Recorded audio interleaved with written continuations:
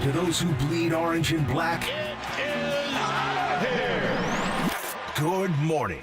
This is Murph and Marcus. Brian Murphy and Marcus the Waterboy Boucher. Streaming live at twitch.tv/the sports leader. Well, I wish I had better news for all y'all. I mean, good morning, everybody, and have a great day, but your baseball team kind of stinks right now, and I'm not that happy about it. Marcus, sorry to start your day with such a grumpy opening. Good morning, brother. Oh, well, good morning, Murph. Maybe we should do the wave to make things feel better. No. We should maybe just wave goodbye to Mike Yastrzemski. How about we do that instead? You can write a Yaz at 6:00. I mean, if you're going to come out the gates hot, I'm coming out the gates hot, Murph. He ain't good right now. He ain't good at all. What are we going to do with Yaz? How about the bottom of that line? I mean, I'm just going in. I'm just going to start just spraying bullets right now. Bottom of. How about the 7, 8, 9? How about just the bottom of that lineup, bro? What about the entire lineup that's gone 1 for 27 with runners in scoring position in this homestand alone? How about Roop? There it isn't. Oh. How about that? How about that? How about the Washington blanket Nationals, the 91-loss Nationals last year? I challenged you to name 5 Nats yesterday. Now, you were able to scrape out 5 because you're a fantasy guy, but you stopped at about 5, though. Yeah, it didn't get much deeper than 5, and even being at the ball game last night, I was like, Who's that guy with the home run? Lineup. We're talking Lane Thomas? No, the other guy. Imeldo Vargas, was that his name? Who? Did he hit a tank last night? Vargas, you're right, yeah. Yeah. You were up watching the basketball. No, I think Thomas was the only guy who went deep. I don't know if Vargas went deep too. What did Vargas do then? He did something. I was going to say, because I was scrambling around last night because I only really enjoyed 3 innings of the game last night watching Blake Snell's debut. Vargas hit a 2-run double. Before going up to the second deck and watching some of the NCAA tournament might as well game. watch something at least you watched a champion. Yeah, Shout out the UConn Huskies. We could talk about that instead. Shout out Dan Hurley, the maniacal Dan Hurley, who, by the way, in the first minute of the game, and I don't think people talk about this because they won and they're champs, and he's like John Wooden all over again. He's like John Wooden, but if John Wooden was clinically insane. You know what I mean, dude? He's a lot like Wooden. Yeah, if Wooden was a mental patient. He's if Jack Nicholson played Wooden in a biograph or something like that. Yeah. Nicholson, you mean from One Flew Over the Cuckoo's Nest? Yeah, exactly. That's what I meant, yeah. Anyway, dude, he spent there was a stretch in the game, the first couple minutes of the game, he was literally standing on the court during action. I've seen coaches at their most crazy, briefly, their left foot steps on the court as they're waving them down or something. Bro, he walked onto the court and was standing on the freaking court during the half-court set. I was like, bro, this isn't... There's another time he grabbed one of his players during the game. Bro, the action was live. There was pass going to the wing. He just grabbed his guy and shoved him. So he's out of his mind, this guy. It's Dan Hurley's world, and we're just living in it. Tell you what. Guy gets results. Back-to-back national champions. Guy gets results. Those guys play incredible basketball on both ends of the court. So shout them out. But that's a far cry from your baseball team last night. Yes. Yeah. And I got to tell you. So obviously, they're 4-7. There's 151 to go. Nobody should have any kind of reaction other than it's so early. Here's the quote I wrote down. Matt Chapman said, "Sometimes you start off great. Sometimes you don't." That's what he said. Sometimes you start off great. Sometimes you don't. So, well, Murph, they say hitting is contagious. Yeah. And this Giants lineup is not showing any symptoms right now of any signs of life. What if you're contagiously bad? I guess that's contagious too. Well, Jung-Hoo had a couple of knocks last night. Yeah, he got a base three times. Yeah. And he had a nice throw out in the 8th inning, which it wasn't like it was a rocket. Well, I was just hyped that it shut down the wave because in the middle of the 7th, 8th, 9th inning, I felt like they were doing. I literally got up and left. So I don't know what to say. So I don't know who you people are doing it because everybody I talk to is anti-wave. You're anti-wave. Young Tony's anti-wave. I'm obviously anti-wave. I've spent a lot of energy over the years, and at this point now, I'm sort of done with my rants. I'm just going to talk about it briefly and then move on. I think John Joe Curley's anti-wave. I know my sister's anti-wave. My kids are anti-wave. Everybody's anti-wave. So who are these fathers who are out there doing the wave? Who are these people? Step forward and identify yourselves, because nobody will admit to it in public. It's they say that what distinguishes humans from animals is the opposable thumb. Isn't that it? Isn't that it? I think I learned that in like high school biology. Yeah, we can send text messages. So what? A cow can't do that, Murph. What distinguishes us from Dodger fans is we watch the game. We watch the game, and they're so brain dead, and they're so smog choked and brain dead and like lame that they need the Wave to entertain themselves at games, and they do it every night. Yeah. They do it every night. And a point of pride, our opposable thumb, is that we are actual true baseball fans who truly love the game, the nuances of the game, the way a guy's setting up, the way a pitcher's pitching, the way a hitter's hitting, the way a defense is lined up. That was supposed to be our calling card. Like, you know what? I like going to San Francisco because Giants fans watch the game. Well, whoever you are, people, thanks for just kind of ruining everything. I want to know who the guy is who tries to start the Wave. Who are you? They don't listen to KNBR, that's for sure. They don't listen to KNBR because most KNBR fans are against it.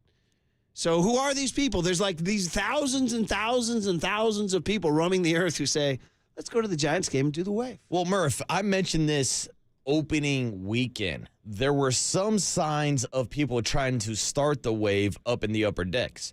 But that's to be expected with an opening day crowd. I don't want to call anybody out and call anybody a casual, but there was a reason why there's 3 sellouts in a row. People just like going out to the ballpark, so I get it. It's kind of like anytime there's a firework night down at the ballpark, it seems like the Wave will make an appearance at Oracle Park. But last night, with only about 24,000, 25,000, I think, total, I was surprised to see the Wave break out on a Monday night. But Murph, when your team's 0 for 10 with runners in scoring position and you're not buying any hits, they're looking for something to entertain themselves. But I will say there was one saving grace. There was a group of college kids behind me, the next generation, who were absolutely heckling the hell out of everybody. Hey, if you want to do the Wave, go down to Dodger Stadium. Well, there it is. And they were booing the hell out of it. So shout out to those kids behind me who were giving some back and forth with people doing the Wave last night. Absolutely. So good for these kids. Here's 925 step forward. They didn't identify their name, rank, and serial number. Said, I think the Wave is fine. Let people have fun. Let me tell you something about 925. Not only it actively distracts from your enjoyment of the game. People stand up in front of you and then sit down, and it actively detracts from the baseball experience. If you want to do the Wave, like go on the Embarcadero and gather up like a few thousand of your favorite friends and do the Wave. If you want to see some waves, go check out the damn ocean, all right? Do the Wave. Just line up on the Embarcadero and do the Wave. I'm going to the ball game, all right? But anyway, we digress. Yes. Back to the lousy team because they stink. And they looked bad. I mean, this was what discouraged me the most is that was a journeyman pitcher last night. A guy, I looked him up. I had to get his career numbers. 45 and 54 with a 4.47 career ERA. I forget his name even by now. Trevor Williams. Trevor Williams. That's a journeyman pitcher against a non-contending team, and you got run out of the gym. Now, I get it. They could win the next 2 games, and they better win the next 2 games. I'll tell you that right now. They better. So we can't, say, hey, they lost the Super Bowl, they lost the NFC Championship. But I can say that I had high hopes for Bob Melvin, Matty Williams, Pat Burrell, and all the hum babies. And right now, that ain't translating. No. So, and again, early days, but I'm just saying, putting a little on notice. Correct. And we talked about the momentum and the energy that was at the ballpark this weekend with the 3 consecutive sellouts, matching the sellout total from last season. But if this Giants team continues to play like this, then you're going to see a lack of interest. Last night, it dropped off from 40,000 to 25,000. Again, it's a Monday night. It's different than the weekend, but it's the old Gary Radnich line. Let me know what the attendance is on a Tuesday night against the Expos. Well, last night on a Monday night against the Nationals, it wasn't great. And if you keep on putting out this brand of baseball this early in the season, you're in danger of losing the audience. Yeah. So much for the sellout streak, right? Yeah. Yeah. The casuals, too. It's over. More people said 707, you can't tell me what makes me happy. Why do you care what makes anyone happy? I see kids with smiles on their faces. You're a grumpy old poop. To which I say, blank the Wave, watch the game, go do the Wave somewhere else. We're there for a baseball game. And it's what distinguishes us from Dodger fans. So, sorry, bro. I go to my grave on that one. Yeah, me personally. And if you don't like it, I kind of don't like you. And me personally, Murph, I'm not really having fun at a ball game when my team's down 8-1. Yeah. So anyway, they stink right now, and they better win the next couple. And then Blake Snell, I mean, we're gonna need a whole segment to break down Blake Snell, Murph. right, so. We got to be on the clock. All right, listen. Props to UConn, and the Warriors have a big one tonight. And I'm already engaged with wave lovers on the text line, and I ain't backing down ever. Go do it somewhere else. Can I watch the game? Can I watch the baseball game? Because that's what I went to. That's what I paid big money to do, to watch the baseball game. Anyway, and right now what we're watching is not good. I mean, that's the thing. I could hit the Jeff Kent soundbite real quick. All you do is bitch about the game, enjoy the game more, enjoy the game more. KNBR, that's all you guys do all day long. Bitch about the game. Enjoy the game more. Well, it's hard to enjoy the game when the wave's going on in the 7th and 8th innings, Murph. All right, on we go. I'm gonna start sending out some profane texts to all these people careful, who are coming Murph, back. careful. Yeah. And I'm only on coffee right now too. Okay, somebody go get me a whiskey and let's open this thing up. Hey, now. On KNBR 104.5 and 680, the Sports Leader. Fans have gotten the wave going here at Oracle Park. Morgan Hill, shout out to you for supporting KNBR, Morgan Hill's sports leader.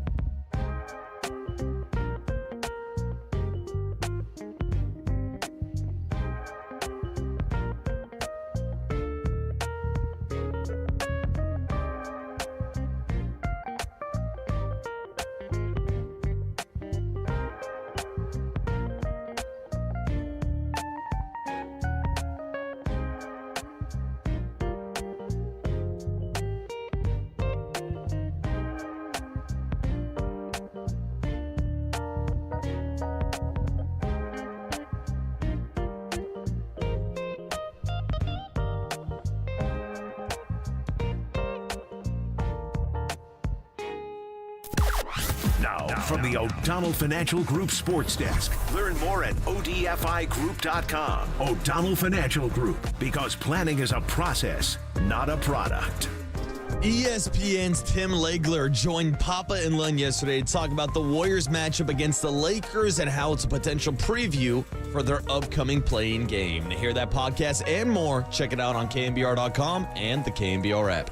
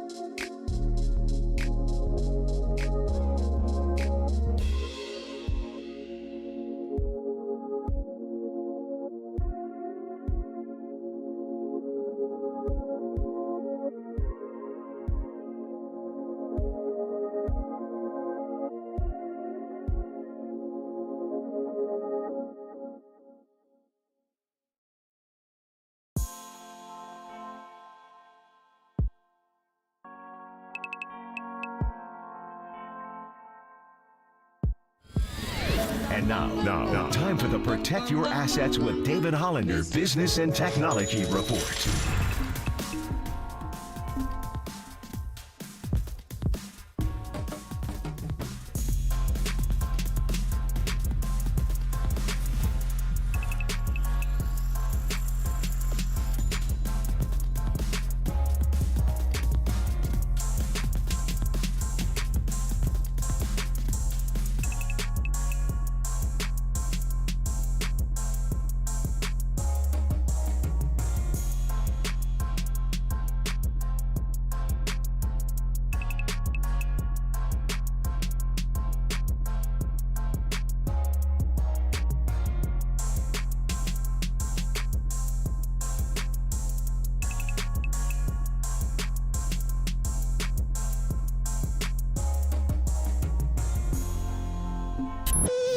Now, back to Murph and Marcus on the Sports Leader and streaming live on KNBR.com and the KNBR app.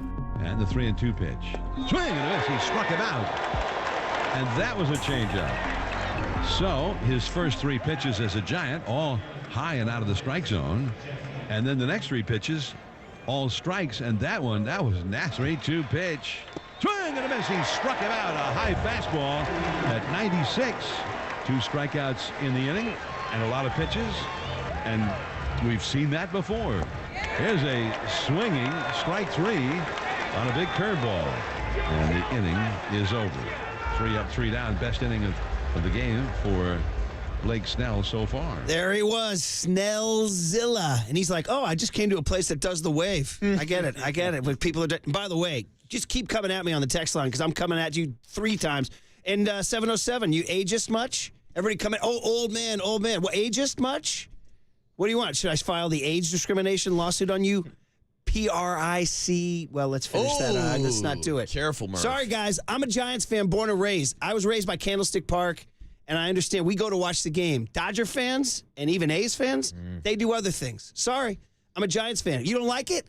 Leave. That's it. Leave. Go somewhere else. All right? And take the wave and the beach balls with you. I don't want you. Yeah, take your freaking beach balls with you. So there we go, guys. Blake Snell actually got out of 1 inning somewhat unscathed. What'd you think? You got to see him in person. Well, I saw him up close and personal, and it was basically Blake Snell in a nutshell. I mean, he started off the first batter of the game in a 3-0 hole. Just humming balls in there. Then he battles back, strikes him out. I mean, Murph, the 7 first batters that he faced all got into a 3-ball count, and he struck out half of them. So that right there was perfectly summed up Blake Snell. I know there's people who are going to be complaining about him going 3 innings. We talked about it yesterday. I thought he would throw 70-plus pitches. He threw 72. They pulled him after 3. Yeah, it wasn't the biggest debut, but look, Blake Snell struggled last year after having a full spring training with the San Diego Padres to start his season, and then went on a run on the second half to win a Cy Young. No, I'm not going to press the panic button over one start with Blake Snell. Great line from Baggerly in The Athletic. He said, to describe now that he's experienced Snell in a Giants uniform, he said, think Jonathan Sanchez, but with a way better curveball. Because slinging Johnny Sanchez would scatter it all over the yard, man. You never knew where the ball was going. And then occasionally they lock in and absolutely destroy hitters, right? Throw no-hitters. So he's like the high-end, he's like high-rent Johnny Sanchez is what he is. So there you go. He's highly paid Johnny Sanchez. A couple more, too. And again, I don't want to spend the whole morning on this, but a couple good ones. 559 probably had the best one yet. He said, you know what? He said, I hate the wave, too. He says, but I think what it is it's a plea for help. Ooh. Is what it is. When Giants fans are so desperate, it's a plea for help. And 623 says, no on the wave. And while we're at it, can we throw in a ban on Marlins jerseys and side visor wearing fans behind home plate? Oh, now he's on to something. Was Marlins man there last night? No, it's a couple of them wearing the orange, and they're doing the side the visor. Yeah, multiple. There was like 2. There's multiple fake and Marlins they come in with the orange jersey and the side visor and all that. What are we doing? Well, there you go. Who wants to? It's not even Halloween. There you go. Buddy. What are we dressing up as Marlin man for? All right. That dude doesn't even go to his own games. Yeah. By the way, text line just blowing up with reaction. I'd say 80% supporting me, the 20% are not, with their like holier than that. Oh, you know what? I told you. I don't like you. Go away. If you're doing the wave, I'm going to a baseball game to watch the Giants. What distinguishes us as Giants fans is we watch the game. You hear Buster I did the frickin' book 28. with Buster Posey, and he spent time talking to me about the fan experience in San Francisco like it's a Northeast city, like Yankees or Red Sox. That's how well they know the game. He never once mentioned, I liked playing here because they do the frickin' wave when we're trying to win a baseball game. So, sorry, I take my cues from the history of this fan base. I was raised by Giants fans, by the people around. I don't mean that in my family. I mean by going to Candlestick Park and learning what distinguishes a Giants fan, the opposable thumb from the Dodger fan. If you do that, you're not my kind of fan. I don't like you. I don't really want you listening to our show, quite frankly, and we move on. That's it. Now, with all that said, young Tony, come on and defend the wave, my friend. Murph, because that's what I want to ask, if this is a generational thing. Not a generational thing. You said you saw college kids out there shouting it down. Absolutely. I'm just asking the questions. And by the way, I want everybody to listen to our show, whether you do the wave or you don't do the wave. But I like hearing both perspectives, and that's why I want to ask. No. See, that's different than you and me. The 7-2 on the text line says, some of us are not meant to be together. In the 127 section, and there was a group of 25 to 30-year-olds who started the wave. They're idiots. And that's why I'm asking a guy like young Tony. Not true Giants. They don't know who Chili Davis is, I'll tell you that. 25 years old. What's your take on the wave at Oracle Park? Good morning, Tony. Is it ever acceptable, by the way, Tony? before we answer this, we got to make sure we do not let this distract from the product last night. Oh, it's distracting the hell out of us. I know, but we don't want to take our eye off the ball here because they're playing bad baseball. I don't know, Murph. This sounds like it's going to be the big hit today. No, I don't want to do it because I don't want to be that addled. I have to be ready for my Marty Lurie documentary hit. Ooh. Because I am being interviewed for a Marty Lurie documentary. Ooh, I need Marty's takes on the wave. Let him do it. Have fun at the yard. Don't be such a grump. We did it in Oakland all the time, exactly. No joke. Young Tony, good morning, brother. How are you? Good morning. How was your Monday night? It was fantastic. How was the basketball for you, buddy? It was great, dude. Really good game. UConn dominated all year long. I mean, best two teams in the country facing off in the championship game. I mean, it was a really fun game. I enjoyed it. Yeah, very good. All right, now the baseball. Yeah, so I had a bit of a take. I was just saying, listen, I'm not okay with the wave by any means. It's definitely a Dodger Stadium thing. Now, when you're losing 8-1, it's not okay. But it's like if you're up 15-0 and you're at Oracle Park, it's a Friday night, everybody's having a great time, then I'm more okay with it. I'm still not okay with it. I'm just saying, like, it's more acceptable. I understand. Okay. It's like the 10-run rule. You know, if you're by 10, you can do the wave in Tony's I'm not going to jump you on that take. I mean, oh, come on. It's fairly reasonable. He's saying that people are desperate. He says he doesn't approve of it, but he's understanding where the human mind has gone to in a desperate situation. Did I paraphrase you correctly there? 100%. Okay. Or maybe too many people had like a few drinks last night. Maybe they got a little too drunk. But I think if you're ready to do the wave, you probably should just leave the game. Probably just wave goodbye to the stadium. Did, right? Dude, I did. I stood up. Yeah. It was already the 8th inning. It was already getting late. Kai Wang Tang was out here pitching more innings than Blake Snell last night. So my night was pretty much over. Yeah. But once I saw the wave pop up, I was like, that's the final straw. I'm done. I could wave goodbye to everybody at the game tonight. Yeah. So anyway, hey, listen, they better win the next two. And again, obviously, you can play April under 500 and have a great season. But it's so important. We talk to Krug and Kai about this all the time, and Krug talks about good starts are huge in baseball. Yes. They're huge. Almost, we can go through the history of baseball and look at every winning team ever, and sure, some will have. In fact, wasn't recently a World Series champ either the Braves or the Astros? One of those teams had a really bad start. Or was it the Phillies? Was it the Phillies who wound up in the World Series? It might have been the Phillies. In the last 3 to 4 years, there was one World Series team that had a brutal first 2 months. But the point is that was the exception. Well, the Braves, I think when they won it, they were like double digits down from the New York Mets, and then we were clowning them because of Timmy Trumpets, and then the Braves came all the way back and won the division. Anyway, I didn't do my research, so I should have boned up on this. But bottom line is, great starts are everything. They really are. A great start can fuel. When I think of the great Giants seasons that have been around, great starts generally define them. Oh, and so you're in a little bit of a hole here, brother. You're 4-7, and I get it. The first 10. I said 5-5. They went 4-6, and I said I'll take it because the Nats are coming in. And I was thinking, bare minimum 2 out of 3 from the Nats, so they can still do that. Yeah, they can. But it's the quality of ball. And guys, we haven't even talked. Here's a guy, Patrick Bailey. Yeah. He's playing bad. 4 stolen bags last night. Dude, for the something's Washington happened. Did he Nationals. gain some? I don't want to body shame him here, but he gained some weight, and it might have affected his ability to make the quick throw to second base. We talked to him down in Scottsdale, and we said on air that he put on weight. He was open about how he put on 20 pounds this offseason because of the lack of endurance last year and how his body kind of physically broke down in the second half of the season. But Murph, I don't want to say that's an excuse for what we've seen behind the plate, but he definitely doesn't seem like he's throwing out as many batters as he did last year. And I'm wondering if that weight gain has any correlation to maybe a slower pop time this season. Yeah. I mean, something, because it's the naked eye, brother. All you got to do is watch. Mm-hmm. I mean, it's a dramatic drop-off. Some people pointed out that at the end of last year when we were all watching the 49ers and the Giants were boring us into oblivion, that he was having problems making the throws last September, too. Yeah, his arm died out on him towards the end of the year. I mean, his whole entire body broke down. And so the Nationals stole, what, 4 bags last night? 4 bags last night. One was uncontested, but still, the Nationals, they are one of the highest stealing bag teams in the league. And that was considered a steal of home on that rundown.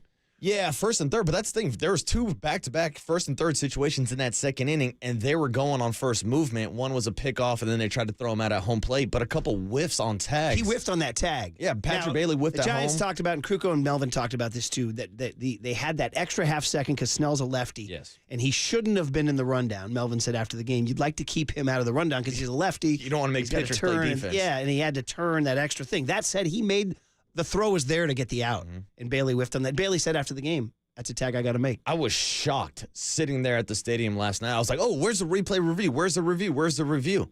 He just completely whiffed. And that was the second time it happened that inning because Blake Snell had a slow chopper. Again, PFPs with the lefty falling off the mound. We just went through this last week with Kyle Harrison versus Shohei Ohtani. Couldn't get over to first base in time.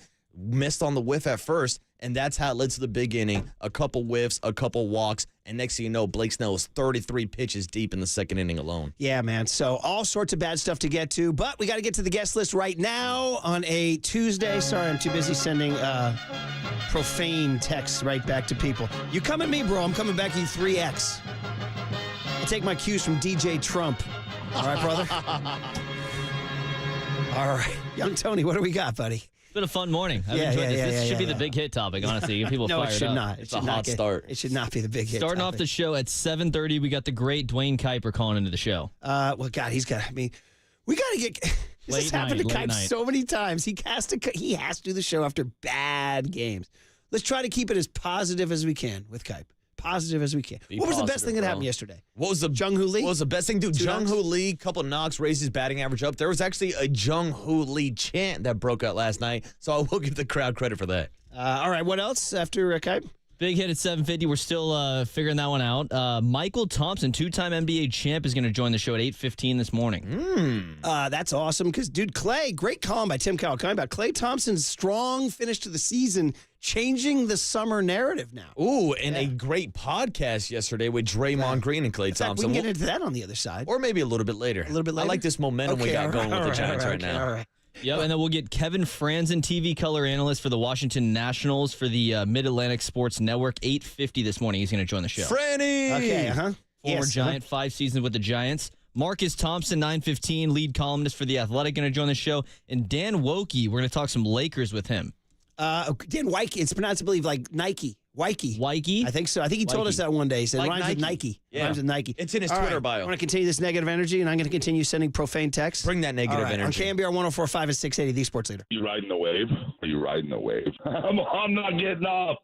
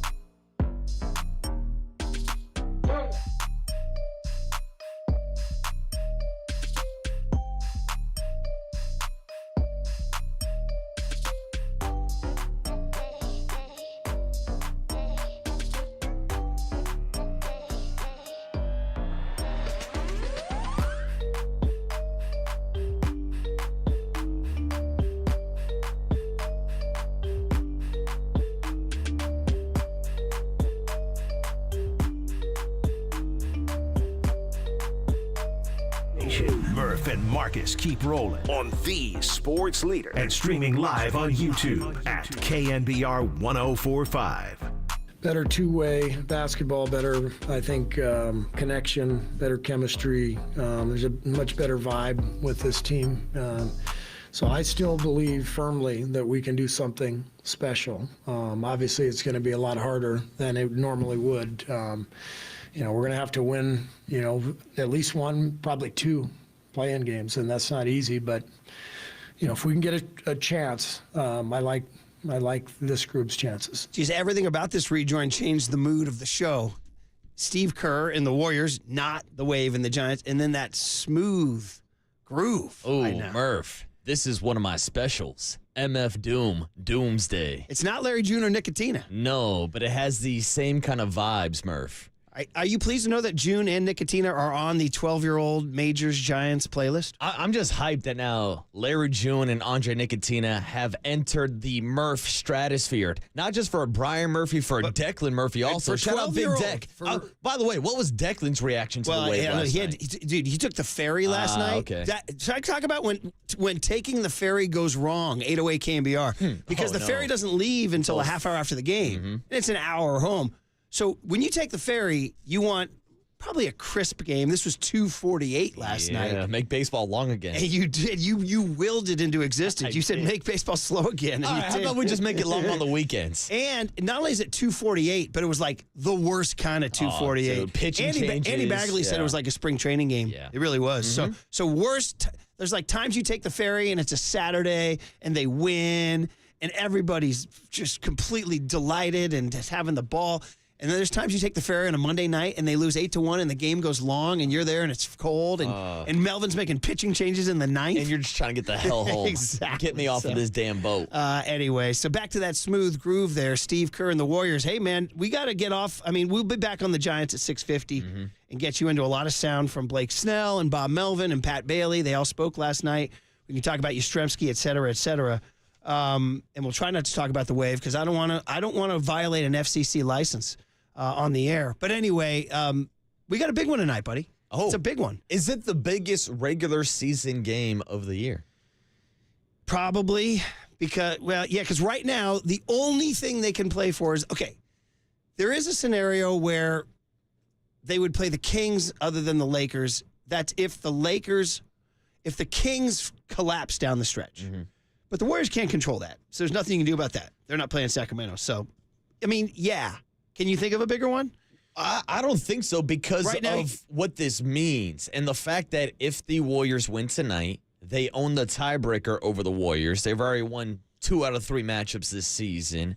And if they win out, they control their own destiny and they can host a play-in game. Now, I'm wondering, is there a big enough collapse with the Kings where the Warriors could potentially move all the way up to the 8th spot? That would be like the Kings straight up losing out, which I don't think they're going to do down the stretch. But yeah, I think when we're talking about impact of what's going to happen postseason, hell, the Warriors are just trying to get home court advantage so that they can make a run to actually be in the postseason and not just a play-in bracket. Right. So, I mean, yeah. I mean, obviously, in a season that was, obviously started slow. And since then, and started slow because of a lot of different reasons. Draymond's absence being a large part of it. Chris Paul breaking his hand being a large part of it. But see, the Warriors are 24-11. So 35 games, the last 35 games are really kind of maybe who this team more is, right? Yeah. And part of it is the Klay Thompson surge. And then he went on Draymond Green's podcast yesterday, huh? You gonna get this podcast. And they talked about a lot of things, including Draymond's temper, suspensions, ejections, flagrants, all those things that make up Draymond. The delinquents of a Draymond Green. Yeah. So here's Klay Thompson with some real talk here towards Draymond Green. Cut A from this last night or on the Draymond Green podcast. 2 Titans sitting down, Klay and Dre. When you're not out there, it's like a piece of us is gone. Me and Steph are really nice guys, like probably too nice, and we could never be ourselves and have the freedom we do on the court without you. So when you're not out there, it's kind of like a huge kink in our armor. And I know the other team is very happy you're not out there. I just know that for a fact. They're like, they relax a little bit. They let their hair down. They they feel a little bit more like they pump their chest up a little more because, our muscle's gone. Our enforcer, the heartbeat of our team is not out there. And so it does hurt. But at the end of the day, we've been through so many battles, reached the mountaintop, been down the mountain, had to climb back up, got there again. And now we have another real shot at this. And it's been like a couple tough years, but still, we're still fighting. We're still in the mix. Great stuff. Mm-hmm. First of all, just always appreciate the sound quality of a Draymond Green podcast and him just telling him, that's like, talk about therapy. Yeah. Like, that's the best kind of therapy. You're one of your best friends saying, when you're not out there, it's like a piece of us is gone. I mean, that's probably better than the $200 an hour he was paying to lie on some couch, right? I mean, Murph, that's how I feel. When you're not at Oracle Park, the wave breaks out. Oh, look at you trying to go. I'm trying to stay away. And to the guy who called in and yelled at Curly, don't yell at Curly, yell at me. Yeah, call back. Don't yell at Curly, yell at me. 808 and I'm KNBR. right here, brother, and I ain't going anywhere. And if you do the wave, I'm going to rip you. Simple as that. And you can rip me, and I'll rip you, and we'll go our separate ways. How's that for an idea? Simple as that. All right? And don't yell at Curly. All right? Sorry for the digression. Yeah, so anyway. But I do love the answer from Klay Thompson. It's a great breakdown. He's absolutely right. Draymond Green is a difference maker. And shout out to my guy, Overnight Dave, who's probably driving down Highway 101 right now. We used to get into the debate all the time on the leadoff spot, whether or not Draymond's a Hall of Fame player. He would play the soundbite all the time of people calling Draymond Mr. Triple Single. But beyond the box score, his impact on the court, whether it's offensively in the ball movement for Steph and Klay, and we know what he brings to the table defensively. And look at the defensive metrics this season since Draymond Green has came back from his suspension. Without a doubt, he's a difference maker, and that's why Steph and Klay both put up with his antics on the court because they know how valuable he is to this dynasty. When you say Steph and Klay, one of the angles that's coming out, and Kawakami wrote about this, is will there be Steph and Klay next year? Like, he's playing so well down the stretch now. He's raising his price tag. Kawakami specifically identified Orlando. He says it's the worst kept secret in the league that the Magic have a lot of money and need shooters and are eyeing Klay Thompson. I keep on hearing the Magic pop up. Yeah. But do you really want to go play with Paulo Banchero and the Magic? I mean, they are a team on the right. team in the I heard East right Legler on with Papa, and was it Legler on with Papa or Tolbert or whoever? He said, did you guys know in the East, I goes, I know you guys are obsessed with the Warriors. He goes, you guys know the Orlando Magic have a chance to finish as the 2 seed in the East? Oh. They play the Bucks twice this week, and if they win, they could finish as the 2 seed. So there you go. That's where Klay would go. Yeah, he could boat in Orlando too. Is it on the water? Or is it central? Well, I was gonna say Orlando's kind of landlocked, isn't it? I think so. Maybe there's a river. I mean, you're in Florida, so you can go out to the Atlantic Ocean if you want, or down to the Gulf of Mexico. Well, more Draymond pod with Klay, bringing the real talk here about his feelings about Draymond's problems. It does hurt. It could be disappointing in the moment, but it will never take away from what's ahead of us and what we've done. So at the end of the day, we just need you. And that like disappointment and that feeling of just like shaking your head that just comes from like, dang, man, we can't do this without you. So we love you and we need you so badly. And these young guys need you too, because Steph and I we're leaders, but we don't talk the game like you do. We don't inspire these young guys like you do. And even when Kenny calls on you in film, and there's going to be a void there always if you're not out there. And we're not the Warriors without Money Green. That's just a fact. And you can ask anybody in the Bay, around the world who's followed this team. We would not be the Dubs without you. Man, this is incredible. Have friends like Klay Thompson. There's nothing like aggro in his speech there. He's not accusing him of anything. He's not like he's just telling him straight talk. We are not the Warriors without Money That's Green. Like real talk, man. I gotta tell you, Klay Thompson. We've always known he's like the coolest guy, whether he's boating or Rocco or just everything he's done. And him right there going public therapy with Draymond. Honest to goodness, I can't imagine a therapist did anything better for Draymond than that did right there. But also, like, that shows the kind of relationship that Klay has with Draymond Green, which is great, the dynamic between this trio. The longest tenured players in the NBA are Steph, Klay, and Draymond. They've been on the Warriors longer than anybody else has been on their own team in the NBA. So you look at the 3 different attitudes, the 3 different lifestyles that you guys have, but they mold together so well. And Klay has, again, another great breakdown, talking about how Draymond really is the heartbeat of the team, talking about his basketball IQ. I mean, when he's out there on defense, especially now with TJD in that front court, he's basically just like the free safety directing traffic. And that's, again, why this team has won 4 titles. It's incredible. More Clay, just a couple more. Is just so good. We can return to this later in the show. His dad's going to join us today at 8:15. I mean, great games. Listen, it's not a do or die game. If they lose, they're in. You know what I mean? They're in. When you ask, is it the biggest game of the year? I mean, I guess because they haven't played an elimination game yet, and so they're in. I mean, but this game tonight, they could try to rest home court. But then again, by the way, they got to play Minnesota on Friday. So, I mean, or is it New Orleans? I'm sorry. Well, that's the debate. Yeah, New Orleans coming up, and then they finish with the Jazz, and they have Portland on the schedule too. They should be able to beat Portland and Utah, but but go ahead. And that's the thing. If they win tonight, they might go all in and try to get that 9 spot. But if they lose tonight, they're probably resting people down the stretch, which again brings up the argument. If you're fine with the Warriors going on the road because they've had a better road record this year than trying to play for a home court advantage. Kind of ballsy to do that in the playoffs. We're so good on the road. Let's go play the playoffs. It's a hell of a take, but Murph, it's out there. I hear people talking about it. I just can't imagine in the playoffs you want that for sure. I agree. And this Clay stuff, the rest of the stuff here is Clay talking about his own future, which is probably a different topic we should get into later in the show. Probably around 7:15 maybe. Some really good stuff with Clay about his own future. And by the way, he is truly finishing he's on one. Like, he's playing his best basketball right now. Oh, since he got moved to the bench, he's been one of the best shooters in the league. Yeah, exactly. So we'll get back into that. 7:15, just wanted to play you that Clay and Trey, man.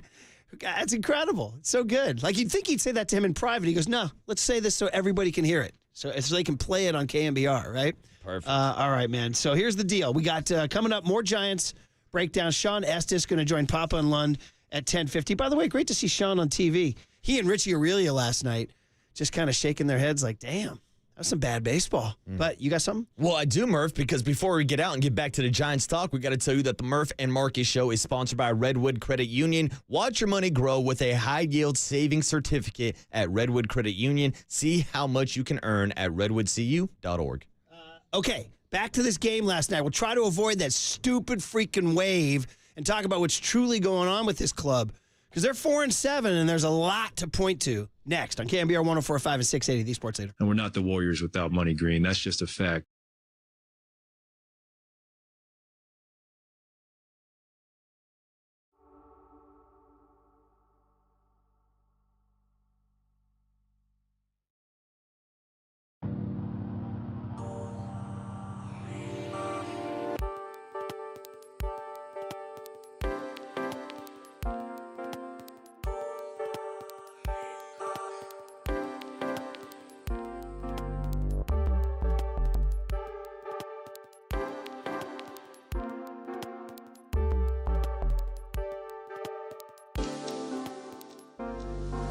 All right, let's talk about Amici's East Coast Pizzeria.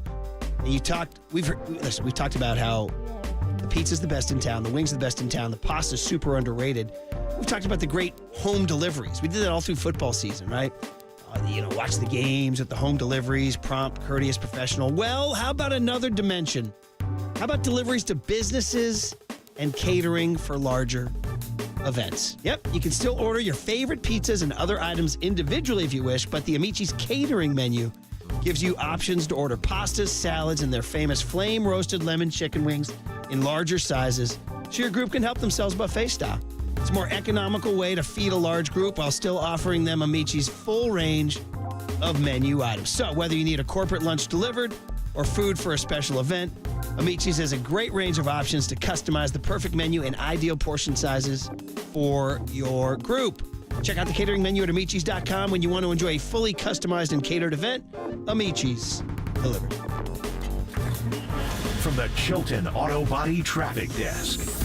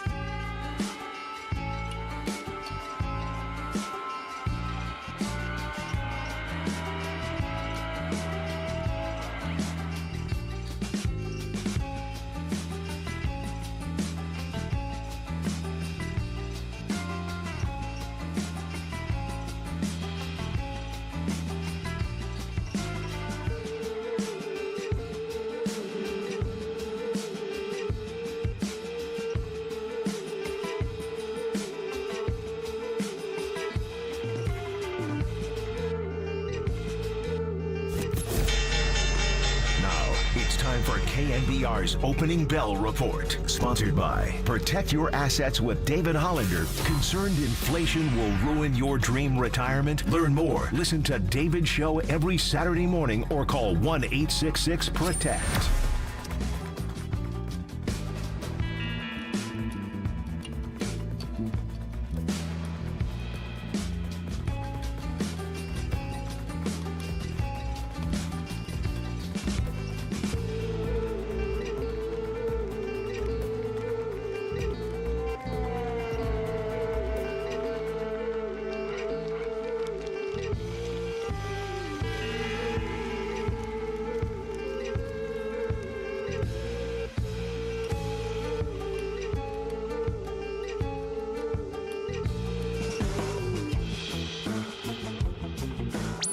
Murph and Marcus continue live from the KNBR Casino Matrix Progressive Jackpot Studios. Casino Matrix. Progressive jackpots are here. Where are you? Just drop in. Please play responsibly. 1-800-GAMBLER.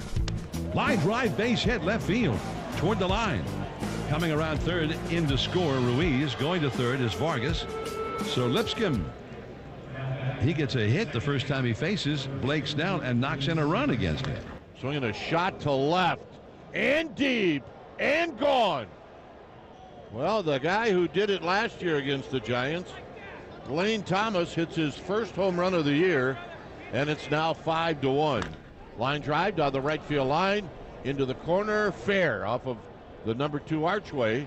One run's going to score. Now the back runner is going to be held at third, and it's a double for Vargas, and it's now 6-1. 8-1, the final. The Nationals beat the Giants. I get it. It's just game 11, and, you know, they can still win 90. That was my call. That ain't looking too good right now.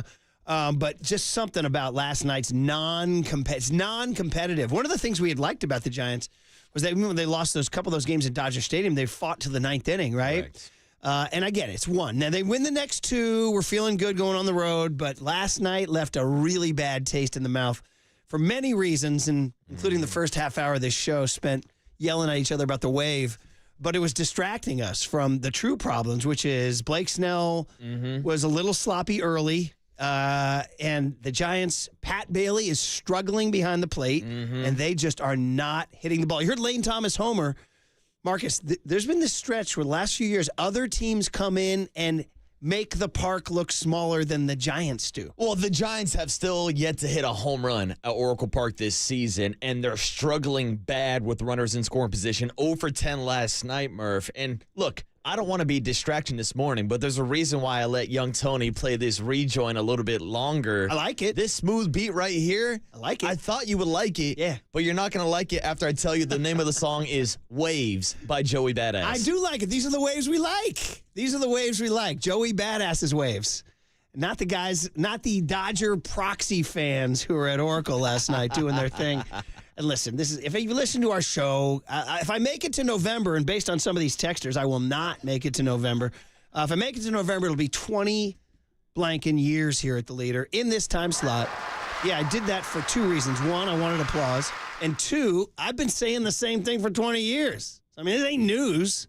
I've been saying it for 20 years. So people say, oh, you're an old man. Thank you for, first of all, ageist much. Thank you. Okay. And number 2, I was 20 years younger saying the same S. All right, brothers? And you had the same takes back at Candlestick Park before this stadium was built 20 years ago. And it is true. Somebody wrote in and said, you know, that truthfully, there was a brief moment in time when the Waves started, and they did do it at Candlestick for like a brief summer, because it was like everybody in the country was doing it. Everybody. It was like, it was a sensation. And in fact, it was a wave across the country. In fact, young Tony, stay on the mic, buddy. Do you know it was exactly, I'll tell you exactly the time, 1989, because the movie, wait for it, When Harry Met Sally came out in 1989. And one of the iconic scenes is Billy Crystal telling Bruno Kirby that his wife left him, and he's telling him as they're at a New York Giants football game doing the wave. And that's part of the comedy, is that he says, my wife left me. She didn't even tell me. All of a sudden, a moving company showed up at my house one day.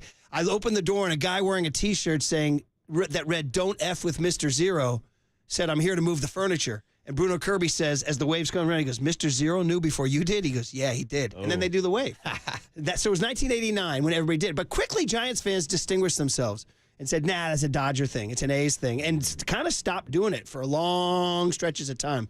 And then you get it, and you probably said the most reasonable thing. If you're down 8-1 on a Monday night and you're bored out of your head, it's probably the most reasonable take. Especially to the Nationals of all teams. You said Jung Hoo Lee was the wave killer, though. Yes, because Jung Hoo Lee came up, made a big play at third base, threw a runner out, which was a concern when people were talking about Jung Hoo Lee, his arm strength. I'll tell you this, it wasn't exactly a rocket. Hey, I don't care, man. The final result is it's an out in the books, Murph. Chapman had to kind of go get it. Well, Chapman's got a gold glove. He's got a platinum glove. He's able to do that. Okay, so among the many discussion points, Blake Snell would be the starter. I mean, this is the guy we're so excited about, right? I mean, like 3 innings. Yeah. In our pool yesterday, I guess I won because I said 4, you said 5. Yeah, that's right. Yeah, he only went 3. But that's what we were asking yesterday. I think it was more about pitch count versus innings pitched. And he threw 72 pitches yesterday. Now, the problem was he was laboring through the first 2 innings because the first 7 batters he faced, he worked himself into a 3-ball count. I think it was sick. Can I just say this, though? He truly was getting squeezed. I think it was Guccione. That was a tough strike zone last night. Now, again, you can't make excuses. You got to throw strikes. But you also sometimes, when things are going against you, and that doesn't help, right? You know what I mean? Again, I'm not blaming Guccione, but I am saying it added to the woes. And I noticed some of the frustration, too. You can see Blake Snell visibly yelling at himself on the mound. One of the 3-1 pitches was a straight strike. It was just a straight strike, and he's like, ball 4. And that's when Snell called Bailey out to the mound. He didn't call him out to the mound. He just called him out to the mound because he wanted to blow off some steam. Yeah, and Nick Ahmed came in. They had their little meeting and stuff. And again, first start of the year, this is a guy that has not faced major league batters the entire offseason. I know he was down in spring training throwing in minor league games over the last week or two, but first game at Oracle Park as the San Francisco Giants, first game with the crowd, the adrenaline's rushing. Again, worked himself into way too many 3-0 counts, was able to battle back and strike out half of those guys. 3 Ks yesterday in the first couple innings. I was just saying, first 3 out of the 7 batters. Even though he was working himself into these 3-0 counts, he battled back in 3 of them, but that's just classic Blake Snell. We know that he's going to unload the clip and work all over the and by the way, the old line, Mac Magnante told me in 2000, I was covering the A's, hitters tell you how your stuff is. Dude, they did not hit him. That one line drive to left single was their best barrel of the night. The rest was walks, a chopper, a rundown. I mean, it was really, they were not tattooing him around the yard. No, well, think about his stuff is, as Leroy Butler might say, platinum. He's got platinum stuff. That's platinum stuff, and that's why he's a 2-time Cy Young winner. And you're right, that second inning, walks hurt him. The chopper not getting over on the PFP, whiffed on a tag at first. And then first and third, back-to-back situations. The Washington Nationals, I don't know if they were keying on Blake Snell, something they saw. Looked like they were just going first move. Did have a pickoff, but that led to a rundown where Blake Snell tries to throw him out at home, and Patrick Bailey whiffs on the tag. Yeah. So it was a couple of walks, a chopper, and a whiffed tag, and all of a sudden 3 runs are in. Yeah. So, it was really – so, again, if you want to spin positive on that, I mean, as advertised, the stuff is swing and miss. The stuff is weak contact. They're not going to – it's just he's his own worst enemy. Yeah, correct. And so that's why I'm not concerned about Blake Snell after his first start of the season. But to be honest with you, I am getting a little concerned with the Giants' offense and the lack of production. Before you go there, we do want to hit a couple of the sounds from last night. Okay. And it's one thing, too, is you're listening to KNBR AM and KNBR FM San Francisco, the sports leader at Cumulus Media Station. What did Bob Melvin say about Blake Snell's debut? And by the way, Bob Melvin, you can tell. It's like when your dad's pissed, It's like he was short with everyone too, but he should be. This is his big homecoming, man. He's so excited. Willie Mays, this and that. He's 4-7 right now. So anyway, here's Bob Melvin on Blake Snell. First inning, got behind some guys, but came back and strikes guys out like he typically does, and then walked a few guys. They gave a couple hits, made him throw a lot of pitches, and 75 was about what we were looking to get out of him today. So at least he's off and running. We've not a great game for us all the way around, but we knew it would probably be a shorter outing of him today. Okay, you with it? He's off and running? Yeah. And that 75 pitches was kind of the goal? I mean, that's kind of where I thought he was going to fall after throwing these bullpens 50, 60, 70 down in Scottsdale. I'm not surprised by the total outage. Again, I would have liked him to be a little bit more efficient, but the guy was up here dialing up to 96, 97 miles per hour, so it seems like the arm strength is there. Got 10 swinging strikes yesterday, so again, the stuff plays. He was getting squeezed a little bit. I'm not going to overreact to Blake Snell's first outing. Okay, so if you're already, he says he's, and actually here's what he said after the game. He felt a little bad that he didn't go deeper. Here he was, he stood in front of his locker and met the Giants media for the first time after a game. Honestly, it was just weird. I haven't faced any big league hitters. I was aware of that. So I was being more careful than I usually would. Usually just throw it over the plate, just let it kind of eat. To where I was more like, I haven't faced big league hitters. I didn't really know. And then I was really amped up too. I was really excited to pitch. So bad combination, I guess. But I'm excited where I'm at, how the ball's coming out. I'm only going to get better. It's going to get more crisp. So first game, happy it's out the way. A lot to learn from it, and really looking forward to what I'll be able to do Sunday against Tampa. He's a decent quote. Decent quote. Pretty honest, said he was too amped up, was aware that he hadn't faced big league hitters, should have let his stuff eat, as he said. And again, for anybody that is concerned, go back and look at Blake Snell's numbers in the first month of the season with the San Diego Padres after having a full spring training.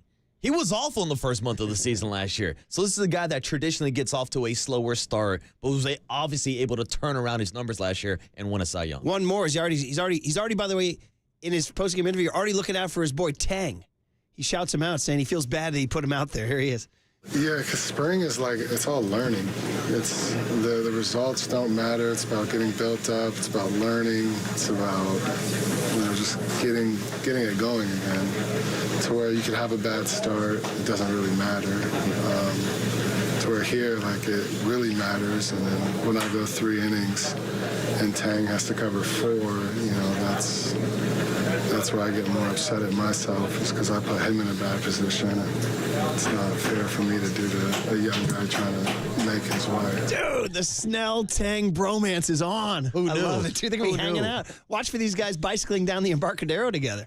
One of those, like, joint bicycles. Exactly. He's like, I felt bad. That's a young guy trying to make his way, man. Actually, Blake Snell, can't do that. I actually want to see Blake Snell on a BMX bike with Kai Wang Tang on the pegs on the back, going down the Embarcadero. Hey, Tang was okay until his 4th inning. He hit three good ones, and then his 4th one he got tired, I guess. Well, yeah, it's not a good thing when Kai Wang Tang ends up pitching deeper into the game than Blake Snell. He went farther. Yeah, he went farther than he did. Wow. By the way, he did mention his next start, and it is, if you do the math, Sunday morning in Tampa Bay.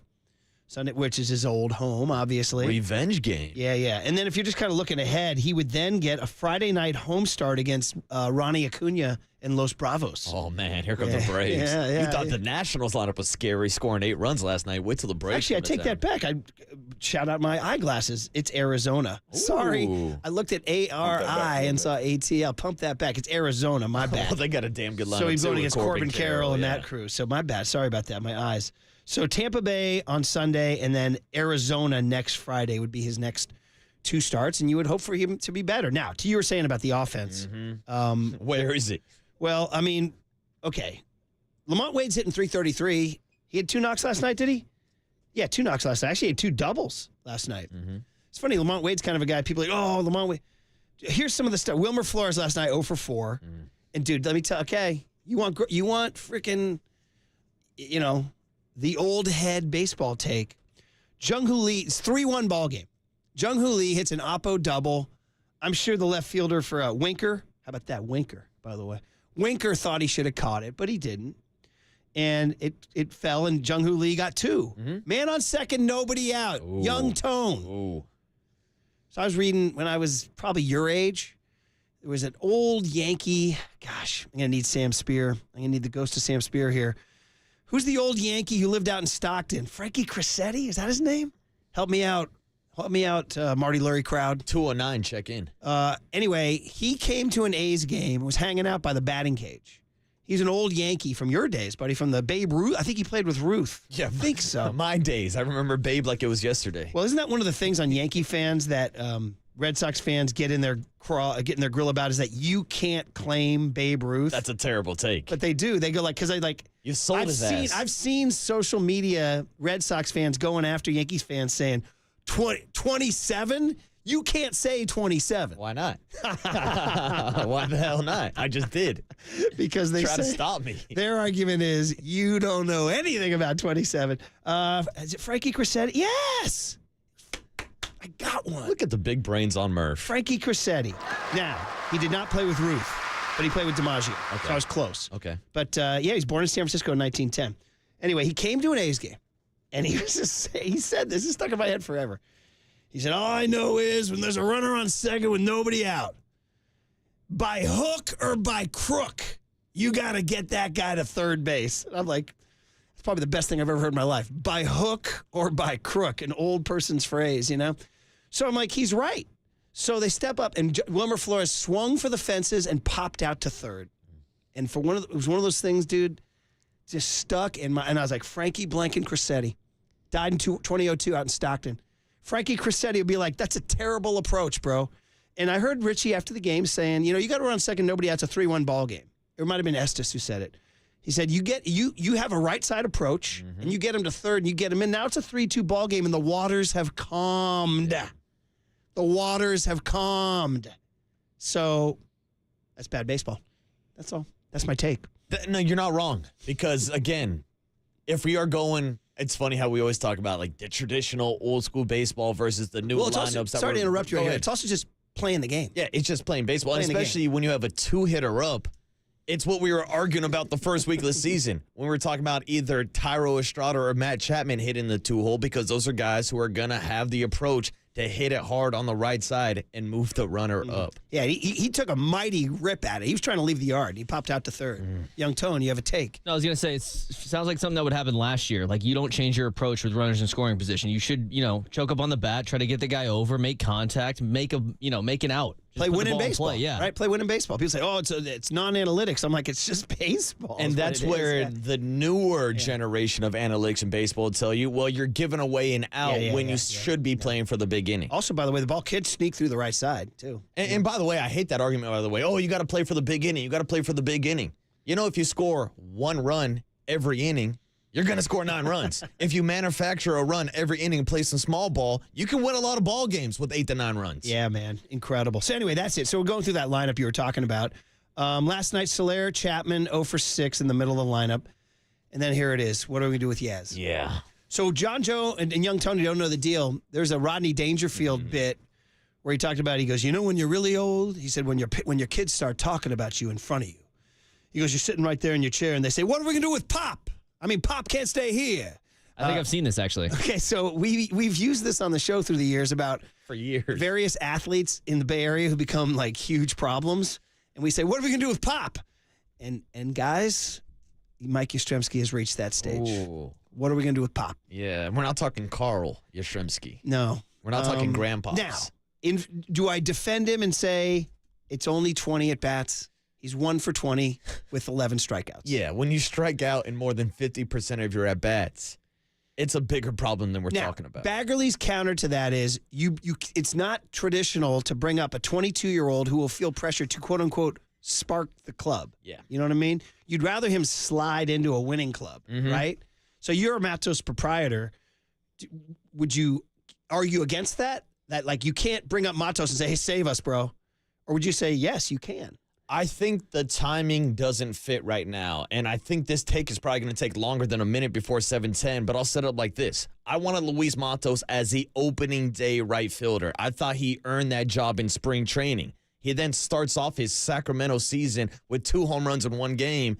Now he has quieted down a little bit. He's only batting .205 down in AAA, so I think timing-wise, now is not the time to press a button on Luis Matos, and I think Bob Melvin is going to give his veterans more than 11 games. Now, that's a rational take. It's not a hot take. Everybody's calling for Luis Matos and Marco Luciano. But my take is, if you weren't calling for them to be in the opening day lineup, now is not the time to call them up 11 games into the season. And I think what you said right is about Melvin and Matty will be long leash guys, won't they? They will be. And they'll say, hey, man, we go win tonight, and the next day we go on the road 6-7, everybody's feeling good. And they're right. If they do win the next 2, are feeling good. But it's our right to be pissed this morning because it was bad last night. All right. Hey, back to Klay Thompson on the other side.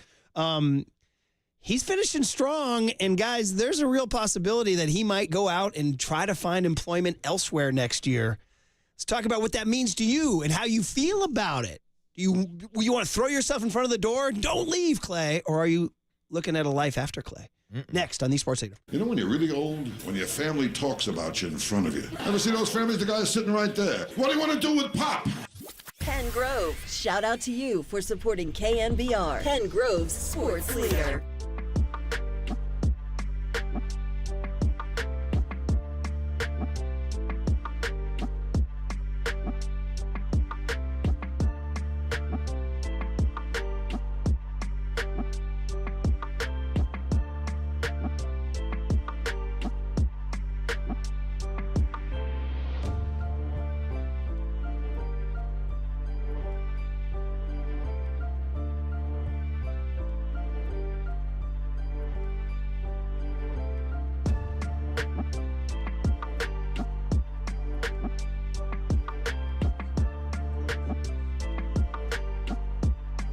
Let's talk about the North Bay and Real Talk, having world-class health right there in the North Bay. Marin Health, not just the closest medical care, but the best. With a cardiology team that delivers treatment twice as fast as the national average, a world-class maternity care center with doctors and midwives available 24/7, an accomplished orthopedic team to get you back on the trail, and a partnership with UCSF that expands our world-class capabilities. It's all right here to get you closer to being at your best. Marin Health, world-class care, closer than you think. From the Chilton Auto Body Traffic Desk.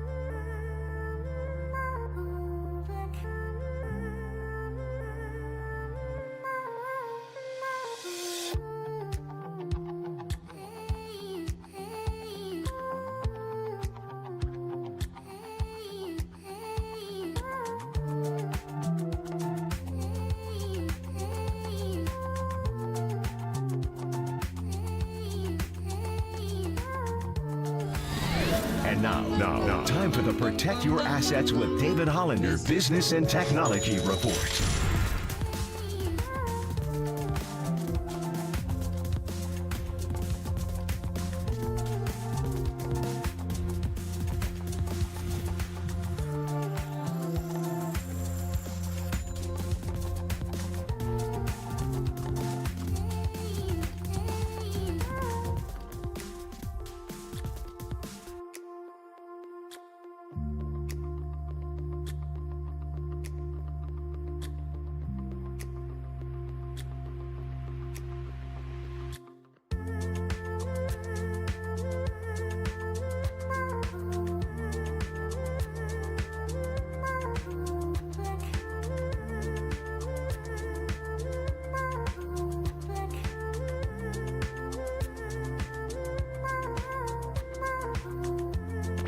Dub Nation, Murph and Marcus keep rolling on the sports leader and streaming live on YouTube at KNBR 1045. When it comes to free agency in July, I just got to keep that in mind. Like, yes, I want to re-sign with the Dubs, but I also have to prioritize my mental health and lay out what is important to me at this point in my career. And I know we have so much basketball ahead that I haven't given it much thought, really, because if I start thinking about July 1st, then I'm just doing myself a disservice. I'm not here. I'm not thinking about the Hornets tomorrow and these must-win games this weekend. So, you going Elton John, Kiki D? Don't go breaking my heart? Clay in free agency. But you know this, but you don't know when Harry met Sally. I mean, that's kind of amazing. Apologies. And you didn't know the Carpenters close to you, and you know this. Yes, this is a banger. I mean, Carpenters close to you is like iconic, but that's very surprising to me. Sorry. There's no sorry. I'm just wondering. I'm trying to figure out your pockets, like what hits and what misses. I mean, it's hard to explain. Like this has been on any throwback playlist forever. As has the Carpenters and all that stuff. I think that's perfectly said with young Tony's pop culture knowledge. It's just hard to explain. Yeah, it's hard to explain. Yeah. We got people texting in asking if he's homeschooled, if he's sheltered. He's just young Tony, all right? Well, he doesn't want Clay to break his heart and leave, is what he's saying, I guess, here. So, guys, there's a lot to talk about with Clay as the Warriors make their run. And Michael Thompson joins us today at 8:15. He's playing his best ball right now. And how about a couple other stats? He's played the most games of anybody on the team. Really? Yeah. How about that? That does shock me. Yeah. Isn't that amazing? Yeah, because I would have thought originally off the top of my head I'd go Kevon Looney, but he's been Looney was DNP'd forcibly all the time. sat. Yeah, I was going to say health-wise. Looney was healthy enough to play on ball. I was going to say Looney had the Iron Man streak going, but then he got benched because TJD's playing so This guy missed from 2019 all the way till early 2022. Okay? So almost almost 3 full years, 2.5 years.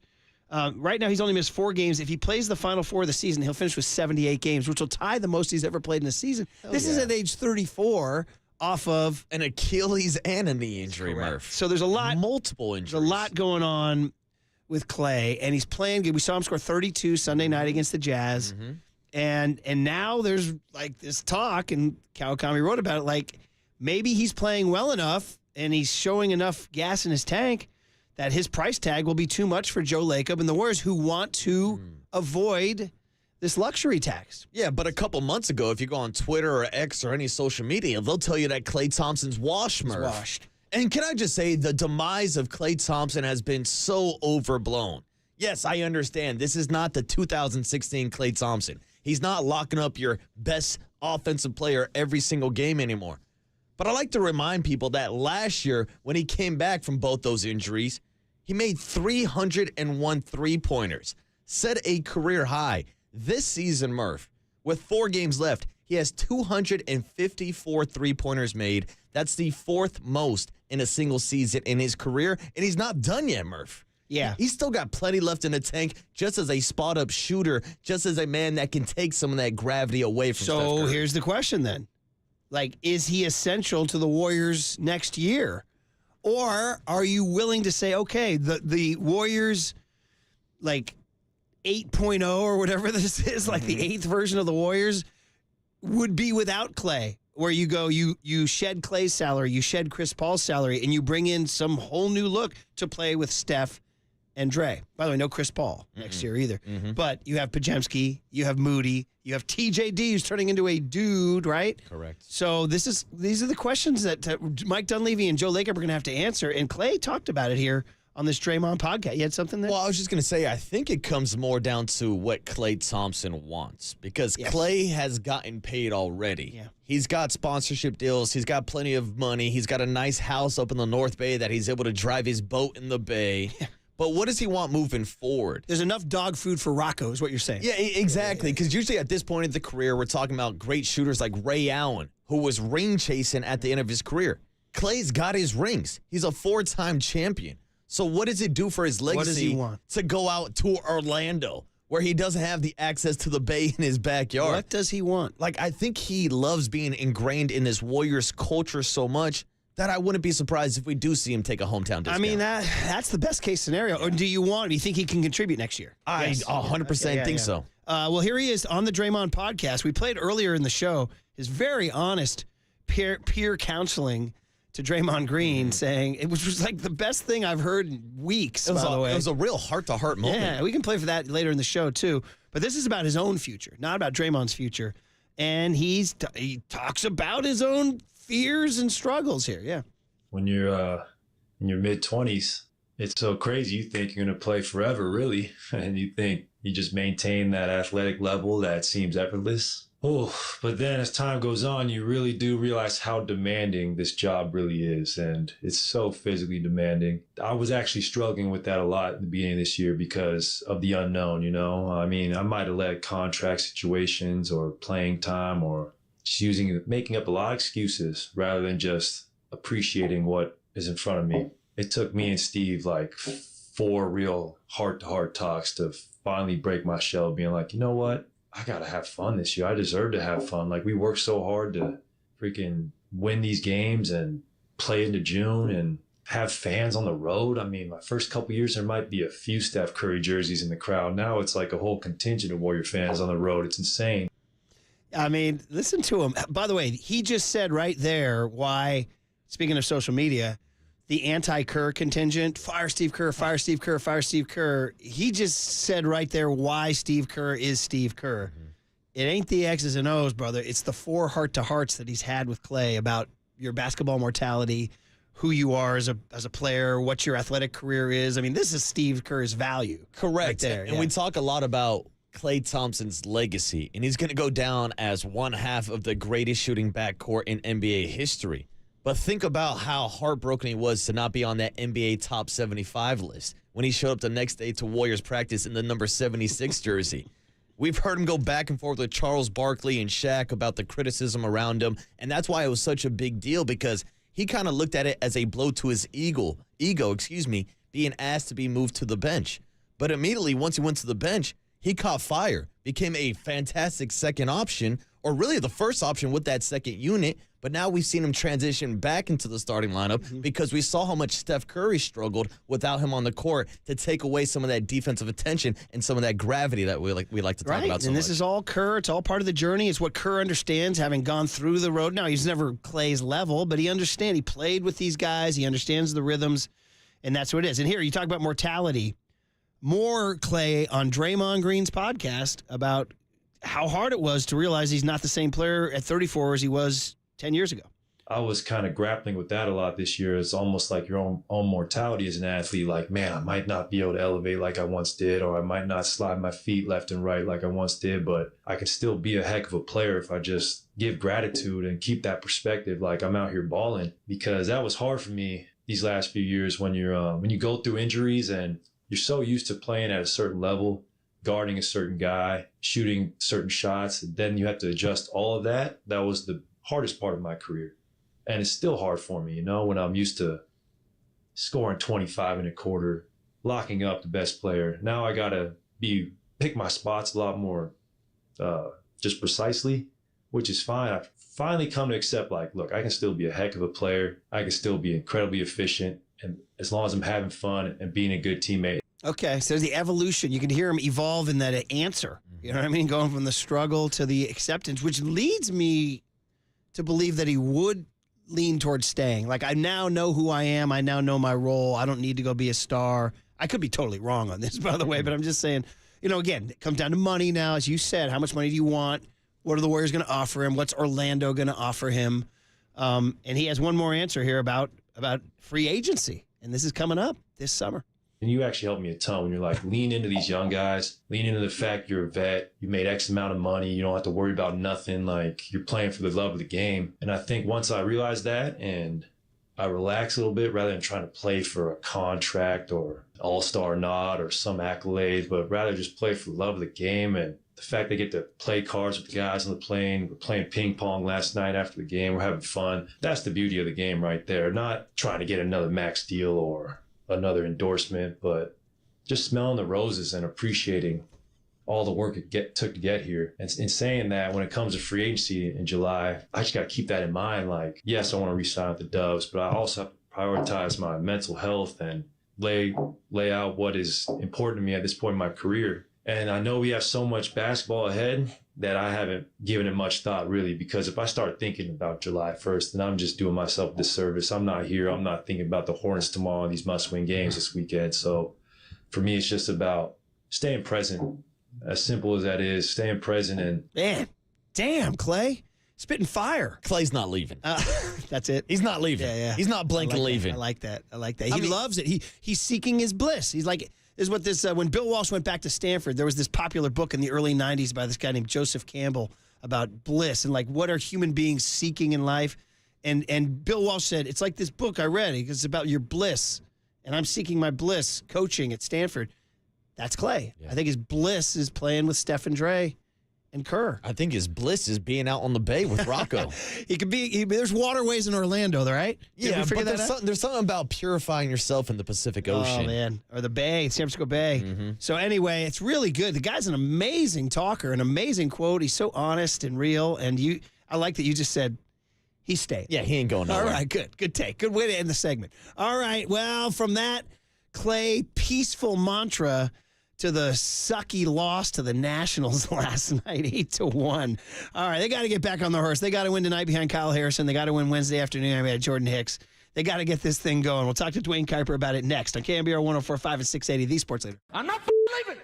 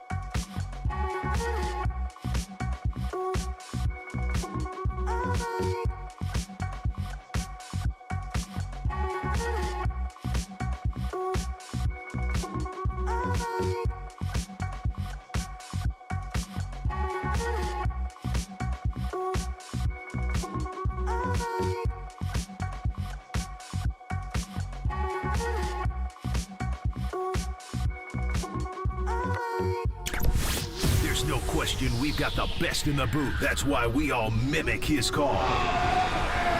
Time for Murph and Marcus to catch up with Kipe on KNBR 104.5 FM and 680 AM.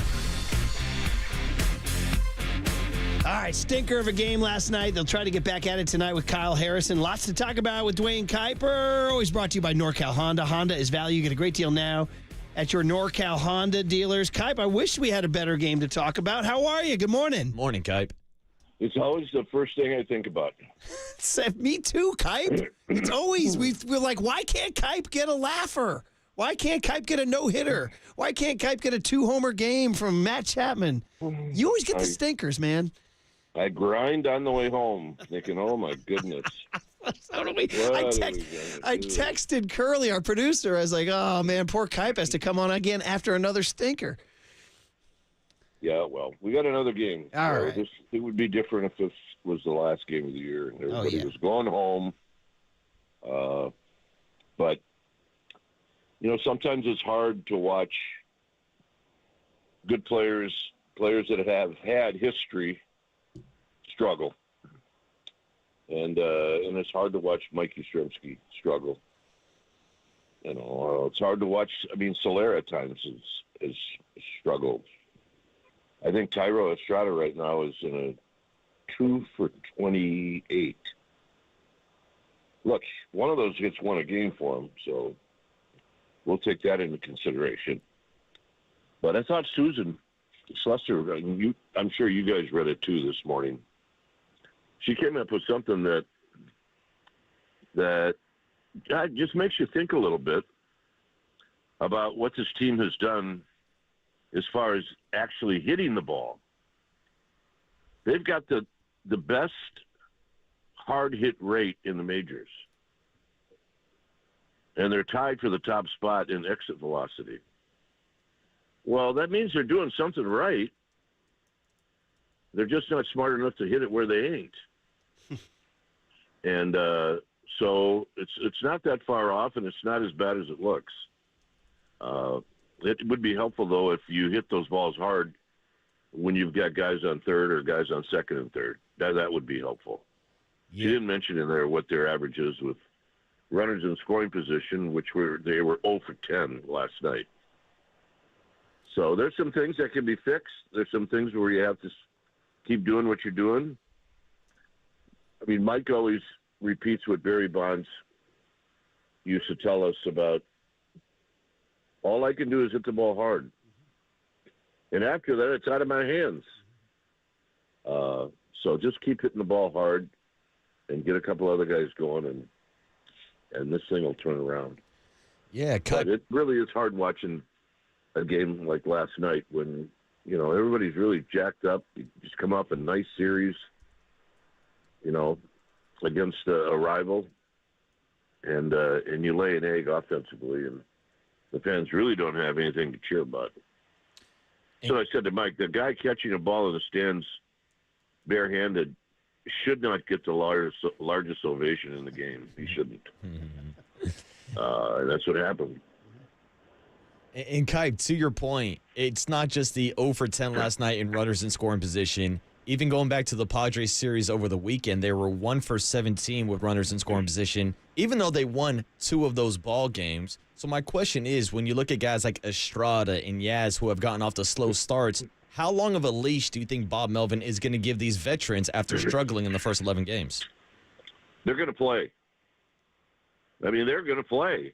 This is the roster that you put together, and Bob didn't just put this together; the whole organization did. So they're going to play. I mean, I know people want to talk about Yaz. How long do you give a guy like Yaz? You give him a month? You give him 30? You give him 100 at bats? Well, you give him at least a month, at least 100 at bats, to see what's going on. So what's the old saying? You dance with the girl you brought to the dance. Yeah, something like that. Well, that's kind of the way it is with this roster. These are the people that you put together and you've decided are going to play, and now you write it out and find out if this is the roster that's going to win you a lot of games or it's just going to sputter. But I think they're close to winning a lot of games. Interesting. I mean, that is very Bob Melvin-ish and Matt Williams to kind of ride the veteran theory. What about a night? Just a night off? Just a night of rest? Maybe, I don't know, just a blow? Yeah, I think that's always, a good idea. But I also think that when you got an off day coming on Thursday, you kind of want to use your bullets while you got them. Okay, yeah. But an off day is never a bad thing. And look, last night they probably could have used Conforto. Does he make up for a 7-run difference? Probably not. But he is the guy right now that's hot. And I was disappointed that he wasn't in there. But just keep the faith. Oh, yeah. Let's just keep this engine running and win a couple of games. Nationals have been tough on the Giants. Jeez. Last year, they were tough on them. They put the ball in play and they run. Yeah. And it's like Butch Cassidy and the Sundance Kid. Who are these guys? There's 7. It's not just Bob Melvin taking a beating. Gabe lost 6 of 7 last year to them. It's 7 out of 8 now. You're right. It's like one big Trey Turner. Everybody's going first to third. Everybody's swiping bags. You're like, who are these guys? So who are these guys? Yeah. So hey, while we speaking about swiping bags and guys who are struggling, it's Patrick Bailey, Dwayne, defensively. That's what's surprising to everybody. The Nationals came in with a mandate. We're going to run on this guy, and there's been other things, a couple pass balls here and there. It just doesn't look like he's right defensively right now, which I think shocks most everybody. I don't know. Could Pat Bailey have a defensive slump? Question mark? No, I've got my own opinion on this, Murph. And I think guys that okay, so he says at the end of the year that he was tired, right? Well, what he should have realized is that every guy at his position was tired. And he's thinking, well, look, this is my first year of doing this. I didn't realize it took this much out of you. I'm so tired. So what am I going to do in the off season? I'm going to get bigger and stronger. So he puts on 15 pounds, and he went from looking like maybe a shortstop behind the plate to a catcher. And in my mind, I liked him a lot better when he was looking like a shortstop behind the plate. So I think when you put on some weight, in your mind, you're helping yourself. It sometimes goes the other way. I don't know if that has anything to do with him scuffling a little bit behind the plate. But I'm looking at what's different from last year to this year. And, and we'll see. He has that knack of just slinging the ball down to second. And he made some unbelievable, brilliant throws last year. And he hasn't really changed that technique at all, where it's not that he's got a rifle as an arm. He's got such great quickness, like a second baseman turning a double play, where he just wants to get it there as fast as he can, and then let the second baseman or shortstop, do the work. But he's been off. There isn't any doubt that ball is he's throwing a really good sinker is what he's doing. And so, look, I'm sure they're working on this, but I'd like to see him get back to the weight he was playing at last year. Yeah, and I'm sure the Giants coaching staff is keeping an eye on his pop times and everything, but you're right. It's a noticeable difference so far to start the season. But, Cap, I wanted to ask you about the other side of the run game and the fact that the Giants are 11 games into the season and have not stolen a single bag. You look at a team like the Washington Nationals last night who came into town, stole 4 bags. They have 20 total on the season. Do you feel like the speed element and not stealing bags is a missing part of this Giants offense right now? Well, again, it's what do you have on your roster? The Nationals have a bunch of fast guys on their roster. The Giants have a bunch of guys that aren't fast on their roster. So there's going to be a discrepancy in the stolen base. Yeah, it's really odd that they don't have one this year. But go down the roster and circle the guys that you would consider have speed and are going to steal a lot of bases. And see how many guys you come up with. Mm-hmm. Well, how many? Maybe Tyler 2, Fitzgerald. Maybe 1. Yeah, Jung-Hoo Lee and he doesn't play. Maybe, yeah. Lee theoretically, but I don't know if that's... Yeah, Lee, he's not really a base stealer, but he can run. Mm-hmm. Fitzgerald doesn't play. Estrada's capable of doing it. He's not on base, though. But you got to get on base. Yeah. I'd say that's about it. I'd say it's Estrada, Lee, and Fitzgerald. I was listening, Murph, to you guys coming in before I made my Starbucks run. And you were talking about, moving that guy from second to third. And it really is important. The old, what we used to yell in the dugout is get him in, get him over, right? Yeah. Or get him over, get him in. Yeah. And it was always a guy hitting second in the lineup that was the guy that was the best at doing that. And it was usually, I'm kind of talking about myself, a scrappy guy that moved the ball around and everything else. So at some point, Murph, I want you to look at every box score. Yeah. And look at the names that are now hitting second. Yeah. They're not that scrappy guy anymore. It's the Sotos. It's the Tatises. It's the Otanis. Those are the guys that are hitting second. And unfortunately, those are the guys you don't want to give up an at-bat to move a guy over. Now, look, as the game goes on, other guys are going to get on second, and it's not going to be those guys in the batter's box. Right. But my point is the game has changed enough now where not every guy in that lineup is going to try to move that guy from second to third. Yeah. But there are guys in that lineup that should absolutely get that job done. And get it done every time. Yeah, well said on every front there. It is a difference, but there are times you still got to do it. You're 100%. Yeah, 100% right for sure. I can't believe, Dwayne, we got this deep and we're out of time, but we didn't even mention Blake Snell. Come on, man, I need the Dwayne Kuiper review.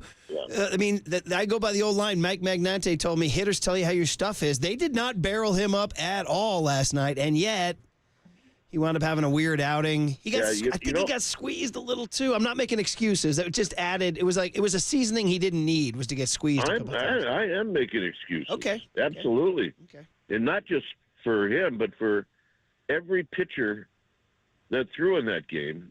I mean, Chris Cuccione had a really, really tight zone. Yeah. And you saw the replay we had of Snell when he turned his back to home plate and he mouthed, "That's 5 strikes." And it took him 5 strikes to strike a guy out. And the other thing that happened is last year, the history of Snell is he's going to pitch with a lot of traffic. He just does. And inevitably he gets out of it. Well, he didn't get out of it last night. But when I saw him throw a couple of pitches, I was like, okay, I see what we got, and it's going to be fun watching this guy make 34 starts. Yeah, I mean, the stuff is elite, right? It's elite. Yeah. It is elite. And ironically, the pitch he had a hard time throwing for strikes was his fastball. I think he said after the game he was amped up. He did. He said he was amped up. Yeah. Yeah. Well, so, anyway, Sunday in Tampa. Brush it out. Brush it off. get after it tonight with the kid from De La Salle, and let's keep moving. And let's hit I'll talk to you next Tuesday. Are you going to Florida? I am going to Tampa. Okay. So we will talk to you next. And then I'm coming home after Tampa because Dave and John have something going on, and so I'm going to Tampa, but they'll be back for the Miami series. Oh, I'm looking ahead. Are you going to Boston and Philly at the end of the month? No. No? Okay. No. I thought maybe you would. I did finagle the schedule where I'm going to go to Cleveland. Yeah. There it is. Hey, they had the eclipse yesterday during the game. See that? At Cleveland. I heard. Yeah, they stopped the We clock. were actually, but my brother and I were driving in the car, and we were listening to Tom Hamilton, their play-by-play guy. He was describing it. It was great. I love Tom Hamilton on the eclipse. Yeah, Tom. Have you ever heard Tom? He's the one who called the Tim Anderson knockout last year. Remember? He called the fight. Yes, great. He did great. He's a Wisconsin boy. Hey, buckle down. We're going to invade your booth tomorrow. I think maybe say hi. So tell Alma and them to block us. Yeah, but who's we? Well, I might bring young Tony, our 25-year-old board op. Okay, all right. Yeah, that's allowed. How about Boucher here? Waterbud. Good old Waterbud. Yeah, that's allowed. Okay. That's allowed. That's max then. We're maxing out. I don't know about the guy Curly, our producer. We'll put you on the clock. Yeah, that's fine. All right. Enjoy the coffee, Dwayne. Get a win. We'll see you tomorrow. Yep. Yeah, thanks, Guy. Dwayne Kuiper in good form considering that stinker last night. And he's brought to us by NorCal Honda. Honda is value. Get a great deal now at your NorCal Honda dealers. Okay, enough of this downer Giants stuff. Warriors have their biggest game of the year tonight. Klay Thompson is opening up to Draymond Green. Let's dive in. Let's make our big hit. Warriors-Lakers, Klay Thompson's future, Klay taking on Draymond in peer counseling. 808 KNBR Warriors fans, check on in. 415-808-5627 is the Golden State Lumber and Building Materials text line. Klay with some stark words to Draymond and your guys' feelings going into this final week. Next on the Sports Leader. Anderson square off. They're fighting. They're swinging. Down goes Anderson.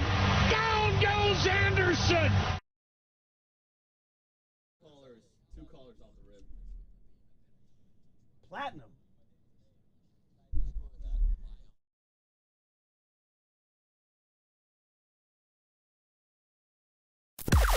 Now, from the O'Donnell Financial Group Sports Desk. Learn more at odfigroup.com. O'Donnell Financial Group, because planning is a process, not a product.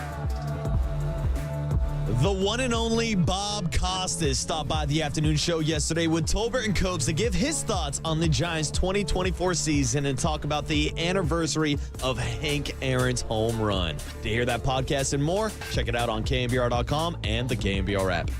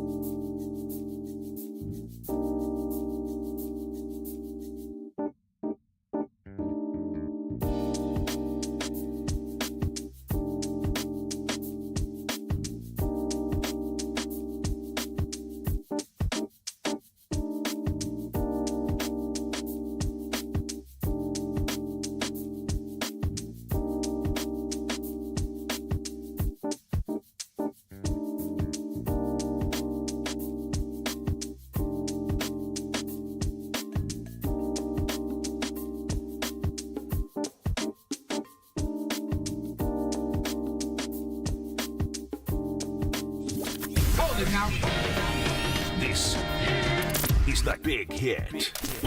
Sponsored by Benjamin Moore Paints. Experience the Benjamin Moore retail difference at their independently owned authorized retailers today or at benjaminmoore.com. On KNBR 104.5 FM and 680 AM, the sports leader. When it comes to free agency in July, I just got to keep that in mind. Like, yes, I want to re-sign with the Doves, but I also have to prioritize my mental health and lay out what is important to me at this point in my career. And I know we have so much basketball ahead that I haven't given it much thought, really, because if I start thinking about July 1st, then I'm just doing myself a disservice. I'm not here. For me, it's just about staying present. As simple as that is, staying present. And there it is, Klay Thompson, our big hit today, Warriors-Lakers. Yeah, enough of that Giants negativity, y'all. We got Klay Thompson talking openly to Draymond Green on his podcast. Really good sound. You got the Warriors and the Lakers at 7 o'clock tonight, so you can flip back and forth if you want. Hopefully the Giants turn the page with Kyle Harrison tonight. But it is the game where the Warriors can set themselves up to claim the 9 seed. That's so funny for a team with 4 championships. They can set themselves up to claim the 9 seed. Woohoo! 808 KNBR. But I'm kidding. I'm riffing. You know what's interesting? They're probably going to finish with a better record than last year when they were the 6th seed. So what's happened is the climate around them has changed. The elite teams in the West got better and won more games. So last year the Warriors went, I wrote it down right now. Last year they went 44-38. So all they have to do is win 2 of their final 4 games and they'll have a better record than last year and a worse seeding. Among the many questions I want to ask in this big hit, shout out to you. You're listening to KNBR AM and KNBR FM San Francisco, the sports leader, a Cumulus media station. And Steve Kerr said this team is better than last year's team. Something to discuss. He says better chemistry. Jordan Poole. It's a pool party. It's a pool party. Better depth. He thinks better depth. Chris Paul, etc. And better youth with Pods and TJD. And Jonathan Kuminga is a much better player this season than he was last season. But Murph, to your point, it just goes to show how stacked the Western Conference is, which is why it's so hard to make a title run, specifically in the West. I mean, you look over in the East right now with that record, they would be, a 6 or a 7 seed? Yeah. Actually talking about an actual playoff series instead of just trying to make it through the play-in they also would get to the playoffs. They also would have played the Western teams fewer times and played the Eastern teams more times. So that's the hey, listen, if you want to be the man, you got to beat the man, right? So the Warriors can't sit here and cry about it. Like now at 43-35, yeah, that would put them at it'd be tied for the 8th seed with Miami. But tied for the loss column with Philly for the 7th seed. But they'd be in the hunt. Anyway, here's the point, is they have a 2-1 lead on the Lakers in the series. If they win tonight, they have the tiebreaker, which means if they win tonight and win out, or if they finish with identical records, the Warriors would host the Lakers next, I believe, Tuesday. Next Tuesday. Don't quote me on that, but I think it's next Tuesday at Chase Center at our Palace. Tell LeBron, come north. We're hosting him here. We'll go to a Giants game after. Actually not, because the Giants will be in Miami.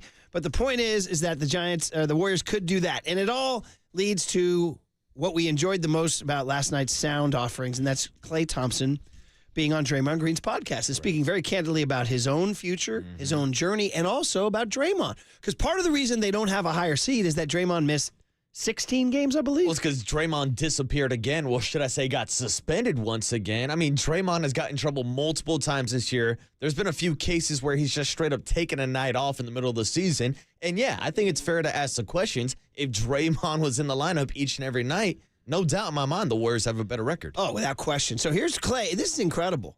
I hadn't heard this till this morning. It's Klay Thompson on Draymond Green's podcast speaking candidly You're gonna get this podcast. to Draymond about his temper, suspension, flagrant ejection issues. When you're not out there, it's like a piece of us is gone. Me and Steph are really nice guys, like probably too nice, and we could never be ourselves and have the freedom we do on the court without you. So when you're not out there, it's kind of like a huge kink in our armor, and I know the other team is very happy you're not out there. I just know that for a fact. They're like, they relax a little bit. They let their hair down. They feel a little bit more like they pump their chest up a little more because, our muscle's gone. Our enforcer, the heartbeat of our team is not out there. And so it does hurt. But at the end of the day, we've been through so many battles, reached the mountaintop, been down the mountain, had to climb back up, got there again. And now we have another real shot at this. And it's been like a couple tough years, but still, we're still fighting. We're still in the mix. So, yeah, when you're not out there, a piece of us is gone. I mean, dude, this is like borderline intervention. I mean, like where you go tell somebody who has a problem in their life, this is what we as our friends think is happening to you. Murph, I didn't know if that was a quote from the Draymond Green podcast or a quote from Klay Thompson's love letter that he gave Draymond for Valentine's Day. Like, it's almost like Klay Thompson's writing in his yearbook at the end of the year, like, a piece of me is gone when I'm without you. Like when you're not out there, it's like a piece of us is gone. Dude, it sounds like a Kelly Clarkson lyric, doesn't it? Dude, since you've been gone, Since Draymond. that piece of you has been gone. Since you've been suspended. Very good. Since you choked Rudy. Since you stomped on Sabonis. Sabonis can't breathe for the first time. Very good. You know you're Clarkson, buddy. Yeah, I got you. You know you're Clarkson. More Draymond with his frank, real talk. This is how we wish all friends would talk. Actually, I probably don't want to hear what my friends would have to say, to tell you the truth. Klay Thompson on who the Warriors are without Draymond. It does hurt. It could be disappointing in the moment, but it will never take away from what's ahead of us and what we've done. So at the end of the day, we just need you. And that like disappointment and that feeling of just like shaking your head that just comes from like, dang, man, we can't do this without you. So we love you and we need you so badly. And these young guys need you too, because Steph and I we're leaders, but we don't talk the game like you do. We don't inspire these young guys like you do. And even when Kenny calls on you in film, and there's going to be a void there always if you're not out there. And we're not the Warriors without Money Green. That's just a fact. And you can ask anybody in the Bay, around the world who's followed this team. We would not be the Dubs without you. Dude, these are my favorite Bay Area athlete quotes of all time. I don't think we've ever heard athlete-to-athlete real talk like this. Like, you'd love to hear, like, Posey telling Bumgarner he's yelling too much at opposing players or something. Or I don't know, Brandon Ayuk telling, Purdy, you got to put the ball a certain place or something, It's like, this is as real as talk gets between two Bay Area athletes on a public forum. I mean, just the honest breakdown. And, Tony, I'm going to need you to put this in the morning show files and maybe just keep this around for once a month when Draymond Green gets in trouble and we get the text on the Golden State Lumber and Building Material text line. We get the calls in. Why do the Warriors put up with this BS? Why are they dealing with the shenanigans and the hijinks? I'm going to need this answer from Klay Thompson because he perfectly summarizes what Draymond Green not only means to him, but the entire franchise. Yeah, great stuff. And does that lead you to believe that Klay would want to be a part of Draymond and Steph next year? Because that's the other part of this podcast. He talks about his future. And we'll talk to Michael, his dad, in about 13 minutes about this. And a big game for Klay to go to L.A. It's always a big game against his dad's team and everything like that. But does this make you believe more that he wants to be part of this for 2 more years? Absolutely. Okay. I think he wants to ride out with the guys who rode in on. Yeah. And he's the only missing piece to the next 2 years when we're looking at the timeline. Because Steph got the 2-year extension, Draymond Green got his contract, and Steve Kerr just got a 2-year extension. The only thing missing from that trifecta is, of course, the contract extension for Klay Thompson. The question is, how big of a contract, and would he be willing to take a hometown discount to keep in that Warriors culture? Well, Cal Kami's great column yesterday talked about this surge of Klay down the stretch, 32 Sunday night, how happy he is, how healthy he is, how he's going to play the most games of any Warrior this year, which is incredible. And he said it's the worst kept secret in the NBA that the Orlando Magic needs shooting, and they would love to make a title run with Klay Thompson. And so here's Klay on that same podcast with Draymond Green's podcast, about what's coming up this summer for him as he faces an uncertain future. And you actually helped me a ton when you're like, lean into these young guys, lean into the fact you're a vet, you made X amount of money, you don't have to worry about nothing, like you're playing for the love of the game. And I think once I realized that and I relax a little bit rather than trying to play for a contract or all-star nod or some accolade, but rather just play for the love of the game. And the fact they get to play cards with the guys on the plane, we're playing ping pong last night after the game, we're having fun. That's the beauty of the game right there. Not trying to get another max deal or another endorsement, but just smelling the roses and appreciating all the work it took to get here. And in saying that, when it comes to free agency in July, I just got to keep that in mind. Like, yes, I want to re-sign with the Dubs, but I also have to prioritize my mental health and lay out what is important to me at this point in my career. And I know we have so much basketball ahead that I haven't given it much thought, really, because if I start thinking about July 1st, then I'm just doing myself a disservice. I'm not here. I'm not thinking about the Hornets tomorrow and these must-win games this weekend. So for me, it's just about staying present. As simple as that is, staying present and staying present. Are you guys down with Zen Buddhism? Can you be present? Young Tony, can you be where your feet are, as they say? Always, yes. I would say the definition of your job is having to actually. I catch myself in the middle. I'd say the definition of his job is to stay present, but actually he has to think about the upcoming clock and the next spots. You and I have to stay present. But then again, we also have to think about Michael Thompson at 8:15 and all this stuff. Correct, and we're always thinking about the schedule down the stretch and scoreboard watching. But it's right. But you have to be present. It's good that Klay Thompson tells us to stop and smell the roses. Yeah. Stop for a second when you go down to Chase Center and just appreciate the fact that you have 3 Hall of Famers on the court. Appreciate the fact that they've rose 4 different banners in that stadium. I mean, Murph, we're talking about... But that's the past, not the present. Come on. Right, but we can celebrate the present and celebrate Klay Thompson, who, to your point, is having a good year.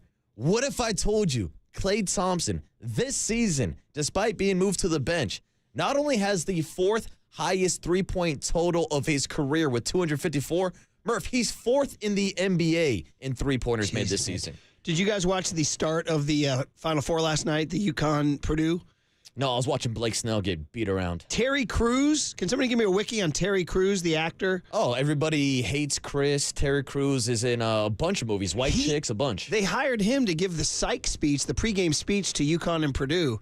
And he did this whole thing on the hourglass. He held up this hourglass. He's talking to UConn and Purdue. They might have done some CGI, too. I don't know if they were all in the same room, but it looked like UConn and Purdue were standing in a room listening to him. He was doing the hype speech. It was CBS's intro. He was holding up this hourglass. He's like, you see the top of this hourglass? That's the future. You see the bottom of this hourglass? That's the past. You see the middle? That's the present. That's where you have to be tonight. Wow. You're in the middle. You're that sand going from the future to the past. It was deep. It was deep, and I was like, why is Terry Crews telling me this right now? But anyway, well, Murph, that's Klay. He's got to be that middle of the hourglass right now. That's it, the sand in the hourglass. These are the days of your lives. Hey, great knowledge, buddy. Shout out to my mom and grandma on that one. Hey, as Boogie Cousins used to call his stories. Remember that? He goes, I used to watch my grandma's stories, as he called them, for sure. All right, out to the Cache Creek, or I should say, the Golden State Lumber and Building Materials text line, 510 Salty. He says, you do realize that before the play-in, this would be a lottery team, okay? Highest payroll in the NBA, and this is the roster. 707 says, listening to Draymond, cue up the champ kind sounds from Anchorman. I miss your scent. And when this is all over, I think we should get an apartment together. Nice. All right? 510 says, Klay sounds like a Hallmark card. Okay? 408 says, if the Warriors with the most expensive roster in the NBA can't win 50 games, there are no crocodile tears. They got to beat the Lakers tonight. Well, again, we talk about it. The 16 games lost for Draymond, at least, to suspension and ejection and flagrants and techs. And Chris Paul being injured, too. But would you say that this roster is underachieved? I think the answer would probably be yes. What was their over-under in Vegas on the start of the year? Do you know? Oh, off the top of my head, I do not recall, Murph. But you're right. After the big offseason move to get rid of Jordan Poole to bring in Chris Paul, I mean, we joked all offseason about how they got older and smaller to compete with the top teams in the West. And we saw that kind of war nutrition throughout the season. And that's why they had to rely on some of the younger guys. But going back to Steve Kerr's comments about how he thinks this Warriors team is actually better than last year's team because of what Chris Paul brings to that second unit, because of the emergence of Pods and TJD and Jonathan Kuminga. We've talked about the last month or two of the season. They've been one of the better teams in basketball record-wise. There haven't been too many teams that have been hotter for the Warriors, and you can talk about getting hot at the right time. Kerr's talked about the Miami Heat team that made it to the finals last year. Look, I'm not saying they're going to the NBA Finals or they're even going to make the playoffs if they get by the play-in bracket, but with Steph Curry on the court, with Klay Thompson and Draymond Green, at least you have a chance. By the way, Vegas did it again. I found the uncovers.com and young Tony found on FanDuel.com. At the start of the year, it was 47.5. They're at 43 with 4 games left. Vegas wins again. They did it again. Well, wait. They can't get to 47. Oh, so they can't hit the over. Oh, I did bad math there. Oh, wait. Wait. They're 43 and 35, right? Yeah, okay, I'm mad. They will hit the under. My bad. I thought they had a chance to go the over. Oh, wait, Murph does the math. Yeah, I did the math wrong. Murph does the math. So the under won. Which is, but they could hit right at the number, though. They could hit 47.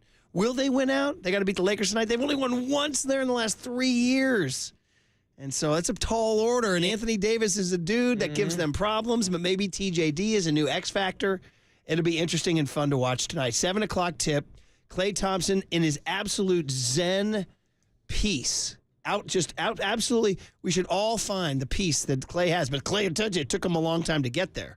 And there's no guarantee what the next day holds either. Just be present, young Tone. Be present. All right, man. Well, there you go. Thank you, Klay, for the big hit to get us ready for tonight. How will he play in L.A.? How will Steph shoot at his House of Horrors?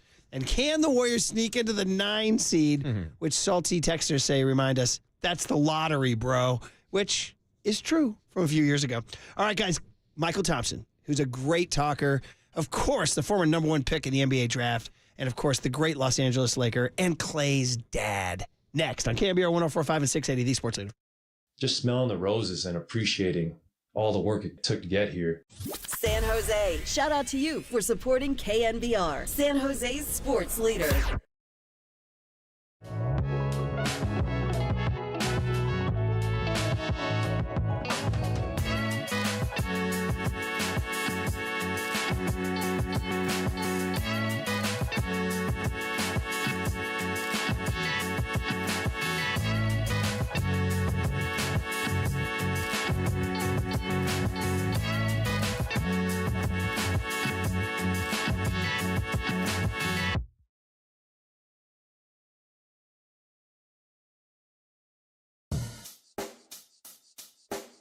Check the mic and make sure it sound right, boys.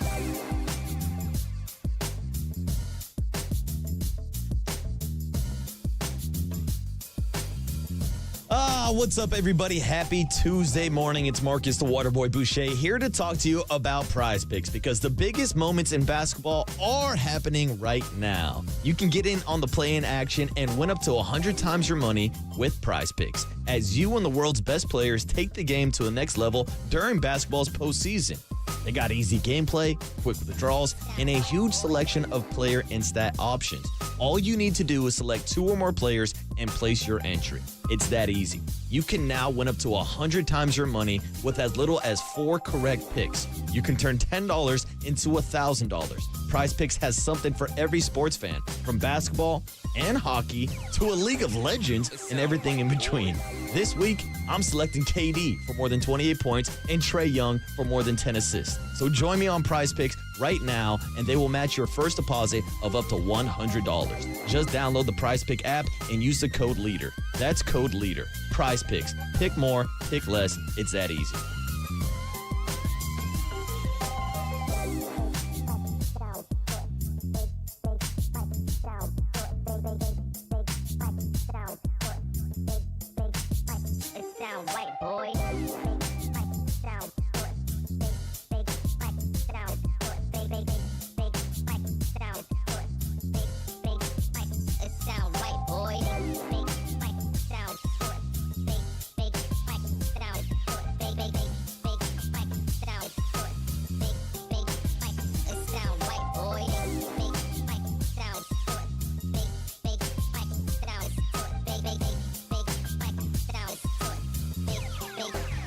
Sound right, boys.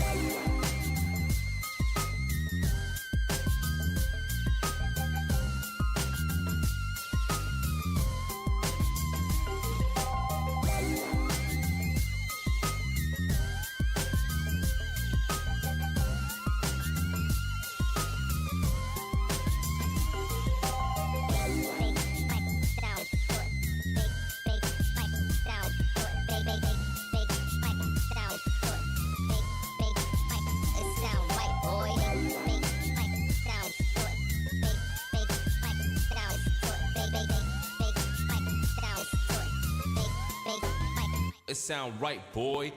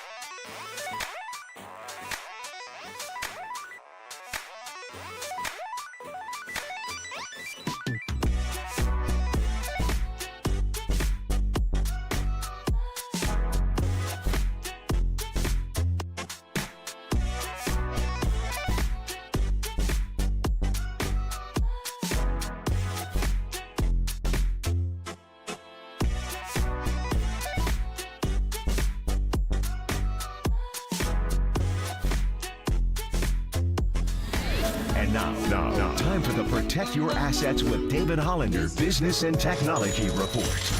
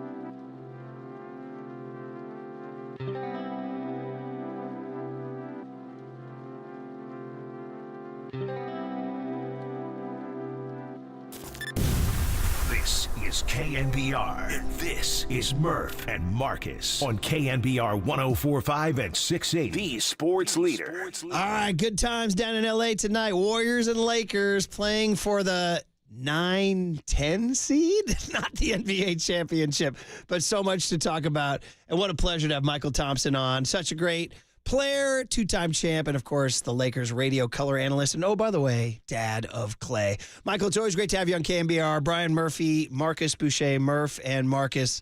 How you doing, Michael? Good morning. Hey, morning, Michael. Brian, Marcus, first thing I got to do is correct you guys. I am not a two-time champion. I am a 9-time champion, my friends. Ooh, baby. I shortchanged you 7. That's right, exactly. I got 2 as a player, 3 as an announcer, and 4 as a dad. So to me, that adds up to 9. I like it, baby. Hey, man, you're going to run out of fingers soon, real soon. Well, I'm just trying to catch Bill Russell. He's got 11. and that's the thing, Michael. You've had plenty of champagne celebrations, and we always talk about your Twitter handle, Champagne and Nuts. My question is, do you think the Lakers or the Warriors are popping champagne about being in the play-in tournament? No, of course not. Both these teams had expectations to be in the top 6. They're happy to be where they are because they have a chance to get to the playoffs, obviously, if they take care of business over the next 10 or 12 days. But no, everybody's goal, as good as when you're the Warriors, Lakers, that type of franchises, is to be top in the top seeds in the West. But they are in, so they'll take it right now. And, hey, the Lakers showed everybody last year that if you're in the play-in, you can get to the Final Four in the NBA. So it's been done. So both these teams feel like they can duplicate that same thing. For sure. Michael Thompson, the voice you hear, of course, and tonight's the night, 7 o'clock. And if the Warriors win, they can have a path to the 9 seed where then we'll make Michael get on a plane and come see his son in San Francisco. But if the Lakers win, it's pretty much on to L.A. for the Warriors next week. Let's ask about this visiting team tonight. Michael, your son is on a surge. It's a late season surge, and he's playing better. He's feeling good. What's been your observations about Klay Thompson's game in this last few weeks? Yeah, he's back to being himself, which is better late than never. Peaking at the right time, as coaches and people like to say. The Warriors are playing very well going down the stretch here. So are the Lakers. The Lakers have won 9 out of 11. The Warriors are playing great, too. So they're showing everybody that they're going to be a tough out, whether it's the play-in or play-off. So, but Klay is back in rhythm, and he has to stay in that. As long as him and Steph Curry are playing well, the Warriors could beat anybody. And it seems as long as Steph, Klay, and Dre are on the court together, they got a chance to beat anybody. And, Michael, we were just playing a ton of audio of Klay going on the Draymond Green podcast, and they were talking about how deep their relationship is and how much someone like Draymond means to Steph and Klay. So if you can just kind of dive into that and talk about the relationship and how strong of a bond that those 3 players have with each other. Yeah, that's pretty special what they've developed there over the years. Basically, it reminds you of Ginobili, Parker, and Duncan in San Antonio. And when you've got a special relationship like that with three Hall of Famers, you hang on to that as long as possible until they can't get up and down the court anymore. That's how special those three have bonded and played and produced together. So it's unique, and it looks like it's something the three of those greatly appreciate and treasure, and hopefully it'll go on for years to come. Did you get to hear your son on the Draymond Green podcast? Not yet. I was too busy watching WrestleMania replays, so I'll probably listen to it today before the game. He was very candid with Draymond, just to give you a preview. And he was saying, we love you and we need you. And when you're not out there, it's like a piece of us is missing. It really felt like peer-to-peer counseling in a way, and probably like some valuable stuff for Draymond to hear. I know you'll listen to it and you haven't heard it, but just, hearing that from our version of it, does that sound like something a teammate wants to hear from another teammate? Like, real candid analysis? Oh, yeah, definitely. But I played with the greatest leader that's ever put on a uniform in Magic Johnson. And he didn't hesitate to tell us what he needed from us, and of course what we needed from him. And that's what a leader does, is you talk to your teammates, talk to your peers, and tell them what's important and what you need to do as a team. And that's the kind of leadership I was around with Magic Johnson. And I think that's the kind of leadership the Warriors have up there, and Klay, Steph, and Draymond, even though Draymond can lose his temper from time to time. Yeah, and that was great hearing them talk about that relationship, their chemistry on court, and what the future looks like for the three of them. Now we know Draymond, Steph, and even Steve Kerr are locked in for the next 2 years. Klay addressed the topic of free agency and says he's focused on the games right now. But, Michael, in your opinion, how much do you think it means to Klay's legacy to finish his career as a Golden State Warrior? I mean, that means everything, man, to be in the class of a Dirk Nowitzki, Kobe Bryant, Tim Duncan, guys like that who finished their careers with one team. That means a lot. If you can carve out a 15, 18-year career, Reggie Miller was another one, and be recognized as wearing just one jersey your whole career, that is special. That's something I always aspired or wanted to do when I was with the Portland Trailblazers. I wanted to retire with them. Of course, they traded me. Anybody can get traded, but I got to finish up with the LA Lakers. But it was my dream also to play my whole 15 years in Portland. Michael Thompson, the voice you hear, of course, 2-time champ on the court, 9-time champ all told. And, of course, he's doing the radio color analysis for ESPN LA 710 Warriors-Lakers at 7 o'clock tonight. From the big picture of the Warriors to the small picture of tonight's game, Anthony Davis sure is a problem for the Warriors, but he got his eye poked Sunday night against Minnesota. Is there any word that he play tonight? And if he does, is he a real problem for the Warriors, or is Trayce Jackson-Davis a guy who can maybe change that chemistry? Man, I think Anthony Davis will play. This game is so important for everybody. Even if he has to put a patch over his eye and look like a pirate out there, I think he's going to play, because this game is so important. And Trayce Jackson-Davis, no. I mean, listen, there's no shade towards Trayce Jackson-Davis, but Anthony Davis is the second or third best center in basketball. Obviously, the other two guys are Embiid and Jokic. But when Anthony Davis is on his game, even those two guys can't deal with him. So there's nobody can deal with Anthony Davis, man. He is that special, and that is no shame to anyone else. I saw Anthony Davis get like 40 on Embiid in Philadelphia. So if you can do it to him, you can do it to anybody and everybody.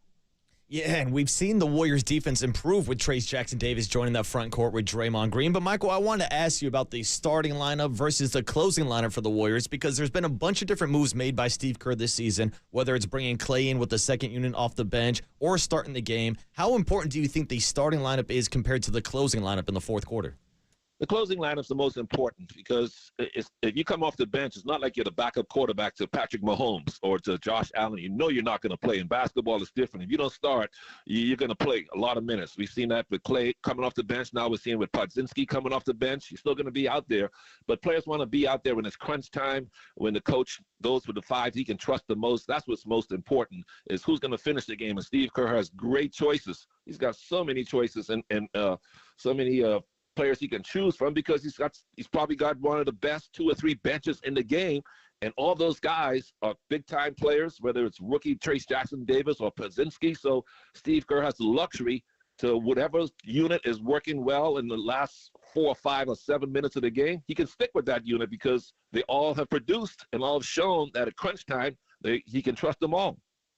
But it's been going better of late. But then again, so have the Lakers. And before we let you go, Michael, got to talk about this team. I'm looking at since they lost to the Warriors in that game on Saturday, March 16th, if my math is right, they've won 9 of 11.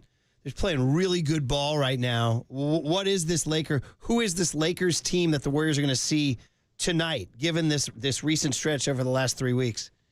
A scary team, a focused and determined team. The Lakers have 2 of the top 15 players, maybe 2 of the top 10 players in the game. Definitely maybe 2 of the top 12 players in the game, and Davis and LeBron. And then you look at their supporting cast, as Michael Jordan used to call them, or as Shaq calls them, the others. Rui, Austin Reeves, D'Angelo Russell is shooting the 3 ball better than anybody in the game in the last 2 months. And Torian Prince off the bench, and they've got size off the bench. So Jared Vanderbilt's coming back, probably maybe not for the play-in, but for the playoffs if the Lakers get there. So the Lakers are deep, they're experienced, and they've got 2 of the toughest, biggest, strongest, best guys in the game, and Anthony Davis and LeBron James, and that makes it scary for anybody to have to face the Lakers. And Michael, we've gone this whole entire interview without really asking you about LeBron James, but my simple question is there any explanation for the level of kind of where he's playing at 39 years old right now? Yes, there is an explanation, and every player should try to get his number. And I think LeBron would give his number out to his peers in the league and text him and ask him, hey, man, what is your secret? What do you do in the off season to be able to play at this level at 39 years of age? And it's his work ethic. Steph Curry also has it, too. That's why Steph can play at such a high level at 36. It's the work they put in between games, between the seasons. The way LeBron treats his body like it's sacred, like it's a temple. I see him behind the scenes. The way he, like in the mornings, I get up really early for the team meal in the team room, and I'll get down there at 8 a.m. and he'll be the only player in there making sure he gets his proper nutrition, and nobody else, just me and him in the room. Now, I don't say hello to him because I need permission to say hello to LeBron James, so I just keep my distance from him. But he puts in the time, he puts in the work, and that's what every player in this league needs to understand and talk to him about. This is no accident. He's playing at such a high level at 39. It's because the man has great work ethic during the offseason. Yeah, I'm a dummy. Were you joking, or I'm a dummy, Michael? You're joking, right? Yeah. About saying hello to him. Man, I mean, LeBron's nice. Don't get me wrong, but there are some guys, there's some guys that's it's like walking up to the Queen, the King of England. You kind of need permission to go say hello. So I just keep my distance. If he summons me over, I'll go over there and a humble fraction to say hello. You just don't walk up on ledges like LeBron James and Bill Russell when he was around, and Kareem Abdul-Jabbar. You got to wait to be summoned. Yeah, but you're kind of a legend too, though. He's got to come over to you. Well, there are different levels to legends, baby. It's always a fun conversation, Michael, and tonight will be a really, really fun game. Thanks for hopping on the Murph and Marcus show. Enjoy the basketball. Thank you. Yeah, thanks, Michael. All right, guys. It'll be fun tonight. Yeah, Michael Thompson's funny. I mean, I'm an idiot. I'm like, is he serious? But I guess he just leaves them alone. What you do is you just leave guys like that alone. If you don't go rush up on their space, right? But I mean, if we've got the ring count right, Michael Thompson's got 9. LeBron's only got 4. How about that? 4 is a dad. That was pretty awesome. That's cool. Really, really fun, man. Well, we'll see, man. By the way, 510 is a salty text this morning. Because, by the way, when I said the Warriors were a lottery team, so are the Lakers. 510 says that's funny. Misery loves 510, company. your salt is funny. All right, guys. Well, that was fun. Michael's always great radio. Good book and Curly. And, hey, what we'll do is, at a certain point, we'll shift back to the Giants with Kevin Franzen, our buddy, Franny, at 8:50. Then shift back to the Warriors with Marcus Thompson at 9:15 and Dan Wyke. I do believe it's Wyke Rames with Nike. I do believe the LA Times beat writer. He was the LA Times beat writer for a while. So we got both the Giants and the Warriors in your future. But we always do the cooler of content. You guys hear Barkley check in on the eclipse? Dude, the eclipse night? was big yesterday, Murph. That's next on KNBR 104.5 and 680, the Sports Leader. LeBron James.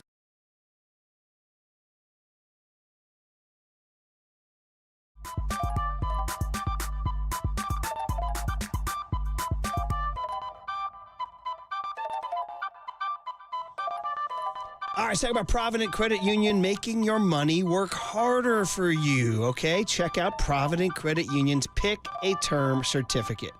For a limited time, you can select a term of either 3, 6, or 9 months and earn an impressive 4.75% annual percentage yield, or earn 4.50% with a 12-month term. Yep, you heard me right. Up to 4.75%. It's the perfect opportunity to achieve your short-term savings goals while enjoying a high dividend rate. So with Providence Pick a Term Certificate, you have the flexibility to choose the term that suits you best. So whether you're saving for a vacation, a down payment, or just building your emergency fund, Provident has you covered. Visit them at providencecu.org or swing by a branch for more details. And if you're in the Oakland area, there's a new location at Temescal Plaza. So don't wait. Secure your financial future today. This rate is effective as of March 26, 2024. Minimum balance requirement of $10,000. Early withdrawal penalties may apply. Federally insured by the NCUA. For additional information, please visit providencecu.org.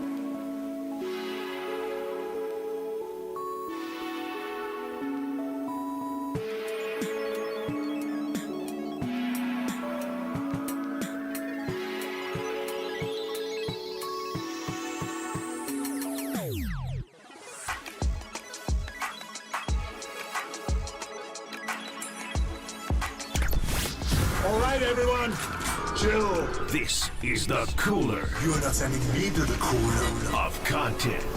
Sponsored by Mancini Sleep World. Sleep better, live better. Visit sleepworld.com. And by Marin Health. Marin Health Medical Center and Marin Health Medical Network world-class care. Closer than you think. On the sports leader. All right, cooler of content. Oh, man. So my lovely bride, Check with Candace, said yesterday, have you ever heard the phrase path of totality? Check with Candace. I said, no, I've never heard it. And yesterday, that was all you heard. Are you in the path of totality? I was like, oh, the eclipse is what they were talking about. There was like that little ribbon across the country that was the path of totality, meaning that you were part of the total eclipse, which we played Bonnie Tyler, Total Eclipse of the Heart, the Dan Band, Total effing Eclipse of the Heart. We were not in the path of totality yesterday, Marcus. We missed the path. Yeah. We had people in our neighborhood. One of my neighbors sent an email to the neighborhood, and she said, does anybody have eclipse glasses? We're like, sister. For what? There's no need. There's no need. Dude. Did you even? I didn't even bother. Mess with it? My guy, Mike Holler, comes out of his office with his sunglasses already on. You got to be kidding me. And he goes, dude, I'm going up to the roof. Oh, this guy. I said, what, to jump? Oh, my God. Might as well, right? He's like, no, I'm going to go watch the eclipse. I'm like, what are you talking about, dude? We're in California. You can't see anything. So only Holler would put on those dorky glasses and go to the roof. Well, he was hilarious. And then maybe my favorite moment was, it felt like a scene out of The Office. I walked out of the studio, and I see our guy, Paul Checky from sales on the street. Yeah. And without skipping a beat, he just turns around and says, yeah, I didn't see anything. So good. And I was like, if you knew Checky, because he's out there to drop that line. Well, he's out there, and he's out there burning a schmag too. Mhm. That's what he's doing. So just taking a drag. So yeah, I didn't see anything. Yeah, I didn't see anything. That's right out of The Office. You're right. Yeah, perfect. He's our sound guy. Kind of a long gray beard. Doesn't say much. Just records your spots and just hangs in his room, and then pops outside for a smoke. And when I get a one-liner from Paul Checky, I cherish it. And hole her on the roof like a dork. You know what I mean? Okay. Well, Charles Barkley, he checked in yesterday because everybody was losing their mind. And so Barkley, he ain't having it. Well, y'all, some of them losers standing outside watching that today. They're not losers. Yes, they are. It doesn't happen often. Hey, we've all seen darkness before. Stop it. No, not in the daylight. Come on, man. Come on, Chuckster. Don't hate on the eclipse. Come on, stop listen. it. I saw losers standing watching your blimp. How about that? They were outside. Have you seen Chuck's blimp? That's what I've seen. So you're not a fan. You're not a fan of it. Well, I'm not going to sit outside like an idiot and wait on the darkness. Did you not wait on your blimp? I could have waited. It's going to be dark when we go outside. Can I ask you a check? So good. I confess. I mean, eclipses through the years have been underwhelming. Even when we're in the path, it's always a little underwhelming. Now, in Cleveland, you see where the sky got dark Now, for a that second. was cool. I guess. Can you imagine, by the way, early man, before they figured it out, how freaking whacked out they must have been when all of a sudden it got dark for like 3 minutes? Ah! The great beast in the sky is coming to kill us! It's the end of the world. Yeah, seriously. The sky is falling. The and sky then it's is light falling. 2 minutes later. You're like, wait, what? So I don't know. Young Tone, as a bright-eyed and bushy-tailed kid, are you fascinated by the eclipse? Wasn't there eclipse like 2 years ago, maybe? They come I think around we every all few saw years. that. They come around every I few think years. it was about 7 years ago, and I remember going on a hike because I was like, ooh, this would be cool to be like on the top of a mountain out in the Los Altos Hills or something and see this total eclipse.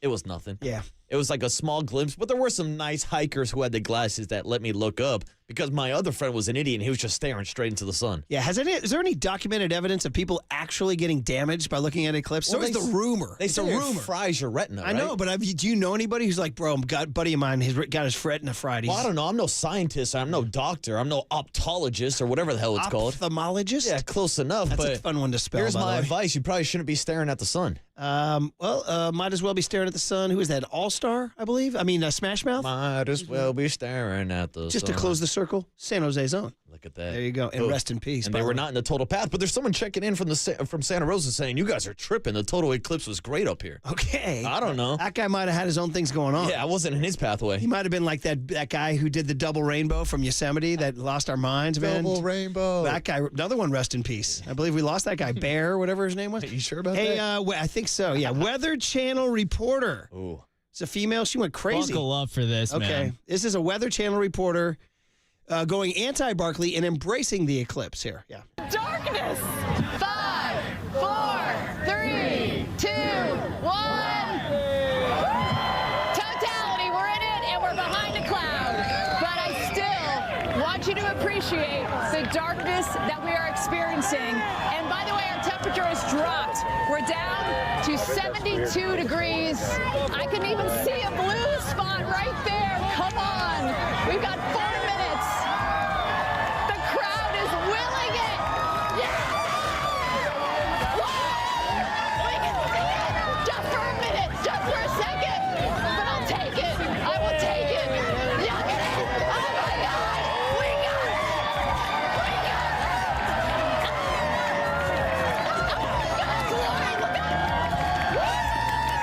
Oh my Lord! Wow. Did we do the Pop Culture Showdown yesterday? Wow. And was Meg Ryan in When Harry Met Sally? And what do you give me for that Weather Channel reporter and Meg at the deli? Here we go. Yes! Yes! Yes! Oh! Yes! Yes! Yes! Yes! Yes! Yes! Listen to Meg. Oh. Listen to Meg. She's going for it. She's going. Oh, God. And then she just picks up her sandwich and starts eating again. That's it. She was in total eclipse, Murph. So then back to the Weather Channel lady peeking there at the later end of that there, Young Tone. This is the Meg Ryan of Weather Channel. This is the Sally of Weather Channel reporters here. Just for a minute, just for a second. But I'll take it. I will take it. Look at it. Oh my God. We got it.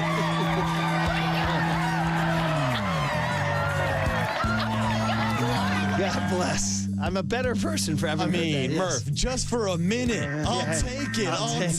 I'll take it. I'll have what the Weather Channel reporter is having. It's orgasmic. Wait, I'm sorry, stepped on that. I'll have what she's having. Nice, young tone. Nice, young tone. Very good. Then you can't go anywhere without Stephen A. Smith. He went outside, had his own personal videographer as he stood outside of Bristol, Connecticut studios and put on the glasses and riffed. Here's Stephen A. Okay, it looks like the moon now. All right. Oh, damn. How they could tell, like right down to the minute. Science is amazing. Science is amazing. It's giving me a headache actually looking up there. Hey, look, man, it's fascinating.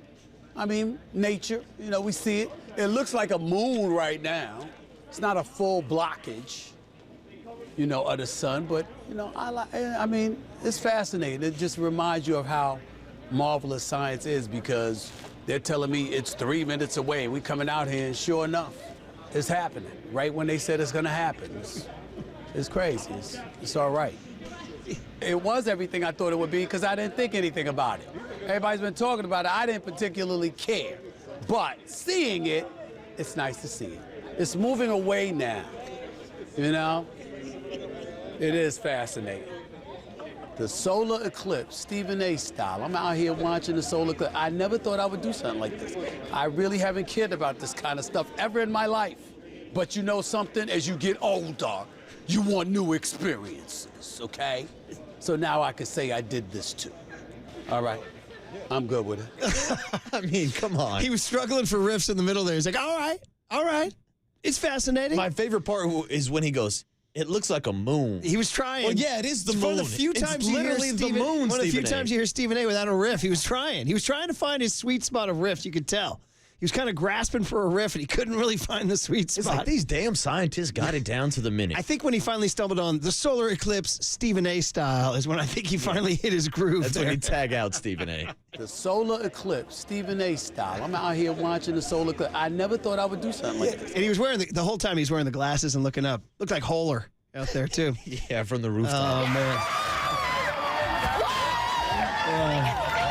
Just for a minute, just for a second. When the Weather Channel met Sally. Right? And and Murph, you heard Stephen A. Smith. When you're getting older, sometimes you need new experiences to spice things up. Tell it to the weather lady. Yeah, exactly, dude. So funny. All right. We got all eclipse except for one last one. Just tribute to Dan Hurley, who was out of his mind. Guy, he's John Wooden if John Wooden was clinically insane. I mean, this guy is something else. What a coach. Rolled over, lost 5 of his top 8 scorers from last year and ran it back even better. I'll do it again. And the demanding style. I love it's old school. He's a lunatic. I mean, I will say this. Him being on the court during the game is out of control. I mean, I endorse crazy coaches. I love crazy coaches. Him standing on the court during a half-court set. 2 feet, brother. Not like a quick step and a point and then back off, dude. He was like he was running practice. I was like, bro, who's going to call the whistle on this guy? Now, Murph. If I was Matt Painter, I'd be like, what's he doing, man? He's on the court. The rumor around town is that Brian Murphy is actually the Mill Valley. I got to tell you, I think there's a reason why I like this guy. Yeah. And why I ride with Mulkey, too. Mm-hmm. I ride with Mulkey and Hurley because I'm a lunatic like these people. Cut from the same cloth. Yeah, and he's got the right to crow now because that's their 6th national championship since 99. They've never lost one. They went from 0 in 1999 to the 3rd most all-time now. Insane. And so Dan Hurley, talk your mess. UConn's been running for the last 25, 30 years. UConn's been running college basketball. And I see all the former champs over there. And we've been running college basketball the last 30 years. Let's go. Hey, man, talk that S. You can. You got scoreboard, baby. You got scoreboard. And they're doing it in dominant fashion, too. Like, so the margin of victory, they say, hasn't been since the 67 to 69. Hasn't done it 3 times, dude. But since then, the Wooden Bruins, the Alcindor Bruins of 67, 68, 69. And Murph, you're talking to a degenerate. They covered the spread in every single game of the tournament. Wow. Yeah, ride the Huskies. We'll just leave the other part of that topic unspoken. Yeah, shout out to my guy, you know Ipe. What I mean. I think Ipe had UConn. Shout out to... I know he must have Purdue with his gambling debt. Shout out to the rapper who sounds like a Nationals third baseman. If you know, you know. All right, guys, there you go.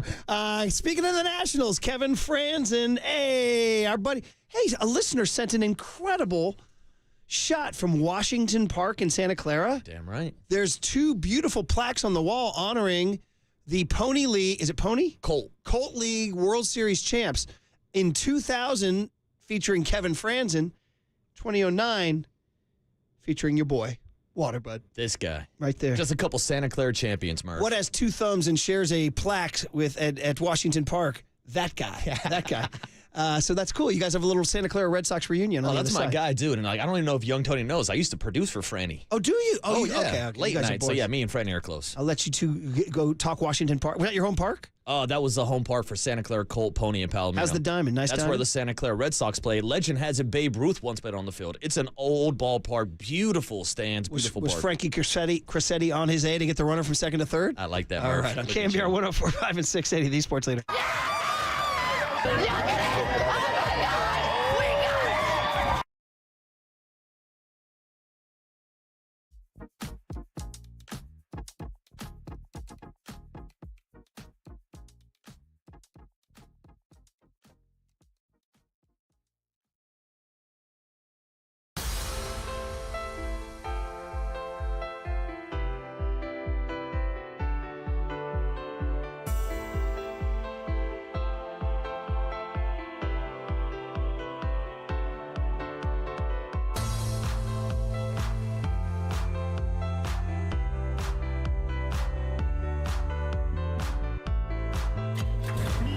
From the Chilton Auto Body Traffic Desk.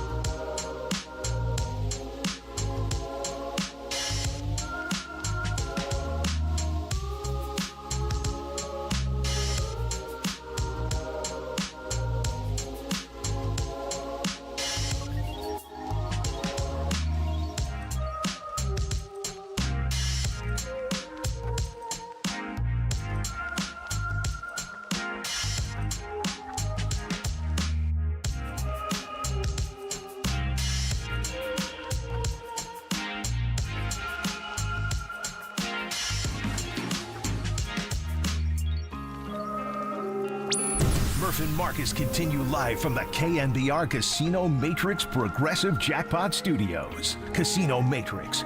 Progressive jackpots are here. Where are you? Just drop in. Please play responsibly. 1-800-GAMBLER.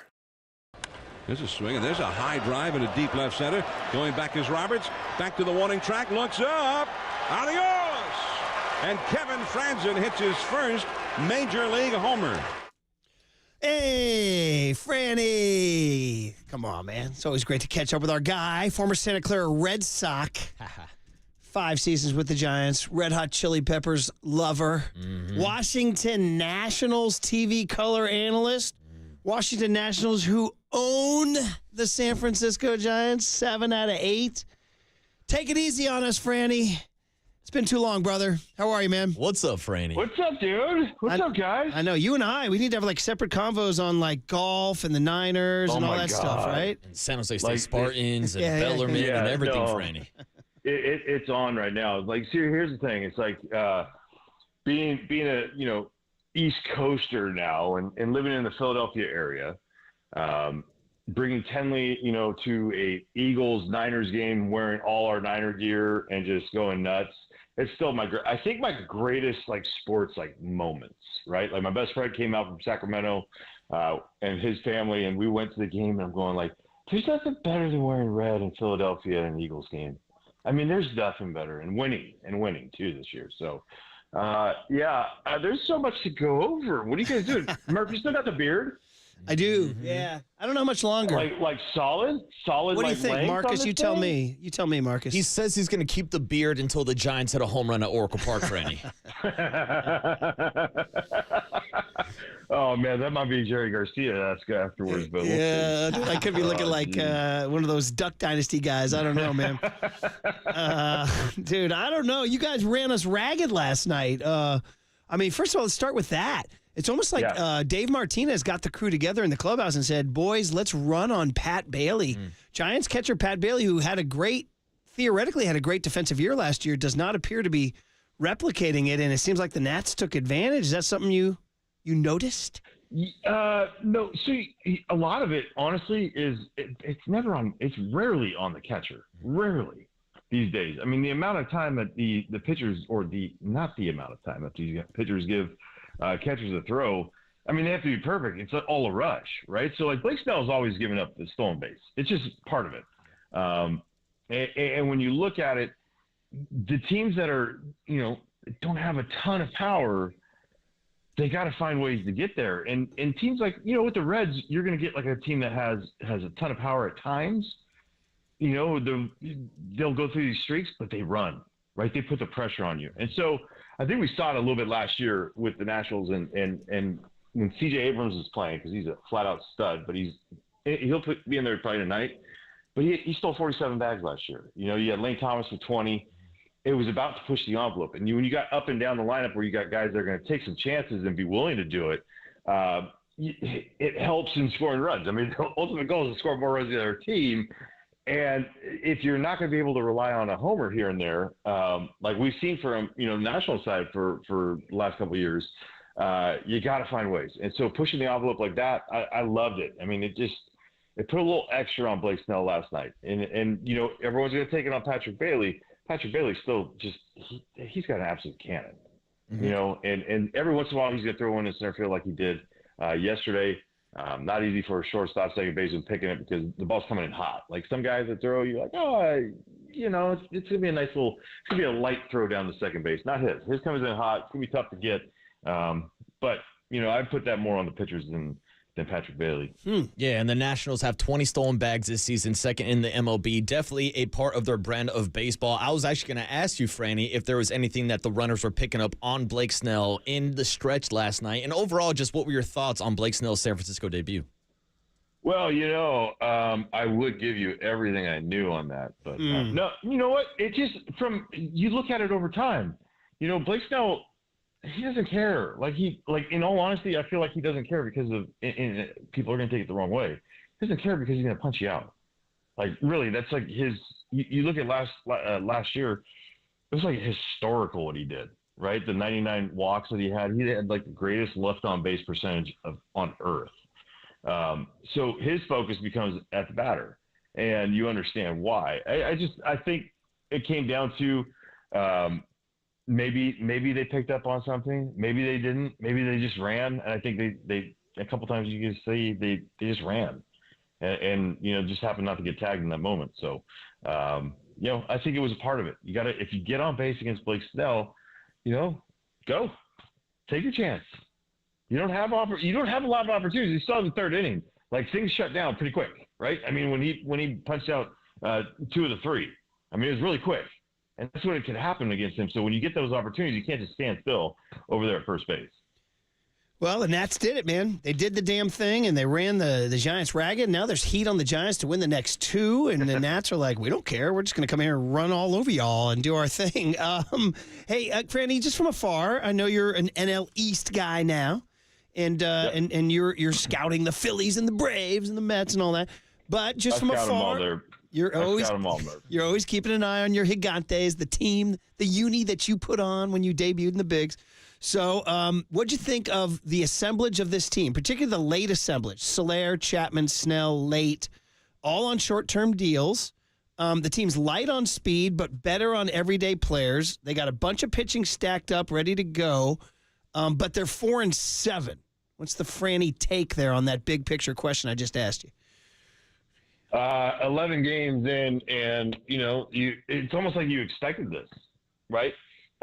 So I had them as my number one interesting team on my MLB show on XM, and they're number one interesting team in all the league going into the offseason because they needed so much, right? They needed so much to change the culture of this whole thing. They needed so much to do, great things, to bring back the old ways with the new, thought processes, right? Like when you think about it. So bringing Bob Melvin was great. Blake Snell was my number one here. I thought Jorge Soler would have been, he was one of my, this was top 3 for him coming here, a right-handed power hitter. So when it comes down to what I think, I love it. I thought the offseason the Giants had was phenomenal. It was crazy because we did we did a top 30, who had the best offseason after everything was done. And it was done before, right as spring training was, about. We were trying to hold on as much as we can because the free agents were still out there. And we did one, and then we put it out there, and the next thing you know, we kind of stopped it because we had it was like the Giants made, 2 moves. And you're going, whoa. Okay, where do we put them? And it changed them from like a 12 to an 8 to a 5. And it was like, it continued on and went through spring training. We're like, afterwards, we just sent out like a mass text to us. We're like, where would you put the Giants at like best offseason? It was like, it was either 2 or 3 because let's be honest here. The Dodgers didn't need to do it, but like going and getting, Shohei and Glasnow and Yamamoto, that's going to put you at the top. Apologize, but that is.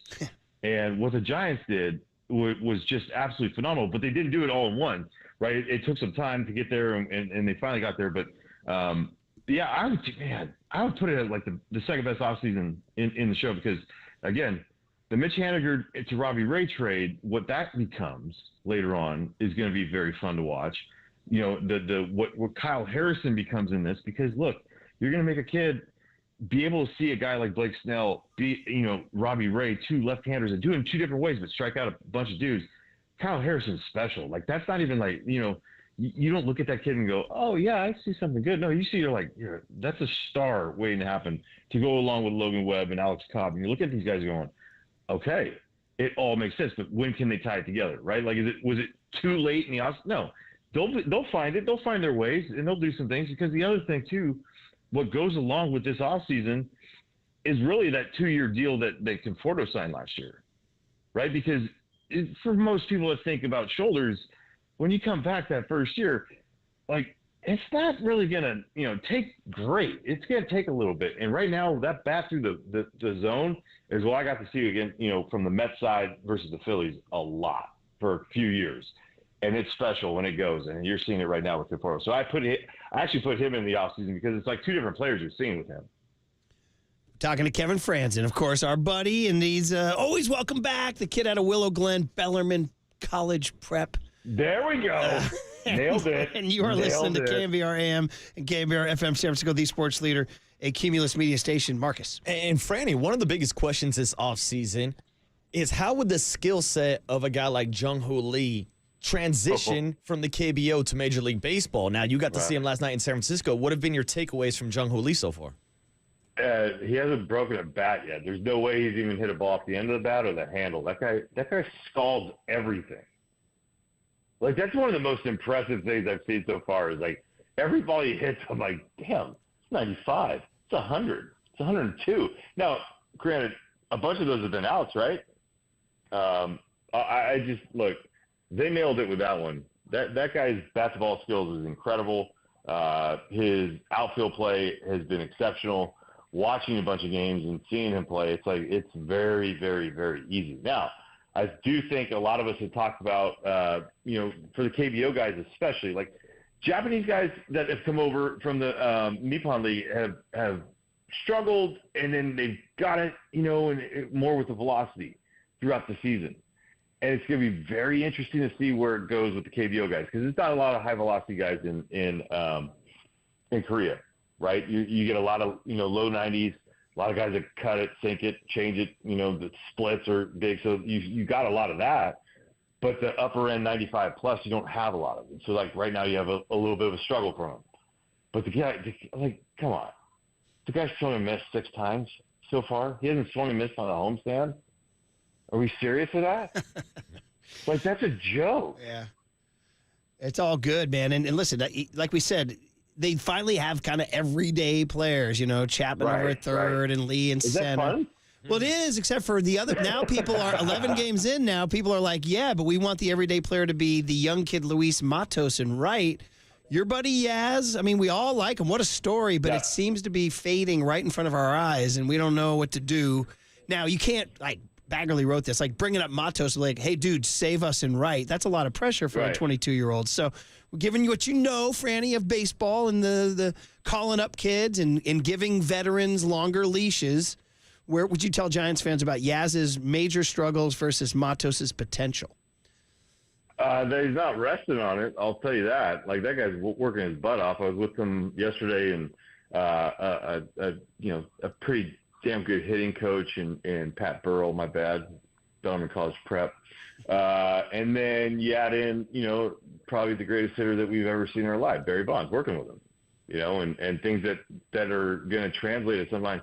Like I don't want to put them in the same light, okay? But you look at Joey Gallo with the Washington Nationals, right? And it's a chronicle, the low average, high power, all this stuff, and talking to him and hearing about the shift and what it did and trying to hit over the shift over the years changes everything, right? Like changes your mentality, changes your body as far as what and how you try to produce base hits, try to get in that open lane. I'm not going to say that was the case for Yaz, but there's a lot of things that like him getting back on top of the ball, right? Like not floating underneath. If you think about Yaz's swing, how like calm he is at the plate, but his back shoulder would always drop. Right? Like you would think about like just the tilt that he would create, and it was a lot of high fly ball, right? High fly ball, pop-ups, and then weak ground balls when he was. But when he hit line drives, those things carried, right? So everything had to be really perfect. So the things with Joey is they're trying to get him on top. So I feel like the same thing is being, told to Yaz in this situation. And if they do that, if he does that, guess what? Everything's going to be right. But, I mean, it's a habit that you're trying to correct in the whole, grand scheme of things of Major League Baseball. That's tough to do. So every once in a while you're going to run into it. It's going to be an issue. But, I mean, what's that leash for him? Because it hasn't been the most productive last couple, right? I mean, year and a half-ish for Yaz for not being the most productive.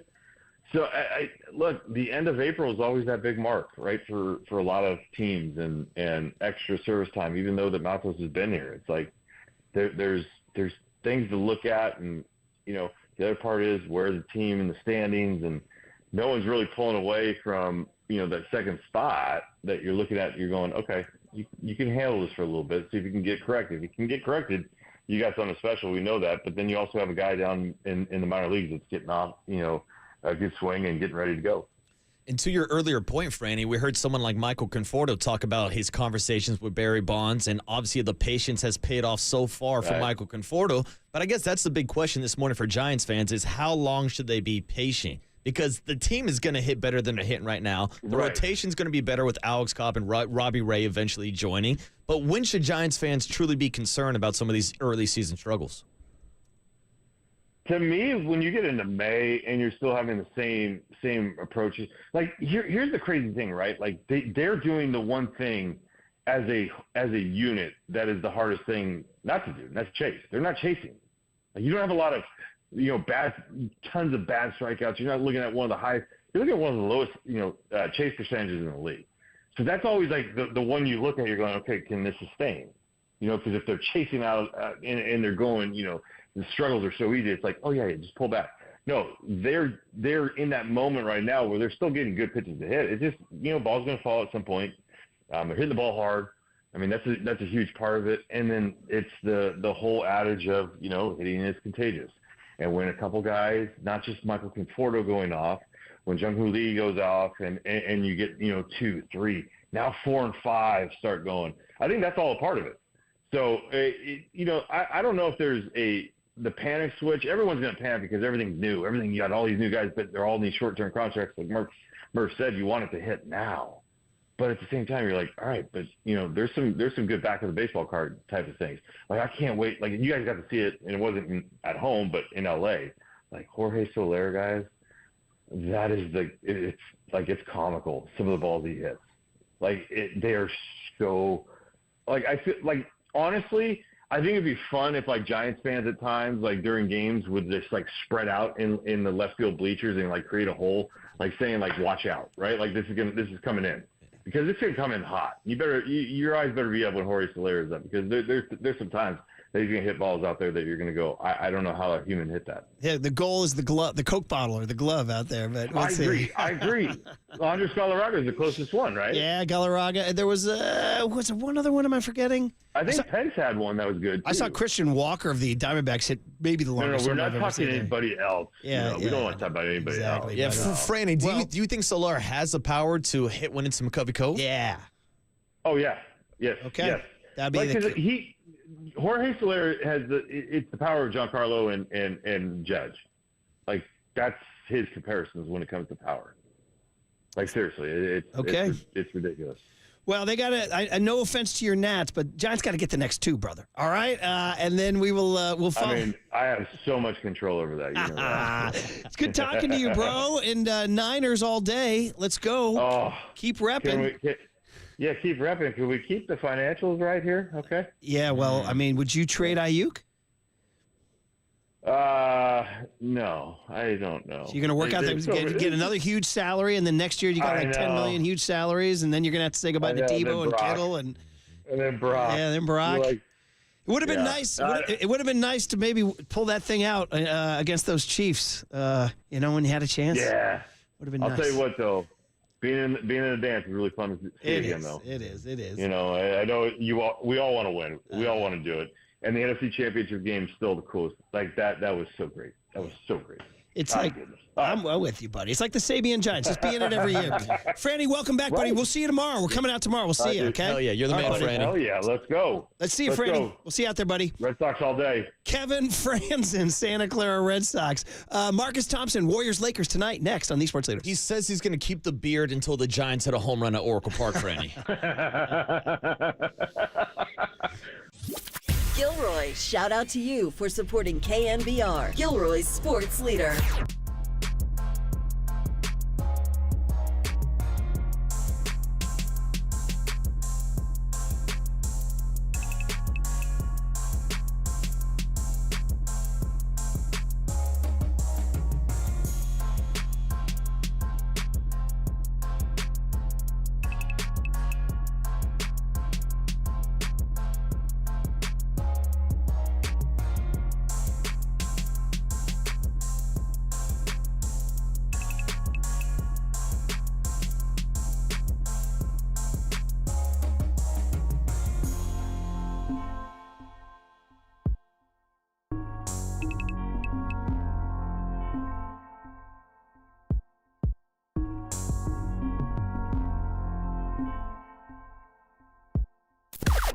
Now, from the O'Donnell Financial Group Sports Desk. Learn more at ODFIGroup.com. O'Donnell Financial Group, because planning is a process, not a product. The Warriors are squaring off against the Lakers tonight with play-in implications. So earlier this morning, we had the radio voice of the Lakers and Klay Thompson's dad, Michael Thompson, on the Murph and Marcus show to preview tonight's big matchup. To hear that podcast and more, check it out on KNBR.com and the KNBR app.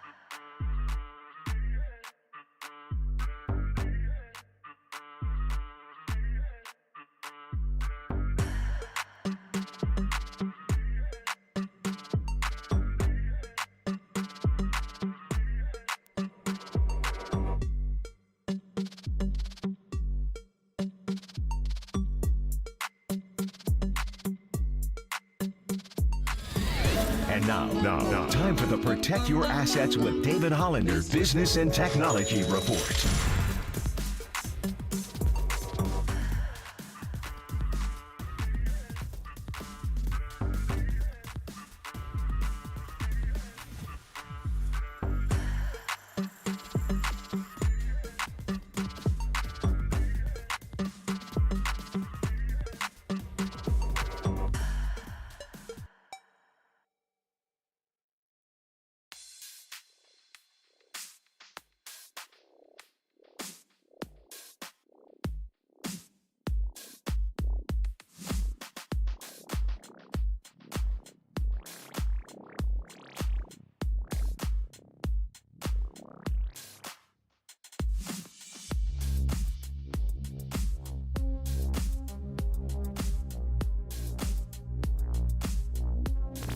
Dub Nation, Murph and Marcus keep rolling on the sports leader and streaming live on YouTube at KNBR 1045.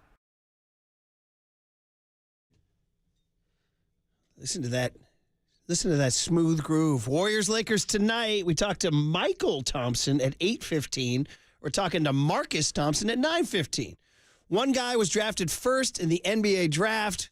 The other guy was drafted first in the sports writer draft. Here he is, Marcus Thompson. Big one tonight, man. How you doing, MT? What's up, Marcus? Did you tell my cousin from the Bahamas what's up? Yeah, we did. That's my play cousin. He's always well. There's a lot of Thompsons going on. I'll tell you that, brother. And he's always fun, man. He's a character. And Marcus, he was telling us that he has 9 total rings because he counts all the rings in the family. Does that mean that you get to count Michael and Klay Thompson's rings also? Yeah, that's where the play cousin part come in. I don't really get the benefit. Wait, you know what I'm saying? It's like, did Tristan win any? Tristan Thompson? 2016? Tristan won 2016. Yeah. That's 10 now, buddy. You're good. Throw it on the pile. And then, you know, Amin and Asar about to win one. They're coming. The Pistons They're coming. And Rockets next. Yeah. There we go. It's what we do. Thompsons win championships. It could be one of the greatest last names in NBA history there. All right, man. All right. Well, hey, let's start with your cousin, Clay. Because I just was fascinated by the comments on the Draymond Green podcast. It was like peer-to-peer counseling.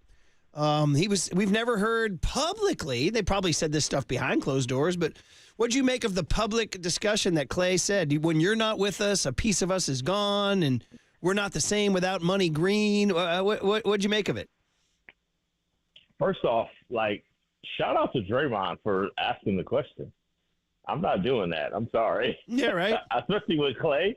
You don't know what Clay's going to say. Steph, you figure Steph will provide a good answer, right? But I was like, yo, Clay, how are you going to answer this? And his answer was really good. But, like, wow. I mean, for Draymond to say, give it to me raw, and this Clay on the other end was pretty risky. But, like, we know it. It was a very respectful and, you know, like what you'd expect from them. Except you just don't hear Clay talk like that. But we know they get disappointed in him, and we know they believe in him, which is why they get disappointed. After seeing Steph basically in tears on the court after the last ejection, you can kind of sense that if you've pushed Steph to that point, then just about everybody around you has already felt this frustration.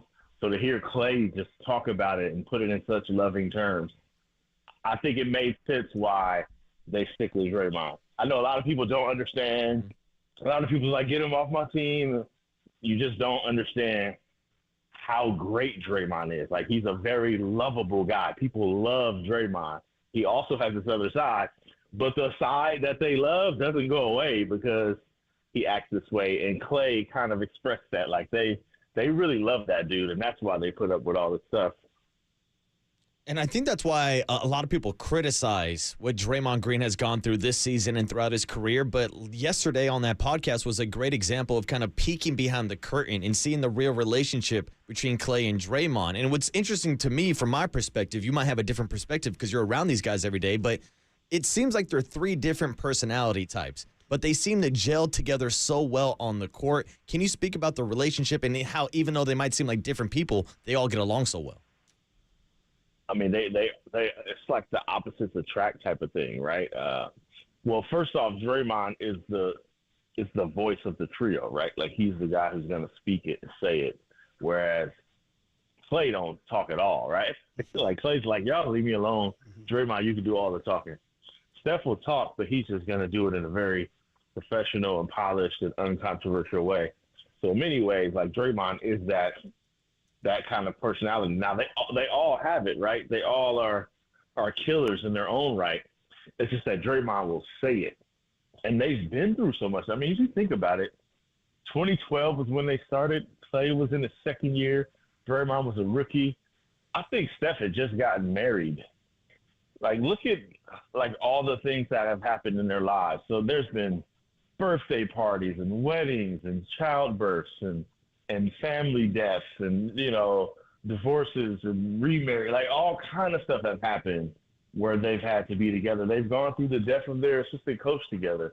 Like, the idea that they could probably not be this close is crazy, considering they've decided to stay this close for a decade. Like, they've been doing this for a decade, but they've been through so much together. That's what they keep talking about. Clay's injuries, right? Steph's ankles, Draymond's suspension, like, they've all had to rally each other. So this is the bond, right? This is why it's going to be tough for Clay to leave, right? It's going to be tough. Draymond had the choice to leave. He could have left this offseason. He came back. They all come back because this is what they've been doing for a decade, and they are really close in a very opposite attract kind of way. Talking to Marcus Thompson of The Athletic. Warriors at the Lakers tonight at 7 o'clock. Here's the deal. Warriors win out. They get the 9 seed. They don't. They get the 10 seed. So, to you, how big a deal is it? I mean, as a listener keeps pointing out to us, you know, in the old days, these are lottery teams. So, for you, how big a deal is 9 versus 10? Can they win one game in LA? Do they have to have it at Chase? I think, first off, it is a big deal. Like, for Joe Lacob, that's a pretty, you need that money, right? Or at least you want that money. Mm-hmm. And he spent a lot of money on this team, so you got to get it back to him. But I do feel like, number one, I'm not sure what's going to be in LA. I know that's what it looks like right now, but anybody paying attention to Sacramento, just go look at Sacramento's schedule the rest of the year. And they don't have Malik Monk or Kevin Huerter. They're missing two of their top 6 rotation players. I think Sac's dropping. Lakers got a cupcake outside of the Warriors. They chilling. So I could easily see them going 3-1 over these last 4. I think we're setting up for a Warriors-Kings 9-10 matchup where the Warriors are going to Sacramento. That's what I think. And if that's the case, I think the Warriors take that 10 out of 10 times because they aren't terrified by Sabonis, and Anthony Davis gives them fits. I think they just need to avoid the Lakers because if Anthony Davis plays, that size advantage is just too much. They have to hit too many threes. And, they already know where Steph and Clay is going to be. They're going to be behind the line because they're not going inside with Anthony Davis. So to me, they just got to hope the Kings or the Pelicans fall, and somehow the Lakers just keep winning and get out of their bracket. That's the best case scenario. But they also need to hope Denver doesn't get the number 1 seed because the best thing they could do, I think, is 8. And if they get the 8 seed, they want it to be Minnesota or Oklahoma City because they want to avoid size. No size yet. Let's get these small undersized teams out there, or at least the slow bigs like Rudy Gobert. They could probably deal with that. Yeah, Marcus, and I think you're absolutely right with that breakdown because you want to avoid Anthony Davis at all costs. Now, the Warriors did win down in L.A. earlier this season, but in that game, Anthony Davis left early with an injury. So the Warriors are still trying to game plan how they could be AD in L.A. I'll ask you the simple question, is TJD in the starting lineup the answer? Yes. I don't know if it's the answer, but he's going to be in the starting lineup, and it helps. The problem with Anthony Davis is not so much about their defense, their offense. He muddles up their offense. Essentially, you just take away drives for Steph when Anthony Davis is in there. And that just really messes up the Warriors' offense. He's the only guy who consistently and effectively gets to the rim. And they need to get inside. I know everybody shoot threes, but you still have to go inside. You can't just be all threes. And when Anthony Davis is there, it's harder for them to go inside. They become a very one-dimensional team when there's a shot blocker in there, especially one as good as AD. So maybe Anthony Davis has to focus on TJD a little bit more. He can't roam like he would off of Draymond and off of Looney because of the lob threats. But he's still going to be a problem. So, they got to go the other way. They got to just go crazy from 3, draw people out of the paint, make them so terrified of threes that everybody's out there. And now you can kind of open up lanes, pull Anthony Davis out of the key. That's what they've got to do. Trace does help with that, right? He's the lob threat, he's the rim protector. So it's a little bit, it does add some value. But as long as Steph is making shots, that's the real key. Steph's got to make threes at Crypto.com. That's been tough for him at times. Very much so. It's a strange place. They haven't only won once there since 2021. And before we let you go, Marcus, circling back to the Clay podcast with Draymond about his future. And I know your buddy Tim Kawakami wrote a pretty good column there yesterday about, that Orlando's out there and he's playing really good and the Warriors have money issues and all that. But did you hear anything he said yesterday? Did you read anything between the lines of him talking about playing ping pong or playing cards or his mental health and all that about his future? What did the podcast change your opinion at all? No, it only confirmed it. I don't think Clay's going anywhere. I don't. I think in the end, at some point, it all boils down to this. I've been saying this for years. It's true with Draymond. It's true with Clay. It was true with Bob Myers, right? In the end, you know how you decide these things? You got to sit down in front of Steph Curry and tell him you leave him. That's a harder thing to do than people think. You got to know you know what I'm saying? You got to be convinced. You got to be certain. Now, the way Clay does that, if somebody offers him a big sum of money.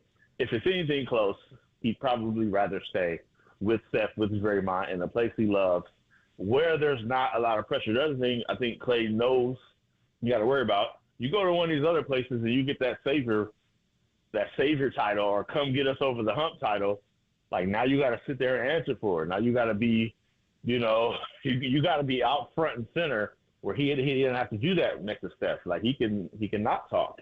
I mean, look at Draymond. Look how long it took him to get him on the pod. He's been trying for years to get his teammate on the podcast. Klay's in his own world. I don't know if he can do that if he goes somewhere else.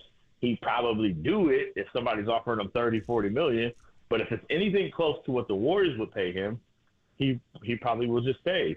It's tough. You can't look Steph in the face and be like, I'm leaving you, dude. Goodbye. Like, that's a hard thing to do. Absolutely, and we'll see what happens with Klay this offseason. We'll see what happens tonight down in L.A. And just to wrap it up, Marcus, we saw that Andrew Wiggins sat out this past Sunday against Utah with an ankle injury. What's his status for tonight? He's going to play. He's expected to play to return. So is Kuminga. They should be back to full roster tonight. Steph's got 4 days off. Like, it's go time. I think everything is copacetic down in L.A. now. I'm here. So we lit, right? Mm-hmm. If I made the trip, it's a big game. Kevon Looney calls me TV Thompson. He says I only show up to TV games. He's gonna be validated tonight though because I'm in the building. Man, we got Marcus in Southland. All right, I love it. So TV Thompson. All right, I know, right? I like that, Marcus. It was I like dark. that. They turn out the lights. They shine the light on the court. It's like showtime in L.A., man. So. Hey, by the way, Michael called Magic Johnson the greatest leader ever to put on a uniform. That's what he said. How about that? Hey, that's legit. It is legit. I'm not going against Michael Thompson. I know, right? It is 9 rings. All right, buddy. Enjoy the heck out of that theater there tonight. That should be really, really fun. And we will read you in The Athletic. Thanks, man. Yeah, thanks, Marcus. All right, have a good one, fellas. There he is, down in L.A. You go outside, you go to the downtown L.A., you go to the Pantry for breakfast. The place is open 24 hours. But, dude, I tried to take the family there. Freaking line like 2 blocks long. When I was down in L.A. in the late 80s, you could just sneak in there. But you know what? Things get like social media, you know what I mean? And also, like, there's more people in the freaking world now. And so now you can't go to places anymore. That's the problem, dude. Instagram. I was scrolling through the other day, and it's like, check out this new hip donut spot in San Francisco called Bob's Donuts. And I'm sitting to myself like, what are we doing? Was that from Swaggy P's Instagram? Might have been. These things are better than. We might be onto something. Might be onto something. Might be onto something. All right, we might be onto the fact that there's controversy over Dan Woike/Wikey/Wikey/Wikey. And I'm going to tell you, I'm going on the record, John Joe, I'm not dying on this sword. I'm not. If it's Woike, it's Woike. I thought it was Wikey. I don't know. I thought he came on our show and told us it was Wikey. Sounds like Nike, but then again, my brain, bro, it ain't what it used to be. What happened to my brain? What happened to you, bro? You know what happened? What happened to your brain, bro? That's me talking to myself. What happened to you? Anyway, either way, Wikey or Woike, he's the LA Times Laker writer, and he's next on the Sports Leader.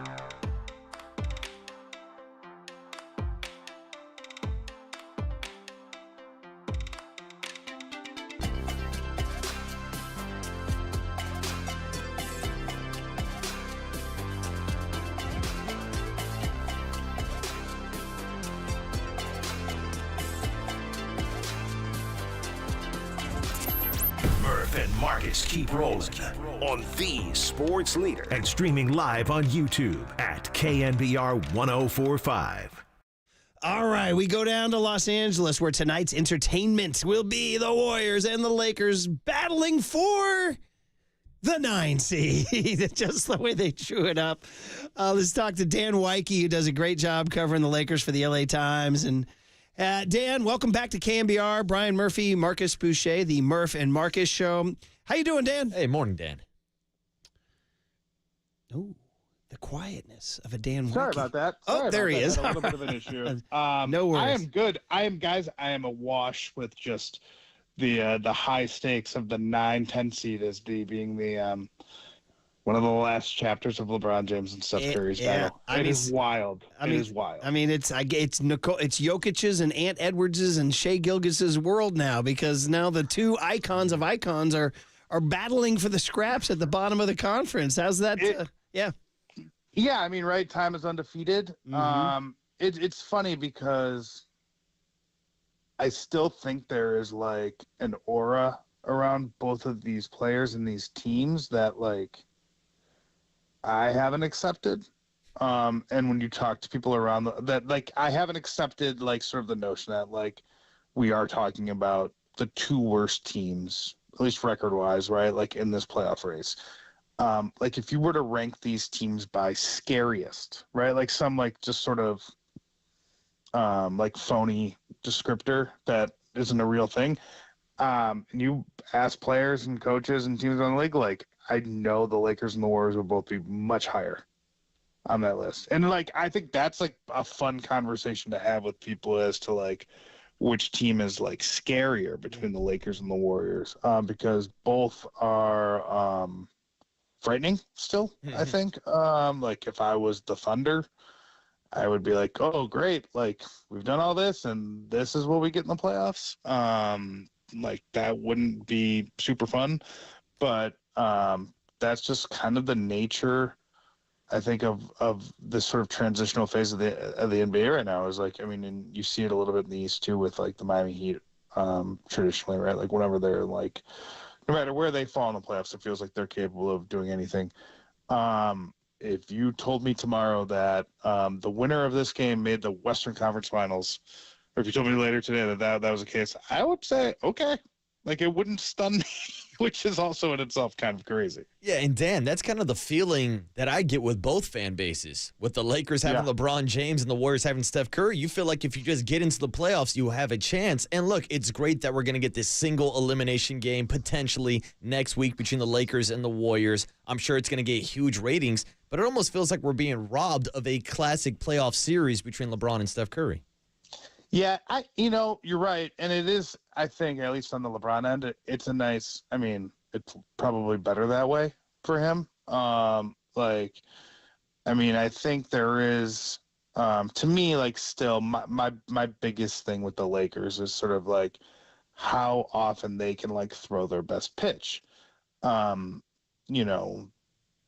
It's not an every night thing in the regular season. It just isn't. That's not how they're built.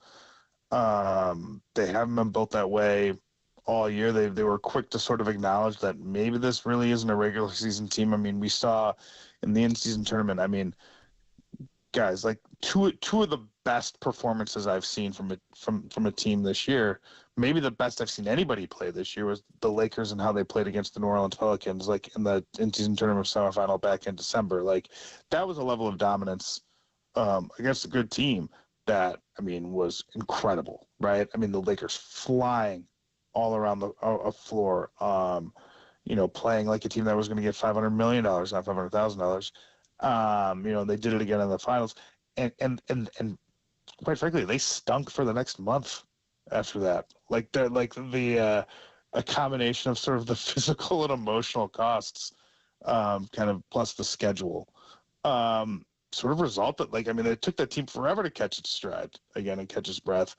I think this time of year, I mean, we saw there was a back-to-back on Saturday and Sunday, big games for the Lakers. And, LeBron didn't play in the second half. And yeah, they said it was the flu, and I heard him talking about being sick and stuff like that. But I mean, I would think too, the sort of appeal of getting an extra 48 hours to get ready for this game against the Warriors was probably a play as well.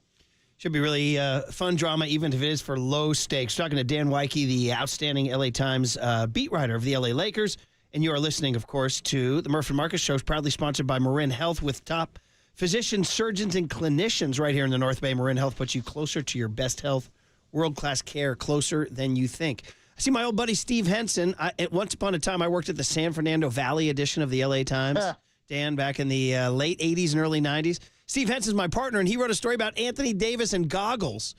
And so just for fun, I mean, this is the guy who really torments the Warriors maybe more than LeBron, and he got his eye poked on Sunday.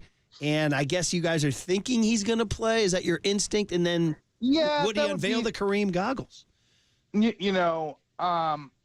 Yes, I think he'll play. No, I don't think he'll wear goggles. Would be my bet. This one didn't seem like it was like a scratch, like a corneal abrasion or anything like that. This seemed more like he caught like a forearm or an elbow kind of to the area, and it was more of a swelling issue. But look, right, I mean, this is 3 times in pretty high leverage games that he's been hit in the eye or in the face and has had to leave the game, right? It happened in the playoffs last year.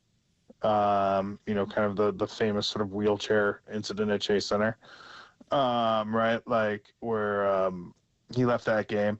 It happened against the Warriors. I mean, it's really, guys, it's the Lakers' last two bad sort of home losses. Like, this is exactly how it's played out. Like, Lakers have had a pretty good first quarter. Anthony Davis has played pretty well. He gets hit in the face. We don't see him the rest of the game, and they lose. Right? So, I mean, maybe he needs a football helmet or something, right? Like, well, like, why stop with the goggles? I think it underscores, I mean, obviously, right? Like, they can't win without him. Very similarly to the way that the Warriors can't win without Steph Curry. Like, there are versions of the Lakers that can work without LeBron James. It's happened over the course of the season periodically. They've been able to kind of like throw it together and play a different style, but they ultimately don't really have a chance without Anthony Davis. And so, yeah, I mean, I think it just kind of underscores that, right? My hunch is that he'll play. Whether or not he goes to a Warby Parker before or after, I guess, is a wait and see. Yeah, and it seems like the only way to slow down Anthony Davis is with an eye poke. But I actually want to ask you about LeBron James. And very 80s. It's very 80s wrestling. Yeah, definitely. Like you just walk up to him and just thumb to the eye. Or Three Stooges, I'm thinking. Yeah. You know what I mean, yeah. Captain Insano shows no mercy. But is there any mercy with LeBron James? We thought Father Time would slow him down. He's now 39, still playing at a high level. I'm curious about what his future looks like in Los Angeles. There's always the stories about him wanting to play with Bronny. I saw you wrote an article about Bronny declaring for the draft, but also entering the transfer portal. What do you think the next couple of years look like for the legacy of LeBron James? I mean, I think today, if I had to guess as to what the future looks like for him, I think he would resign. He would opt out of his contract and resign some sort of, 1+1 or something like that type of deal with the Lakers. Again, maintaining his flexibility, but ensuring, the $50+ million he's owed as a player at this stage.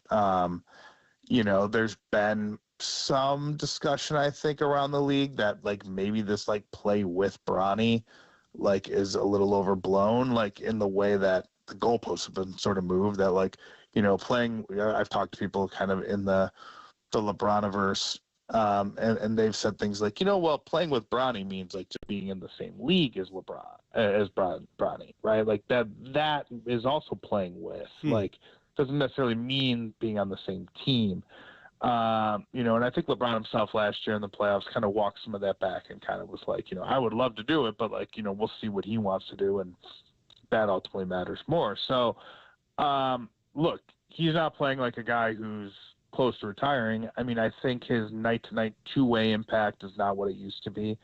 His defense is, like, very much a sometimes thing, and, like, if you watch the game tonight and if you see LeBron, like, really active defensively early, it's going to be hard for the Warriors to win. I mean, that's just how it's been this year. Like, when he's been able to kind of, like, ratchet up the energy on that side of the basketball, like, the Lakers are really, really good. But he just can't do it every night. It just doesn't happen every night. And I think, but look, is there any question about his? I mean, the guy's having his best three-point shooting season ever. It's incredible. And it really is. And this does sound like we fall into these traps with these guys all the time, right? But it is like, it is something like he is so physically blessed, LeBron James. This year to me, and this feels like something I could be writing at some point, like, this year to me is about work ethic, right? Like one, his ability to, like, be, like, mostly healthy. And then two, like, the shooting. Like, really, like, kind of like the most recent sort of knock on him, right? He's not always available. And sort of the knock that existed throughout his early career, which is that, like, the way you guard LeBron James is you take two or three steps backwards and you dare him. Well, he's, maybe the best catch and shoot player on the Lakers. It's either him, it's Rui Hachimura, or D'Angelo Russell. Like, I mean, he's been fantastic, guys. With that, and it is sort of a old dog, new tricks type of thing, and it's pretty incredible to watch. And we'll watch it tonight. What do you call himself? The 2003 Escalade with the same tires? I think he said something like that. So we'll see those feet tonight. We'll see what he's got in them. We'll see what Steph has in them. And it's so crazy they're playing for the 9-10. Dan, you do a great job writing about them and talking about them. We appreciate you sharing some time. We'll keep reading you in the LA Times. Appreciate you. Yeah, thanks, Dan. All right, sounds good. Hopefully we'll do this again before playing. Yeah, we may do it next week, brother. Yeah, right. So there you go. All right, Dan Wyke, LA Times. Literally, maybe playing a week from today. Mm-hmm. Same two teams, same spot. Run it back, Murph. Run it back. Or it could be at Chase Center. With the Escalade with no tread on the tires. And I learned you got to get new tires. I just had to get a set of new tires. Shout out Malagani Tires in Mill Valley, run by the Manjis, my longtime Mill Valley family. You got to stay local, young Tone. You got to stay local. How are your tires, Tony? How are they looking? Fantastic. All right, you sure about that, bud? Yeah. Have you done a pressure check lately? I got the car serviced like last year, pretty recently. He's the kind of guy who keeps his car up on servicing. Do you do the Abraham Lincoln penny trick? No, tell me about it. Oh, you put the penny on your tire, and if the tread doesn't go above his hat, you need new tires. Dude, that's incredible. You know what? I'm a smarter guy. I right knew now. that. What did old Murph learn today? There you go, right there. All right, guys. We will hand it over to Papa and Lund and try not to trigger me about the wave. Spider tried to trigger me in the break room on KNBR 104.5 and 680, the Sports Leader. And don't none of us want to see that psycho in the Bay. We don't want to see that psycho in the Bay in a play-in game. I'm telling you. From the Chilton Auto Body Traffic Desk.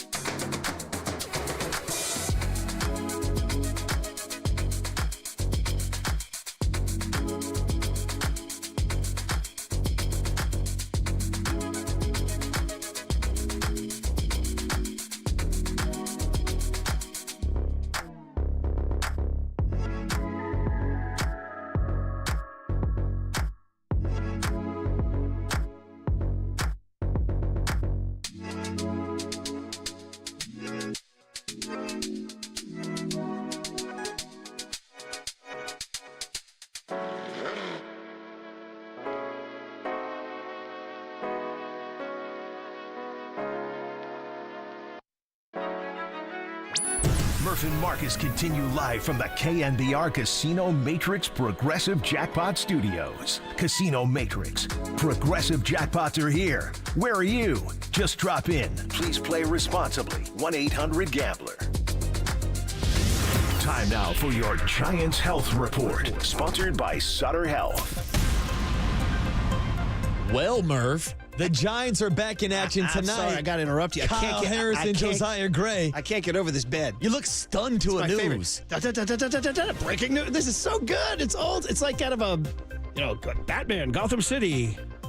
The Jokers. I think I used this bit already, but it really does feel like from a bad Batman episode that they would choose this. But I don't want to diminish the Sutter Health medical report because it is an important thing. And it's a big, big update today because yesterday, the Giants' leader in RBIs, Michael Conforto, was scratched from the lineup with side soreness. Now, he started to feel this soreness after his final at-bat in Sunday's 3-2 win over the San Diego Padres, but Bob Melvin said that Michael Conforto is likely to return to the starting lineup as soon as today. And whether you want to hear from me, Bob Melvin, or from the doctors who never stop answering your questions, to cardiac specialty centers that never stop helping hearts, Sutter is more than 220 hospitals and clinics that never stop caring for California's SutterHealth.org. Nicely done with the Batman music, too. Okay, I got all these little margin notes I want to get to here in our last segment. But Richard in Petaluma has been amazingly patient. He has a take on the Warriors. He's on 808 KNBR. My man, Richard, good morning. How are you? What's up, Richard? Oh, gentlemen, I'm doing quite well. I love it. And so I'm going to make some very salient points because I know you guys got to go. First of all, I'm not a mathematician. I'm not a scientist. I'm a ball player. When I cross that line, I'm going to play ball. You talk about stealing the base. When I went up, I was a leadoff hitter. I took a catcher before I got in the batter's box. When I get on first, I'm taking second. I'm taking it. Richard, wait, Richard, is this Ricky? Is this Ricky Henderson? Richard Henderson? Yeah, I used to go to school with Ricky in North Oakland. Yeah. Did you go to Oakland Tech? Yeah. Nah, go Bulldogs. I went to, yeah, baby. Yeah. All right. Actually, Tech. I met Ricky. And also, don't leave out Gary Pettis. There's some great O-Techs. Hey, but listen, Marshawn for the new generation. Hey, Richard, so you're saying when you're on first base, second base is yours, so the Giants maybe the Giants should follow that advice. Well, I'm piggybacking on what the Washington Nationals are doing. Yeah, I'm going to make you think about this. When I tell you as a catcher, I'm taking second. It changes your whole pitching. Dude, to me. Richard, you're onto something, brother. They put the pressure on the Giants. And Murph, the Giants will have a single stolen bag this season. I need Richard in the roster. I need him in the middle of the lineup, to be honest with you, Richard. That's like that attitude. Yeah, and so the other point I wanted to make was about, now I'm going to come to, I want to make two more points, and I'll make them real quick. Yeah, you're good. When it comes to basketball, NCAA tournament. Oh, yeah. And then this is for Tony. You know who the original Skywalker was? Who was it? Kenny Skywalker? Daryl Walker out of Arkansas. Not Kenny? John Calipari no, Daryl. Okay. Daryl Walker. Daryl Skywalker. In Arkansas. What era are we talking about? Are we talking about the Sidney Moncrief era? Is that what we're talking? No, we're talking about way before that. We're talking about Daryl Skywalker. I once saw Kenny Skywalker at an Atlanta restaurant having lunch, and I thought it was a pretty good celebrity sighting. Yeah, but the original one is, and you go back and you can YouTube it. It was Daryl Walker. All right, Daryl Walker. Because he was Daryl Skywalker. Could he, like David Thompson, make change at the top of the backboard? They used to say David Thompson, waterboy, he could go up with a quarter, you put two dimes and a nickel. Grab a quarter. Make change on the top of the backboard. And so, what did you say his last name was? That was David Thompson. So think about this. Through this whole scenario, how many Thompsons been on this radio show? We got Michael, we got Clay, we got Marcus. Now we're going David. So I'm going to end this with this, Murph, and you love your music. I'm in this with one simple song. Remember Sly Stone? Yeah. Family Affair. Of course, baby. Yeah. So it's a Thompson's Family Affair. I got you, buddy. Richard, great call, man. Hey, Richard, don't be a stranger, brother. You just call in whenever you have something to get off your chest, all right? Oh, thank you, my dear. Take care. There he is. Dude. That's Richard in Petaluma. I don't remember. Has he called here before? I don't think so. And John Joe Curley, what the hell were you doing keeping Richard on hold? Richard just had takes, man. Richard calls in. He's calling out young Tony, asking if he knows the original Skywalker. Darryl Walker from Arkansas, which I didn't know. He got me on that one. I would have gone Kenny Skywalker from Kentucky. Who was the song Skywalker from the last 10 years? Like a quasi rap song. I don't know. liked that song. I can actually. just give you a Luke Skywalker. That's all I got. Well, there you go, man. Yeah, The Weeknd? No. It's the Sky. I'll get it for you. You know what's so great about Richard is that I was gonna choose to end the show triggered and full of rage about the wave, and he just completely changed my mood. He changed my mood. I'm like feeling good about Richard just talking Oakland Tech, stealing second, who the original jumpers are, and how many Thompsons we had on the show. And I love the fact that he just came on. He's like, look, you got a couple minutes. I got a couple stolen bags. I went to high school with Ricky. I got stories for you. You're going to learn today, Murph. That was outstanding. And he's right. The Nationals came in and said to Miguel, was a Skywalker. Why don't you cue that up for us as we get out of the show? Travis Scott. Yeah, I was going to tell you. Give me that. Play that. Why don't you play us out with that? Dude, the Nationals came in and told Pat Bailey, you throw us out. That's it. Try. And in this new age of baseball where we got the pizza boxes and the limitations on rules picking off and pitchers can't go over as much. How the Giants have none? They have zero. The Arizona Diamondbacks were one of the top running teams last year, and we saw the Washington Nationals come to town. They have 20 stolen bags on the season already. When we Giants have zero. When we praised the Giants' roster construction, we left out the fact entirely that they cannot steal a bag. No, and Cap was right. He's like, go through this roster. Who can steal some bags? I'm like, well, Jungle Lou's got speed, but he ain't no Skywalker. Were you down with this tune? This is a good track. Yeah. This was. Yeah. Let's smooth us out of here. Smooth us out to get ready for.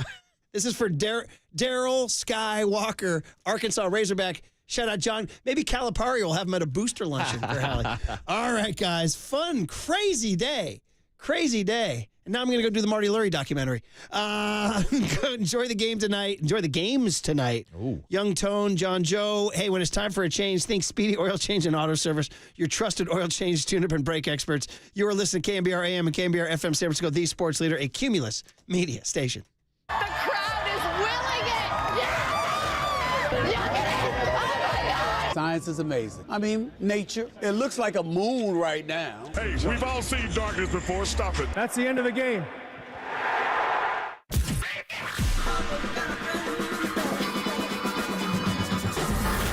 Ladies and gentlemen, Prepare yourself. prepare yourselves I love it when you call me Big Papa. for Greg Papa Sleeping Boy to Superman. San Francisco. and John Lund. It's 10 o'clock. Let's hit it. This is Papa and Lund That's right. We're getting it going. on KNBR 104.5 and 680. 680. The sports leader. Sports leader. Deep three, Tristan Newton is good. He shot it from Tucson. 39-30. The largest lead of the night for the Huskies. Newton with the shot clock winding, drives inside. Arnidi throws it up with the shot clock nearly gone. Heaves it at the rim. And sometimes it's just your night. 51-38 UConn. The second verse is the same as the first. UConn repeats as national champions. The third team to repeat in the last 50 years. 75-60 the final. The Huskies back-to-back national champions. 3-2 pitch. Swing and a miss. He struck him out. A high fastball at 96. 2 strikeouts in the inning and a lot of pitches. And we've seen that before. Here's a swinging strike 3 on a big curveball.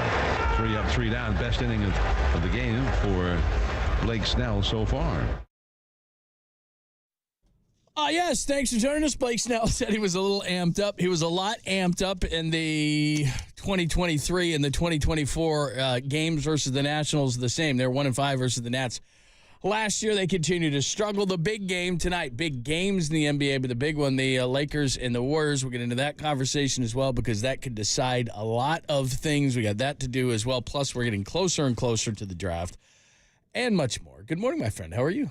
I am well. We are going to check in with Mike Trudell, Lakers sideline reporter, find out about the left eye of Anthony Davis after he got poked in that eye by slow-mo Kyle Anderson. Third time he's been poked in that eye this year, including one game against the Warriors when he came out of. So if he don't play, that's a major change. Will he have to pull out the Kareem goggles tonight? And LeBron had a bad stomach virus before their game Sunday. You have to think he's over that to play tonight, but we'll talk to Mike about all of it. So I don't know what ended. About the same time, UConn's domination last night of Purdue, and Purdue just going to the big guy, Edie, over and over and over and over. And he was good early in the game. Well, but they never threw it back out for a three. They make 8 threes a game. They made one for most of the game. It was a heave. That little run that they had right before halftime essentially ended it, but UConn is just across the board better. And then the Giant game, and it kind of ended around the same time for Blake Snell last night. I'm wearing my spring training hat because essentially that's what he had last night was a spring training warm-up. He was all over the place, did have a good breaking ball, good change-up, and he was able to bury his curveball. The fastball command was not there. But what do I know? I was watching on TV. Were you at the game last night, John? Yeah, ever so briefly, because after Blake was gone, I was gone. I'd had enough of that offense and wanted to go home and watch the national championship and all that kind of stuff. And what you saw on TV was the exact view from behind the plate, which was he had zero fastball command. He said after the game that he was amped up, and you can understand that. I'm not worried. I know we're going to get into a ton about the offense, but like you said, he just couldn't hit his spots. He went 3-ball count on the first 6 batters, 7 of the first 8, and it wasn't really even close. Like you said, I mean, he made it really easy on him. And that he could just not spot the fastball, and whether that was adrenaline or he just hadn't had enough work or whatever the case may be. But his other pitches, like you said, he throws such an assortment, and to an extent, that's kind of what he did last year, but not with the wildness. I mean, he just made it way too easy. And I know the guys were talking last night about how patient Washington is. Washington is not the Dodgers, but he just made it far too easy on him far too often. Third inning, you kind of got a chance to see what Blake Snell could do, but those first 2 innings, it was just too much. I'd say so. 26 and 33 pitches, and he came back and he righted himself in the third. So we have the perfect guest coming up at 10:50 to break it down. They already did it last night on Giants Postgame Live with Estes Bestis. Sean Estes was a stylish left-hander with a great curveball, a little bit different than Blake Snell's, which is more of a dirt ball. Sean's would break 12-6 in the strike zone, but Sean was wild. And just watching his outing last night, and I'm going to go to the yard tonight, and I'll watch Kyle Harrison. It's similar. In fact, I think having Blake on the staff can help Kyle Harrison get in the strike zone. They seem to me as though they have the same problem with their fastball command. And for Kyle Harrison, it's the arm side command, being a left-handed pitcher into lefties away from righties. And we asked Brian Price about it in spring training, John, and he said, yeah, but it's the way he rotates his land. He's got to come downhill. There was one spot in the spring Javi Lopez worked that game, and he had a hard time with the landing spot. So he's got to come downhill. It was the rain day, right, where they had the weather? No, he pitched great that game. It was a. Oh, you're talking about the last start. Game. The last start was the one where he had the problem, he had a great win against the Dodgers. Anyway, I've seen it up close. And what Brian Price just tipped us off to, rotational axis getting downhill. So Kyle's got to come to the plate downhill. Just watch Blake Snell, and I've already been texting Estes this morning. And the reason I bring it up is I remember when Blake locked in last year, one thing he was talking about was landing and his heel hitting and the foot going down off the heel. Last night it looked like he was lined up, and he's always been like that a little bit, but a little bit towards first base where he was landing. He wasn't landing coming downhill. I don't know if you could see that from behind home plate, but as you fire up video of his, and he had so many like young Kyle Harrison that were just easy takes right out of his hand.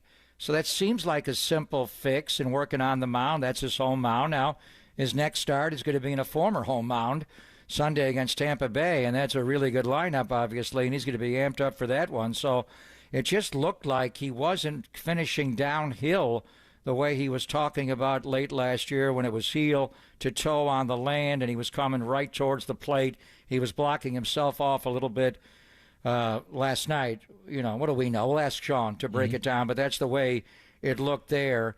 and it just wasn't a good performance. He had, he's got swing and miss stuff, there's no doubt, but he's got to get into the strike zone more. There's no doubt. And now you got another lefty that's very similar, different arm slot, obviously, with Kyle going tonight. It's more of a low 3/4, but they have kind of the same delivery and problems coming out of it a little bit. I wonder if Dave Righetti was hanging around in the spring as being a lefty, if they could help each other, solve that problem and just repeat the delivery more and get in the strike zone, because when they're in the strike zone, they are overpoweringly good. So that was disappointing overall that he didn't pitch better. But the real thing, and we talked about it all day, John, the attendance and the energy of 3 straight sellouts against San Diego. What would the number be on a Monday night against the ex-Expos, the Washington Nationals?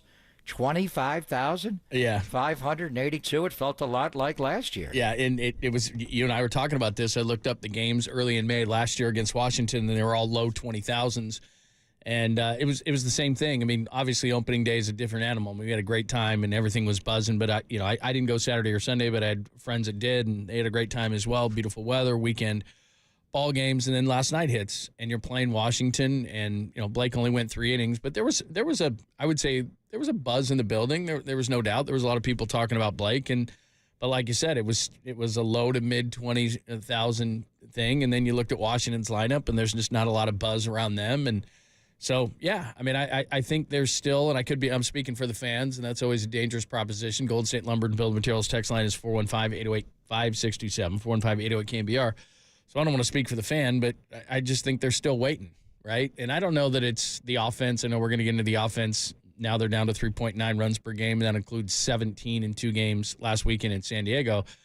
They got to do something, and the answers aren't on the farm. Everybody's yelling about Luis Matos. He's 5 for 24, just so that we can kind of – he's 5 for 24. That's 208, and he has a 769 OPS. He needs some more time, and Luciano has 11 strikeouts and 32 at-bats, and Casey Schmidt's 4 for 33. I mean, the cavalry's not coming. They got to keep the offense going. But back to your original point, there was some early buzz, and it was cool walking around the yard. But, yeah, it was your typical Monday night just like last year. And at first pitch, I looked up. It was 60 degrees. There was a light breeze. It was a nice night for San Francisco on a Monday night. So, yeah, I'm sure the Giants are a little bit disappointed about the turnout last night. Well, I mean, it's all a product. And even Blake pitching the way he pitched, I mean, essentially that was a spring training start for him. He had to work through it. I mean, he's faced AA hitters in a sim game, 3 hitters, and 2 of them are guys that are really struggling. Yaz did line out his last time up, and Austin Slater along with Tyler Fitzgerald. So, when you sign people late like that, you're going to have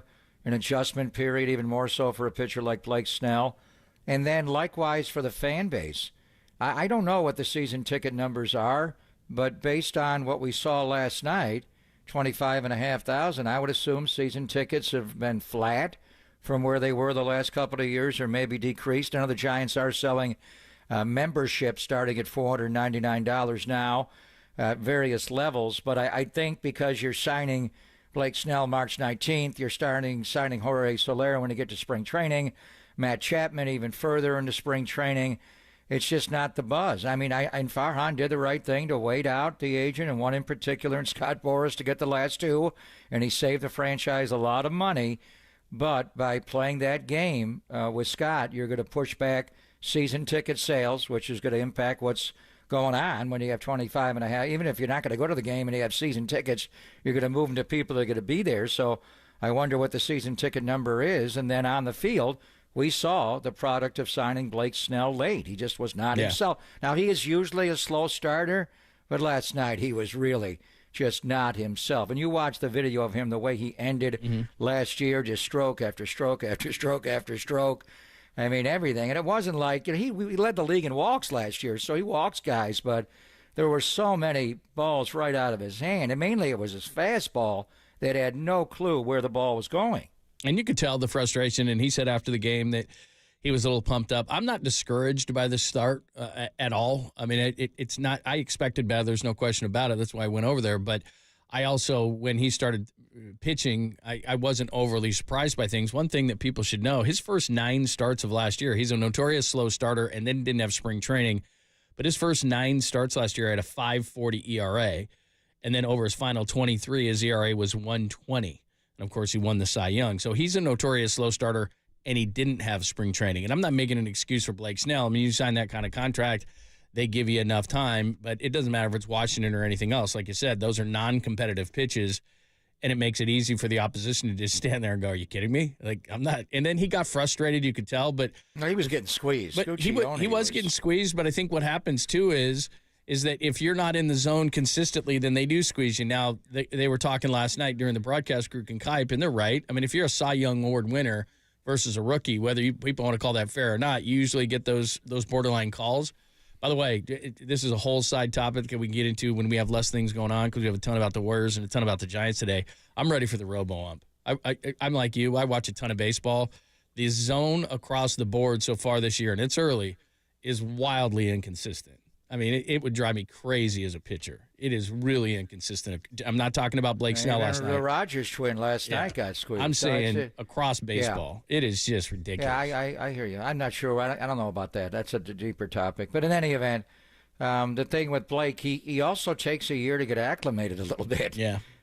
He wasn't great in San Diego initially for Bo Mel, and then he got locked in last year. Hopefully it's an easy fix with him just blocking himself off on his stride leg, and he could see that. Now, the thing is, John, he's got to pitch in Tampa on Sunday. If they stay on turn with the off day on Thursday, he's going to go Sunday morning our time in Tampa.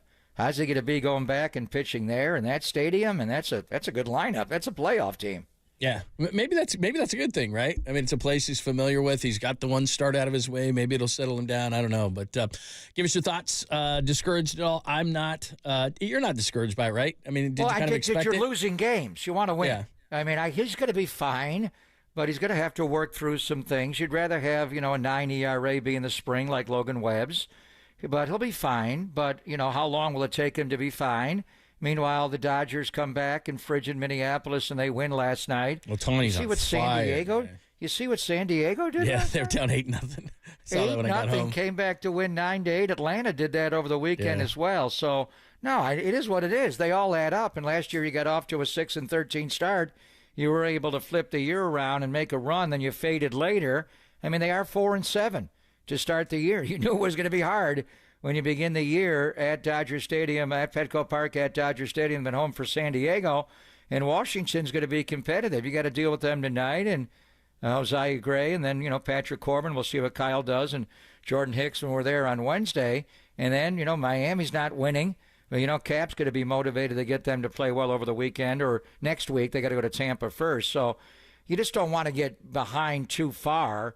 And you kind of knew it would be a slow start, John, because you don't have the back end of your rotation built up. And in retrospect, I mean, are we glad? Blake Snell knew he was not ready to face the Dodgers.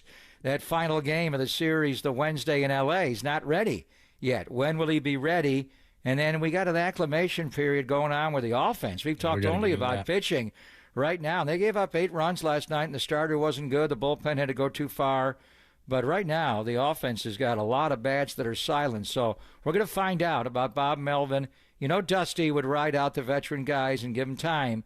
How long will Bob Melvin go with these guys? And in particular, what's he going to do in right field? I think there's a couple of things we need to discuss. Your thoughts again. Golden State Lumber and Building Materials text line is the call-in number as well. So whether you want to give us a call so we can hear your sweet, clean voice, or if you want to hit up on the text line as well, it's the same number, 415-808-KNBR, 415-808-5627. Your Giants elixir, what did you think of Blake Snell? Yep, he struggled, but he usually gets off to these slower starts, and that was really a spring training start, non-competitive fastball last night for sure.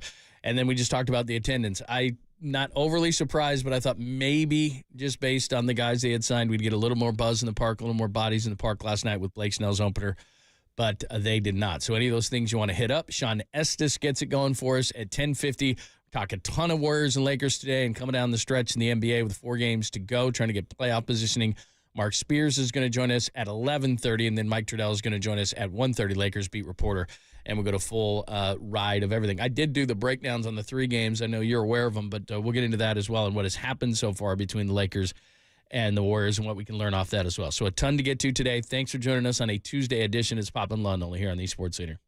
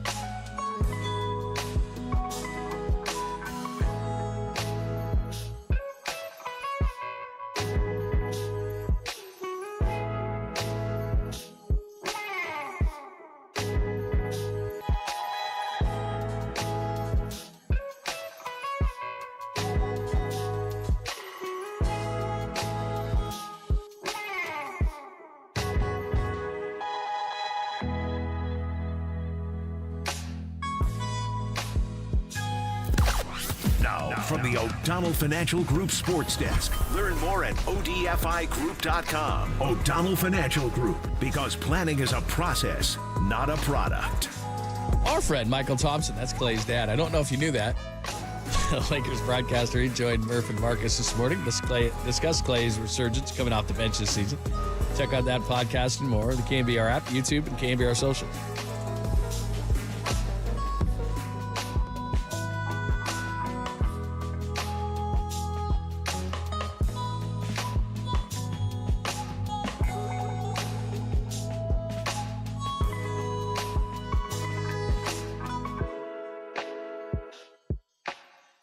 While Golden State Lumber and Building Materials cannot add sunshine into your forecast, although it is getting beautiful out, they can help create a comfortable family environment and protect your home. Greg Papa once again for Golden State, and this cool, wet winter is leaving us now. It's going to be followed by uncomfortable summer temperatures depending on where you live. So you may consider new siding or improved insulation, and Golden State partners with respected vendors such as James Hardie and Owens Corning. James Hardie siding is a durable, low-maintenance alternative to wood and vinyl.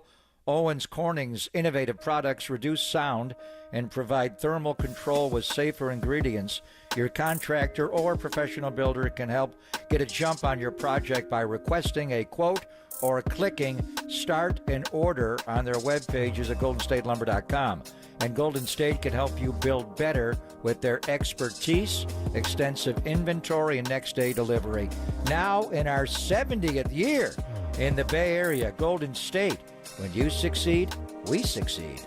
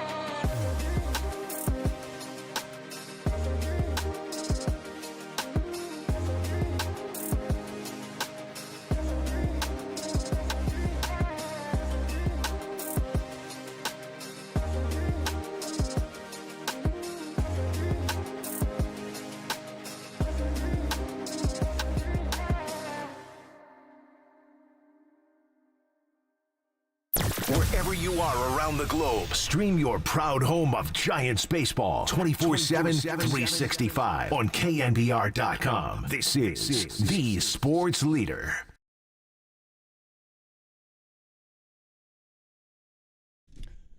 What's happening? Thanks for joining us. Bottom of the hour, we'll get to the Giants offense or lack thereof. What was it? John McKay, I'm all for it. He was talking about execution. I'm all for it. The Giants offense, I'm all for it. That was the winless Tampa Bay Buccaneers, John. They didn't win a single game. So we'll get into that at the bottom of the hour. Just real quick, just because we only have a couple of minutes here. When I was watching, I went home. I went back home and watched the game over again, even though I had seen the it. Giant game, I wanted to hear what people were saying about it. And they were doing a giveaway of the Logan Webb. They're doing a Logan Webb basketball jersey, which, again, past age 25, you probably got to put a T-shirt under it. But it reminded me of 2013 when the Warriors sent the media those tight, remember the sleeve jersey? Yeah, that the they Will sent out? Chamberlain ones, yeah. You could pull those off, I'm actually. the one that pulled it on. You did during the pregame show, and I remember watching it. You pulled it off. Now, Kruger, on the other hand, that was a tight jersey, and they shouldn't have given it to the media. But anyway, I am curious to see what the How do you know that was 2013? That's so long You know ago. why I do? Oh, because it was Wilt's number. Yeah, it had a 13 on it. Well, Wilt. So they did it in 2013, and they put the sleeves on the thing. But the thing they didn't do was normally when they'll do a giveaway or something, or they'll send it out to the media, they'll have like an enlarged version, but it was the tight version like that the players wear. Well, they sent me one with my name tight. and the name on my back, and I Right. was going. The pregame show was at the arena that night, and they wanted me to do something in the studio. I did it for like 30 seconds. remember it. And I did it like the Tom Amansky video in baseball. You were doing it was passes and the stuff. over the top dribbling exhibition, and anyway, so we did that. That was our producer back then, Michael Sachs, enjoyed that, so that's why. No, so I that's li- your main I- takeaway from no, last night's I- broadcast. no, was that? it was just Or that you're reaching. I was watching it and I thought, a jersey giveaway is a great giveaway. Everybody, bobbleheads and all these things. You don't I fast forward during all the giveaways? You No, it move was on during the beyond game. Like they just did a promo within that? the Promo game. in game. I didn't even see it. Like And that. so I was thinking to myself, like a jersey's an interesting one. You don't see a basketball jersey as a baseball giveaway. But then again, And it's Logan Webb's jersey, yeah, number so 55. it's a 62. So it was. They were 62 they were Kings showing it. jersey? No, it's just a Giants jersey, but it's a basketball version of it. And you don't often see that as a giveaway. So the first thing that popped into my mind was back in the day when they did those Warriors giveaway ones. And I was like, oh, that was a And you disaster. never forget, John. That's No, why I that was love a you. that was a disaster. What is Logan Webb going to do when the Warriors and Kings play? And not a best of 7, but a winner-take-all one game. We could be heading Probably towards courtside. that. He's trying to. Did you see that? Unless story they're where on he's- the road. Yeah, We'll have to see. You know what? They're not going to be. Well, when are they back from Tampa and Miami? I think they will be back just in time for that. They could be, and he's trying to persuade a bunch of Giants guys to be Kings fans. I think he took them to a game and stuff. Saw that piece on it. All right, let's get to the lack of Giants offenses. There's something they can do because the cavalry's not coming, and it's not in the minor leagues because Matos is 5 for 24. Luciano has struck out in 11 of his 32 at bats. It's got to come within right now. Farhan spent the money. This is not on him. Can Bob Melvin find a way? What can they do offensively? We'll get into that conversation next. Sean Estes at 10:50. Only here on the Sports Leader.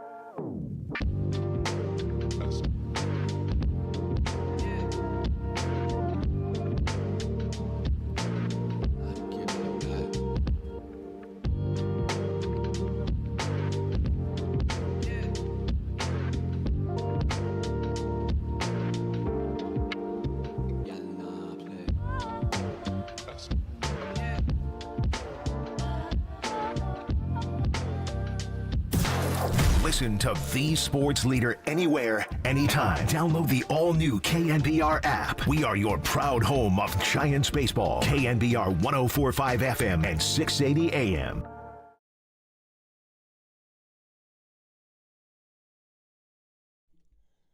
Thanks for joining us, Pop and Lund, on a Tuesday. Our good friend Sean Estes joins in about 20 minutes. Thoughts on Blake Snell's first start. Looked like a spring training start. The fastball command not there. Discouraged at all? Or, hey, it's just his first start, spring training start. Golden State Lumber Building Material text line is wide open, as well as the phone line. Same thing, 415-808-KNBR, 415-808-5627. The more concerning aspect is the offense continues to struggle. And again, I know it's just 4-7 and it's 11 games, but 0 for 10, as Bob said, we had it in the open. Runners in scoring position, 2 for their last 27 with runners in scoring position. And right away, fandom will say, okay, well, let's bring up Luis Matos. Well, Matos, the River Cats were off last night. He's 5 for 24.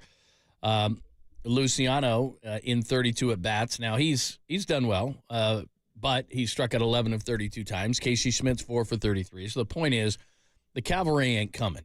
So based on what we've seen, what do you do if you're Bob Melvin offensively? Just ride it out? Well, he's got to get, first thing you need is Michael Conforto back in the lineup. Man, he's by far the best hitter, most consistent hitter, driving the ball and handling the inside pitch. The weight loss has been dramatic for him, and he's got a side issue. At the end of the game on Sunday against San Diego, something came up. He was not in the lineup.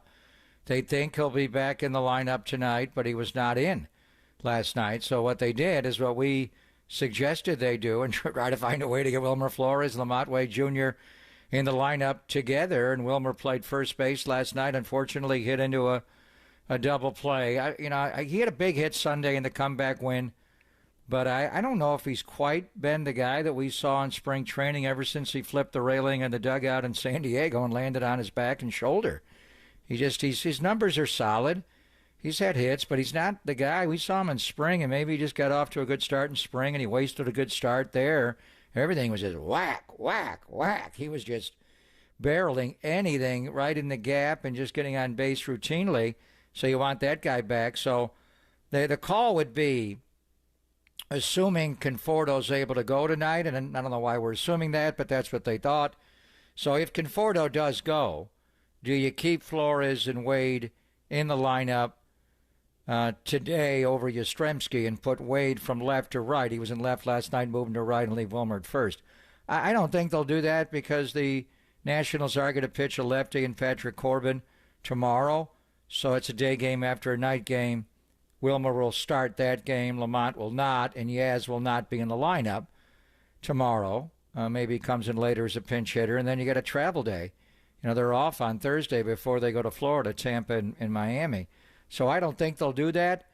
But I think the interesting thing is when Farhan had Cap, they would just, the daily transactions, just up, down, all around. He would just, and he did it in the pandemic years where, what's that rule? I don't even know you could do that. But he did it. He got guys on the roster and off the roster for short term and had a lineup for that day and a roster for that day, and then he adjusted to the lineup tomorrow, which is hard on players when you're up and down, the platoons, everything. Bob Melvin's, he's going to follow the analytics. He's from Billy and David and Farhan originally, but not originally, but when he was in Oakland.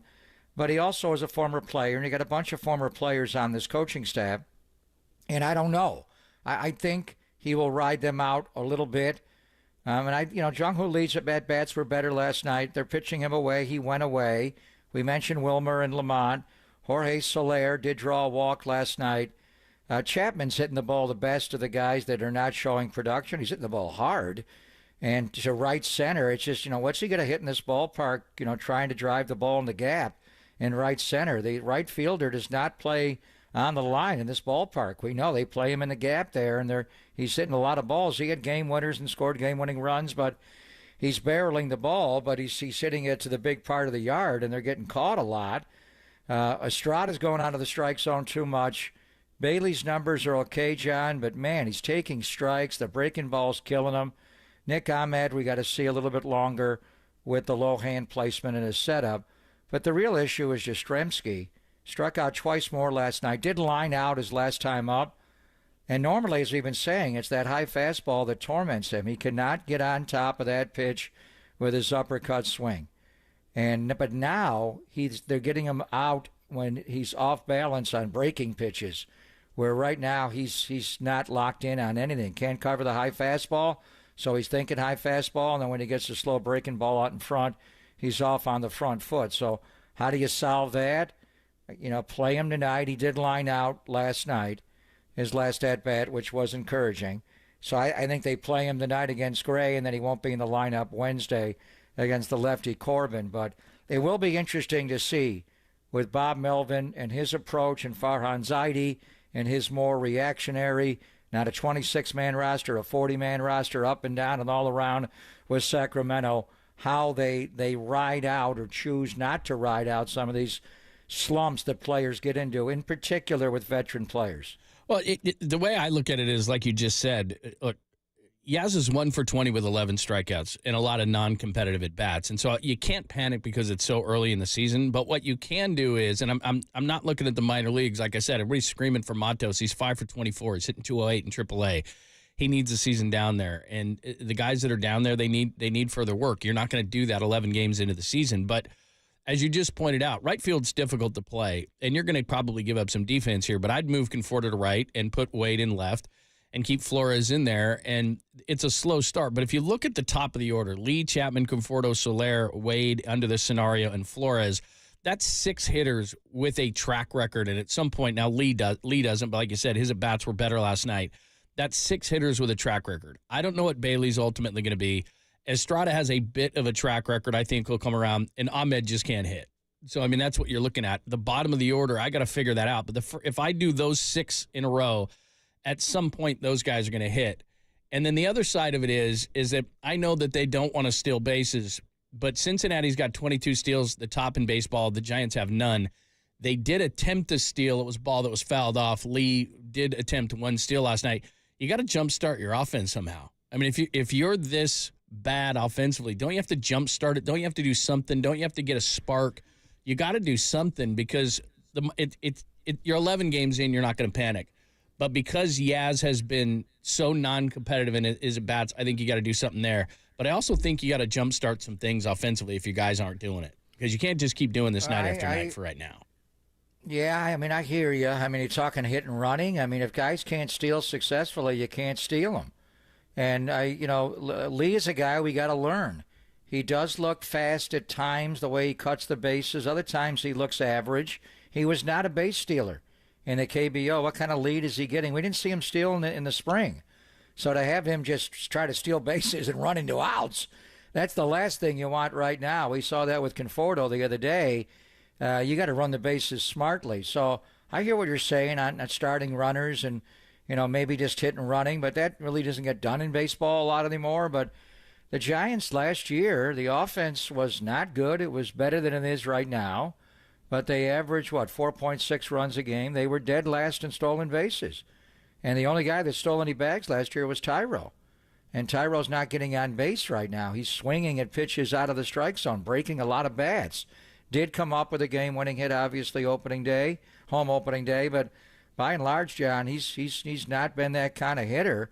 So the top of the lineup changes. Right now, it is Jung-Hoo Lee's been the one constant. And I wonder, do you start Jung-Hoo Lee against a lefty Corbin? Does he need a day off at some point here? But in any event, it was Wilmer hit out of the number 2 hole last night, then Lamont Wade Jr., and then Soler, Chapman, and Estrada sitting towards the bottom. Do you want to move Estrada up in the order and play a little more hit and run? I don't know. I mean, that's going to be based on, the pitcher's time to the plate and throwovers to first base and all that. That goes into everything. But I agree with the concept.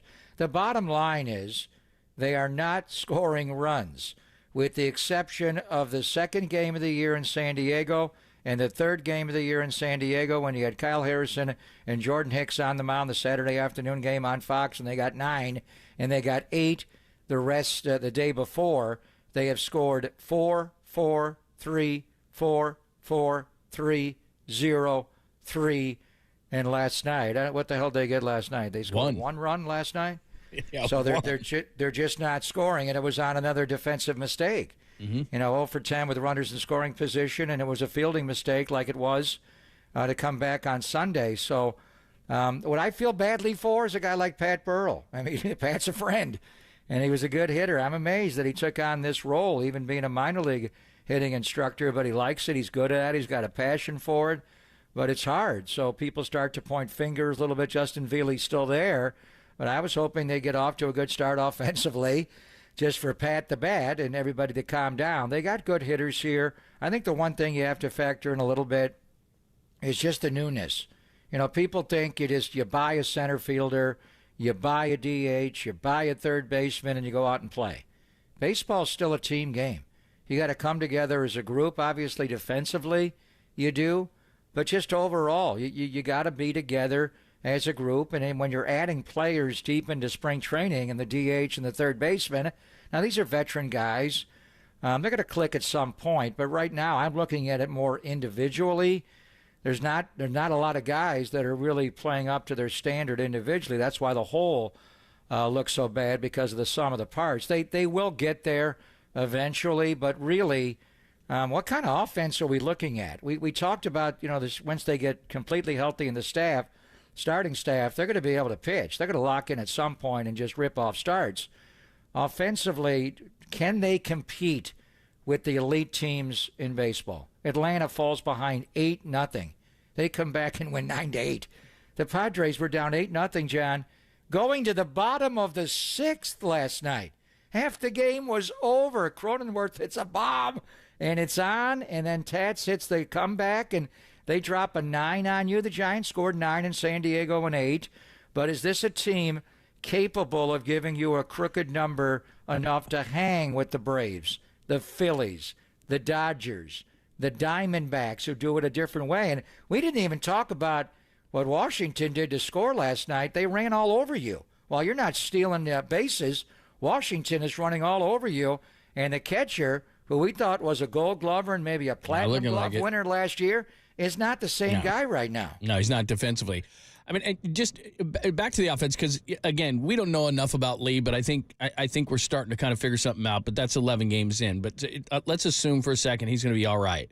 Lee, Chapman, Conforto, Soler, Wade, Flores, those 6 guys can hit. And I'm not saying they're the Braves or the Dodgers or the Phillies or some of the teams. They're not going to be an elite offensive team, but with the type of pitching they should have in this park and the way they've always won when they have won for the most part, they pitch, they defend, they get key hits. So those 6 guys can hit. Bailey, I don't know. Estrada has a bit of a track record. I think he's going to hit. And Nick Ahmed's probably not going to hit at all, but he's going to give you defense. So, I mean, in terms of what are you going to do long term with this team, the guys that I just mentioned, I mean, can you get a shortstop down the line? I guess so. Can you dip into the minor leagues if Matos or Luciano gets hot at some point? I guess so. I mean, actually, right now, the guy that's hitting the best at AAA is neither of those guys. It's Ramos, who's 10 for 36 with 3 home runs. I mean, how many chances has he gotten By the way, Joey Bart had 2 RBIs last night and had a home run. Not that that's any big deal. And the Pirates win every single game. Exactly. But the point Every is time I put them on, they're up Right. 7-2. But, I mean, there's 7 at bat. I mean, would you agree? I mean, if we give it Lee for a second, Lee, Chapman, Conforto, Soler, Wade, Flores, Estrada, all those guys have track records. So those guys should be able to hit. Bailey and Ahmed, I don't know what they're going to be able to do. Those 2 guys, I don't know if this lineup can have a no-hit, all-glove shortstop. I don't know that. All those guys have had good years. Jung-Hoo Lee was a 340 hitter and a batting champion in the KBO, but he hasn't done it here. And they're attacking him. Early it was high fastballs. Now it's breaking pitches away. I like the adjustment he's made. It seems like he changes his swing all the time. One at bat, he's uppercutting and buggy whipping, and another at bat, he's coming down on the ball like Ichiro and slapping it to left field. Is his hand-eye coordination that amazing that he can change his swing based on the ball coming plateward? That's amazing. I mean, Ichiro had the greatest hand-eye coordination I've ever seen, and Boggs and Gwynn and Rod Carew, but they had the same flat swing. This guy is changing it, so we'll see. I mean, Wilmer's been good for a couple of years. Lamont, when healthy, has been really good. The 21-year late-night Lamont with all those home runs, but when he loses his legs, he's not the same guy. Soler's going to swing and miss a lot. That's just a fact. He strikes out a lot. He'll be one of those guys who will get into a red-hot zone and hit a bunch of home runs. Yeah, but you need him to make a proper route. You need him to move runners along. He's going to see. We'll see where he is. Maybe going back to Miami next week. He's going to hit a lot of balls hard like he did at Dodger Stadium. But he's as far as being an outlier in this type of offense of hitting behind runners and moving guys along, and they're not doing that by and large. Chapman got off to a great start last year and then faded. He does play every day defensively. He is a gap hitter the other way, and you worry about him in Oracle. Yaz is lost right now. He's got a hole in his swing. Estrada, to me, is a hitter.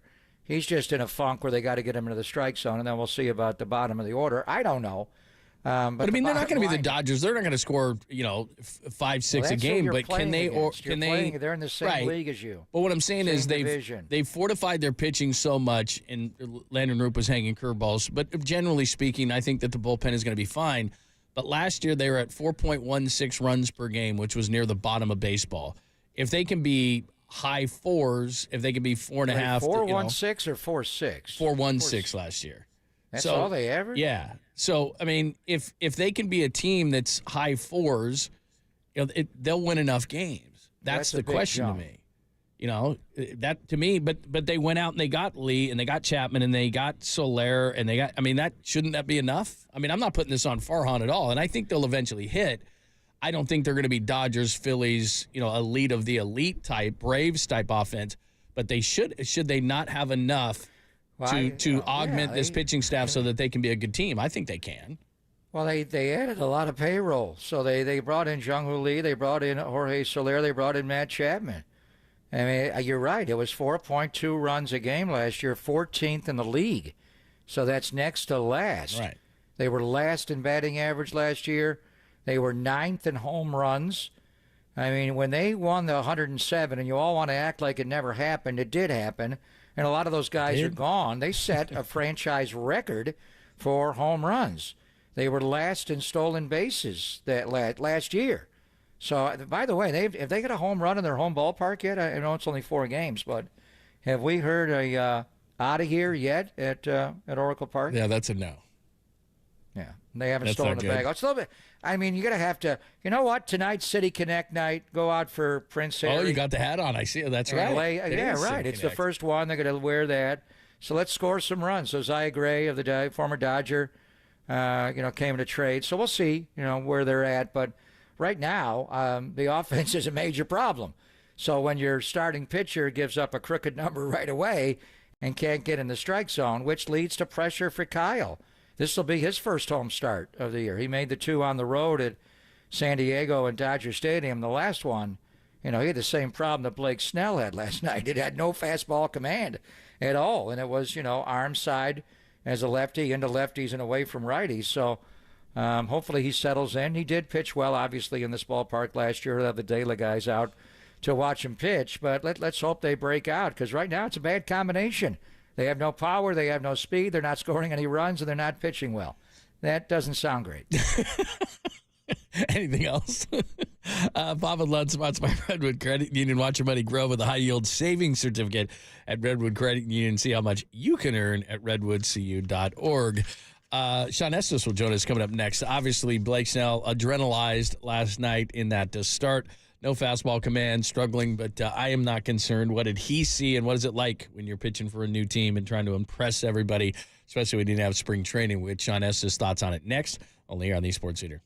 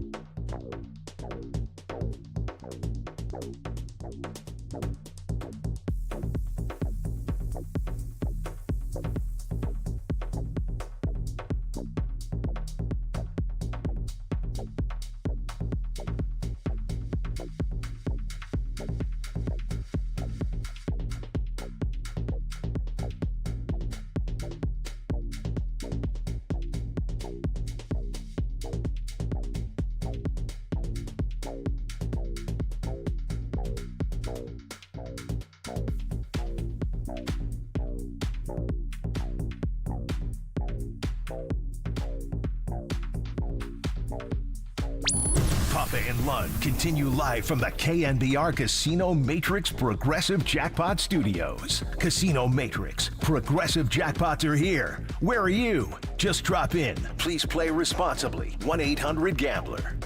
Garcia knocked in a run with a single, and then they got a run on a double steal.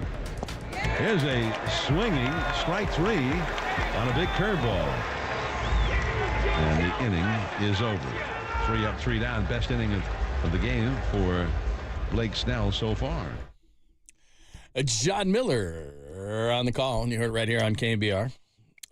They're losing ways against the Nationals. They were just 1-5 against the Nationals last year, and they got outscored 38-16. So it continues. Blake Snell night. He only goes 3. Struggles in the first 2, settles down in the third. No fastball command. Had 59 pitches through 2 innings and 72 through 3. They pull him out of the game and lose 8-1 to the Nationals last night. And there was not a guy that we wanted to talk to more than Sean Estes. We're very upset that he's not on with us weekly. I don't know what happened there. He's not? Well, no, he pulled out. I didn't know that. Or something. What? I don't know what happened. But he joins us courtesy of the Guest Line. What's going on? What's up, fellas? How are miss you? guys? Yeah, I miss you too. This is just a one-off. We're not going to get you on every Tuesday. That's what I anymore, was Sean? told. You're killing me. It is Price Tuesday, went up isn't or it? something. Yeah, no, it doesn't look like it this year, guys. Not my choice. What? I'd love to talk to I know, you guys we got to go every talk week. to management, man. You're our Yeah. favorite. Who's in charge? Yeah. Who's in charge over there? I don't know, but I like all of our guests, don't get me wrong, but I always like Tuesdays. We talked about everything, so I enjoyed it. Your I know. travels, We your can- kids, we your can- fantasy we football, can everything. Still talk. Yeah, we can still talk. This isn't it. This isn't a one and done. Okay. No, we're going to call you every Tuesday. After every Blake Snell, Kyle Harrison start, Sean. Hey, the good thing this year is I can tell you guys no, not feel bad about it. I know, right? I don't know. Sorry, I'll very buy you a busy. cocktail. I'll give you an Very orange busy. tie. I'll give you some makeup. I Yeah, got there you one go. come for you.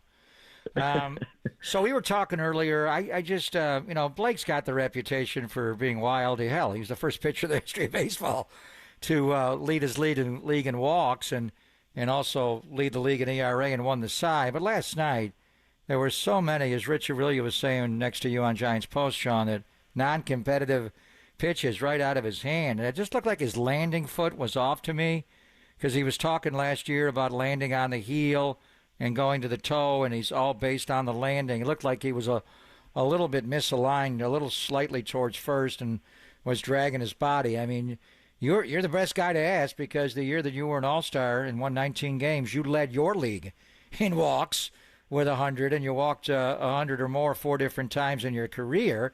So was it just nerves, or was there more there last night with Blake Snell, Sean? Well, I think at the walks, I mean, you're going to see the walks, but I don't really concern myself as much with the walks as I do with the deep counts. I think in the past, the deep counts are what's going to build up the pitch count, and then you're going to be a 4 or 5 inning guy. Last year he averaged 5 2/3 innings pitched. I mean, he was and he won the Cy Young, and the reason being is because he throws a lot of pitches. He also has a lot of swing and miss, so he gets a lot of strikeouts, but he also walks a lot of guys. But he walked 99 guys, only 12 of them scored. Is that sustainable? That's the question. I think it is. I think it is because, and I'll first and foremost, I'll answer your question about last night. I definitely think a lot of it had to do with nerves.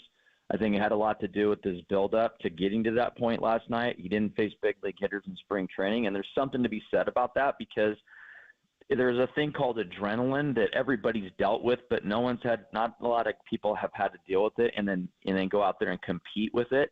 And it's something that you have to get used to dealing with. And even though it's spring training, you deal with adrenaline every time you take the mound. You're facing a big league hitter. You're in front of a crowd. You're in a big league stadium, albeit a spring training stadium. So yeah, you do get that jolt of adrenaline when you take the mound, even if it's spring training. And that helps you prepare for the season. And nothing helps you prepare for opening your first start of the season, because that's another extra shot of adrenaline that you get. And usually it just lasts for an inning and then you kind of settle in. Well, he didn't have any of that this year. And I don't care how long you've been pitching, when that first shot hits you in front of the crowd, and it's almost a little bit of an out-of-body experience where you're not really in touch with your mechanics. You're not really in touch with like your proper way of thinking. You just don't. It takes a while to kind of like control your breathing, settle in, slow the heart rate down, and get to work. And so that's a real thing that he had to deal with last night. You could see it with the first batter of the game. He threw his first 3 pitches, were nowhere close. They're all in the exact same spot, about 2 feet above the strike zone. And then he locked back in. He threw a 3-2 changeup to strike the first hitter out of the game. So to me, he started to feel a little bit better, but he never really was quite in touch with his mechanics last night. And it showed, because he did have a lot of deep counts. He's going to get better. There's no question about it. The velocity's there. The stuff's still there. There was no red flags last night as far as stuff-wise. But you will have to get used to when you watch Blake Snell pitch. I've talked to Mark Grant, who watched Blake Snell for the last couple of years in San Diego, a lot about Blake Snell. I talked to Brian Price about Blake Snell. No one's worried about him, right? This is who you're going to get. So he has an intentionality of where he misses. His misses are usually in locations where, the worst outcome is going to be, a waste pitch out of the zone rather than over the middle of the plate, because that's where batters are going to do their damage. So he has the ability to live around the edges of the plate, and his misses are low risk, and that's just the way he goes about things. But he has a good feel for pitching, and he's not going to throw a pitch where he's going to get burned real bad. So that's just kind of the way he goes about things. Now, last night was just different, right? He even says it. It was a weird start. 2 of his 3 runs, he gave up 3 runs. 2 of them were walks. That's something he does a pretty good job of, is run prevention. Doesn't allow those walks to score, but he made a mistake over the middle part of the plate, and they got a base hit. Kind of weirdness happened, and he also had to deal with a pretty tight zone last night. I felt like there was a lot of close pitches that could have gone either way. So all that being said, I think, mechanically he'll settle into his mechanics once, he gets some innings under his belt, and once he's pitched in some big league stadiums against big league hitters. So I'm not panicking with Blake Snell. I love what I saw last night, just stuff-wise, and I think his best is still yet to come. That's great analysis. Sean Estes joining us, Pop and Lund here on the Sports Leader. Again, Blake Snell, because of the high pitch count, through 26 pitches in the first inning, 59 through 2 and 72 through 3, finally settled down in that third inning. As he said after the game, and you just said, he had adrenaline going. It was his first time against hitters. Next time out, he's going to go down to Tampa Bay, a place that he is familiar with. He's already pitched in this uniform now. Do you expect him to settle in? And he is a notorious slow starter anyway. His first 9 starts last year, he had a 5.40 ERA. In his last 23, he had a 1.20. So not only did he not have spring this year, that's just kind of notoriously what he does. So, but do you expect him in start 2 to settle in? Well, I don't. I say that because he's going back to where it all started, and he's going back to Tampa, and he's going to face a really good lineup in the Rays, a much better lineup than he faced last night. And there's going to be, and I don't care what people say. Oh, it's just another team. It's never just another team. The team you started with, I'll tell you what. Every time I faced the Giants, on the other side, it was a different game for me. There was a lot. I felt a lot more pressure to go out there and pitch well. I felt like I wanted to beat the Giants, right? You want them to feel like they made a mistake for getting rid of you, so to speak, and so and that's going to be the case with him. He's going to go back to Tampa, a familiar place where it all started, and he's going to want to go out there and he's going to want to make the Rays look bad. And so that adds another element of pressure. And then early in the season, like for Blake Snell, that is probably not the ideal time to face the Rays, but I expect him to be overamped in that game for sure. And you may see a lot of the same, some high pitch counts. But I'm still not worried about it. Right. I mean, I don't think he's going to, after his first 2 starts last year, if you look at the numbers of his first 2 starts last year, I think he ended up giving up 4 or 5 in both of them. He ended up with a 9 ERA after his first 2 starts. So You're right. He is a notorious slow starter, but when it clicks in for him, he's the most dominant pitcher in baseball. So that's what we get to look forward to. I just say that we got to be a little bit more patient with Blake Snell this year. All right, so we got back-to-back lefties in the rotation. Blake Snell last night, and tonight it's De La Zone, Kyle Harrison. And I just want to get your thoughts, because we had you on so many times last year when he was down in AAA Sacramento, and a lot like Blake Snell last night, early in the year, Kyle last year, it was arm side command, lefty. Could not pitch into lefties, away from righties, repeat the delivery, a lot of easy takes. And then as the season went on, wow, he's just in the zone. Bang, bang, bang, bang, bang. He solved it. Came up, pitched well, by and large solved it. We saw it a little bit in spring training. There was one start that was alarming where he was missing routinely, again, into lefties, away from righties with his fastball command. First start of the year in San Diego, a couple of those, one, and then the next pitch right back in. But against the Dodgers, his last outing, Sean, on Wednesday last week to close the road trip, just too many, a lot like we saw from Blake. And we talked to Brian Price about his landing, and it's rotational, the way he drives to the plate and coming downhill. So just what are you looking for from Kyle Harrison tonight? And is it a similar situation that he has with Blake Snell? Blake being a veteran guy, has been battling this his whole career, where he just at times cannot control the fastball. Yeah, I think they're different, and then Blake Snell is more intentional in his misses. Blake Snell just doesn't want to throw the ball over the middle of the part of the plate, and there's a lot of data to back it up. I don't want to bore you guys, but he does not throw pitches over the middle part of the plate or in the shadow zones, they call it, which is not necessarily the corners, but even like just outside the middle part of the plate. They break it down into zones. He likes to live on the edges. I mean, and that's where he tries to pitch. I think Blake Snell's got more control than people think. Like, if he wanted to throw the ball over the middle of the plate, he could. He just doesn't want to, because he knows that's where hitters going to do damage, right? So he just doesn't challenge guys. He pitches. He doesn't give in, I guess is the easiest way to say it. Well, Kyle Harrison, I think, is different. He's a young guy, still trying to figure out his mechanics, how to be consistent, how to make in-game adjustments with his release point, make slight tweaks in his mechanics to get him back in the zone. He's still trying to figure all that out. So when Kyle Harrison's off, sometimes he can be really off for batters at a time. And that's where you have concern, right? I mean, that's where sometimes games can be won or lost within just an inning, especially when you're facing a team like the Dodgers. You just can't be off. You have to be locked in that day.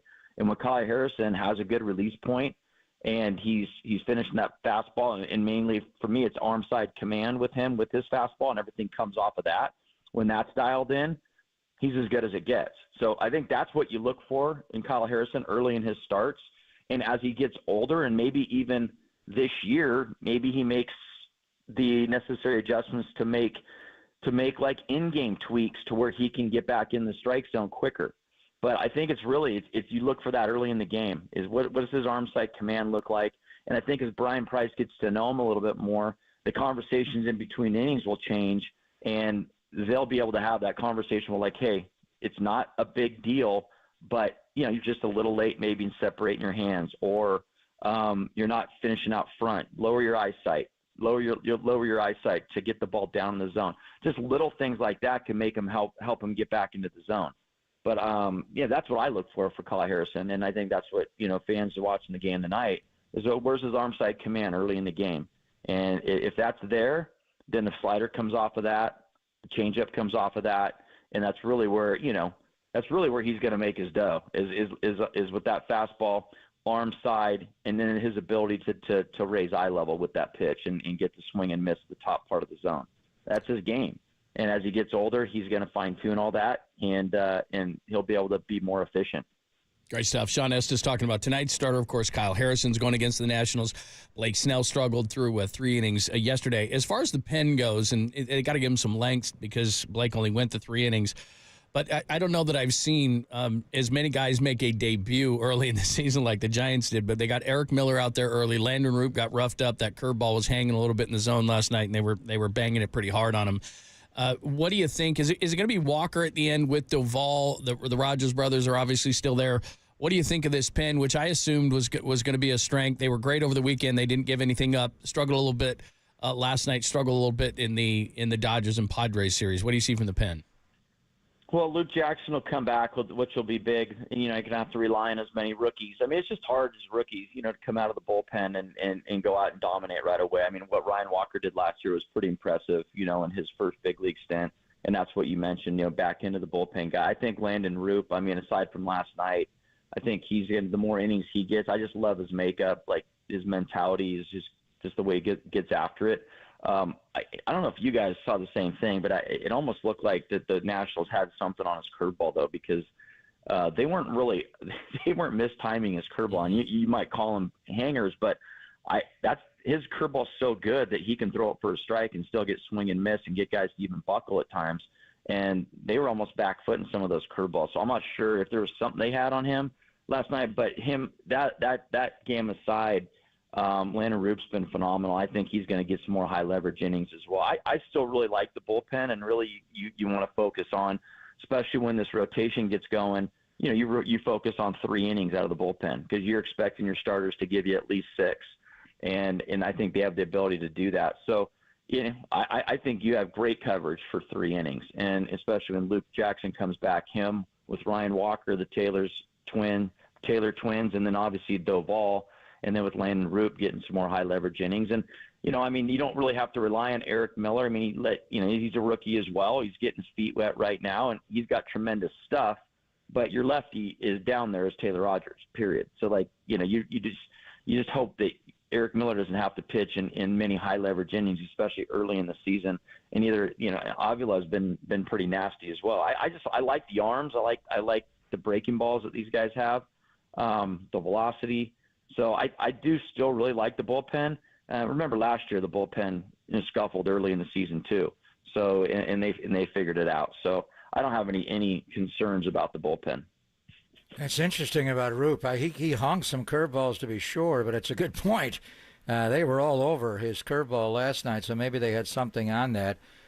Just give me your thoughts when you're watching Patrick Bailey this year. He just has not been as sharp, and I'm talking mainly behind the plate where the whole season flipped when he came up. We thought he was a Gold Glove candidate, and he was a finalist and a Platinum Glove guy. He took a foul tip off Shohei's bat off his throwing hand. He's not throwing the same, even the tag play that he had last night when Blake did the spin, and they got in the run down too long, but I thought he could have tagged the runner out there. What are you seeing as far as the receiving, the pitch framing, the catching right now of Patrick Bailey, Sean?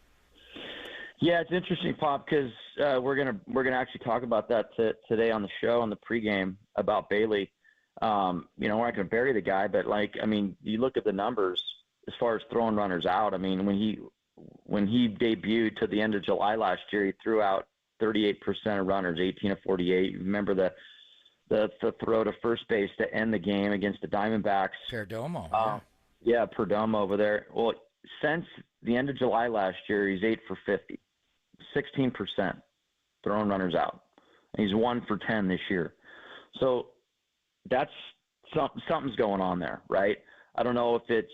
I mean, if you watch him throw, he obviously throws from a lot of different arm angles, down to second base. Typically drops a little bit. He has a lot of tail going to second base. And I think if anybody will tell you, a ball that goes straight will get there faster, a straight line, right? It's why a sinker is slower than a four-seam fastball. It takes a little bit off of it when you have movement on that pitch. And that's what happens with him when he throws the ball to second base is, some of it's out of necessity because of the pitch location, and that's the only place he can throw from. But he does a lot. And right now, and last year he was on the money, very accurate to second base. But now he's throwing the ball, and it's tailing toward the first base side, right? And so the accuracy's not there. And then obviously, the fact that there's movement on the throw down to second base, it's not getting there quite as fast. I don't even know the pop time right now. I don't know if that's changed, but the accuracy in the throw just hasn't been there. And because of that, you're going to see teams start to run on him more. And so he's going to have to, in order to stop the running game, he's going to have to start throwing some runners out, figuring that out, because it could be a track meet out there with some of these teams. You haven't even faced the Diamondbacks yet, but they led the league in stolen bases last year. They're going to run all over the place if they get runners on. So, yeah, it's something he's got to figure out. I think it's definitely concerning as far as pitch framing. That's, I still think that's been elite this year. He's learning some new pitchers that have different pitch shapes. Every once in a while he'll box one, but it'll pop out of his glove. But that's just him trying to steal a pitch and not being as familiar with some of the pitch shapes in these guys yet, and that'll get better. But yeah, and to answer your question about, or to your comment about last night, making that swipe play, I mean, he's so good at that and positioning himself in the right spot in the plate without blocking the plate, and then being able to make that quick tag. And that's a tag that he should have made last night. And it's a tag he even said that he should have made. That was a big part of that game. So, yeah, I don't know what's going on as far as with Patrick Bailey's throwing right now, but it's something they definitely needs to be addressed. Give it that number again. 8 of his last 15, he's 1 for 10 in 2024. Is that what you said? Yeah. Yeah, so since the end of July last year, he's 8 for his last 50 and thrown runners out, and then 1 for 10 this year. And a little bit of that is, I mean, as a pitcher, so all of a sudden a guy comes up, he starts to throw runners out. You see how you get a lot more confident as a pitcher that you don't have to be as quick to home, right? That you feel like that you can actually, pick your leg up a little bit higher, get through balance point, make a quality pitch. You don't have to be slide step all the time or quicker to home to cover for the catcher. Maybe that's something now the pitchers may have to revert back to doing that, right? And that's the case with most catchers. You have to give them a chance to throw the runner out. Maybe guys have to be a little bit more quick now to help Patrick Bailey out until he can start throwing some runners out. I don't really know all that. I'm gonna dive into that a little bit deeper for the show tonight. But yeah, the numbers don't lie, guys. I mean, that's 16% since the end of July last year. Wow. Sean, thanks, man. Always our pleasure. It's good to catch up. I know we'll do it throughout the season, but thanks, and the great work continues. Love watching it. Thanks, man. Thanks, guys. All right. Talk See to you you later. soon. Love you, brother. Man, I know we're going to get into this. We're going to hit up on the Warriors because Mark Spears is going to join us at the bottom, and obviously a huge game tonight between the Lakers and the Warriors. But, I mean, if Patrick Bailey's not giving you the defense and he struggles at time at the plate, then what is he doing? I mean, he's framing pitches. I get that. What's going on? I mean, so the numbers were 38% through late July is what Sean said, and you could see it. And we had him on the air the day after he picked off Perdomo off first base. So I blame it on Papa and Lund again. It's our jinx, John. The guy was going to be the next Pudge Rodriguez until he came on with us. Well, plus, like Sean was saying, he was struggling catching the ball. Now, again, look, it's Blake Snell. Who was it threw a 2-0 pitch the other day and didn't get the call and got the red ass? Was it Logan? Because he just boxed it was right down the middle, and he missed it because he didn't catch it, and they didn't call it. Because, again, that's another. He's had a few of those. Yeah. I don't think he's been the same since he took the foul tip off his hand. Offensively, he's hitting some breaking balls, hit a home run on the breaking ball from Glasnow. But he struck out 3 times last night. And it wasn't good. I think he'll catch Kyle tonight because they have a good relationship. But, I mean, what Bomel's been doing, and in particular it works. Day game after night game, Tom Murphy. They haven't seen a lot of lefties. So I think you'll see Tom Murphy start tomorrow when they're on the patio because Patrick Corbin is going to pitch for them. So you want Murphy in right on left, and it's also a day game after the night game. So hopefully he'll call a good game tonight. Oh, yeah. Dayless Kyle Harrison. Stop by the patio tomorrow. Bloody Marys abound, and we'll have a great time. Some Jamesons maybe early in the morning.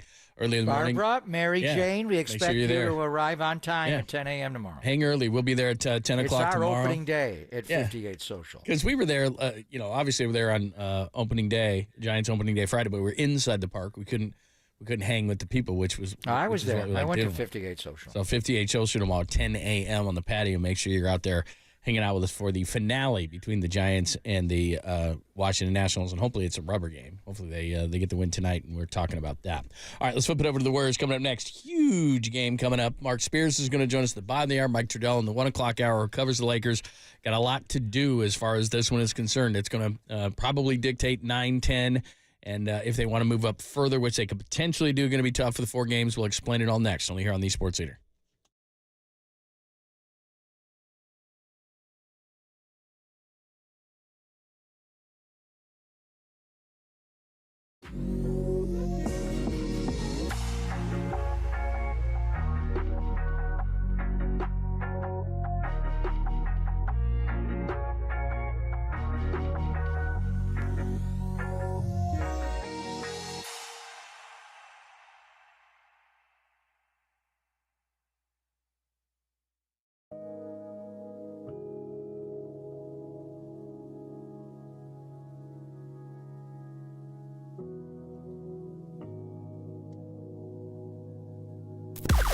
Now, from the O'Donnell Financial Group Sports Desk. Learn more at odfigroup.com. O'Donnell Financial Group, because planning is a process, not a product. The great Bob Costas, he joined Tolbert and Copes yesterday, explained why he liked the Giants' offseason moves and how far they can go this season. Check out that podcast and more on the KNBR app, YouTube, and KNBR socials.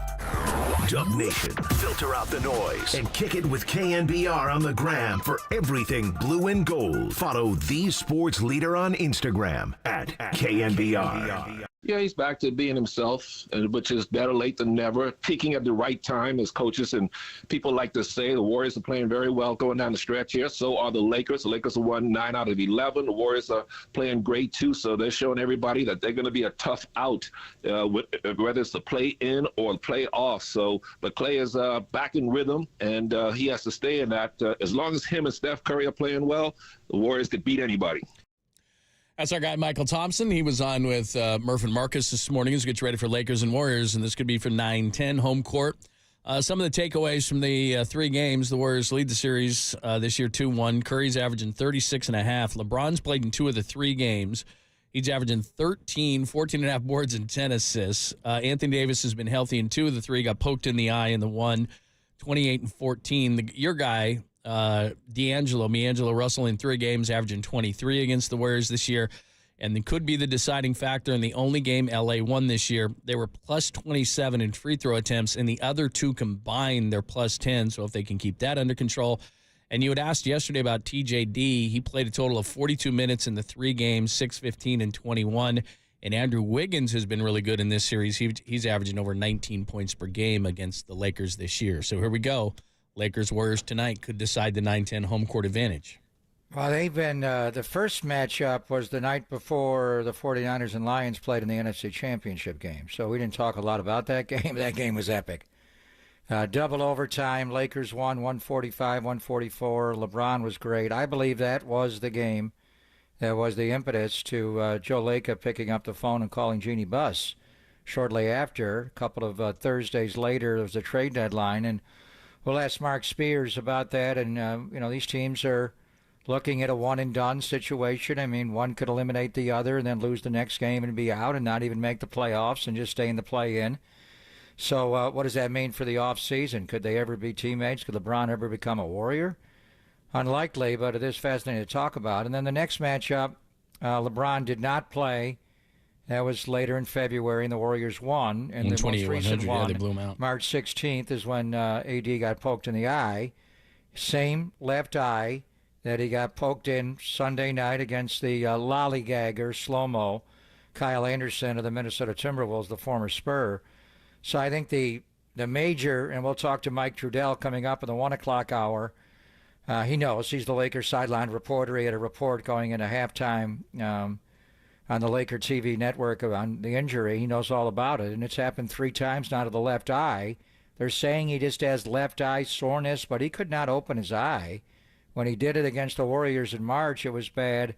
This one, it was right away, and he had a great first quarter. He had a put-back dunk, and Kyle Anderson came down and inadvertently whacked him right in the left eye. So what he seriously, Stu Lance was talking about in their broadcast, putting on the Kareem goggles. I think he needs to think about it. But the big thing is, will he play tonight? And then LeBron. LeBron was a scratch on the game Sunday. AD left after 1 quarter of play after getting poked in the eye. LeBron went to the arena to play, but he had a terrible stomach flu, and he could not play. They sent him home immediately. So, I mean, the major issue that Mike Trudell will enlighten us on, John, is are they playing? I mean, if they don't have Anthony Davis, they don't have LeBron James. Now, those 2 guys have missed games this year, obviously, for a lot of reasons. LeBron's had a persistent ankle injury. But when they had 1 game where they both missed in Boston and the Lakers won the game anyway. But obviously, it changes everything you do. If AD, who's right now, I think he should get more attention for Defensive Player of the Year. I'm hearing a lot of reports that Rudy Gobert is going to win his 4th. Rudy Gobert does not guard out on the floor the way Anthony Davis does. Davis can guard inside and out, and that'll be one of the things tonight if he does play when he switches on to Steph or whomever, mainly Steph.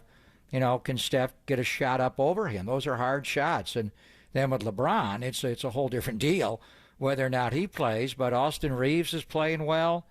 Obviously, D'Angelo Russell playing well. Rui Hachimura's playing well. They got Spencer Dinwiddie, John, and that guy's a good on-ball defender.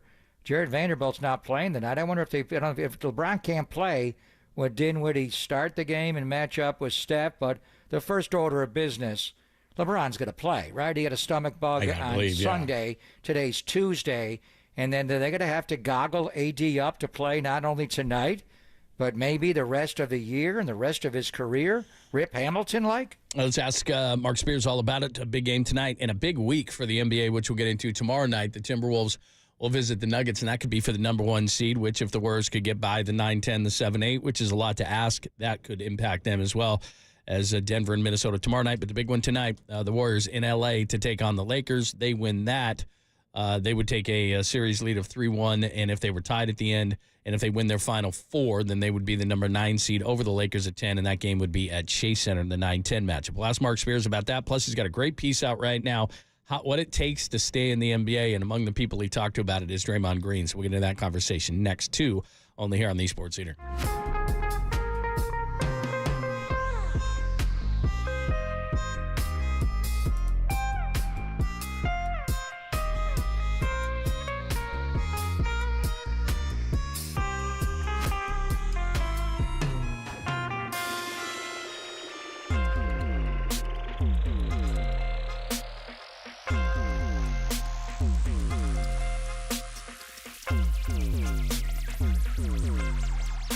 Hey, your pal John Lund here. Did you know that many of the attorney ads that you've seen or heard, they're not even based in the Bay Area, and some you won't even believe they're not even based in the state of California. That is not what you want from your attorney. That is not Chris Dolan and the Dolan Law Firm. They are based right here in the Bay Area. They've been that way for more than 25 years. They're award-winning personal injury and employment attorneys, and they're fighting for you where you live. So if you've been discriminated against at work, wrongfully terminated, or sexually harassed, your rights matter. Go to DolanLawFirm.com and learn more about your rights. And unfortunately, over the past year, Chris and his team, they saw a sharp increase in no-fault injury accidents. Now remember, with the beautiful weather coming all week long, motorcyclists, pedestrians, cyclists, children playing, everybody's out now. So please be careful. Let's work together in making sure that the Bay Area is a safer place. And feel confident that you're in good hands with the award-winning California Lawyer of the Year, the Dolan Law Firm. And do you know that they have secured more than $1 billion, that's $1 billion with a B, in verdicts and settlements on behalf of their clients, but you pay nothing up front. I don't know how they do it, but they do it. You pay nothing up front, no hourly rates, no upfront fees. They don't get paid until you get paid. They live here. They work here. They win here. DolanLawFirm.com.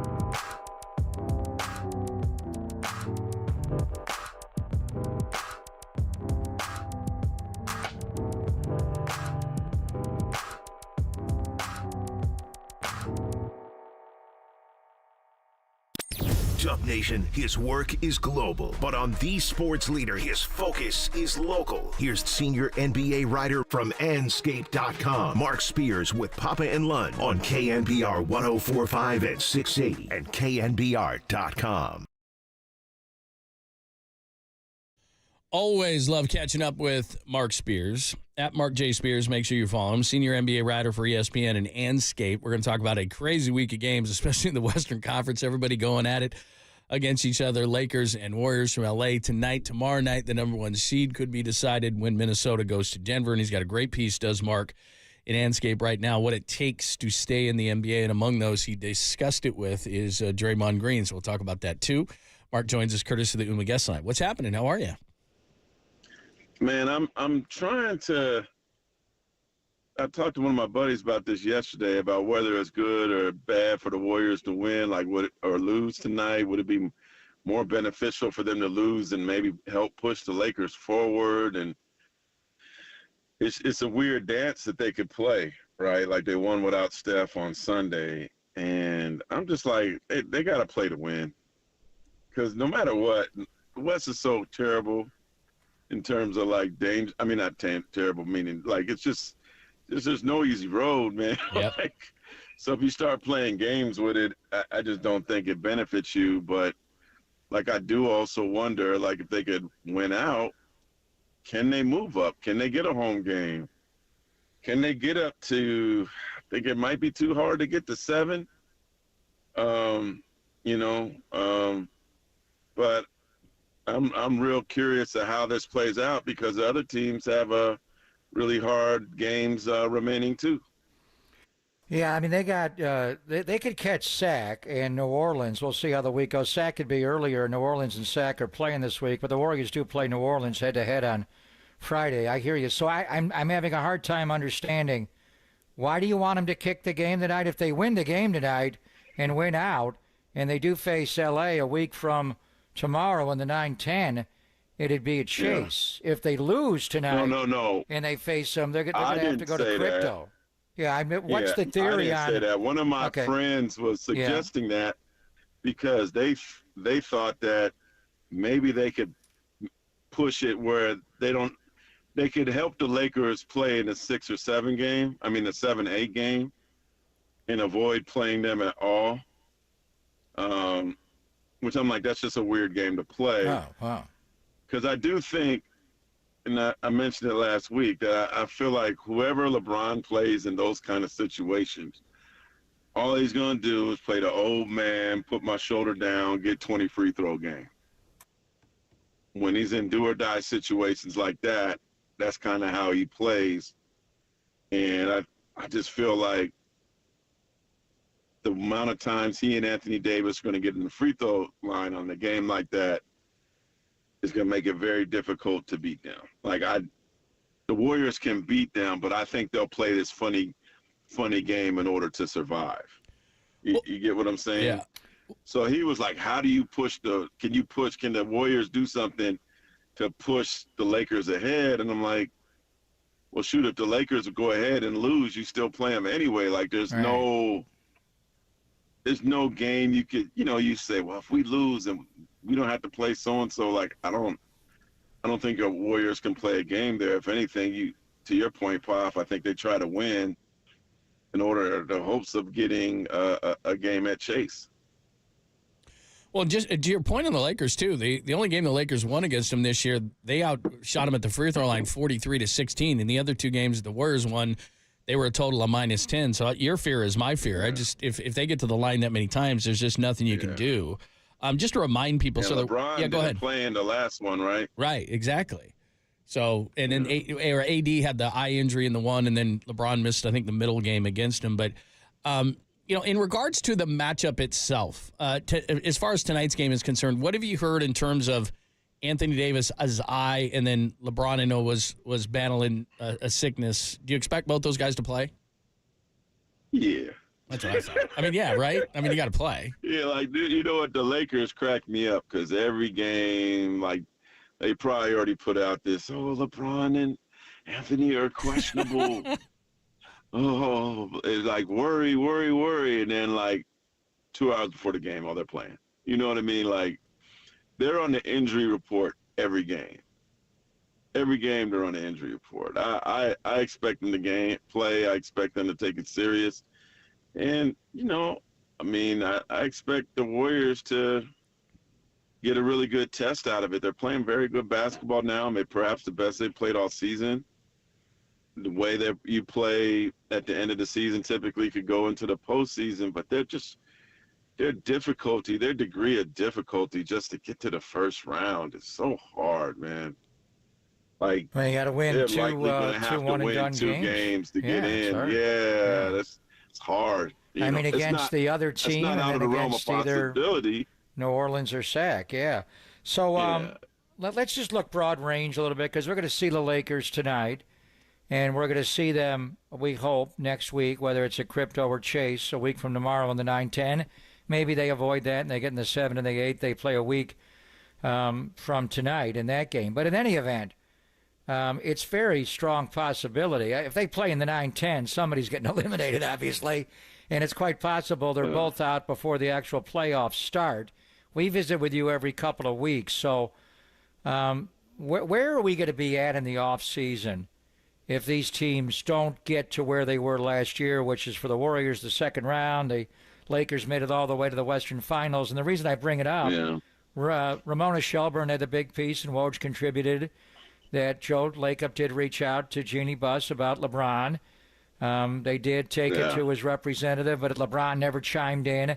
LeBron does have an opt-out. The Lakers have 3 first-round picks this summer to rebuild it. Do you ever see a scenario where LeBron James does not end his career, Mark, as a Los Angeles Laker? Oh, I definitely think it's possible. If they lose in the play-in, I mean, he could change his destiny. He could opt out, become a free agent. Somebody threw out, like, maybe Cleveland should try to trade Donovan Mitchell for LeBron James and finish his career in Cleveland, right? And that perhaps Cleveland with him is a better roster than the Lakers. But when you have LeBron James and you can't get into the first round of the playoffs, you better worry. Like, I do think that the one benefit for the Lakers is his family's certainly fallen in love with Los Angeles, so it's not just a LeBron decision anymore. It's hey, my son's playing it. You know, the middle kid is playing in high school right now. So do you want to start him from scratch and move him back to Ohio, right? Like, they love it in LA. They've kind of like entrenched there. Maybe the kids just stay there. But you know, if there's such a very disappointing season for the Lakers, I do think it's not out of the realm of possibility that maybe LeBron looks at other options. You know, he kind of insinuated during the All-Star weekend that he wants to be in LA long term, and I thought that was a kiss of death. Exactly. when he said that. So, like, if they end up playing the Warriors and they lose to the Warriors and they're out and they don't see a playoff game, I'm really concerned if I'm the Lakers, because he could just go scot-free. He could ask for a sign and trade.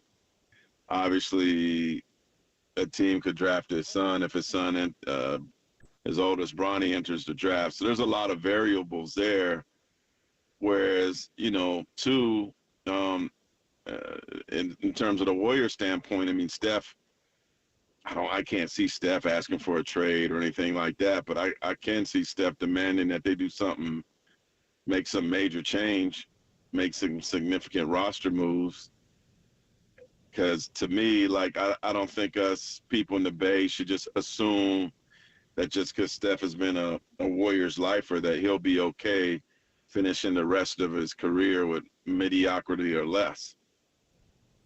Well, I mean, I think what you just said about the Lakers applies to the Warriors too, doesn't it? Not in terms of, like you said, of moving Steph, but I mean, in terms of Joe Lacob, right? In terms of him saying, how much am I going to spend on a team that just got knocked out in the first round by the Lakers after just barely making it to the second round last year, getting knocked out by the Lakers? I mean, reality's got to hit him in the face. You've been consistent in saying this. I mean, reality's got to hit him in the face and say, we're just not that anymore. Yeah. Well, I mean, the thing is, like, you got to give up something to get something. And if the Warriors are first round exit or less, I mean, either way, barring some miracle run in the playoffs, emphasis on miracle, it's evident to me that they're going to have to make change. And to me, the only piece that others would want that seems reasonable is Kuminga.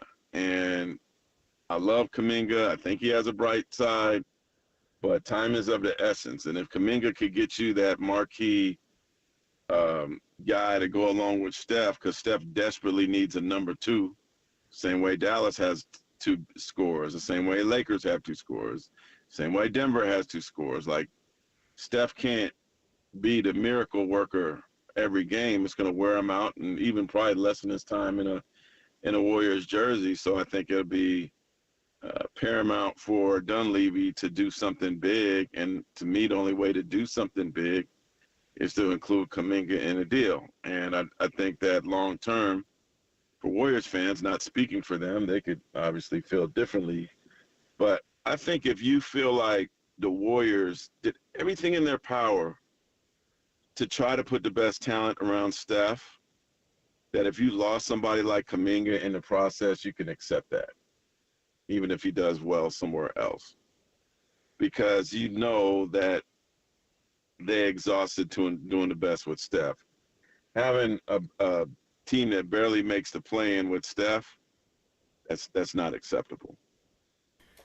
Right, the Warriors and Lakers are both playing their best basketball of the year, but they put themselves in this position where one of them could be walking the plank a week from tomorrow night and their off-season starts. Yeah. And even if you win the 9-10, you got to win another one, and that would just get you up into the 8, and then you'll take on the number 1 seed.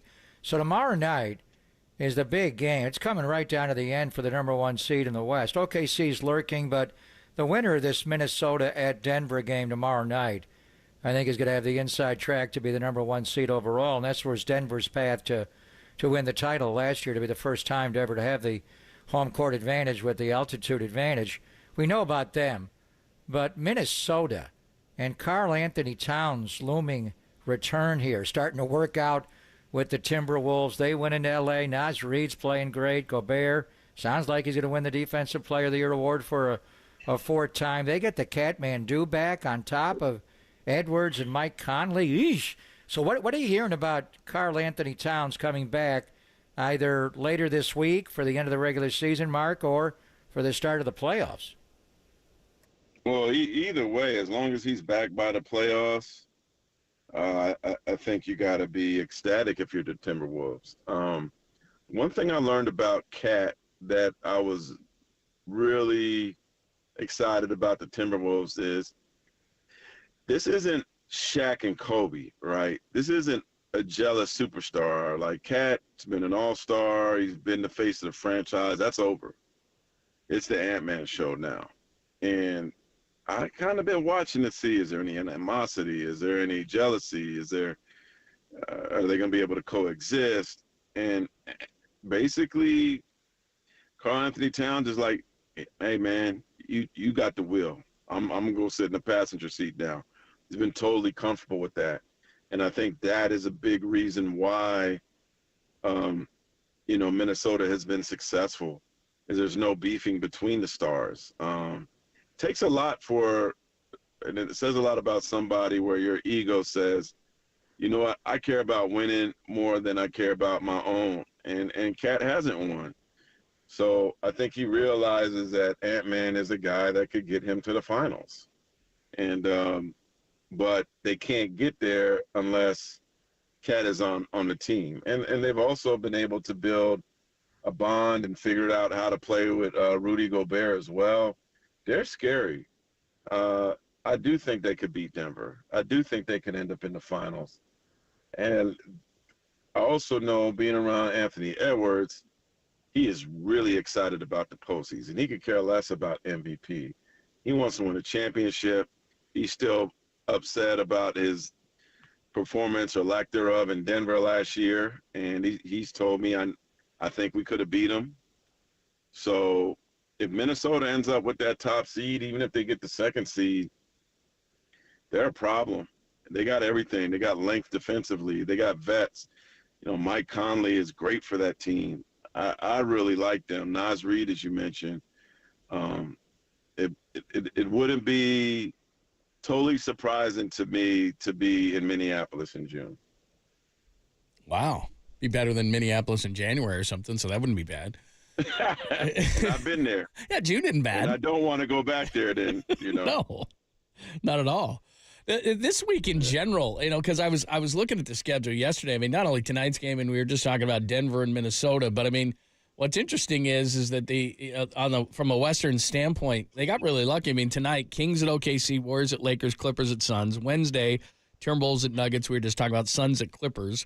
Thursday, Pelicans at Kings. Friday, Pelicans at Warriors, Suns at Kings. And Sunday, Mavs at OKC, Lakers at Pelicans, and Suns at Timberwolves. Royale, baby. I mean, seriously, this whole week is just like, I mean, every single day from tonight to Sunday has a game that has Western Conference implications to it. It's awesome. And I'll tell you who's intriguing to me right now, and they're kind of solidifying the 5 spot. The Dallas Mavericks look good. Man. Totally. Yep. The Dallas Mavericks are a scary bunch. And you got, in a lot of ways, it kind of remind me of Minnesota, where they need Derek Lively back healthy, but Kyrie and Luka are on the same page. They're hugging each other after games. The camaraderie's there. Jason Kidd is doing a fantastic job. I got a story, hopefully it's out sometime soon, about Gafford and P.J. Washington, Daniel Gafford and how their addition has dramatically helped the Mavericks defensively. They went from one of the worst defensive teams to one of the best defensive teams with the addition of those two guys. Nico Harrison, the president, and Michael Finley, the GM, are doing a fantastic job. And they're kind of to me, Dallas is kind of becoming a little dark horse. Like, if a game gets tight and there's 3 minutes left, you got two unguardable guys who can make crazy shots. Like, yeah. But overall, pound for pound, is there anybody you want to play in the West? I know. Not from top to bottom. Kind of back to our original conversation, man. Top to bottom. Usually you'd be like, like if you're in the East, you're like, yeah, I want to see the Hawks. Right. Yeah, man, I could get Orlando. There's no, you could be the number 1 seed, and you're either playing the Warriors or the Lakers, right? Well, I mean, we were just talking about it. Look at the Warriors-Lakers path. If they wind up at a 9-10 and the loser's out, the winner's got to play the loser of Sacramento and New Orleans. And that's an elimination game as well, and that's going to be either in New Orleans or going to be in Sac. And we know Sac well, but you've been going to New Orleans a lot the last several years. You're tight with CJ, obviously family there, and thoughts and prayers go out to your family in the passing of your dad. But Zion's been healthy enough this year. They got CJ, your guy. But Brandon Ingram, where is he at? The Warriors got this team coming up on Friday night at the home, by the way. Brandon could be back by then, and they're another team. Like, when they're healthy, they can beat anybody. They have their 2 superstars. They got their complimentary third guy in CJ, who's had some big games lately. Herb Jones could be a defensive player of the year candidate. They're long. They got a chip on their shoulder. They're another team you don't want to play. Zion has not played in a postseason game. So this, obviously they they might be in a play-in situation, but, this will be his first time in the postseason. I'm sure he'll be amped to play in that. So I'm telling you, man, a week from today, the temperature goes up dramatically. Play-ins. Yeah. The plans are going to be incredible. But think about this, how sad this is, though. So what if things were still the same as they were 5 years ago? We'd be like, the Lakers or the Warriors may not get into the playoffs. Right. This Warrior-Laker game tonight on TNT, they take it off TNT tonight. It wouldn't be as juicy. Yeah. Yeah. Because I don't know that they'd make it.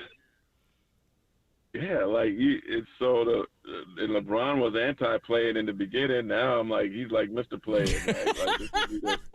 The only way to get in the playoff. Yeah. I mean, what tonight would be if there was the top 8, the loser of the game. If the Warriors lose tonight, they would be out. Yeah, there was no. So playing. I mean, now just by extending it, you get an extra, and you go right to a March Madness one and then next week. So and then you got you're looking at New Orleans, Sacramento.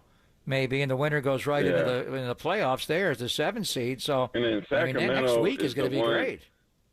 I'm worried about the Kings, man. They just been playing some struggling basketball late. They lost Herter and Monk. Yep.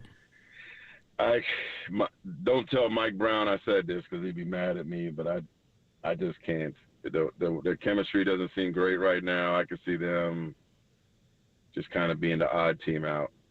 Well, plus if you look at them, if you look at them down the stretch, I mean, their Final Four at OKC, the Pelicans, the Suns, and then they got one against Portland. But I mean, they could conceivably drop 3 of those 4 games.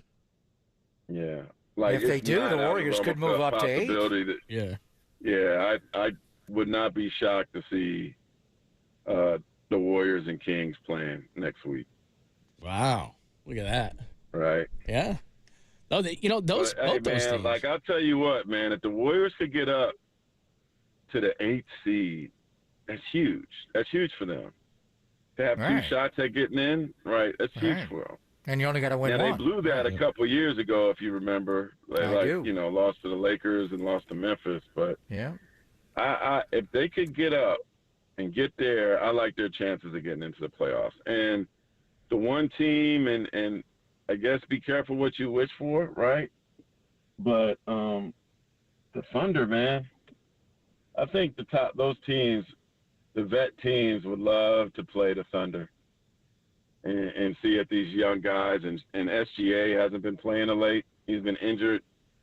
I think if you ask the teams in the back, do they want Denver, Minnesota, or OKC? I think they feel like if it's Warriors OKC, Lakers OKC, Pelicans OKC, are you choosing OKC? Yeah. It's kind of like the Kings last year, right? Inexperienced team. I mean, that's what people want, right? They want the younger team. Yeah. Hey, good stuff, man. We appreciate it. Thank you so much for the insight. It's going to be fun next week. It's going to be fun this week. What are we talking about? It's fun tonight. Fun tonight. Yeah. And by the way, loved we didn't get a chance, but loved your piece. I know Draymond, you talked to Bismack, you talked to a bunch of guys staying in the league. That's a great piece, man. Well done, as always. Yeah, no, I think every NBA player, every athlete, pro athlete should read that because I think it could translate to other sports as well. But like the ability to play 10 years without coming in heralded, I mean, I'll tell you guys this real quick. Like you probably forgotten. Like I still remember, and I mess with Draymond about this all the time. He came off the bench in summer league and didn't have a guaranteed contract. Second round draft. Think about that. Yeah, he was coming off the bench, and I remember Jeremy Tyler told him and Harrison Barnes like, "Hey, let's go to Ruth Chris." And those 2 guys were like, "Nah, man, we're gonna go to get a sandwich at Subway or something like that." Dude, Ruth Chris, I'm a second rounder trying to make a team. Yeah, Jeremy Tyler, had like that million. He was like a late first round pick, so he had a nice deal. Like, so he paid for them to go to like eat Ruth Chris for lunch, right, or something like that. And now look at how much money those 2 guys made. And then the last time I was around Draymond, he was showing me this $2,000 bottle of wine that he bought, and how good it was. Tell me how good it was. I'm like, boy, it's amazing how it changes, huh? That's good stuff. This dude did it. He came in the league wanting to buy grape juice at Subway. Now he's buying $2,000 bottles of wine. So that's a great piece, man. Kudos to him. Yeah, that's good stuff. All right, bro. We'll talk to you soon, man. Have fun. All right, take care. See you, man. Thank you, Mark Spears. We'll explain this because I got it in front of me and all the tiebreakers and stuff like that. The Kings could be susceptible. The Pelicans really could if they did want to move out. Now, tonight, you got to get that win against the Lakers so you can get this game at home. But if they have greater thoughts on potentially avoiding the 9-10, it is unlikely with 4 games left, but there is a scenario. We'll explain that. How you feeling about the Warriors going into the Lakers game tonight? Thoughts about that? We've explained to you the 3 games. The Warriors do lead this series 2-1. LeBron has been great in this, as has Anthony Davis. Steph's over 36 points per game against the Lakers. Give us your thoughts. The Golden State Lumber and Building Materials text line is wide open, 415-808-5627 on the text. That's the call-in number as well, 415-808-KNBR, 415-808-5627. We'll do more of it next on the Sports Leader.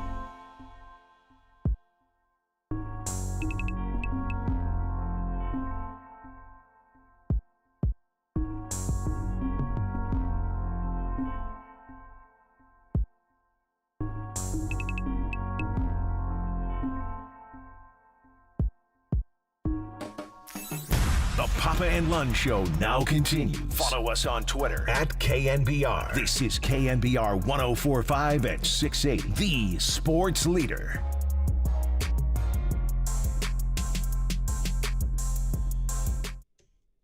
Hello, friends. It's Pop and Lund on KNBR AM and FM San Francisco, the sports leader at Cumulus Media Station. How you feeling about the Warriors with 4 to go?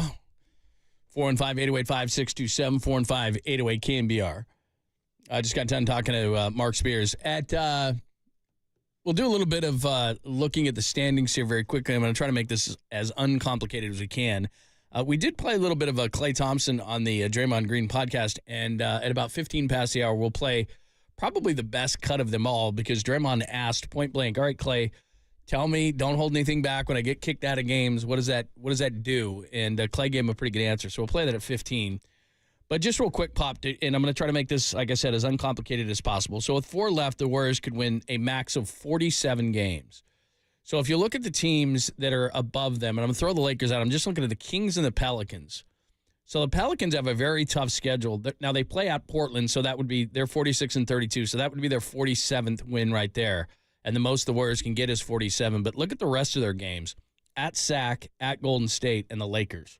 So they could conceivably go down the stretch and win the Portland game, but that would still give them 47 wins. The Kings have 45 wins, 33 losses, 2 back in the loss. They've got a tough road at OKC, the Pelicans, the Suns, but then they'll get Portland, so they'll probably get at least 46 wins. And Mark was saying that of the teams, they're struggling the most. They got a couple of injuries as well, but they do get the Pelicans and the Suns at home. And so right now, it does look like this is going to be for the 9-10, but just to kind of give you a look, the Pelicans and the Kings sitting in the 7-8 do not have easy paths the rest of the way, but they do both have Portland, which is probably a guaranteed win. Right. So the bottom line is the Warriors, and they're playing well. They kicked the game in Dallas. They didn't kick it, but had they had Andrew Wiggins and Kuminga, they would have been a little better there. They still came down to the end, had a chance to win the game. It's just some very end of the game clutch moments that Dallas, and they deserved to win the game. They didn't have Luka. But in any event, the Warriors are playing great. That's the one loss they've had here at the end after the road trip opener in Minnesota. But if the Warriors win these last 4 games, and the schedule tonight, the Lakers at Portland Thursday, the New Orleans game on Friday is going to be huge for all this, and then they wind up with Utah again on Sunday at 12:30. So if the Warriors win their final week out, all 4, they need, in order to move up out of the 9-10, they need Sacramento or New Orleans to lose, either one, 3 of their final 4. You laid out the schedule. The one that is most interesting is they are playing each other later in the week at Golden One Center. New Orleans, before they come to the Warriors, they're going to be in Sacramento to play Sacramento. So I think we wait. Now, they're going to be games before that. Oklahoma City for Sacramento, and then the Pelicans game on Thursday. So you want Oklahoma City to beat Sacramento tonight. And then for the New Orleans Pelicans, they got Portland tonight, John. So it's probably... That'd be their 47th win. That would be a win. The question would be, who do the Warriors want to win the Sacramento game when they play each other, New Orleans and Sacramento? The fact that the Warriors play New Orleans themselves, they could give New Orleans a loss there, but it's in New Orleans also has to play Phoenix as well. So we'll see how it all plays out. But I think the Warriors, the first thing you need to do is win tonight. And if you win tonight, then you set it up for, even if these teams go 2-2 and they don't lose 3, both of them, and you're not in the 7-8 game, you host the 9 game against the Lakers, which I think is going to be huge to beat them. And they're literally a tall challenge. They're a paint team. When they've been tough on the Warriors, their size has been a problem. We're going to see if AD is going to play tonight and or LeBron. We expect them both to play. Mike Trudell will join us at 1:15. Lakers sideline reporter from Crypto to give us the latest. But I think the Warriors are better served to play them because of Trace Jackson Davis and his defense on AD around the rim to have Draymond roll him. Andrew Wiggins plays LeBron well. You got to get up into D'Angelo Russell. You got guys that can cover the ball. I think Clay could get up there on him. If you wanted to go Gary Payton II, he could get up on him. You got to stop D'Angelo Russell. He's a big part of it. So I hear you. I think it's unlikely that one of these teams will lose 3 out of 4. If I had to pick one that would be more likely to do it, Sacramento is, as Mark was saying, their injury situation is tough. And they got to play at Oklahoma City. Then they've got to play New Orleans, and that's a home game. Then they got Phoenix, and they got Portland. So if they just win the Portland game and New Orleans beats them, then the Warriors need to beat New Orleans and Portland and Utah and win tonight. Yeah. They got to win them all. That's an assumption. And then they've got to just lose one. So I think the team you're more in line to catch would be Sacramento. And then in that scenario, you would play a 7-8 game against New Orleans. Sac would drop down, and the 9-10 game would be Sac and the Lakers. And then as far as tiebreakers go, the Kings have the tiebreaker. They have the better division record, and they're 2-2 on the season. The Pelicans and Warriors, they have 1 game remaining. They're tied at 1 game apiece. So, again, that's why that comes into play with the 3 of 4 situation. I would look at the Pelicans because, look, they're going to win their 47th against Portland tonight, and that's as many as the Warriors can win. But then it's at Sac, at Golden State, and the Lakers. They could conceivably lose all 3 of those games. Yeah, they just beat Phoenix, and they didn't have Brandon Ingram. And you heard Brandon Ingram may come back and play when the Warriors have to face New Orleans on Friday. I think right now the team that's playing better is by far New Orleans. I didn't read Zion's never played in the playoff game in his career. Never. Wow. By the way, as far as the percentages are concerned, you can do what you want. 4.8% for the number 8, 27% for the number 9, which obviously will change with a win tonight if they can get it. 67% for the 10 seed. That's where it sits right now. But again, tonight's game is going to tell the tale tonight against the Warriors. So that is the latest as far as the Warriors are concerned. All right, this is interesting. We played some of this in the 1 o'clock hour for you yesterday. Clay on the Draymond Green podcast. Very, very good. But Draymond asked him a really interesting question about when he gets kicked out of games. He said, I want an honest answer. What is your reaction when that happens? And Clay gave him a good one. We'll play it for you next, only here on the Sports Leader.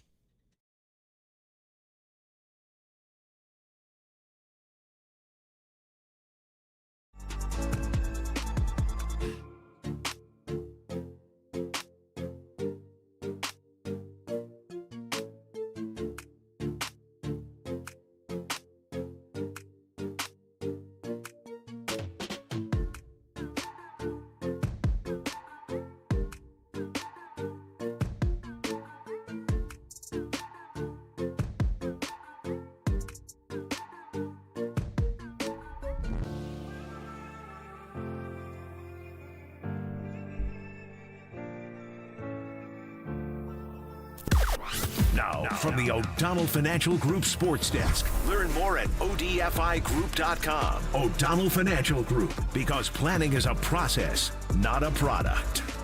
Hot Legs. That was an old Rod Stewart song. I would sing it for you, but my throat hurts today. Tim Legler, he joined Papa and I yesterday to break down the Warriors' chances of making out of the play-in tourney. Check out that podcast and more on the KNBR app, YouTube, and KNBR socials.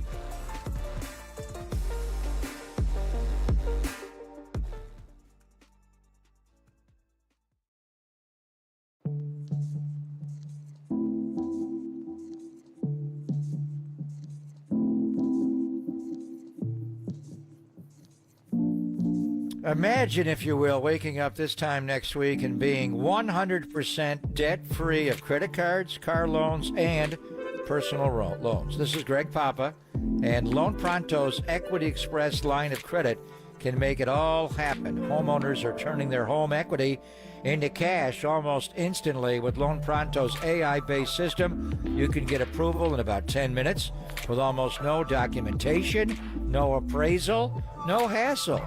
You can get hundreds of thousands of dollars out of your home, and you could use that money to pay off all your other loans. The average homeowner saves over $850 a month by doing this. So listen, your home value is way up, you know that. And you can use that to wipe out all those credit cards, get some money for home improvement. Literally hundreds of thousands are at your fingertips, and approval is just minutes away. Call now, 415-808-5721. That's 415-808-5721, or go to loanpronto.com. One more time, 415 808-5721.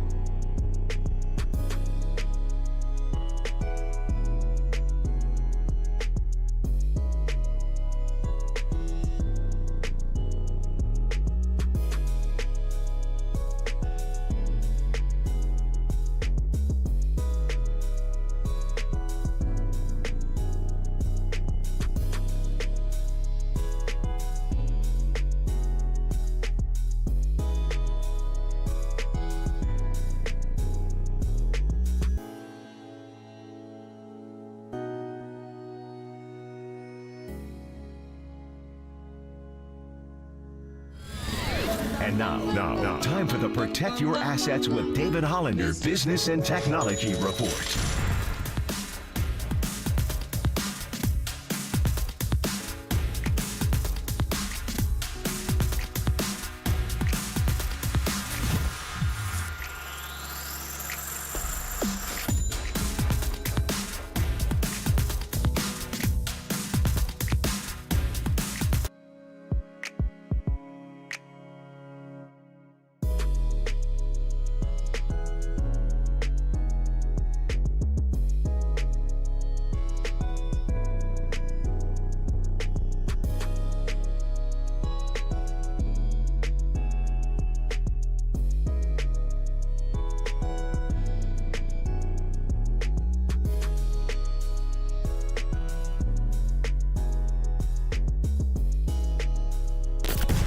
An interview or want to hear it again?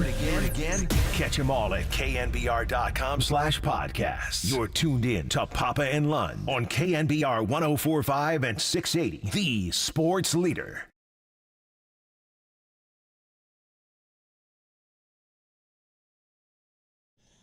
What's happening? Thanks for joining us. Played some of the Draymond Green podcast with Klay Thompson yesterday. We got one good one for you when Draymond asked Klay a very interesting question. He wants him to be 100% honest, and Klay is. We'll play that for you in a minute. But between now and 1 o'clock, we want to get you a pair of tickets to see the Black Keys at Shoreline on September 29th, 2024. So continue to listen. When you hear the cue to call, not right now, but when you hear the cue to call, be the 10th caller at this number only, 415-896-KNBR, 415-896-5627. Do we have a sounder?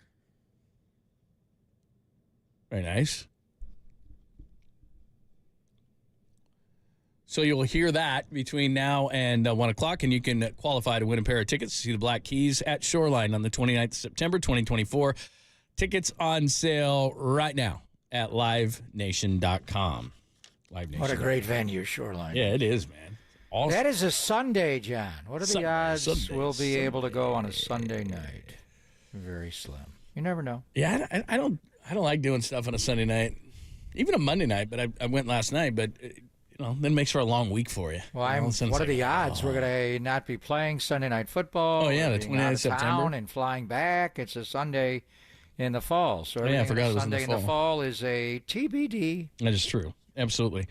All right, so we played some of this stuff for you yesterday. It was interesting, and Clay really opening up about his struggles and the mental side of things this year, and coming back from those injuries, and coming off the bench, and all these different things. Very honest and great conversation we played for you in the 1 o'clock hour as part of the foreplay. But this one's interesting. Draymond Green asks a question, wants Clay to be very, very honest about it, and he is in his answer. Take a look, listen to this. I'm very afraid of that, but be brutally honest with me. When I get ejected or something of that nature or suspended, what do you feel? How do you feel? It's going to crush me, but I need to hear it. When you're not out there, it's like a piece of us is gone. Me and Steph are really nice guys, like probably too nice, and we could never be ourselves and have the freedom we do on the court without you. So when you're not out there, it's kind of like a huge kink in our armor, and I know the other team is very happy you're not out there. I just know that for a fact. They're like, they relax a little bit. They let their hair down. They feel a little bit more like they pump their chest up a little more because, our muscles gone. Our enforcer, the heartbeat of our team is not out there. And so it does hurt. But at the end of the day, we've been through so many battles, reached the mountaintop, been down the mountain, had to climb back up, got there again. And now we have another real shot at this. And it's been like a couple tough years, but we're still fighting. We're still in the mix. Sounds kind of interesting, right? I mean, where he just basically tells him, this is the deal. Now, I'd like him to ask that same question to Steph, and I'd like to hear his response too, but that's interesting. Yeah, it was a great interview, and Clay was very honest and just free, just opened up and could speak freely. I find it interesting that question's being asked there. Haven't they had that question asked when he gets kicked out of a game, and they go back into the locker room and they hug it out like the Orlando game when Steph came off the floor after kicking the chair and Draymond's right there. Don't you think you have a How did you feel about losing you tonight, or the Donovan Mitchell game, or the Gobert game, or the Nurkic game? So, I mean, I don't know if they kind of dance around the topic, but they need to confront it so it doesn't happen. It's done. He's been kicked out of 4 games, and you can't have it happen anymore. So he was very honest, and he spoke from the heart.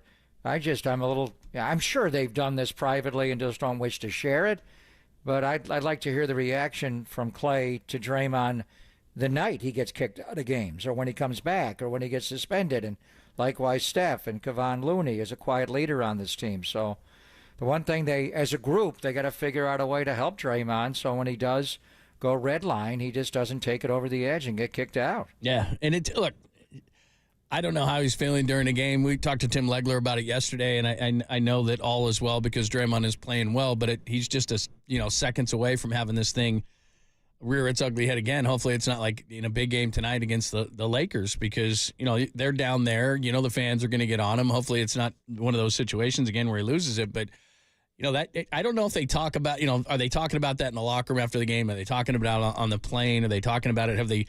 I'm sure they've had that conversation with him, right? Privately, exactly what he just said, right? Him, and he was suspended indefinitely. How often are guys suspended indefinitely? He was gone a long time, and he went to counseling. Is he still going to counseling? And you would think people around him have been advised on how to help him. So I don't know. They acted like they never really discussed this. So it was great to hear Clay talk about it, and we all know they're not the same team without Draymond Green. So, but that's something for public consumption, is the way he's crafting it. I wonder if they yell at it, like Draymond yells at people, whether it's a timeout in the huddle or on the floor, or officials or teammates or coaches, the other side. He is a yeller. Do people yell at Draymond Green when they come back in the locker room or during that moment to just back off, walk the other way, or just take him out of the game? By the way, Zach Zarba, Justin Van Dyne, Jason Goldenberg are your officials tonight. Trey Maddox and others will be in the replay center. I'm waiting for Scott Foster to referee a Warrior game. I'd like to get it out of the way this week, John, and not have him pop into a Wouldn't like him to do a play-in one and scenario. done, I'll tell you that. Well, I mean, whether it's you're going to get him at some point. He's one of the best officials. But I'd rather have in the like in NBA. a 7-game playoff series where it's like, okay, versus a one and done. Like you don't want to I'd see rather him. have it. You don't want to see him Thursday next in week. No, I'd rather have it Thursday in Portland, right? Or Sunday against Utah. Yeah, you'd want to that get would be him a out lot of the way. better. I mean, when was the last time that Scott Foster's refereed a Chris Paul game? How long has it been? Last time he booted him. Exactly. Probably, right. In That Phoenix. was it. Yeah, in Phoenix. That was the last one. Anyway, good stuff. I do wonder, just back to the Draymond for just a second. I do wonder after that Orlando game and Draymond, we saw the video of it, Draymond's waiting for Steph and gives him this big hug. And I do wonder if they go back in the locker room or if it's just that's water under the bridge. It happened. Because I tell you this, people talk about Steph Curry's leadership and everything else. I don't know Steph and I don't know his style or whatever. But I would tell you this, I would sit there and look at Draymond Green and said, dude, we bailed you out, but that's enough. Like, no more. Like, no more. Do they not have that conversation? Well, I would think 'Cause he I would do think- it a little more delicately, maybe not initially. Yeah, they fly together. They're in hotels. But I'd want to do it right afterwards. Like, we just bailed you out. Yeah, like, I mean, no you got to do more. it constantly. Do you want to bring it up right in the moment or wait till you shower and fly on to Charlotte? Or, Steph has a family gathering and Draymond comes over. They're together all the time. They're family. So I'm sure they talk it out. The question is to circumvent it so he won't do it again. The other interesting thing is I assume Wiggins is going to come back tonight. Kuminga play off the bench. Do they start Klay Thompson tonight? Do they start Pods? We know Steph's going to start. Wiggins will start. Draymond will start. Trace Jackson-Davis will start. A lot of it, what are the Lakers going to do? Are they going to have LBJ and AD tonight? Assuming they are, do you play Klay off the bench? He's done great both roles, off the bench and starting. So I'm cool either way. But do you start Podziemski, I guess would be the choice, or do you start Klay? I think you treat this like a playoff game, and if I was looking at this like a playoff game, Podziemski's been nice and all that kind of stuff. Klay Thompson's starting. I mean, it's just he's been great. He was great the last time they were in L.A. What do you have, 26? I think it was 9 of 15. Had 26 points in that last game they played in L.A.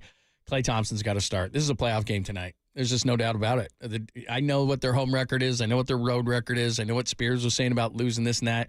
You just win, and you got to go down to L.A. and you got to win because you want this game on your home court. And I look at it like a playoff game. Klay Thompson's going to be my guy. He's going to start. I know what he's done off the bench. But my bench, if I have Kuminga coming off the bench and I have Paul coming off the bench and Podziemski coming off the bench, that's a good bench. I'm going to start Klay tonight. What do you think? What would you do? I mean, Paul's plays so well with Klay. I just love that combination. So you could start Klay and then take him out and bring him back.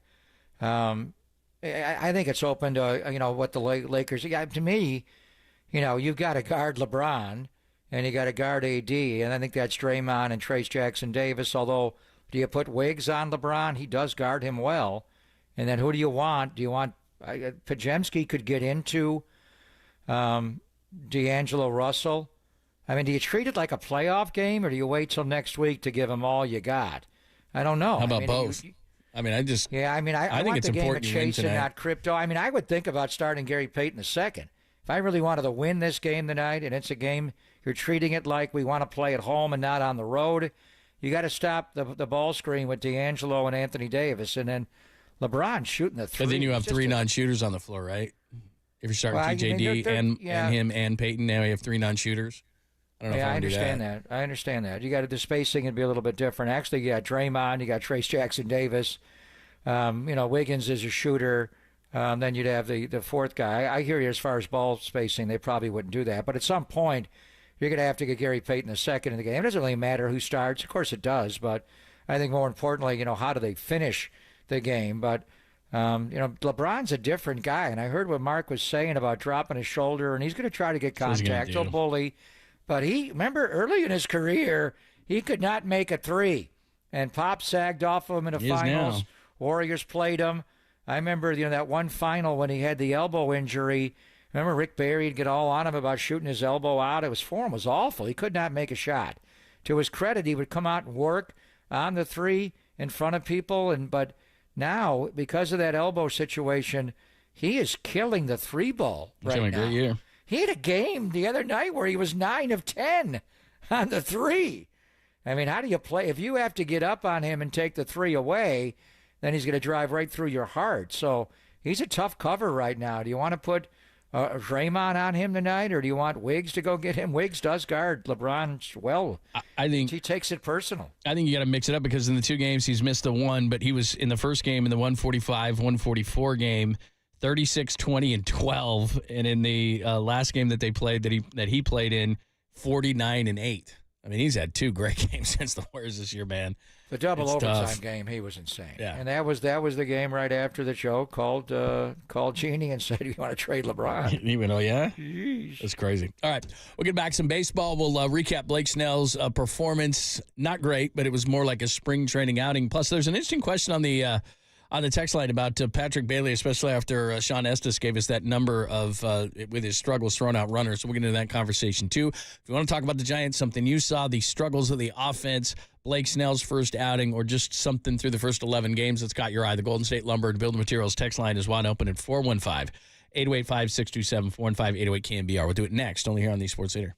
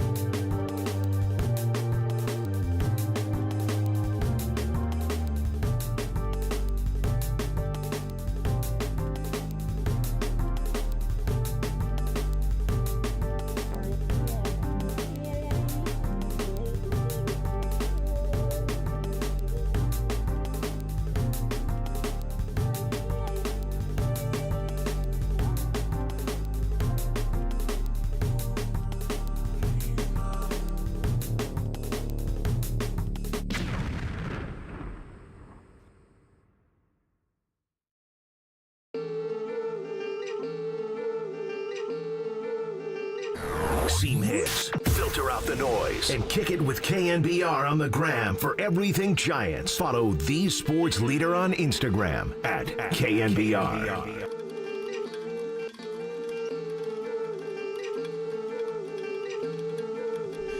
Thanks for joining us. Got the foreplay at the top of the hour. Had a great one yesterday with little Klay Thompson, which we played. We'll give you a little Blake Snell and why he struggled. That at the top of the hour. We'll get more into the Giants now. Just real quick, can you text Bob Myers? Are you watching ESPN right now? He's on TV right now. Can you text him? Where the hell is he? Where is that? Like an attic in his house? Like, and it's not even like a man cave. It's probably his office. Yeah, but it's, I mean, I'm sure that like he gets, and he can't even stay on screen. But when they show the big boxes, but it's like it looks like his wife said, okay, you can have the attic, like this little part of the house as your office. Yeah, and he is unshaven. So I've never seen him unshaven before. A little gray in there. Where's he living? I think I think he has his place in the city, but he just mentioned that he is going to Denver. Right. He's doing the Timberwolves Nuggets game. So he looks like Homer Simpson. I think he's living in the city. That looks like one of his daughter's rooms. That's honestly, what I'm saying. It's not really a man cave. He's got a lot of pink pillows in there. But anyway, I will. He's been ducking me. We've been texting back and forth on everything. One thing he did say is, and he agrees with you, he thinks the Lakers are a tough matchup for the Warriors physically. I would say I think Trayce Jackson-Davis is a different component to this matchup with Anthony Davis. And I think we're hearing that they're going to both play. Mike Trudell will join us. They're going to move their walkthrough back from this morning's shoot-around to give LeBron time to get over his bug and Davis maybe to goggle up. And, he got hit in the eye the other night by Kyle Anderson of Minnesota, but it was Trayce Jackson-Davis that hit him also on March 16th. And he better wear something on his eyes because they know that left eye has got something going on, just whether it's soreness or a corneal abrasion or something. And when Kareem put him on, teams would intentionally rake down on his eyeball. That's how difficult he was to guard. So, but Bob did agree with you. I think the Warriors are better able to match up with the Lakers' size than last year, but he still thinks the Lakers are a hard matchup for the Warriors. Yeah, it's going to be tough. And like you said, TJD played a total of 42 minutes in the 3 games, 6, 15, and 21. In the 15-minute game, he did score 17, so hopefully he can defend Anthony Davis a little bit better. But again, Curry's averaging over 36. LeBron played in 2 of the 3 games, averaging 38 points, 14.5 boards, 10 assists. He was great. Davis was healthy in 2 of the 3, averaged 28 and 14. Russell's, like you said, he can be the X factor for the Lakers, averages 23 points per game against the Warriors this year. And the only game that LA won in this series, they were plus 27 in free throw attempts. In the other 2 games combined, they were plus 10. And it's something we were talking to Mark Spears about, LeBron going to the hoop and playing bully ball. And that's one of the things in whether it's tonight's game or next week, if they match up in the 9-10, hopefully they can keep that close as far as the free throws go, because last year in the playoffs, it was the same thing. When the Lakers got to the line a ton of times, it was just impossible to beat them. And that's just what it comes down to. So, anyway, sorry, we were going to talk some Giants, but then I saw Bob Myers. And have the Washington Nationals made a change with their pitcher? They're not going to pitch Josiah Yeah, he's got a Gray forearm anymore? strain, I just saw there. A Doan is going in. Yeah, so no Gray. By the way, I was going to use this because he was pitching tonight. So this gives you a sense of how difficult it is. It's difficult to draft in all sports. But when Joey Bart came out in 2018, this shows you the lack of life that I have. So I looked at that draft. It was 2018. The baseball draft is by far the hardest. So that was 6 years ago. So if you're a high school kid, you're still only like 24, 25 years old. But 6 years ago was that draft. Bart's now in the Pirates, obviously. Who went 1? Bart went 2. I'll have to go back and look. But here's my takeaway from it. That draft was 6 years ago. The 2 All-Stars, over 1,200 players were drafted in the 2018 MLB draft. Josiah Gray was one of the All-Stars only because he pitched for the Nationals and they had to have a representative on their team. He has a career ERA of 4.76. And the other one is McClanahan, the left-handed pitcher who's now out with Tommy John with the Rays. So out of over 1,200 players drafted, you get 2 All-Stars. It's hard to draft in every sport, but baseball is a complete crapshoot. Complete. Yeah. I mean, I'm it's still looking at Bob's pillows. Bob's pillows are perfectly manicured. That's what I'm saying. That's not his office. No, it's got to be. I want to say it's one of his daughter's rooms or something upstairs. He's in San Francisco because it's got a pitched roof, so he's in the very like an attic. top roof. More than that's a nice attic. I mean, that's a a nice room they've got on the top to maximize space. Bob did move from the East Bay to San Francisco, and the team played at Chase, but he's got to shave to go on TV. Yeah, Anyway. man. He's got some gray going on. What's going on there? You just get up. What's going on there? At one point, he will come on our show. And then, just speaking of the pandemic, he's like Ricky draft, Henderson. you can't get Ricky on. That's what I'm saying. We ever get Ricky on? I don't think so. Even when he gave his Hall of Fame speech. Anyway, then you got the Kyle Harrison draft, which is one of the Giant best drafts. I mean, that's the one they got Patrick Bailey, first-round pick right after they took Joey Bart. And that's when you're taking a catcher, 14th overall. Then later they got Casey Schmidt in that draft. And then later they bought him away from going to UCLA. They were able to get Prince Harry, Kyle Harrison. So that 20 draft, one of the best the Giants you got Bailey and you got Kyle Harrison, the starting battery tonight, and we'll wait on Casey Schmidt. Well, the thing that's interesting about his draft, Casey Mize was number 1. This is Bart's draft. He was number 1 out of Auburn. Hasn't really worked out. Then Bart. Alex Baum has been good for Philadelphia. Nick Madrigal went 4th. He was on the White Sox. Now he's on the Cubs. He struggles. Jonathan Indy of the Reds. He's solid. Kyler Murray went 9th to the A's that year. Remember that? Kyler Murray, 9th to the A's. He had to give back a sizable signing. Yeah, he did. But it's just, my point is that there's a few other names that you would recognize there, but I mean, more than any other sport, it is just ridiculous. Arizona Cardinals, by the way, picked 4th overall in the draft. What are they going to do this year? Would they ever take a quarterback and trade Kyler Murray and reset that room? Does Jonathan really love Kyler Murray? We'll see. We'll see where it all goes. That would be great. That would be incredible. Then, as Jim Harbaugh said, then you'd have first 4 all be quarterbacks, and he'd be sitting there taking a big offensive lineman, even though everybody's projecting a receiver. Anyway, I don't wonder if you can bet on the draft. I'd love to bet that Harbaugh takes an offensive lineman at 5. I can't wait. Wow, stay away from that, Johnny. You're gonna get in trouble. If you could, and you're Harbaugh, you just make a huge bet on what I'm going to do in the draft. How do they allow people to do that? That's a good point. Yeah, I guess. Yeah, he wouldn't be able to do that. I think that would be illegal, right? Remember the time you and I had we had Joe Buck on, and there was a prop bet of how many times you would say a certain thing. I can't remember what it was, but I was trying to lure Joe into just saying it. I'd like to take the over. Would you say? I can't even remember what it was, but could you say this more than 3 times or something so we could win? Like he could manipulate that. Oh, okay, my over under on saying this specific term is this. I mean, could he win money off that? Be pretty amazing. Well, that would be trouble. That would be Shohei Ohtani. That would be the young man who plays for the Toronto Raptors in the. Porter was Jonte Porter. Was Brock Purdy on First Take this morning with Stephen A-Hole and Mr. Ed? Did I miss that? I didn't see it. I'm watching it right now on my screen. Stephen A. Smith, Shannon Sharp, and Brock Purdy. By the way, did you catch? I had read this today. I didn't know that Stephen A. was an MVP voter. He went off on a tangent yesterday about how he really likes what Quentin Grimes is doing with the Knicks. Quentin Grimes got traded to Detroit in at the deadline. Isn't he a huge Knicks fan? Yeah. Wait a minute. Stephen A. doesn't know who's on the Knicks?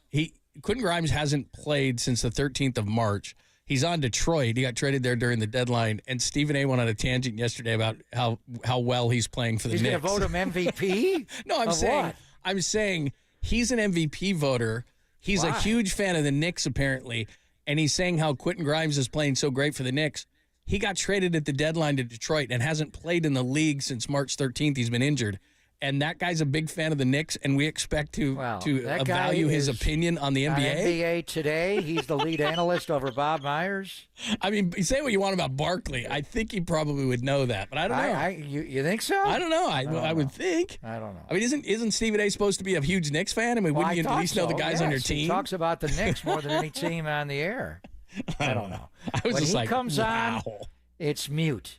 Yeah, immediately. But he had Brock Purdy on. I got to hear what Brock had to say. All right. We'll try to get some of that audio. I had no idea that was going on. Did you see that Brock is what is it? It's some seed company in Iowa that is his latest. Is that why he was on? He's promoting that? That's his latest thing. I wonder what he started. I mean, NLI money is big, but I mean, this woman has him becoming a farmer in Iowa. He's from Arizona.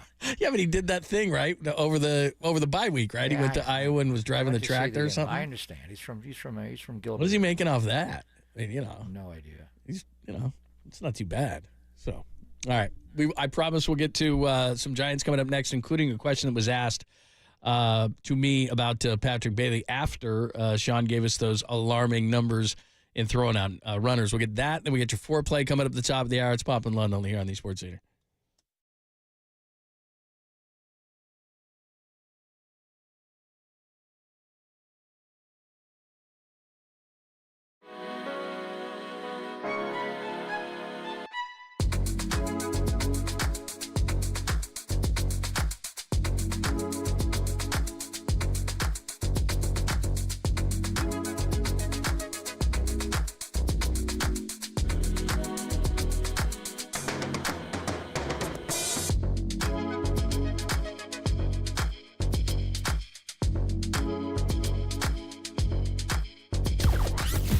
From the O'Donnell Financial Group Sports Desk. Learn more at ODFIGroup.com. O'Donnell Financial Group, because planning is a process, not a product.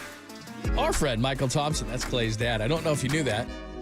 The Lakers broadcaster, he joined Murph and Marcus this morning to discuss Clay's resurgence coming off the bench this season. Check out that podcast and more. The KNBR app, YouTube, and KNBR social.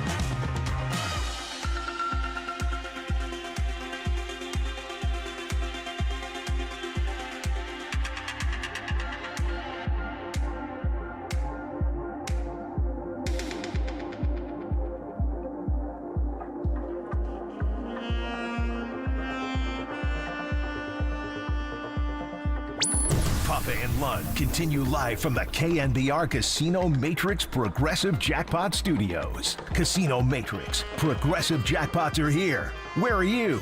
Just drop in. Please play responsibly. 1-800-GAMBLER.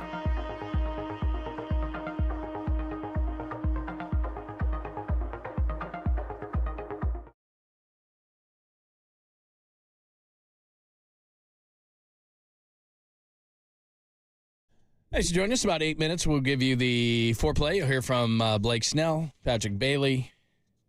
Michael Thompson was on this morning with the boys. And a little bit on Clay finishing his career with the Warriors. That's what he's hoping to accomplish.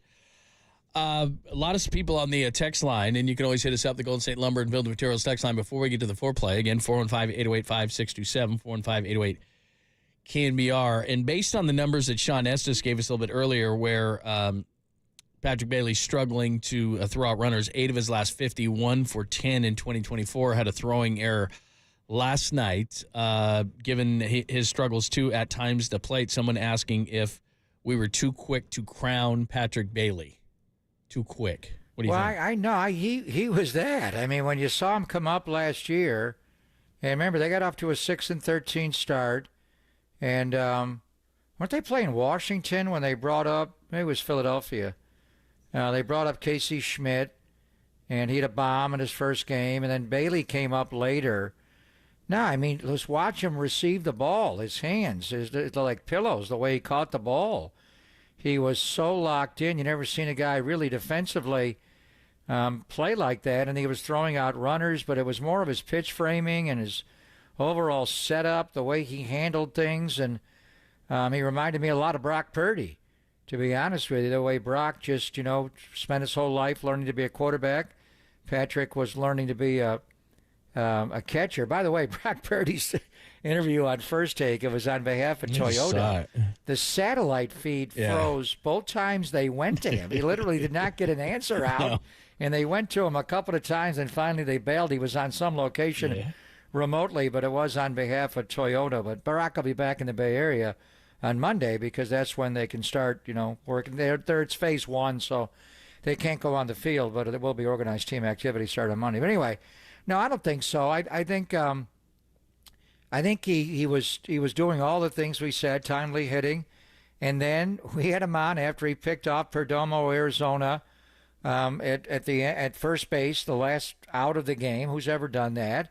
We had him on the next day, and we got into everything. And at that point, and Sean gave us the numbers, we knew they were great. We didn't realize what a big drop-off. So at that point, he had been throwing out would-be base stealers 18 of 50, which is easy on the mat, 36%, or pardon me, 8 of 50, 38% he had thrown out. And now he's down to 18. He's down to 16% from that point to end the year last year. Now, was that because he tired like he spoke about and he caught more games than ever? And then this year, he's just thrown out 1 of 10. But I think it's the product of the hand injury he had in spring training. Like he has, his spring training was interrupted a little bit, and he's having a hard time getting his rhythm. He's that player. He's just not performing well right now. I think the question is, do they want to overreact or react properly on his form? Because last year he did throw sidearm a lot. We talked about it. His release was so fast. He does not have a Pudge Rodriguez throwing arm. He has a Thurman Munson, a Terry Steinbach, where he's got to do it with a quick release. And the pop time was the best in baseball.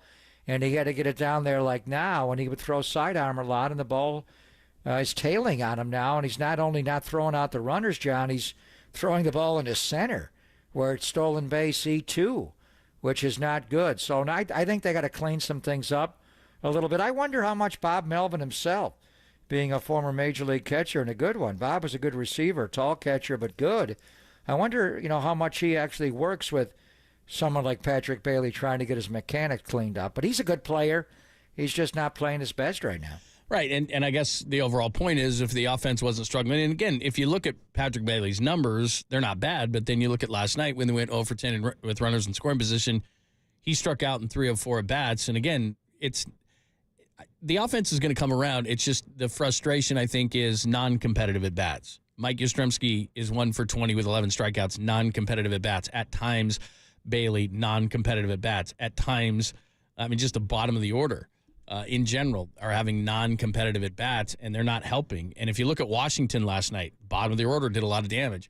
Looked at the Dodgers in that series. Bottom of the order did a lot of damage to set it up for their guys.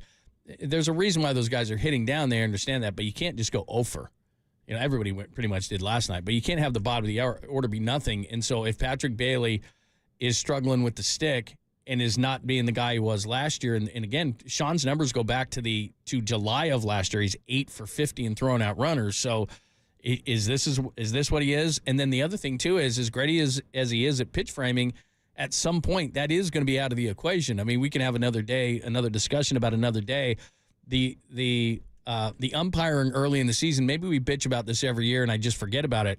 I watch a ton of baseball. This is not just Giants. It's been atrocious. The zone has been so ridiculously inconsistent this year in Major League Baseball. They're going to have to address it at some point. It's bad. And so if you take that out of the equation too, if he's not throwing out runners, if he's not framing pitches because they take it out of the catcher's hands, then where's his value? Well, I think and we asked him that question about the robo-ump because he was at AAA to start the year, and he got mad. He said, are we doing enough to devalue the catching position? We're going to do that? So he snapped back. By the way, Kathy Jacobson reached out. I think we're going to get Eric Burns. Eric wrote a book about kids' sports, fascinating book, so we're going to get Burns on, and I know he's been a big advocate of that. So as far as the automated umpire, we'll see where it all goes. But I think we're overreacting a little bit. Patrick Bailey clearly is a starting catcher. I think he'll catch tonight against Kyle Harrison and then give him the day game tomorrow against the lefty off and have Tom Murphy. It's just the timing of Joey Bart finally being a true big leaguer. But he'll be fine. His at-bats have been better. He's stinging the ball. He had a home run. He's getting a lot of breaking balls. He's taking strike 3 a little bit too much. But I think the big thing is what Washington does tonight. With a younger guy on the mound and Kyle Harrison. Last night it was with Blake Snell in the bullpen. I mean, they were aggressive last night to run. Not only going first to third and taking the extra base, they were playing a little bit like Arizona, looking to push the envelope a little bit and steal bags. Is that what they're going to try to do tonight? And do you have to help Patrick a little bit and Kyle Harrison and call some pitch outs and throwovers? I know it's almost been outlawed in baseball, the throwover, but based on what they did last night, they're going to come in hot. They're going to be coming in running tonight. Well, plus, for as much as Blake Snell was not good last night, there's no question about it, the throw home should have been an out. I mean, shouldn't Bailey make that play? Yeah, I said that. I thought he missed the tag, and he was very honest. Bob was talking about an extra throw, and there was too many throws. I think Wilmer made one. Tom had that was too much. But you don't want the pitcher, left-handed pitcher, coming in and then having a pivot and throw home. But he threw it. One of the best pitch Blake threw was the one home. Exactly. He threw a P-Rod. And I was surprised because Bailey's so good at giving him the lane, the Buster Posey rule, but still swiping him. And he said he wasn't quite ready to catch that. So right now, he's just off to a bit of a slow start this year, Patrick Bailey. All right, it's Pop and Lund on KNBR AM and FM San Francisco, the Sports Center, Cumulus Media Station. Welcome to the 1 o'clock hour. Mike Trudell is going to join us bottom of the hour for the huge game in L.A. against the Lakers tonight. Lakers beat reporter from Spectrum Sports. He's going to join us at the bottom. We'll preview that game and probably see the Lakers again next week as well, so we'll get into that conversation. We do have a few more things. By the way, we missed something, and I'm ashamed of us, so maybe we'll play this at 1:15. We missed something yesterday. We had a lot going on. It was a Monday. It was very busy. We had to recap the weekend. Was it an OTD? Yeah, actually it is. It's not sports related, but we've often talked about it on this show, and so we have to play it. Yeah, right. April 8th, we have to play it, and so we'll do that at 1:15. But in the meantime, let's hit it up. It's foreplay time. Time for some foreplay with Papa and Lund. I'm Dirk Diggler. 4 chunks of audio that really get you going. I have a gift, and I am trying to not be selfish about it, but to use it. On KNBR 104.5 and 680, the sports leader. Blake Snell struggled, obviously. 3 ball accounts to the first 6 hitters and 7 of the first 8. He's gone after 3 innings, 72 pitches, had 59 pitches thrown through 2. Actually did settle down in the 3rd inning. Here's Blake Snell on what it felt like in his first start with the Giants. Yeah, because spring is like, it's all learning. It's the results don't matter. It's about getting built up. It's about learning. It's about, just just getting it going again, to where you could have a bad start, it doesn't really matter. To where here, like, it really matters, and then when I go 3 innings and Tang has to cover 4, you know, that's where I get more upset at myself, is because I put him in a bad position. It's not fair for me to do to a young guy trying to make his way. So there it is. And you said this at the beginning of the show, pretty much a spring training start for Blake Snell, but it was the regular season. It'll get better. Yeah, and he's a good teammate. You know, Wu-Tang had to go out there and eat it last night. He pitched well, but then he got into trouble in the 9th. They had to bring the Rogers brother in to finish it up. But it just, 72 pitches in total. What was it, 26 in the first, 33 in the second? Second was brutal. 13 in the third. But by that point, he only threw 39 strikes at a 72 total. And just obviously he was, I think he was having a hard time coming downhill and landing with his foot facing homeward. So we'll see if Kyle Harrison is better tonight. And Sean made a good point. They have a same problem, but with Blake Snell, up until last night, he would kind of pitch around hitters and walking people. He just didn't want to give in 2-0, 3-1. He'd walk them because the next guy, I'm going to punch you out. He was not doing that last night. He was just trying to get in the zone.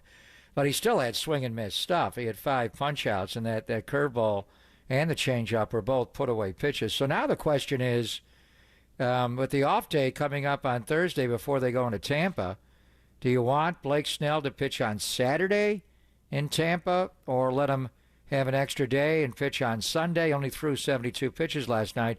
And the reason I bring it up, I would say let him pitch on Sunday and use the off day, because do they want to break up these lefties at some point to have Blake Snell be followed by Kyle Harrison? And they're different. Low 3/4 for Kyle, but they're similar. And Washington's going to see 2 lefties back-to-back, and they're going to have the same kind of issue, arm side command into a lefty away from a righty. I mean, if you pitch Blake Snell on Saturday, John, and do it on his 5th day, even with the open day on Thursday for travel, then the Tampa Bay hitters would see the 2 lefties back-to-back. They'd see Harrison Sunday after Snell on Saturday, or do you wait and let Snell go Sunday and then a whole new team in the Miami Marlins see him on Monday? Do you think they should break up the lefties at some point here? Yeah, I don't think there's any doubt. I mean, right? I mean, eventually what you want is right, left. I mean, so you want, obviously, your one, and then, it doesn't exactly match up during a season like this, but you want Webb, then Snell, right? And then, you kind of like that. So and then go Jordan Hicks. Right. You want to stick Hicks in between than Harrison the other way. Right. Would amazing. be ideal, but it's not lined up that way right now. All right, here is Patrick Bailey. We've been talking a lot about him. Struck out 3 times in 4 attempts. Had that throwing error last night. Didn't get the tag down, but he is happy to be catching Blake Snell rather than batting against him. Yeah, I mean, when he stays competitive over the white, he gets really good results, and that's going to be the key going forward. He knows that he won the Cy Young last year doing it against us, so I'm happy to be catching him and not hitting against him for sure. Yeah, we're just going to keep getting better and keep building that relationship, and I'm excited about it. 2 things. You're saying catching him, it would be good to catch the ball. And then the third thing is, who's drilling back there? I mean, what's going on? They always do. They are cleaning and banging cleats, believe me. Jeez. Many a post-game. Can we just talk to the guy for a minute first? My God, man. They gotta get things ready. Yeah. Anyway, he was struggling catching him. It was almost like he was throwing knuckleballs or something. I mean, Bailey, the ball was popping out of his glove a ton. And for some reason, I know they talk about this on the broadcast. If it's a strike, it's a strike. Do you have to catch it to be a strike? Like they're if you don't catch it, it's not a strike. Well, it was in the zone. Yeah, that does happen, though. The umpire does if the ball's not properly received, even though it's in the strike zone, they will off. Guccione did not have a good game last night. Ugh. He'll be at third base. He'll get the night off. Hopefully he won't have any plays. No big deal. Number 3, let's get to the Warriors. Big game tonight against the Lakers, as you know. Michael Thompson, broadcaster, father of Clay, as you know, talks about what it would mean for Clay to finish up his career with the Warriors. I mean, that means everything, man. To be in the class of a Dirk Nowitzki, Kobe Bryant, Tim Duncan, guys like that who finished their careers with one team, that means a lot. If you can carve out a 15, 18-year career, Reggie Miller was another one, and be recognized as wearing just one jersey your whole career, that is special. That's something I always aspired or wanted to do when I was with the Portland Trailblazers. I wanted to retire with them. Of course, they traded me. Anybody can get traded, but I got to finish up with the LA Lakers. But it was my dream also to play my whole 15 years in Portland. You know, it's interesting. It does seem less important to guys. I think it is to Clay. I think it is to Dre. I think it is to Steph, obviously. But for a lot of guys, I mean, you look at LeBron James or a lot of these guys, or Anthony Davis wanted out of New Orleans just because they're playing the Lakers. I mean, Harden, you know, it seems like every time the wind blows, he wants out of town. Like, it is a rare occurrence now that a superstar plays for one team his entire career, and we might get 3 here. We might, and then I'll put Kavan in that mix. He's not a superstar, but I wonder about Kavan's next destination as well. And these guys are, 4-time champions. So Draymond's in year 1 of a 4-year. Steph's got a couple of more years to go, and then his contract is up. It was interesting hearing Mark Spears talk about him possibly moving on and not accepting mediocrity and not getting it. If they don't make the playoffs and he's out, and then they'd re-sign Steve. So Clay would be the big one to get re-signed in the offseason. I think they will do it, but we'll ask Bob Myers. Bob is going to join us on Monday. Oh, look at that. Very nice. He gave us the option of Friday or Monday. You're off on Friday, right? Yes. So I said I can't. It's my year anniversary. I've got to go. I've got to go. But you and I. So I said let's do Monday. Very cool. And he said, good. Thank you for Monday. that. I love talking. And about I told him he needed to shave before going on TV. And I feel bad because he wrote back. This is why you can't say stuff like that because you don't know. He said, I was running late. Seeing my mom at hospital, didn't have time, but you're right. Damn. The hell with that. Go see your mom at the hospital. Who cares how you look at Will you ask him about the attic, too? Because ask him where he's sitting there. Because I'm curious to know where he's sitting with the pillow so nice and the light coming from the windows. Hospital room. I don't know. Oh, now you feel bad. Yeah, that's terrible. That sucks. See, you can't Could you shame a shave? guy for not my mom's shaving sick, on but TV thanks. And I just came from seeing my mother. Well, you in the knew it had to be hospital. something because, I mean, he's like a perfectionist with his appearance. He's going to fly to Denver and catch a flight. I thought maybe he'll shave before he flies or whatever. See, that's why it's tough. You get all the facts, and I feel bad. That's Mama classic. Myers, please be well. Be well. I've never seen Bob unshaven in my life. Like that guy's the most put together guy ever. He always. Well, I know. So for him to not be shaved, there must be something. Game day. Now, he shows up grungy at practices. You'd be surprised. I did that event with him in, where were we, in Napa. He hardly even, his hair, he's got Ashton His Kutcher hair is perfect, yeah. He rolls out of bed, he's got bed head, but he didn't do his hair. He wore like a T-shirt. Come on. There are a lot He didn't of do his times, hair? No, he doesn't. He get a hat on. I mean, he when game time rolls around, he's suited and booted. Yeah. But most of the other time, when he came to the Niners game last year, the home opener against the Giants, and he was in John Lynch's booth with Adam Peters, he wore like a T-shirt. Looked like he was tuning up his car when he came on over. I mean, but he was shaving and the hair was good, right? No, he was wearing a T-shirt. He was so casual. So Bob's got a little Billy Bean in him where he just likes the shorts and flip-flops. Oh, yeah. Believe me, as soon as we're getting warm this week, thank God. It's Feeling warm good. right It's starting to now. get It's warm a now. smoker. Yeah, I'm today. ready for sure. I'm ready. I'll Tonight's wear the night. I mean, I'm not Tolbert. Like, I won't wear shorts 12 months a year, but I mean, if I can break them out, I try to break them out early. And you so wear it's fine shorts with to a time. Giant game in April? No, That's hell a little no. bold. I wasn't We're not doing that. I had the backpack full of extra stuff last Maybe night. for BP. Yeah, I had to maybe. go over to the yard tonight to do Marty Lurie's dock. So it is smoking hot right now. Ball's going to be flying tonight. All right, and finally, this is what you were referring to with Brock. He was supposed to be on this morning on doing the car wash at ESPN, but this is what happened actually. Thanks for having me, guys. Here on set with Toyota, filming our commercial for the NFL Draft. Got the Toyota Crown Signia behind me. We need to get in it, Stephen A.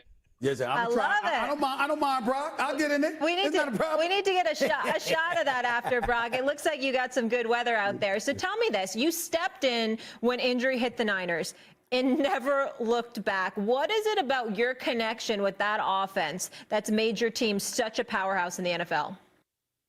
Brock, you got me? I think it looks like he might have froze for a second.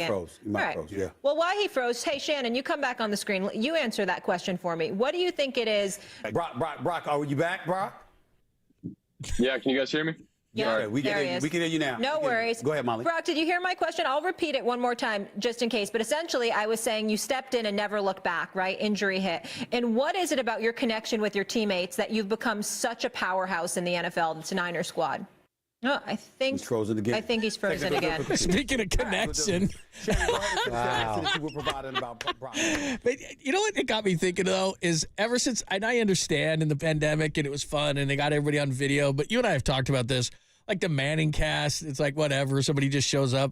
I was watching Cam Jordan of the Saints, the former Cal Bear.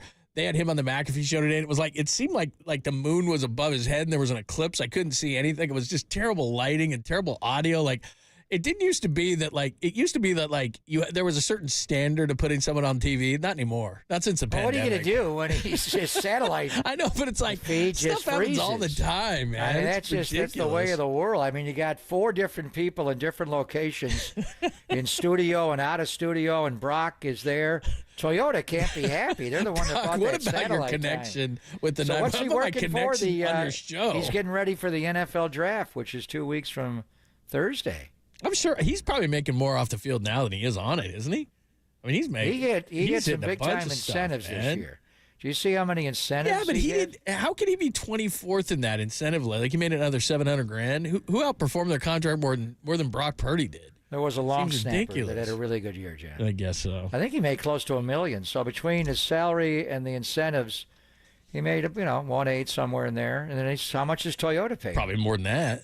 I mean, he's not eating top ramen, but I mean, between the Iowa seed thing and I knew he was doing panini cards, not sandwiches. Toyota. I mean, he's I bet he's cranking a little bit, making a few bucks. He just got married, so yeah. Now he's gonna have to kick out Sakel and bring his wife in there. He's got gonna a lose the prenup. roommate. Is the roommate gonna live with him and his wife?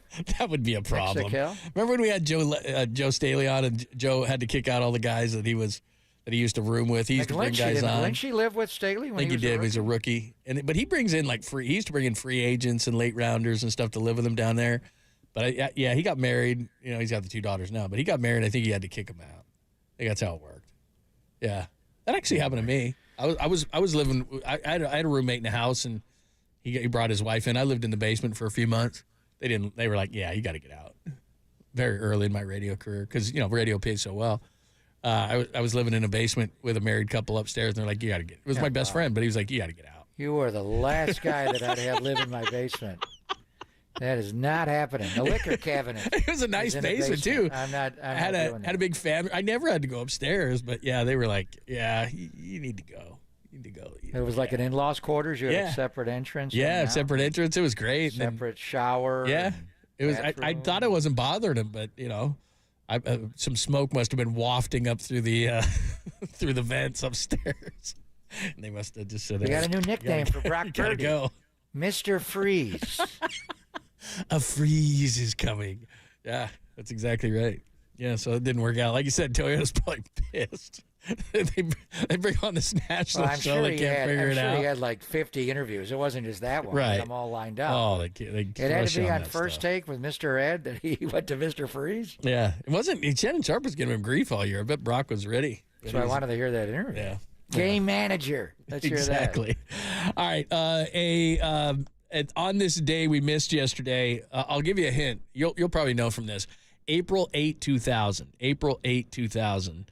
Don't think sports, but we would have if we were on our game. It was Monday. It was very busy. Sports? No, it's not sports, but we have to play it because we've referenced it many, many times in the show. So we'll do that coming up next, and then Mike Trudell is going to join us, Lakers beat reporter, as we preview the big game tonight between the Lakers and the Warriors at the bottom of the hour. It's Pop and Lund only here on the Sports Center.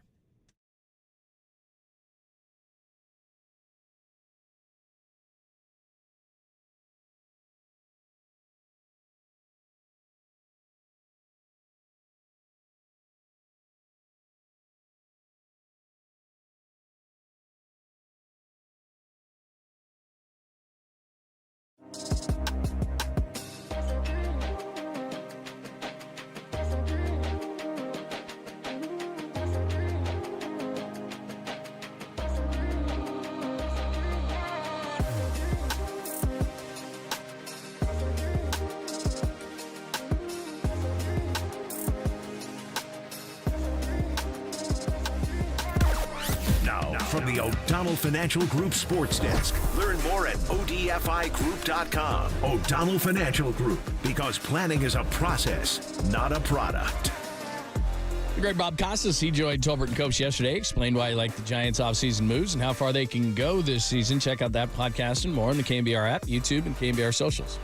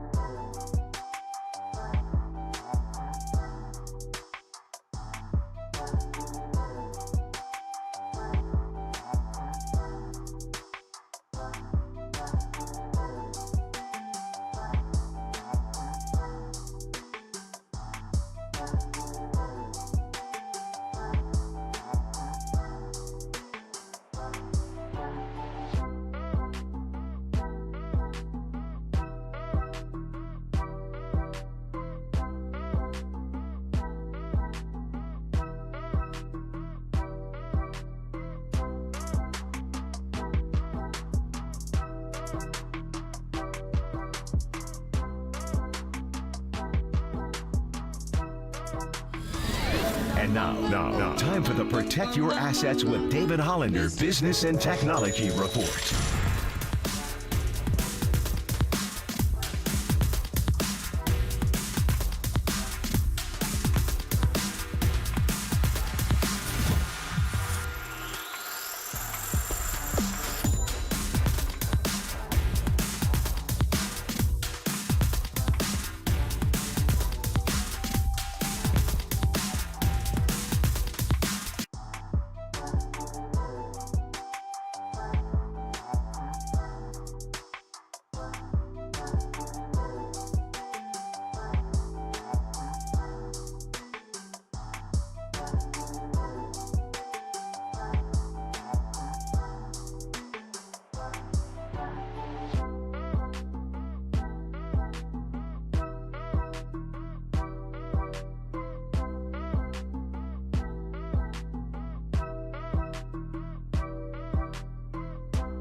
Since we're the sports leader, it only makes sense that you should follow. Find us on Twitter at KNBR. For once again, we are the sports leader.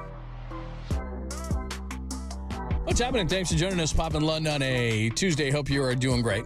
Mike Trudell is going to join us bottom of the hour. Lakers beat reporter, Spectrum Sports. We'll get into the game tonight, possibly next week as well. All right, very busy yesterday. Giants weekend, Warriors, all sorts of other stuff that we were covering. So this slipped, and this would normally not slip between the cracks with us. But April 8, 2000, featuring Jimmy Fallon, Will Ferrell, Chris Kattan, Chris Parnell, and Horatio Sands, and featuring the Cock of the Walk Baby. Bruce Dickinson, That's right. John? Bruce Dickinson, the Cock of the Walk Baby. April 8th, 2000. So today's April 9th, so we apologize. But 24th anniversary yesterday, maybe the best sketch of all time, right? April 8th, 2000. Maybe the best SNL sketch of all time. Here you go. One of them. Definitely. Top 5? Here we go. Certainly in the last 25 years. Yeah. I would have thought that went back even more.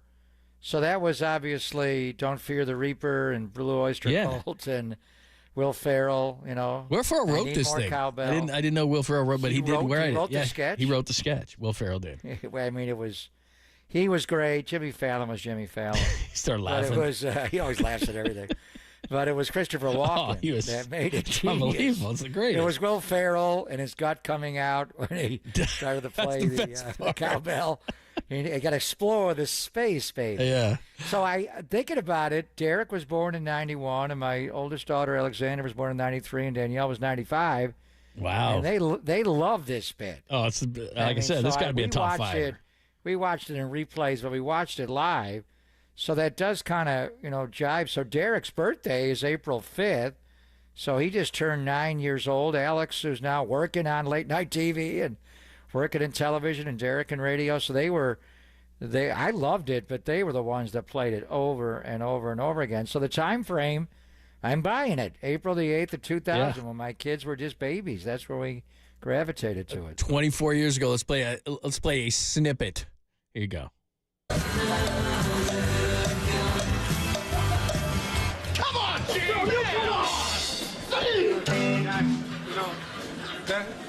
It doesn't work for me. I gotta have more cowbell. Don't blow this for us, Gene! Can I just say one thing? Say it, baby, just say it. I'm staring at rock legend Bruce Dickinson. The cock and the walk, baby. And if Bruce Dickinson wants more cowbell, we should probably give him more cowbell. Say it, baby. And Bobby, you are right, I am being selfish. But the last time I checked, we don't have a whole lot of songs that feature the cowbell. I gotta have more cowbell. And I'd be doing myself a disservice and every member of this band if I didn't perform the hell out of this. Guess what? I got a fever, and the only prescription is more cowbell. Babies, before we're done here, y'all be wearing gold-plated diapers. What does that mean? Never question Bruce Dickinson. By the way, that is so classic. On many lists, it's a top 10. Or Rolling Stone, when they came out, I know we talked about this when they did this years ago, they made it number 1. I don't know if it's number 1, but it's certainly top 5 to me. But there you go, April 8, 2000. What did that do for Don't Fear the Reaper and Blue Oyster Cult? I bet people downloaded the hell out of it. I bet they made money out of it. Unbelievable. Sure. That's a great song, but they So that was Will Ferrell who wrote it. It was his genius and the cowbell in the background. I didn't even know that. I was looking at it yesterday. I wonder how much of that was it. written and how much of that was ad-libbed. I got a fever. I don't know how they. I mean, Jimmy Fallon laughed. I'd have been laughing the whole time. It was unbelievable. Well, he laughs at everything. He does every it was bit. amazing. Anyway, there you go. We missed it yesterday, so April we had to make the 8th of two. You know why we got lost? Because it was one of the biggest days in the history of American sport. Was Hank Aaron's 7/15th of his 50 years ago. You know what else was yesterday that we totally missed? What? On April the 8th, Will Clark's first at-bat in the major leagues. Yeesh. It's a busy day. Busy day. So you have to forgive us if we miss that. Nolan Ryan, home run out to center. All right, let's talk to Mike Trudell. Coming up next, big game will decide probably the 9-10 matchup home court advantage. So we'll get into that conversation and get caught up on what's going on with the Lakers. Seen them 3 times already this season. The Warriors hold a 2-1 edge. If they win it tonight, they would get the tiebreaker over the Lakers and be on their way to the 9 in the 9-10 matchup. Will Anthony Davis play? He's got the eye thing. I would imagine LeBron's going to play. Had a little bit of a sickness. So let's get an update on the Lakers. We'll do it next. Only here on the Sports Leader.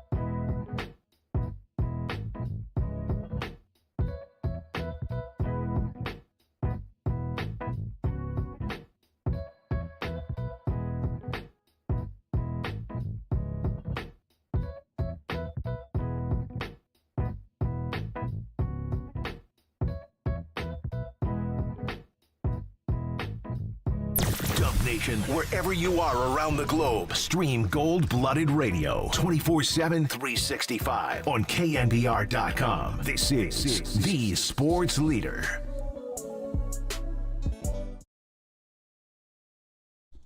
Thanks for joining us. Pop and Lund on a Tuesday edition of the show. Coming down the stretch, 4 games left in the season, 3 for the Lakers, and a bunch of good games. But starting out tonight, Lakers and Warriors could decide home court in the 9-10. Could be more, depending on how the rest of the games work out. But let's talk to Mike Trudell, of course, Lakers reporter, beat for the Lakers on Spectrum.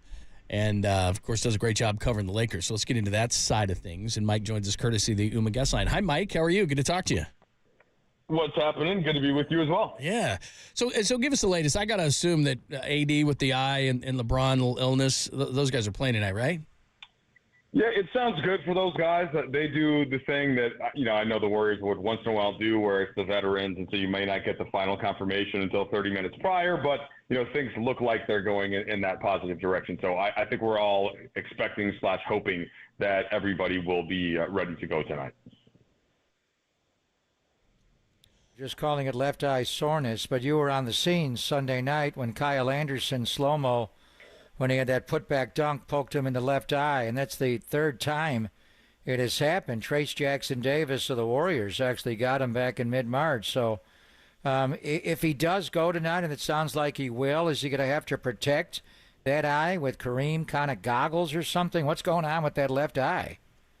Yeah, we're not sure about what's I will just say this. When he returned the next game after that Golden State game, that was March 16th, he was fine. And then, proceeded to play all the rest of the games. He looked like himself and said that the eye wasn't particularly bothering him. But, guys, eerily similar. It happened, not only did it happen like on a play where the foul wasn't called, but it was at the end of the first quarter both times. The Lakers were up in both of them being big games that they really needed to win. And then he didn't come out for the second quarter. And, of course, the Lakers go on to lose both of those. So it's been that kind of a year. And I was just looking, the Warriors, I think you could pull into this context as well. Just pulling up the last 15 games, the Lakers have the 3rd most wins, are actually tied for Denver with the 2nd most wins in the league, and then the Warriors are 1 behind them. So the Lakers and Warriors have been playing some of the best basketball in the NBA, and yet they're there in the 9-10 spot, probably really trying to avoid each other. Lakers trying to move up, the Warriors either trying to move up or hoping that somebody like Sacramento would fall. I would be a happier person if the Lakers and Warriors were in the full playoffs, but they got some work to do, and it's going to be super interesting tonight at Crypto.com to see which one of these teams comes out on top. Mike Trudell joining us, covers the Lakers for Spectrum Sports in L.A., and, of course, as he said, the Lakers and the Warriors tonight for a big one. So give us, like you said, they've been winning a lot of games, 9 of the last 11 over that period, over 122 points a game. What has kind of spurred the Lakers over this stretch? So, yeah, it's been partly this stretch, but really the big thing for the Lakers was getting to their best lineup, and it took them a while. They for a while, they were starting Taurean Prince at the 3, and he was probably, in hindsight, just too small next to Russell and Reeves in the backcourt. And then, LeBron in year 21, asking him to do the same level on the defensive end this year. He can do it when he needs to, right? Game to game, certainly fourth quarters, but asking him to do it all 82 was a heavy lift. So once they went to the bigger group with Rui Hachimura in at the 3, and that could have been Vanderbilt, by the way, as well. He's been hurt for most of the year. Once they went to that bigger group, they've been this similar team to the one that went to the Western Conference Finals and, of course, had that fun second-round matchup with the Warriors last year. So that, to me, has been more of the issue than just them playing better in this last stretch. But I do think that you've mixed that in with, okay, LeBron and AD can see the finish line, and so you're getting the foot to the pedal most every night now. I would think that's similar to what the Warriors have been doing. And I mentioned, I think the Warriors are 10-5 in their last 15 games, despite having key guys out here and key guys out there. So they're ramped up to playoff mode. The only question is, can they get past a Sacramento or a Phoenix or a New Orleans? And of course, to do that, they're going to need to beat the Warriors. If they don't beat the Warriors tonight, then the Warriors control their own destiny, in fact, in getting out of that 10 spot. So it's a huge game for the Lakers in that context, and I'm sure the Warriors as well. You're talking about the Lakers defense, and I think what they're doing under Darvin Ham, as you well know, Mike, is different than Frank Vogel's defense. But and LeBron, going back to the conference semifinals last year when the Lakers won in 6, LeBron guarded really aggressively in that game, and I think they were able to push up on people and You mentioned Vanderbilt and Dennis Schroeder is no longer on the team, but it all revolves around Anthony Davis. And I saw your pregame hit Sunday night talking about Davis's defense versus Rudy Gobert. And I agree with you. And I think Gobert's going to win the Defensive Player of the Year. It sounds that way. They are the number one ranked defense, and he's the guy, the Stifle Tower, the French rejection. And he'll win his fourth. But he doesn't go out and guard threes the way Anthony Davis does, and the Warriors play him. They get him switched on to Steph, and Steph just takes him apart, whether it's dribble drive around him or shoot over him. Right. It's much harder for Anthony Davis, for Steph to beat Anthony Davis. So you see him every night. Is Anthony Davis the best defensive big in the NBA? Yeah, I certainly think that he is. You are a great basketball mind. I was just listening to that and nodding along. Clearly, you're watching these games. I mean, the way and honestly, just don't take my word for it. Steve Kerr said this last year. I asked him about it a couple of times throughout that series, and he's kind of like, look, Anthony Davis is the thing we just don't have a great answer for. Even Steph Curry, who the one game he did it was after AD kind of hurt that hip groin area, and he just wasn't moving that well the last time the Lakers were up in your guys' building up there. But generally speaking, AD does a better job, not just on Steph, but on any guard that he's switched out to. So you cited the stat that I put up, and it was essentially it was looking at Gobert and Anthony Davis, and they have very similar numbers about protecting the rim, right? Not just blocks and rebounds, but contested shot percentage, opponent field goal percentage inside. They're both great in there. So is Victor Wembanyama. Where AD separates himself is that he not only will happily switch out to the perimeter, but he'll switch out and move his feet so well and use his length that guards want to just get him off that matchup, and they'll go somewhere else.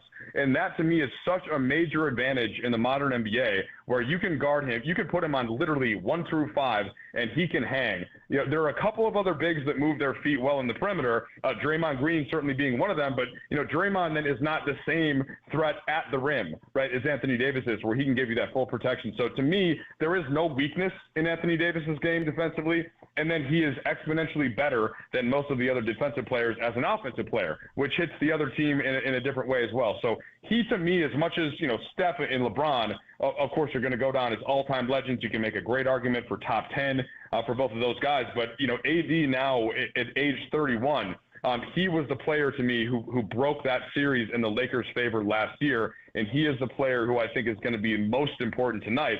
And I say that coming off a game against Golden State where LeBron, it kind of showed what he knows about playing against Golden State. And what was he, 15 for 21 or something? I think like that towards his 40 points. 15 for 23, yeah. 15 for 23 in that last game. So, the Lakers have that in their advantage, but I think they're always worried about that barrage from the Warriors on the perimeter that can happen on any night. And both of these teams, guys, have put themselves in a situation where you get one great Steph game or one great Anthony Davis game, and the other team is looking like they might be the 10 seed. Yeah, there's no doubt about it. Mike Trudell's joining us. We're talking Lakers and Warriors from L.A. tonight. And look, LeBron's been great. His shooting is improved this year, but he's missed one game against the Warriors, but 36, 20, and 12 and 49 and 8 in the 2 against the Warriors. He has been absolutely dominant against the Warriors. I don't know how you explain it. I don't know if there's any more superlatives.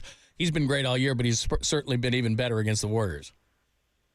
Well, I think this just goes down to that historical knowledge, and LeBron, other than once the Warriors, of course, got Kevin Durant, and I don't need to get you guys. I feel like I'm doing this in LA sometimes, right? Where I'm talking about this. I don't have to explain LeBron versus the Warriors to you guys. But what I will say, the thing that he's always had, even when they did have Kevin Durant, the power and the size is not something that can be mitigated so much, even by the greatness of Draymond Green, who I think is a top 3 defender of the last 15 years.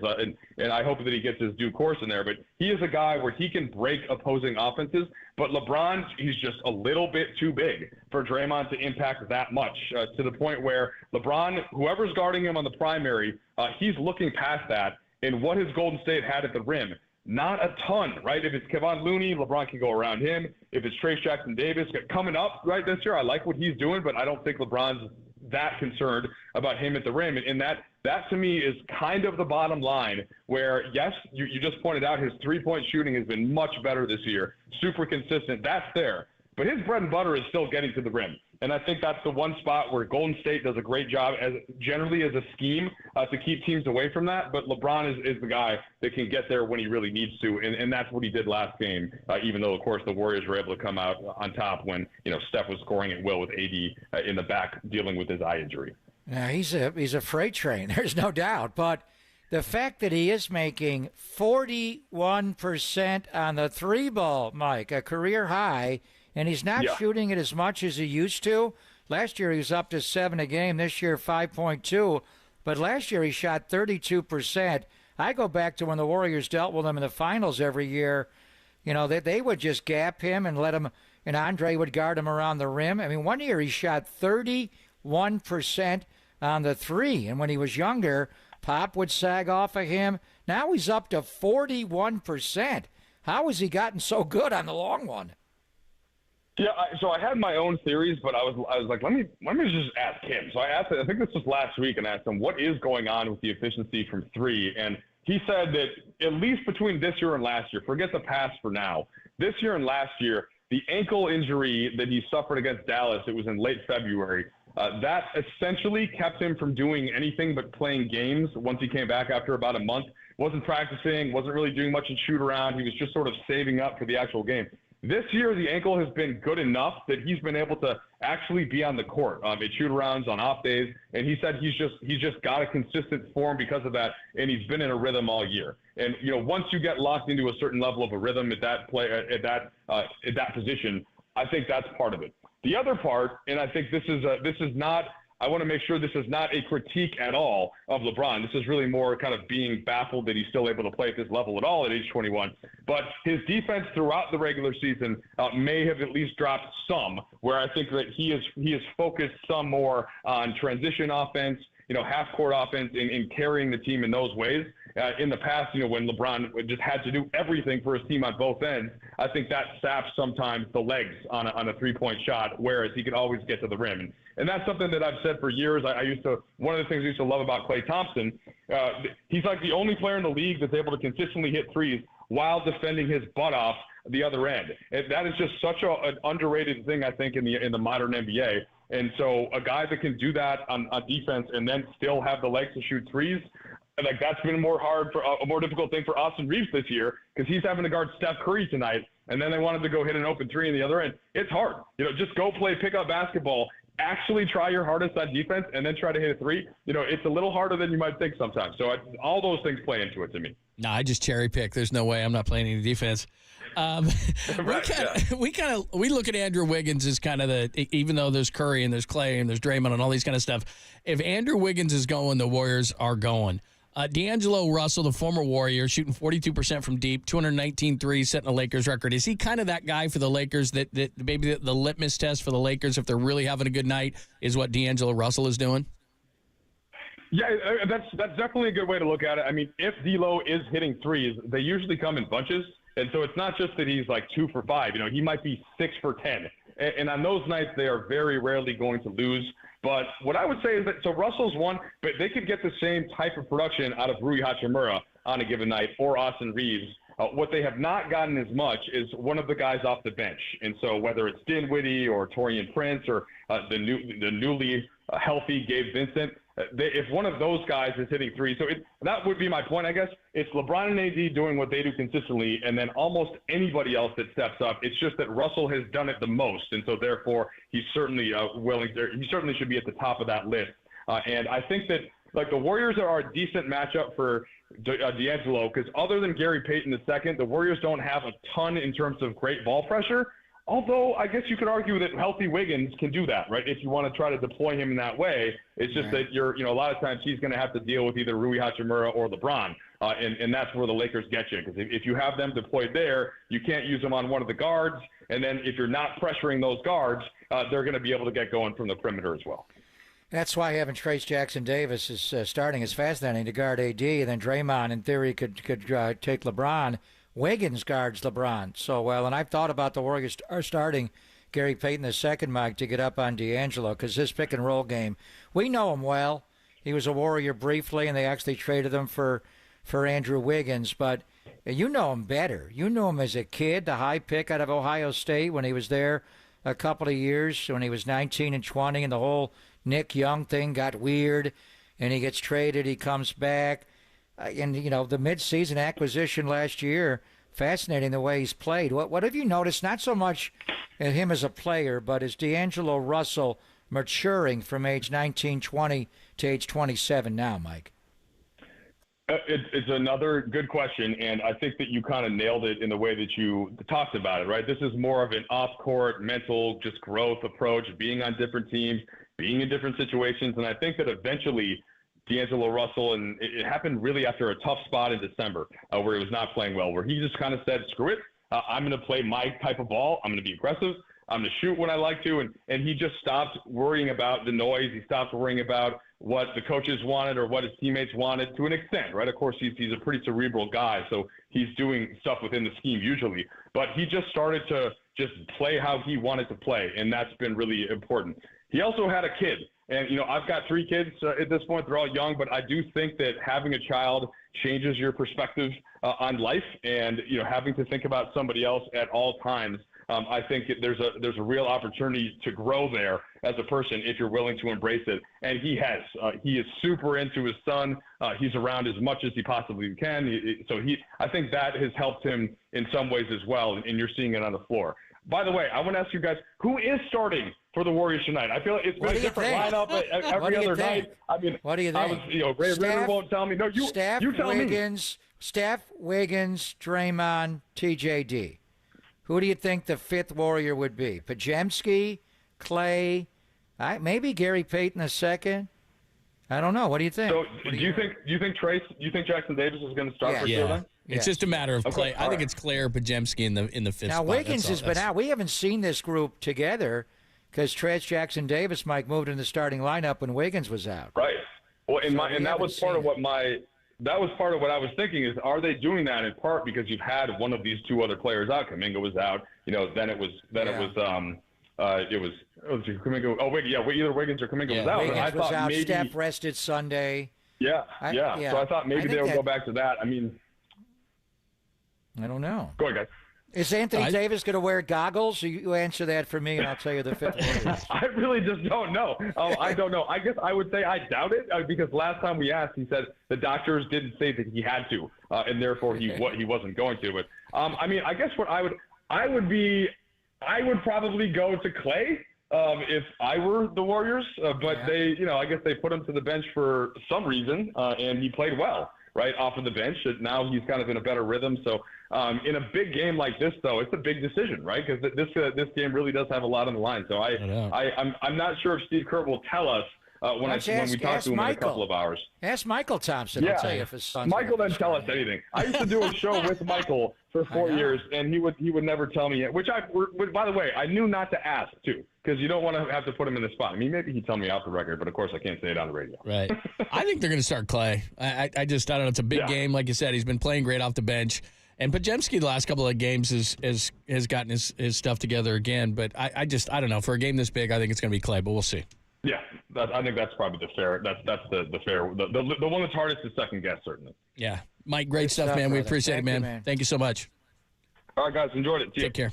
Thank you, Mike. At Lakers Reporter, make sure that you follow Mike. And again, Lakers Reporter for Spectrum Sports. Been doing it for a lot of years down in LA. Does a tremendous job, as you can tell, covering the Lakers. All right, we got some remnants for you before we get out of here. At the top of the hour, a ton of stuff. We don't have anything as good as the cowbell sketch, which we missed yesterday, but we have some stuff before we get out of here at the top of the hour. And then Tolbert and Copes at the top as we get you ready for Lakers and Warriors. We got game number 2 between the Nationals and the Giants as well over at Oracle, which you are going to be at, right? Did you say you're going to the yard? I believe so, John. Very cool. First time going to Cooperstown to talk Marty Lurie. Very nice. All right, so we got it all coming up. We'll give you a few more before we get out of here at the top, only here on the Sports Leader.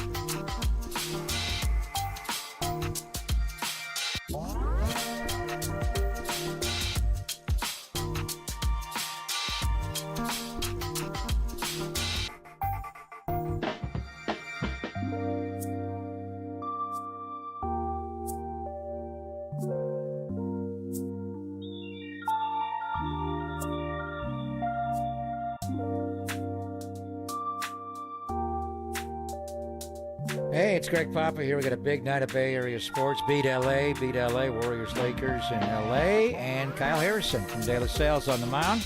I'm going to go over and watch the Giants play tonight, and I think I'm going to go by Tony's Pizza in the North Beach. They have the best pizza I've ever had, and I'm not alone. Tony's has been ranked #1 in the world, and it's my go-to spot for Neapolitan, New York, Detroit, Sicilian, and Grandma-style pizzas. They also make fresh pastas, and their spicy bucatini, one of my all-time favorites. The De La kids love it. Don't forget about Tony's other locations like Capo's, where he makes delicious tavern-style cracker-thin and deep-dish pizzas.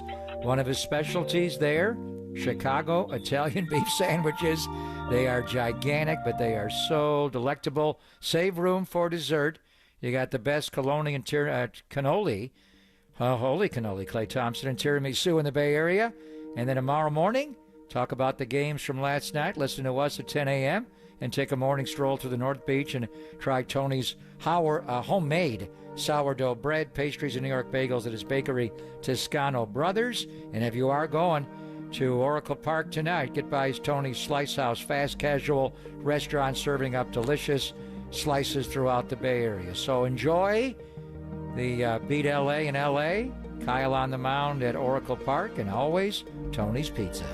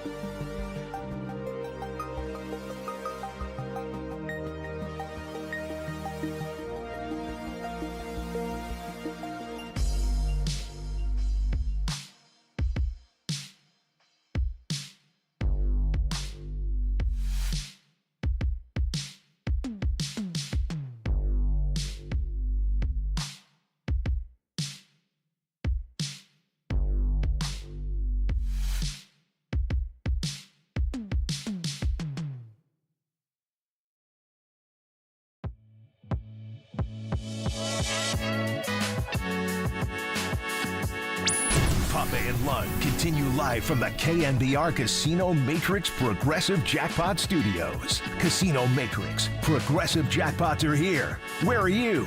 Just drop in. Please play responsibly. 1-800-GAMBLER. The cock and a walk, baby. And if Bruce Dickinson wants more cowbell, we should probably give him more cowbell. Say, baby.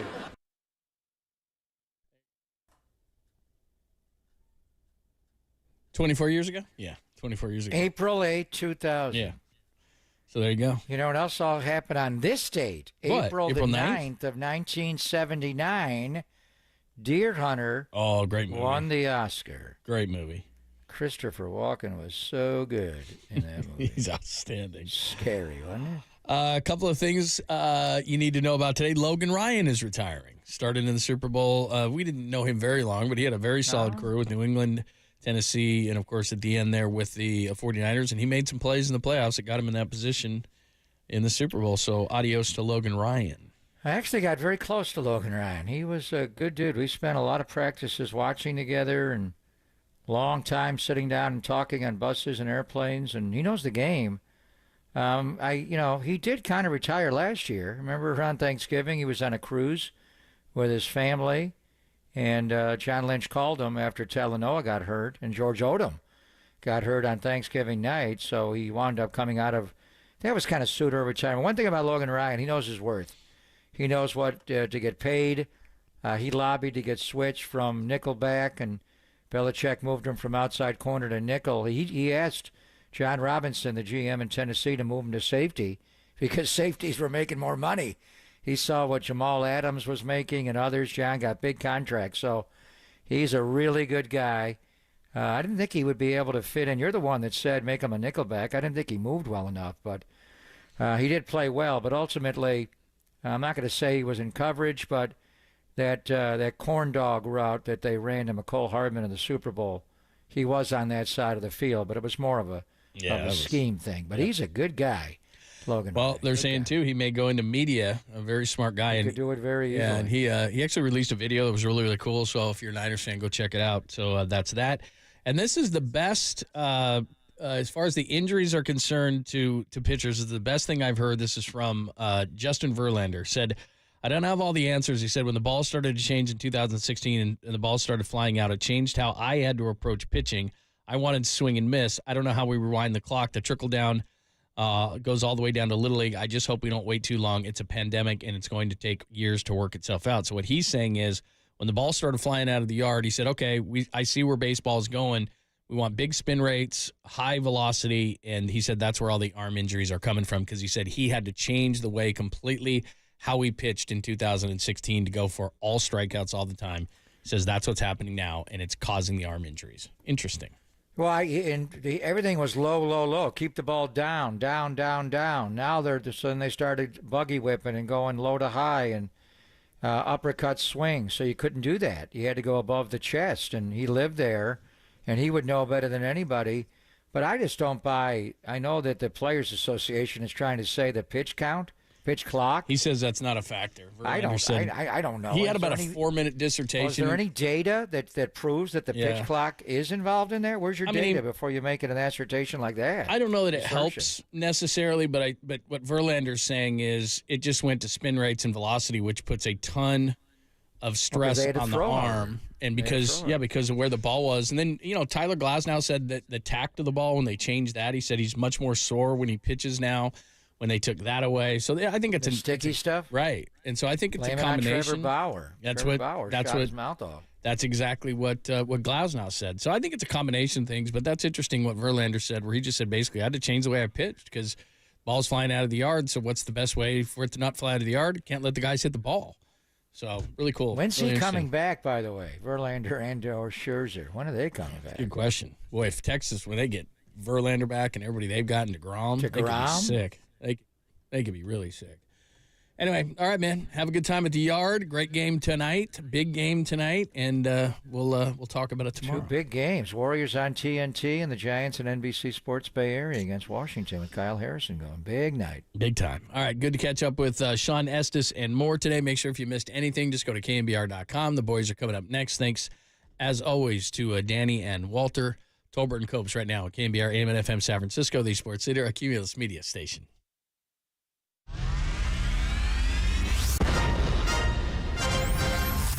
The NBA brought him to the Bay. While his co-host was born and raised here. Adam, that is great co-host work right there. That is amazing. You're lucky to have Adam, Tommy. Oh, absolutely. It's time for Tolbert and Copes. Let's get it on! Tom Tolbert. Yeah, thank you. Now if I could ever get some beer. And Adam Copeland. Adam Copeland has arrived! On KNBR 104.5 and 680, the sports leader.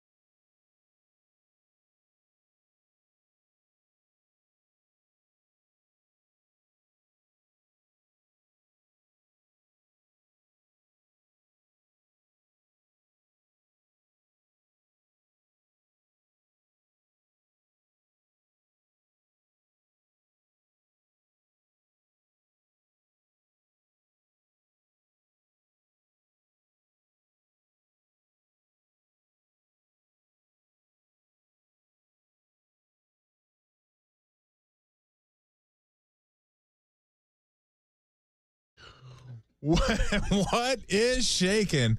Oh my God! If we could do the last 5 minutes on the air, that would be the most amazing radio of all time. But it's not going to. It's too hot for KNBR. Is what it is. What it is. Oh God, that is so good. Anyway, Cope Stover here with you. What is shaking? Oh my goodness. George Contos, Dave McMenamin, Tim Kawakami, and right off the rip, we're going to have the winner of the 1995 PGA Championship, Steve Elkington, who just got through walking the course at Augusta. So he's nice enough to come on with us and share what the course looking like, his thoughts on the favorites. McIlroy, can he get it done this time? Scheffler's playing the best. Should I bet Schauffele again for the 20th straight major? I mean, even if I hit it like 15-1, I'm still down money on this guy. I can't do it anymore. I just can't. I can't watch him be close. He's a master of like making a late charge on Sunday to close it within 2 shots. Finish third. Yeah, that's just him. It's just I've had it. I'll have to pick. I got to pick somebody new. Scheffler. I can't pick Scheffler though. He's only plus 375. Not enough. Those odds are absurd. It's so short. We got the winner of the 1995 PGA Championship, 2-time Players champion, and finished third at the Masters in 1993. Speaking of the Masters, he just got through walking the course. Adam Copeland, Tom Tolbert with you. Steve Elkington joins the show. Elk, what is going on?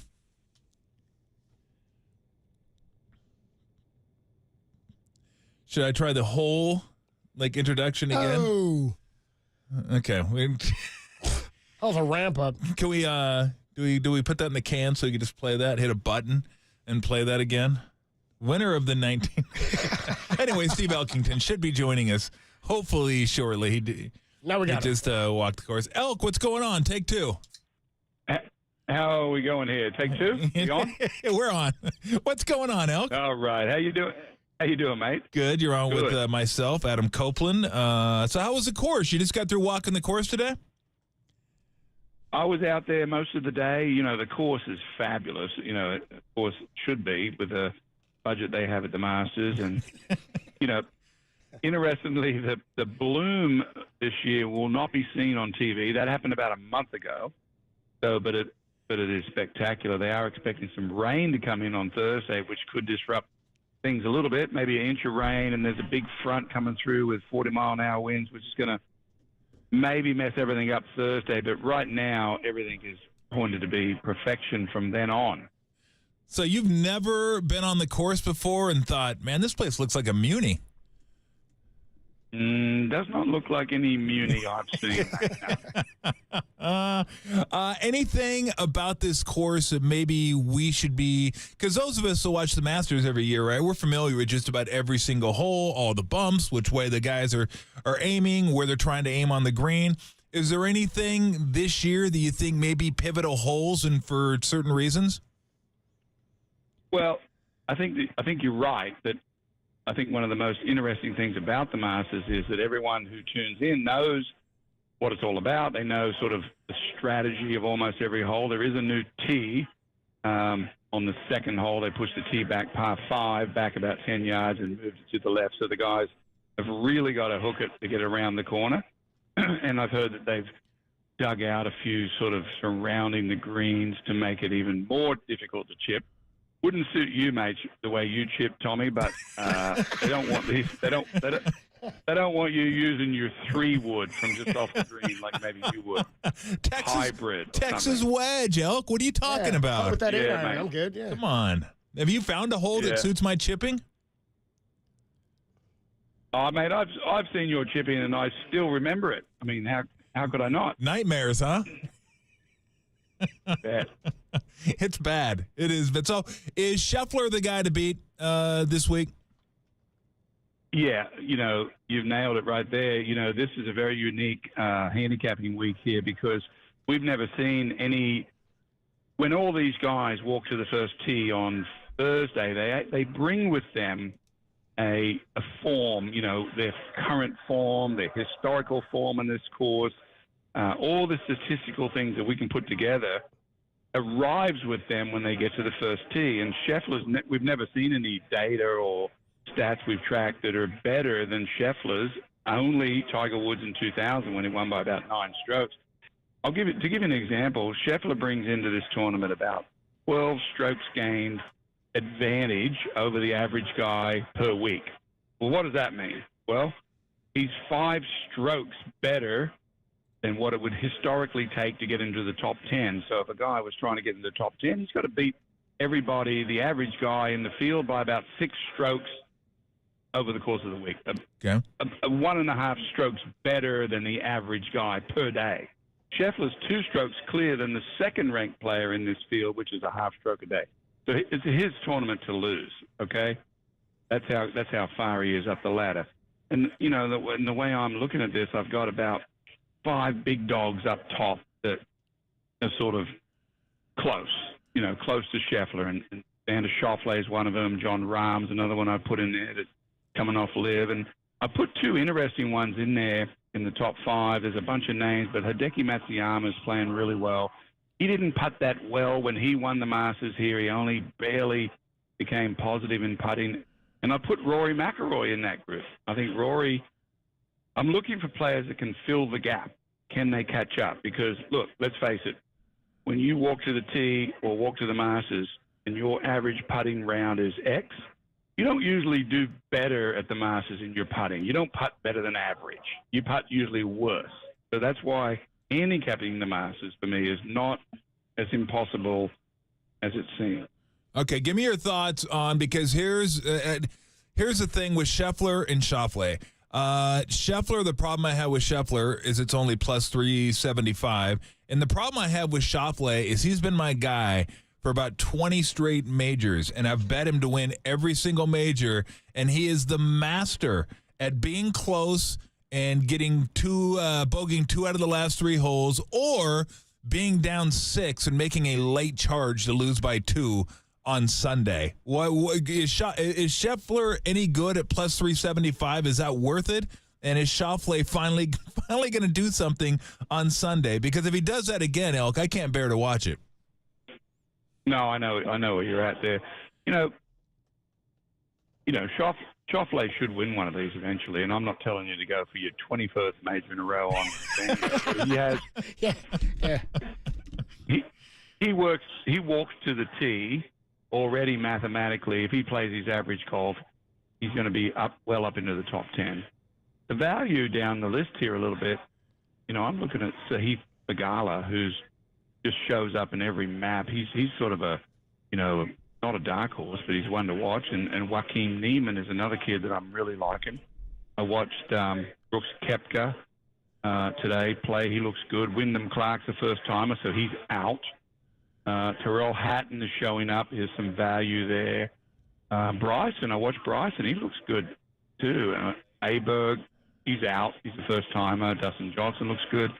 So the thing about this tournament, mate, is these guys that are coming in, there's never been a major where a lot of the top players like Cantlay and Honma, they're so far out of the picture that, mate, someone said, well, what are the chances of Honma playing, winning or getting in the top 10? And we did a little math equation over here, as we do, and it would be the same as throwing 3 snake eyes on a dice, mate. That's about where that is in a row. Yeah. Talking to Steve Elkington here on the UMA guest line. Masters gets going this week. You mentioned John Rahm, and I always like Rahm. I mean, he wins in 2023, and he'd been a long time coming, I think. But when we see like 4 top 10 finishes in LIV, what does that mean for those of us who don't pay attention to LIV coming in? How well is he playing right now? Well, it's a good question because when I look at LIV, I have to they don't have all the strokes gained, data over there. So I sort of look at who he's playing against. I know all those guys he's playing. There's super, super top players over there. So I sort of slot them in. I sort of pretend they finish 4th on our tour, right? When they finish 4th on LIV. I don't think necessarily finishing the top 5 is easier or harder than the tour. It's probably harder to finish in the top 5 on LIV because there's tons of top players. So I slot them, where I think they should fit. But Rahm sort of fits this mold, this top 5 dogs that I told you about, these big dogs up top. And Rahm didn't putt particularly that well either when he won last year. In fact, he had the most putts of any winner that ever won the Masters. But he hit the most greens in reg. And the superior hitters of the ball tend to do well in the Masters over the course of the week. And why is that? Obviously because they hit it good, but they're able to get back into where they put the pins, where it's not as hard to putt once they get back into where the corners are. Where you get in trouble with the Masters is way away from the pin, and you got to deal with all this slope. So, interesting dynamic there. But I just think Rahm, when he won last year, he had one really good putting day and one better than average day. That's all it took for him because he hits it so good. So, I think he could win it. I think Rahm could win it again. I do think there's about 10 guys that are sitting just below this top 5, but they'll have to falter to let them in. The other top 5 I've already mentioned. Talking to Steve Elkington live from Augusta. Nice enough to join us. Talk a little Masters. Does Tiger Woods make the cut? I was told today from a reliable source that things aren't that great in Tiger camp with his foot, and it's hurting his back. And if it rains and they have to play more than 18 holes in one day, it's just not going to work out. Just from a physical standpoint. In fact, his friend, Nota Begay, who works on Golf Channel, I don't know if you read this disclaimer letter he wrote last week. He wrote a little note that said that, you do know that Tiger's ankle is fused now, and he's been doing a lot of rehab, and he doesn't really know how he's going to work out over 4 or 5 days. It was almost like a sort of disclaimer. We're not going to play well. We're going to be there, and I'm putting this out for him, okay? That's what we're doing. We've heard this. I feel like he does this all the time. Now he's like he gets in front of it. Because we all know it's going to be a story. We wait for the Masters for Tiger to play. Have you heard anything about the glutes? Are they active? No, I haven't heard that, but I think it's coming. Whether they're active or not. Is Lefty going to be there? Yeah. And, he historically plays really well here. He finished second, I think, last year in the end of the day. I think Sergio Garcia has got beaten a playoff in Live 3 weeks ago in Mexico. Joaquin Niemann, who plays well here, he is on everybody's radar.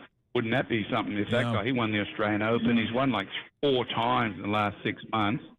But Sergio's sort of stabilized his putting. He played well last week in Miami at Live, which is a real hard course to play well on. I'll tell you a story yesterday about fans and so on. Yesterday I was at the golf course, and Bryson got on the first tee at 4 o'clock. He came over and he saw me, and he shocked me. He came over and said, "Hey, Elk, what do you do?" We talked for a minute, and he said, I said, "What are you doing?" He said, "I'm going to go play." So I said, "Okay, I'm going to come watch you." So he got on the first tee, and he pulled out his 3-wood, and he just blasted one down the first hole. And then he turned to the caddy, and he said, "Give me another ball." And when he asked for that other ball, all these people, 5, 10 deep at the first tee at Augusta, started going, "Come on, Bryson, hit your driver, hit your driver, hit your driver." And he pulled his head cover off the driver, and everybody went crazy. And I turned to who I was with, and I said, "You see, now our commissioner needs to be here, because all these people here, they don't care where Bryson's come from or anything. They just want to see this guy play golf." And he took this driver out, and I'm telling you, the bunker on the right, 325 up the hill on the first.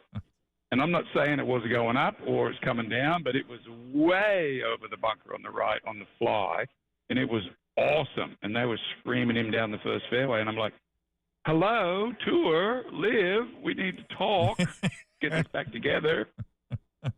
How do you see that all working itself out? Because I don't really understand what's happening, because I guess PGA runs everything now, but there's no real merge. I thought there would be a merger. I still, if I was part of the PGA Tour and all the players that stayed, Elk, I might be a little miffed at all the money everybody else got, and now you're re-welcoming them back, rejoining them back into the fold. And it's like, well, wait a minute, where's our cut of the pie here? How's this thing all going to work itself out? Well, not if you can go over there and play there also. Well, that yeah, would be all right, wouldn't it? Yeah, so if you could do both. If you were a little qualifying on the PGA Tour that got you to go over to go to Live, what would be wrong with that action? But I don't know what's going to happen, Tommy. There's a lot of talk. There's a lot of speculation. But certainly what's great about this event and the other majors is they let the Live guys play. Yeah. That's a big mistake. It's a big mistake that they haven't sat down and figured this out. But I don't think all the players have to play against one another every week, but it'd be nice to see all these guys play against one another for 10 weeks. I saw Koepka today. Koepka looks tough. He's ready for the majors. He's built for it. He likes it. He's won 5 of them. Rory, I put him in the big dog list. I don't know if he deserves to be there. He doesn't. He's not carrying in a bunch of strokes gained. He's way back. He'll have to putt out of his mind, probably 50% better than he's putted this year to get into the top 10. That's how far he is out, but I've still put him up there because he's going for the Grand Slam, and he went and saw Butch Harmon last week. So whatever that means, right? Yeah. Maybe he told him, you do know you're Rory McIlroy. I'm sure that's what cost $20,000 for Butch to tell him that last week, but whatever. It was funny, Oak, because when they did the whole live thing, I never really had a problem with it. The only problem I ever had was I wish the guys that went over there would have just said why they went over there. Like, why do you think I'm going over here? They're giving me a boatload of money that I'm already earned without actually having to play for it. Like, I just wish they would have said that instead of dancing around it. Like your career, mate. You got paid. You went over there. You sat around a bunch, and you still cut a check, right? What do you mean I sat around a bunch? Tell me where I get off track here. No, they started a new venture. I'm only pulling your leg, but I know they went over. Yeah, of course they went over there, but I'm not going to defend any of that. But they bought more than just paying them to go over. They bought all their rights, their media. The tour gets us to do everything over here, and hope we just say, oh yeah, we'll go do all that. So they bought a lot off those guys to get them over there. Well, it was a signing bonus for a new league. I mean, Liv, when you were in the NBA and you had Drexler and Hakeem on this team, and you and all these other guys, and Jordan, they're playing in Canada, and half are here and half are there. But really, the fan wanted to see them all. So how do we figure it out? Where we play some games here and play some games there. I think Liv works really well when they play in Hong Kong and Adelaide and all these different places around the world, because all those people haven't seen all the really good players, And I'll make one other point about Liv. The tour has lost all the characters, even like Mickelson. They've lost all the villains, Patrick Reed, Bubba Watson. Yep. Maybe they're not all villains, but I was at the Houston Open last 2 weeks ago, and Scotty Scheffler played. If we didn't have Scotty Scheffler, it would have been like a high school tournament. But I was telling someone, if you put John Daly on the 10th tee at 1 o'clock and Justin Thomas on the first tee at 1 o'clock, the majority of the crowd's going to go with John Daly for 9 holes. They're going to see if there's going to be an accident out there in the middle of the golf. Exactly. Yeah, it's like Benihana. You want to see what's up? And they may migrate back and watch the top player later. Same thing with Patrick Reed. Same thing with Phil Mickelson. So they've lost all this depth, right? They've lost a lot of characters, a lot of depth on the tour, and it's weird. Honestly, it's weird. I like it better today, where I'm seeing Patrick Reed out there, and people are saying, "Oh, that's the guy they hate. He's the guy that grounded his club in Bermuda and moved the sand. Oh, I hate him. He's from here. He's lives up the street. Forget all that." Exactly. Yeah. And if you follow Daly, you can get a contact nicotine high. Hell You yeah. kidding me? A Diet Coke. Yeah, absolutely. What's the guy that plays for the Golden State Warriors that fouls everybody? Oh, Draymond Green. Yeah, that's him right there. Boom, Patrick Reed, same guy. Pat Reed, yeah. And I got to say, I do appreciate you putting me in the same sentence with Drexler, Hakeem, and Jordan. That's the first time that's ever been done. Appreciate that. Yeah. You used to foul him so much, mate. I used to hate you because you used to just step on his foot. Or No, get out. Step on his foot. Yeah. Poke his eyes like Three Stooges or something. Goodness gracious. All right. So before I let you go, give us a pick, your pick to win, and then give us a value pick as well. Yeah, the pick to win, I'm not going to go against Scheffler because this is an era that we may not see again for a while. Okay. I like Sahith Theegala. Theegala. Value. Yeah, because he's swinging so good. He just joined my club in Champions in Houston, and I've seen him quite a bit now, and he's up-and-coming guy. But, mate, long shot, I don't know what the odds are on Bryson. I should have it in front of me, but I don't. I'm looking at Science Guy. Science Guy, I think, is going to show up this week. He, he's learned his lesson at Augusta where he said the course par was 68, all this stuff. Yeah. But, mate, he's hitting it so far, and he's messed up Augusta a number of times, and he's a different guy. Shot 58 last year on Live, and he's playing well. You know, tomorrow, if we did the show, I might have a few other different ones. But as you are listening to this show and you look down the list, I have Speeds. I'm looking at him. These are almost long shots this week because of the spread eagledness of this field, where they're coming in with such average form. Honma's out of form. I mean, Tommy Fleetwood would have to just, you know, a tsunami would have to hit of goodness for him to get into the top 10. I mean, some of these guys that they're just not, they don't have it right now. All right, well, hey, thank you so much. We always go. Is it time to go hit the bar? Got to be time to hit the bar, didn't it? 5 o'clock. I think we're in a bar, actually, aren't we, Frank? Yeah, you're doing the show from the bar. That's even better. That's incredible. From the Azalea House in Augusta, 1100 Azalea Drive. They probably got to have some nice whiskey there for you. Yeah. Oh yeah. We've been in the bar all afternoon. Okay, the producer has. But it's the truth. It's the truth. You didn't even walk the course. What are you talking about? You didn't walk the course. You're in the bar all day. No. Frank's been. I just got back from the course. He was there. I was here. Well, I'm going to let both of you guys go and have a good time. Hey, Elk, thank you so much. Always appreciate talking to you. Have a great time. Thanks, mate. All right, Elk. Good to see you. Oh, man. I love the dude at the end just chimes in. Yeah, we've been here all day. Yeah, no, I don't want you to say that. Steve Elkinson, winner of the PGA Championship in 1995, and it just walked the course at Augusta. A lot of good picks there. Make sure you check out the podcast, KNBR.com, and the KNBR app. We got a lot of good stuff to get to. Blake Snell debuted last night. George Contos at 250. Dave McMenamin talking about the Warriors and Lakers tonight at 350, as well as Tim Kawakami at 450, and then Giants pregame against the Nats at 5:45. When we come on back, tell you how you can win some Jerry Springer tickets, and we'll get into this Warriors and Lakers bit. What did you just say? What did I say, Jerry Springer, dude? Oh, my God. We got Springer. That's next on the Sports Leader. Jerry. Broadmoor, shout out to you for supporting KNBR, Broadmoor's Sports Leader.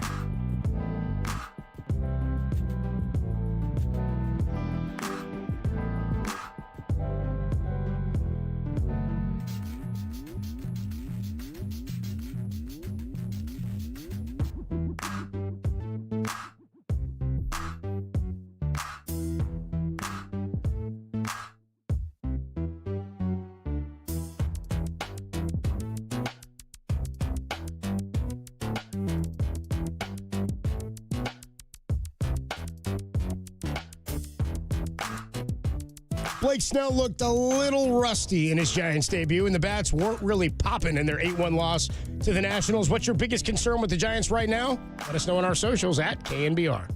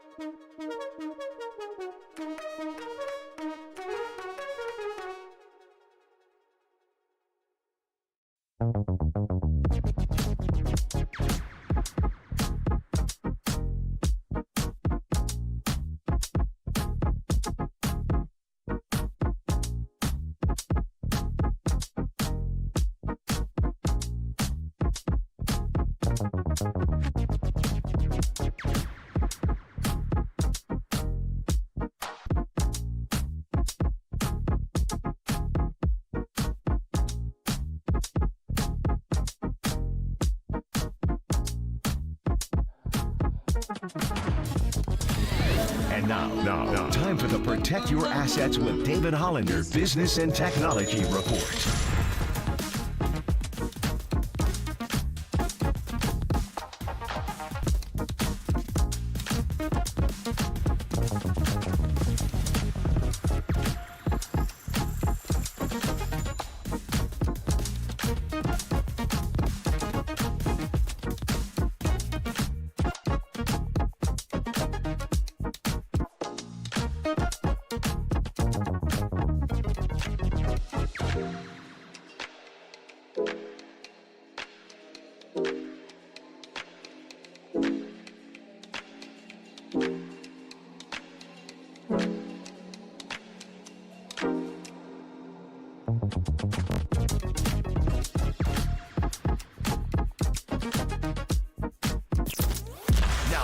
Tom Tolbert and Adam Copeland. Tolbert and Copes. Download the KNBR app and listen anywhere, anytime. We are KNBR 104.5 and 6.8, the sports leader.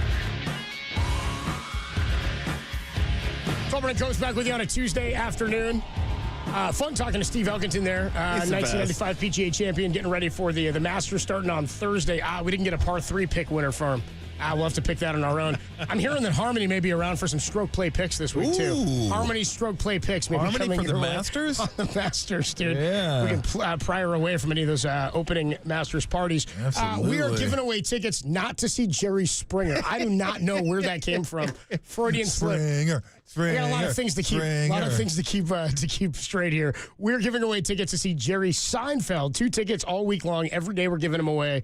He's coming to the Mountain Winery in Saratoga on October 7th of this year. When you hear the cue to call between now and 6 o'clock, be caller 10 to the studio at 415-896-KNBR, and you'll win the tickets furnished by the Mountain Winery. Get the rules at knbr.com. Tickets to see Jerry Seinfeld. Tim, what's the cue to call? It's like going to the bathroom in front of a lot of people and not caring.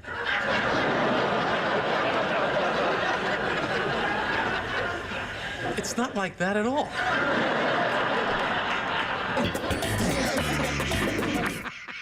When you hear that, caller 10 at 415-896-KNBR, and you'll get those tickets to go see Jerry Seinfeld up at the Mountain Winery in Saratoga. When we come on back, huge game tonight. 4 left on the season for the Warriors. They go back to Los Angeles to play the Lakers before Portland on Thursday and then New Orleans on Friday, Utah Sunday to wrap up the season. What is the magnitude of tonight's game for the Warriors, and what does it mean for the remainder of this season? We'll get into that next, only here on The Sports Leader.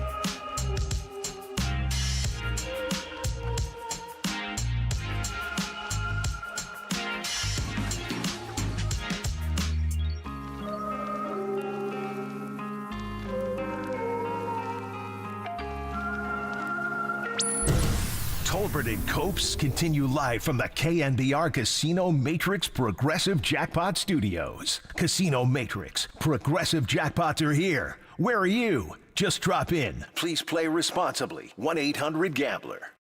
James drives on Curry. Stolen by Curry. Taken away and brings it into the front court. 15 seconds left on the shot clock. Curry deep in the handle. Now it's down to 10 seconds. Draymond Green drives, throws it up. Kuminga throws it down.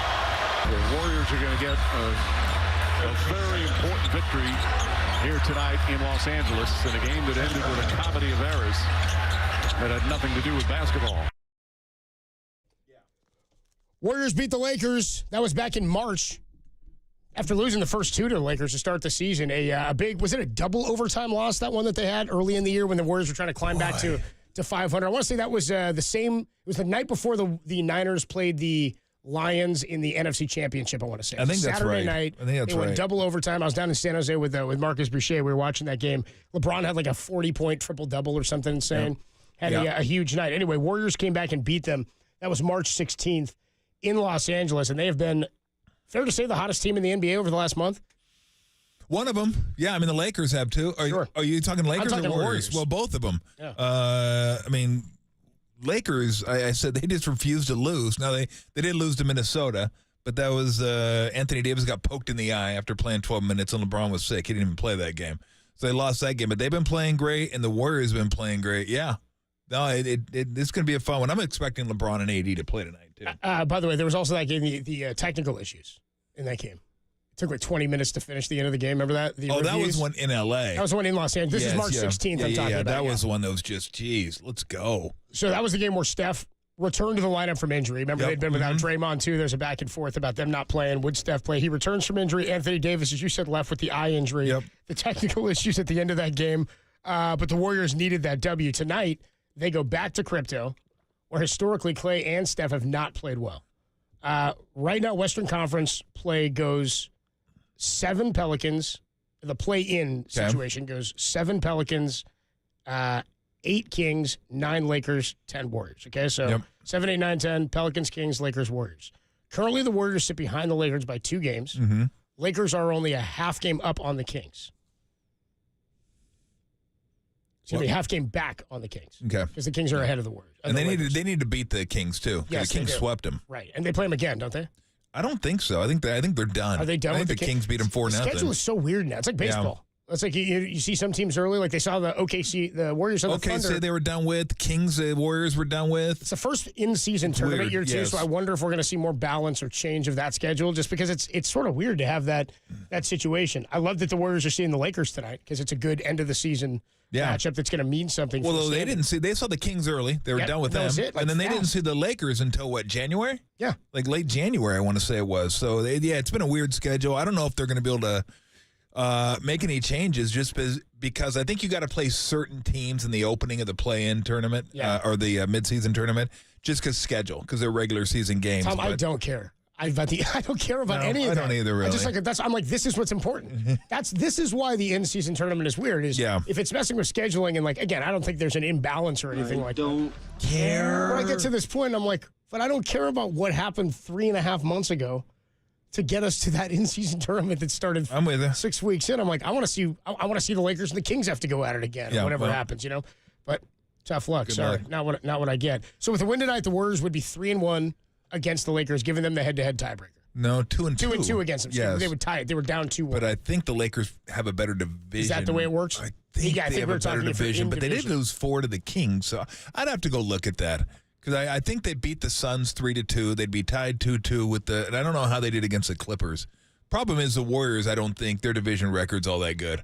Because I think they lose the tiebreaker to the Clippers, are tied with the Lakers, tied with the Kings, and lose the tiebreaker to the Suns. Suns got them too. So Suns and Clippers got. So anyway, I'll have to go look at that. But I think the Lakers have them in the division record. But anyway, remember we talked about how close it was. We'll worry about that tomorrow. Because if the Warriors lose tonight, forget it. So the Warriors lost 144-145 in double overtime. That was Saturday, January 27th. Yep. That was the first one. Yep. Second one was the If the Spurs were to win. They beat this. That was the third one. They beat them. We said that on March 16th. I'm trying to find all three. Okay, they beat them 120. You're right. They would be 3-1 because they're 2-1 on the Lakers right now. Are they really? They are.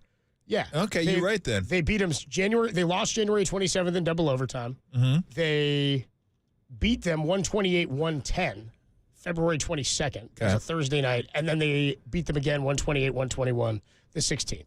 Like a man with orthopedic shoes, I stand corrected. There you go. Thank you very much. Spurs would win. In the last week of the regular season, this is pretty much how the seeding scenarios go for the Warriors. This is all per Anthony Slater. If they go 4-0, they leap the Lakers for 9. Okay, so they have 4 games left. 4-0, you leap the Lakers, and you're the 9. It's that simple.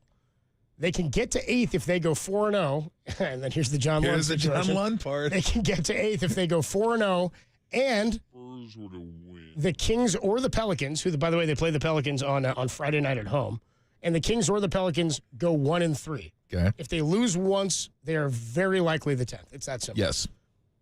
Okay? Yep. So if they beat the Lakers tonight, they absolutely own the tiebreak. It's in the bag. You can leap. But if you go 4-0, you can jump for sure into 9, potentially all the way up to 8. And lose tonight, just figure 10th. Yeah. Lose tonight, figure 10th. Win tonight, win Thursday should be. Friday night at home would be a lot of fun. Yes. With like that being, he's trying to get to 3-0 in the last 4. That could still mean they could get to 8. So I got a scenario for you. Okay. Would you rather be 9, Lakers 10? So you still got to win 2 games, but you get the Lakers at home. Or would you rather be 10 and the Kings are 9 and play on the road against the Kings? So would you rather play home against the Lakers or road against the Kings? My answer is we're going to talk about this later in the show.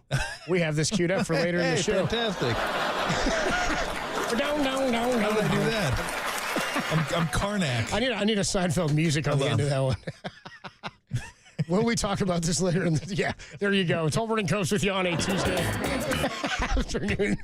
We are giving away those Jerry Seinfeld tickets. Stay tuned for that cue to call and be color Springer at 415-896 KNBR. By the way, I'm watching TV the other night. They're like promoting American Idol. You know, Jelly Rolls, like one of the coaches on there. I was like, no way. I never even heard of this guy. Now he's out here coaching American Idol contestants.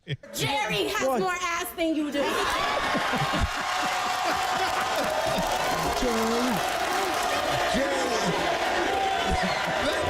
Didn't care. Didn't care. He's like, you know what? I've sold my shame a long time ago. You put on what you want to put on. KKK episode, throw them on there. Yeah, we're good. I've been the mayor. Get them on there. Okay. Former mayor of Cincinnati, right? We getting rating. Money's coming in. Cool. Put them on the show. Jerry just did not care after a while. Hell of a deal. R.I.P. Jerry. He will. Yeah, the ghost of Jerry's not doing any shows, I don't think. Jerry Seinfeld is. When we come on Tupac back together. Thank you. Some holograms. When we come on back, George Contos, former world champion pitcher with your San Francisco Giants. You see him on NBC Sports, Bay Area's pre- and post-game coverage of the Giants games. He's going to stop by, talk a little bit about Blake Snell's struggles last night. The offense still not getting it going. They lose 8-1. In my opinion, 7-0, 7-1, 8-1. Worst games to be at. I was there. We'll talk about it with Contos next on the Sports Leader.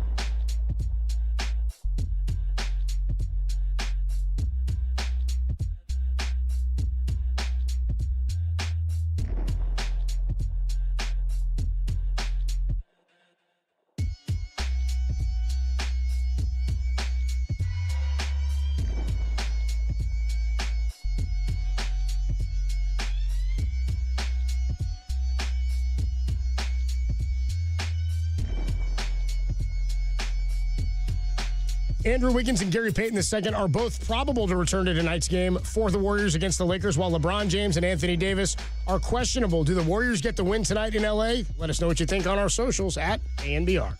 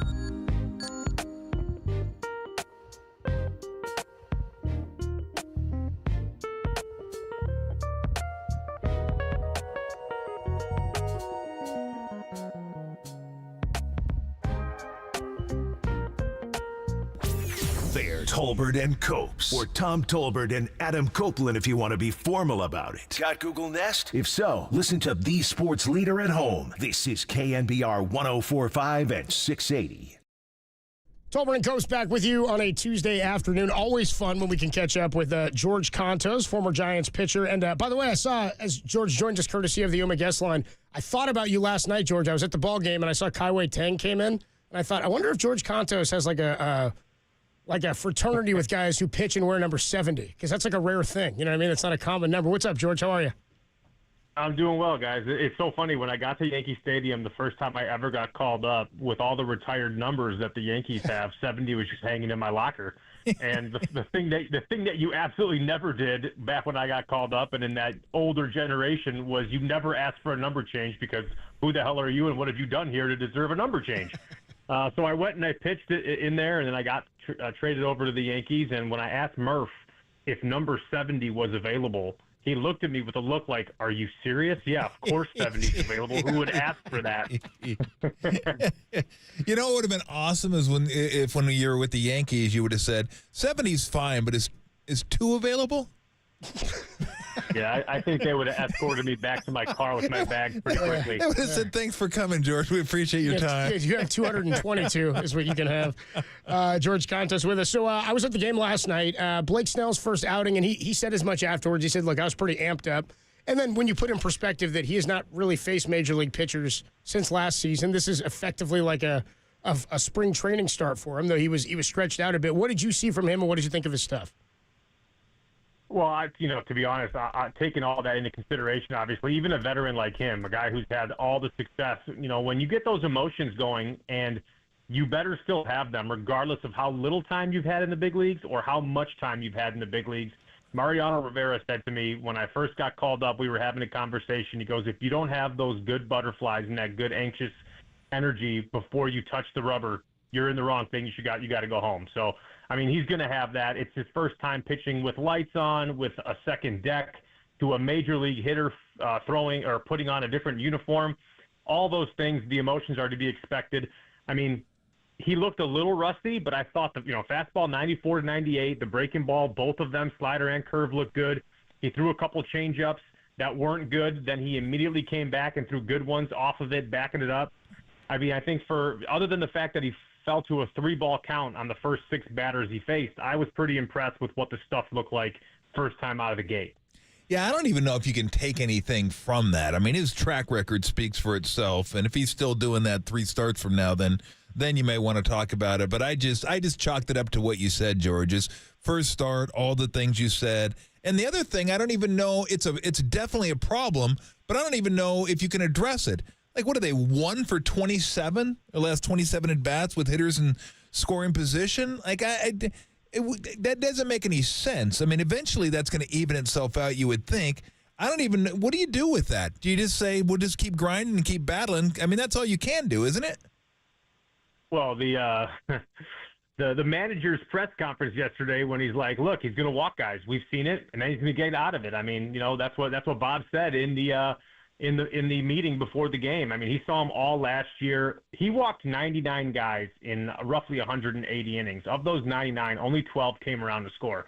So he's obviously very good pitching with traffic on base, and he has a ton of trust in his stuff to go out there and get the big strikeout when he needs to. So, I mean, if you can work on him having a few less of those big misses, which will obviously come the more times he toes the rubber in those stress moments, that's all going to get a little bit better. But as far as the deep counts, throwing a lot of pitches, that's just what he's done his entire career, and he's had a lot of success doing it.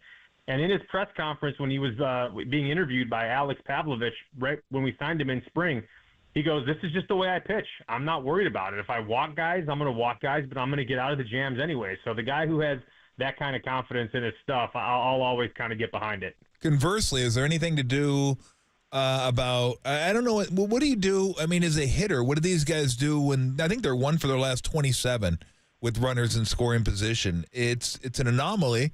Is there, I don't even know, talking about it, like, how do the hitters even address that? Do you just say, keep sticking with it, eventually it's gonna turn? Because they're having a double of a time getting a hit with a runner in scoring position. Well, it just goes to show you how good the stuff actually is and how hard hitting it is, even in non-leverage counts, right? I mean, the leverage changes to a hitter's favor in a 1-0 count, in a 2-0 count, in a 2-1 count. Those are all counts where a hitter should feel very comfortable. But if they're still not having success being behind in the count, that again just goes to show you how nasty Blake Snell's stuff is. And I mean, when you have a guy who throws any pitch in any count, who doesn't really, he doesn't have weakness in any of those counts. He'll throw a fastball, he'll throw a 2-0 changeup and then fall to 3-0, then throw another 3-0 changeup for 3-1. So when you have confidence in all of your pitches like that, he's effectively wild. So when you can't get comfortable in the box as a hitter and you don't really have a really good indication of what area or what pitch the next one's going to be in the strike zone, it makes hitting really difficult.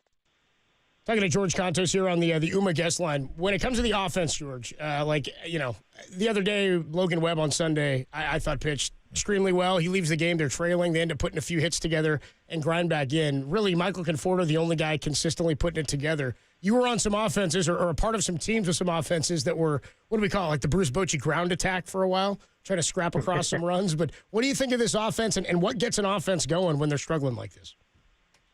Well, I'll tell you what, the teams that I was on for the Giants, I mean, if we had a one-run game, we had this really innate ability of winning those one-run games. I mean, we'd score 3, but we'd only give up 2. And we had pitching staffs, obviously, that were just really good through 2009 through 16, really.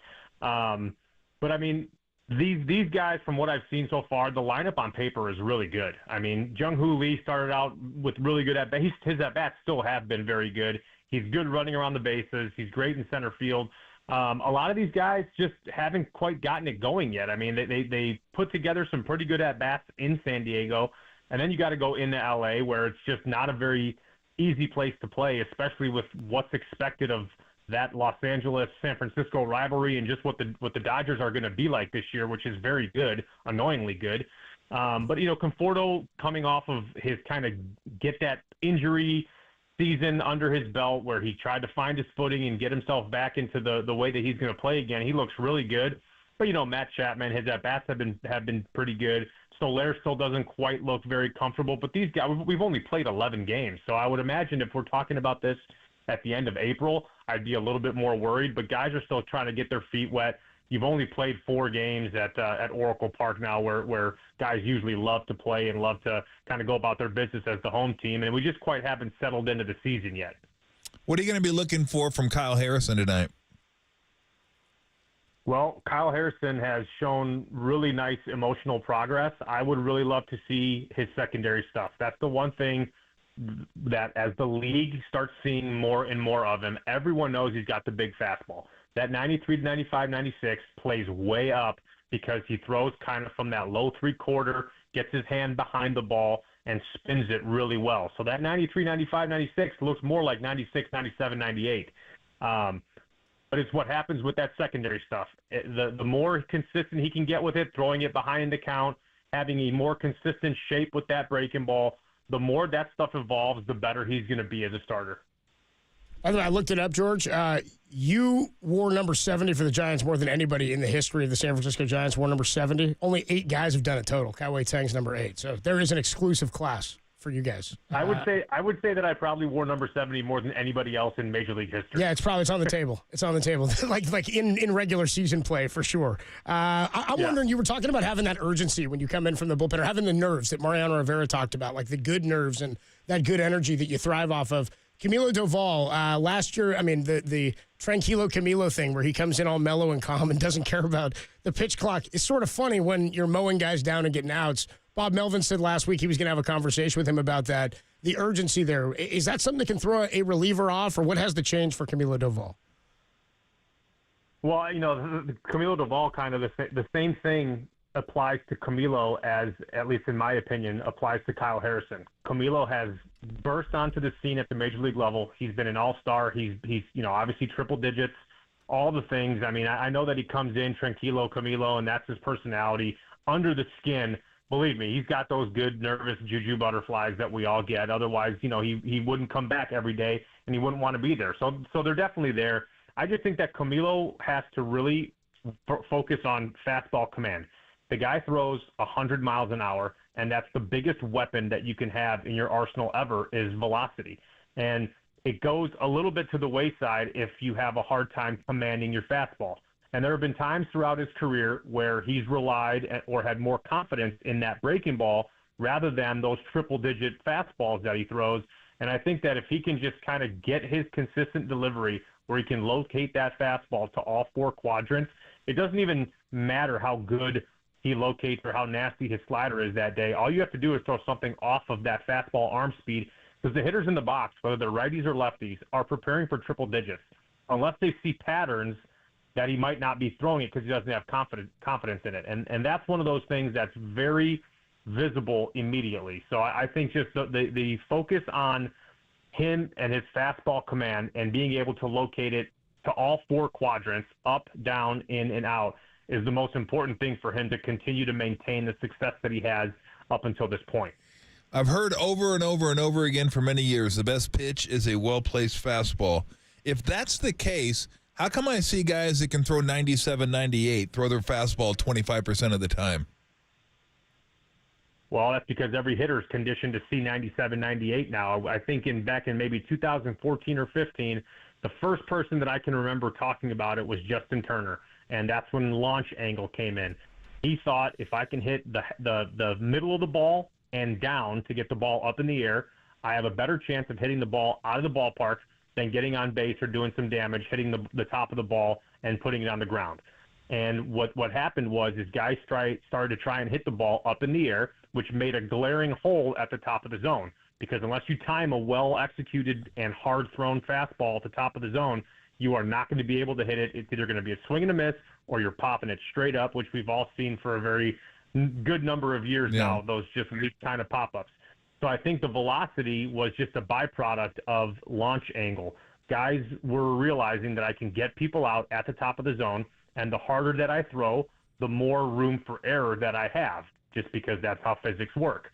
So I think that's kind of what's changed and what's happened is guys have tried to throw a lot harder, which we've seen. I mean, the average fastball in 2022, I believe, was almost 94 miles an hour. When I made my debut in 2011, I think the average fastball was 90.9. So fastball velocity has definitely increased tremendously, and now hitters are getting their foot down, trying to be prepared for the fastball, and they're seeing guys who throw 100 all the time or upper 90s all the time. And if you can have the same arm action on a breaking ball or a slider or a sweeper or a cutter or anything else that looks like a fastball coming out of your hand, you can have hitters more on their front foot, and you can upset their timing.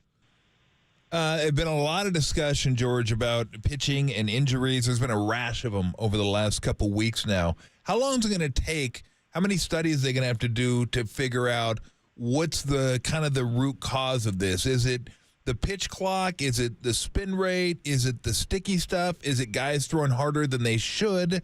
I mean, is it all the above? It just seems like we're getting more and more injuries now. And I know, some people want to use the clock. I don't buy that, that's the sole reason, but I think it might be a contributing factor. But I think also throwing hard and spin rate being such a big deal now how long is this going to take? And do you think they're going to figure this out to where we can get back to just pitching, or is it just going to keep going this way? Well, I think everything you've said is spot on. I think there are a lot of variables that go into this kind of epidemic of arm injuries that pitchers have had, especially this year. It's exploded with all the big-time guys, and not only the big-time guys, because everyone's career is super important, and if you can't throw the ball, your career automatically goes into some kind of jeopardy state. But, I think the pitch clock is just kind of what the icing on the cake has been to maybe start pointing fingers at other things. But I remember when I had my Tommy John surgery in 2009, I was told by my doctor who did the operation, and it was Dr. David Alchek, who's the head surgeon for the New York Mets out of New York, the hospital for special surgeries. And he said, people have Tommy John surgery for two reasons, typically. One, there's a glaring flaw in mechanics, and the kinetic energy always finds the weakest point. And the weakest point in the throwing delivery is that ulnar collateral ligament that is 1 inch long that connects your ulna to your humerus. It is a small little ligament that has to take so much force, 14 Gs, to make a throw of a fastball. And when you repeat that over and over and over again, there's just going to be a glaring flaw. The other thing he told me was there's just a wearing out process of that ligament, and sometimes it just goes over time, and that's actually what happened to me. Mine wore out, got it fixed, knock on wood, I never had any other issues. But when you start adding variables like weighted balls and chasing velocity and chasing spin rate, and having guys who, let's be honest, all of us, until it was implemented, or maybe not all of us, I'd say 95% of us used something to get a better grip on the ball. Yeah. I'm not saying to try and increase spin. I'm just saying those balls, when they're thrown back to you from the umpire, they're not all uniform. They're not all the same. They're rubbed up by people in the back rooms of the clubhouses, and you don't know what kind of ball you're going to get.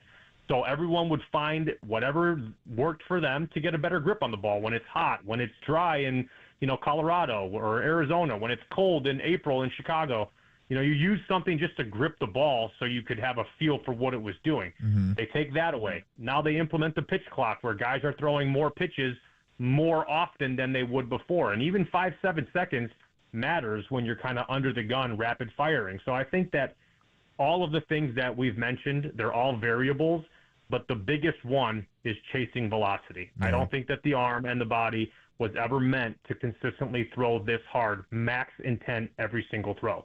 Got it. George Contos, the voice you hear on the Uma guest line. George, we always appreciate the time and catching up, man. Hoping these bats can turn things around. Kyle Harrison tonight, and he threw well in his first start. I'm excited for this one. We'll catch up with you down the road, man. Thanks so much. Thanks for having me, guys. Great chatting. Thanks, George. Great stuff with George Contos. We do have a Giants pregame, by the way, coming up today, 5:45 against the Nationals. Last night, Blake Snell, not sharp.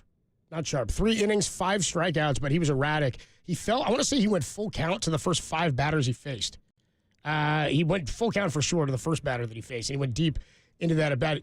He went full count to the first 5 hitters that he faced prior to Monday. The only time he pitched a big league hitter so far in this window of this season was when he threw to teammates last week at Dodger Stadium. That was last Wednesday. He only walked 2 Nats, but he ran 3 ball counts to all but 3 batters that he faced in the first 2 innings. He was going deep and was falling behind. In the third, he started to get ahead a little bit, but by then the bats were out of it. What was your note? 1 for 27? I think it was 1 for their last 27 with runners in scoring position. Oh! It's not good. It's not a good number. My God. 0 for 10 last night. Yeah, just to sprinkle that in. I was looking at some of their team numbers. Oh! I think they're hitting 198 as a team. It's 28th. Well, it's not last in the league, by the way. Think when they scored the tying run against the Padres helped them. Yep. When they scored their only run last night, Nationals helped them. Yes, they did. So it's not like they're out there just beating the cover off the ball, but when they actually need a hit, they can't get that either. Gabe Kapler's watching somewhere. He's like, you guys don't have enough platoons. That's a problem. You're not platooning enough. Why was he eating a burger? We will take a quick break, and then how about this? It's a tasty burger. And it's a tasty burger. We've got Brock Purdy. We've got Tiger Woods. We've got huge NBA games tonight, and there's only one thing we can do to solve all that, Tom. Oh, yeah. It's dive into the NBA grab bag. The NBA grab bag on Tuesday, April 9th, is next on the Sports Leader. Richmond, shout out to you for supporting KNBR, Richmond's sports leader.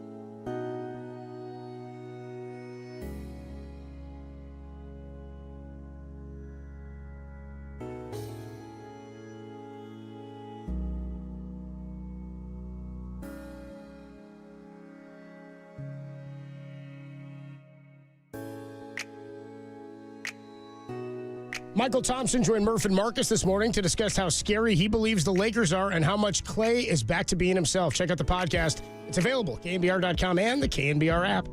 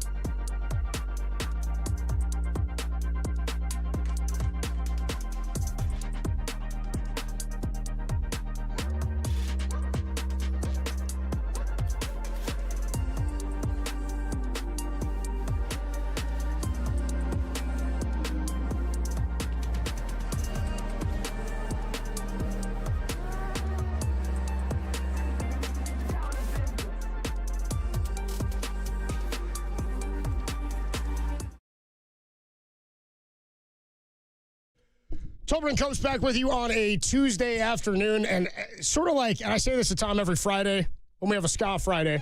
That's where Ska Fridays on Tolbert and Copes is where Tim Webb plays the same 8 ska songs every week, time after time after time. He says that's not true. Won't put your own voice on that, though, will you, Tim? Erroneous. Erroneous on all accounts. The NBA grab bag, though, much like the horns. NBA grab bag. The horns of a Ska Friday sounds better when the sun's out like this. Yes. The NBA grab bag, it's all joyous. You know what I mean? It'll bring you up when you're feeling down, and it'll make you elated. I need a beer and a pretzel right now. Dude, a soft and pretzel. some Lederhosen. Yeah. Derek, get us some mustard for a pretzel. What are the hats called that they wear? Those like Oktoberfest hats. Do you know what those are called? They're called Eat Bleep Derek. Wow, that's weird. What a coincidence. That's a weird hat. Every week we get a big old mailbag into the mailroom, and Derek lugs it in here, and it's stenciled on there. It says NBA grab bag. NBA grab bag. And so we dive right into it. And where else would we start but on the hardwood in the NBA? NBA games tonight, some big ones. Celtics are at the Bucks. Yep. Kings are at the Thunder. Yep. Clippers are at the Suns. Yep. Warriors are at the Lakers. Yep. And then a huge game tomorrow night for potentially the number 1 seed in the Western Conference, Nuggets and T-Wolves. How about that? That'll be a fun one. Who's at the Suns? Clippers. That's kind of a big one for the Suns. Like that, the one that's not that big, I don't think, is the Celtics. They already got it all wrapped up. Although Milwaukee, you see the last 3 teams? I mean, not counting New York, that Milwaukee lost to? No. Toronto? Yeah. Wizards? Oh. And who's the other crap ball team? It was like Charlotte or somebody? No, it was Detroit. No, it wasn't Detroit. Oh, I can't. I just had it on the tip of my tongue. Toronto, Wizards, but they're like double-digit favorites in all 3 games. I don't think it was Charlotte. They couldn't have lost to Charlotte. I guess they could have lost to Charlotte. They're There's awful. Memphis. Just as bad. That's brutal. So they've lost 4 in a row. Yeah. They lost to the Knicks with their last loss. Yep. That was on Sunday. On Friday night, they lost to Toronto. Yep. That was at home. They lost to Memphis also at home by 10. Yes. Jeez. They've been terrible. They lost on the road to the Wizards. Wizards is a home field court. That's perfectly acceptable. Home court advantage, Perfectly acceptable. Was it Tim Kirchin's Washington Wizards, dude? Exactly. They took them down. I mean, they're brutal right now. But the Suns, because the Suns could go 6. They could go 7. That's a big one. Kings game is a big one because that has Warrior implications. Yep. They had 0 chance to win. 0. I think he was talking Wizards. I think he's talking Wizards at that moment. They had 0 chance to win. 0. Red Kirk it on, and he just started to dive into some Warriors. Kills me. He's like, like my old Washington Wizards stuff. It happened. Moving on here in the NBA grab bag. I said moving on here in the NBA grab bag. NBA grab bag. Thank you. Erroneous. Why don't we jump to the Diamond? Where, dude, we got a Tuesday night game tonight. Yes. Giants and Nats. Yep. You got Kyle Harrison on the hill. Yep. And the first City Connect night of the season. Which traditionally they're good. They're good in their City Connects. Well, let's not start blanking each other's blanks quite yet. They're not? More uniform issues from the Fanatics people with these uniforms this year. The Giants will be unable to wear their City Connect uniforms on their usual Tuesday night evening tonight because they've yet to arrive. This is per Alex Pavlovic of NBC Sports Bay Area. This is just a crock. Come on, baseball? You kidding me? This is like when you wake up late and you're pissed to get to a job that you don't want to be at. That's a crock. You're like, God, now I'm mad that I get to a place late that I don't want to be at to begin with. A lot of people hate the City Connects. Now we're like, we don't get to wear our own jerseys that we normally wear on Tuesdays because you didn't make them in time. How does this happen? How does this happen? I don't know. This is impossible. It's unbelievable. Thanks, Obama. Moving on here in the NBA grab bag. NBA grab bag. Let's go to the golf course. Augusta National, Tiger Woods back on the course. Back on the course for the Masters, which gets going on Thursday. One of Tiger Woods' friends spoke to the New York Post and said that Tiger is taking his preparation for this year's Masters very seriously. Relative to all the others where he just kind of winged it. Yeah, exactly. I'm going to wing it this time. I'll see what happens here. Yeah. I'm not even going to look at it. I'll see what happens. Quote, he's working really hard in the gym. He's eating right. He's even eliminated sex. No sex until the tournament is over. He doesn't want anything to take away his focus. If I were Tiger, I might go the other way. I'd definitely go the other way. What was I doing when I was winning? Yes. Sex. And lots of it. Waffles and sex. Waffles and sex. Bang. Dude, yeah. My glutes are shutting off. Yeah, well, like to lock them back in, dude.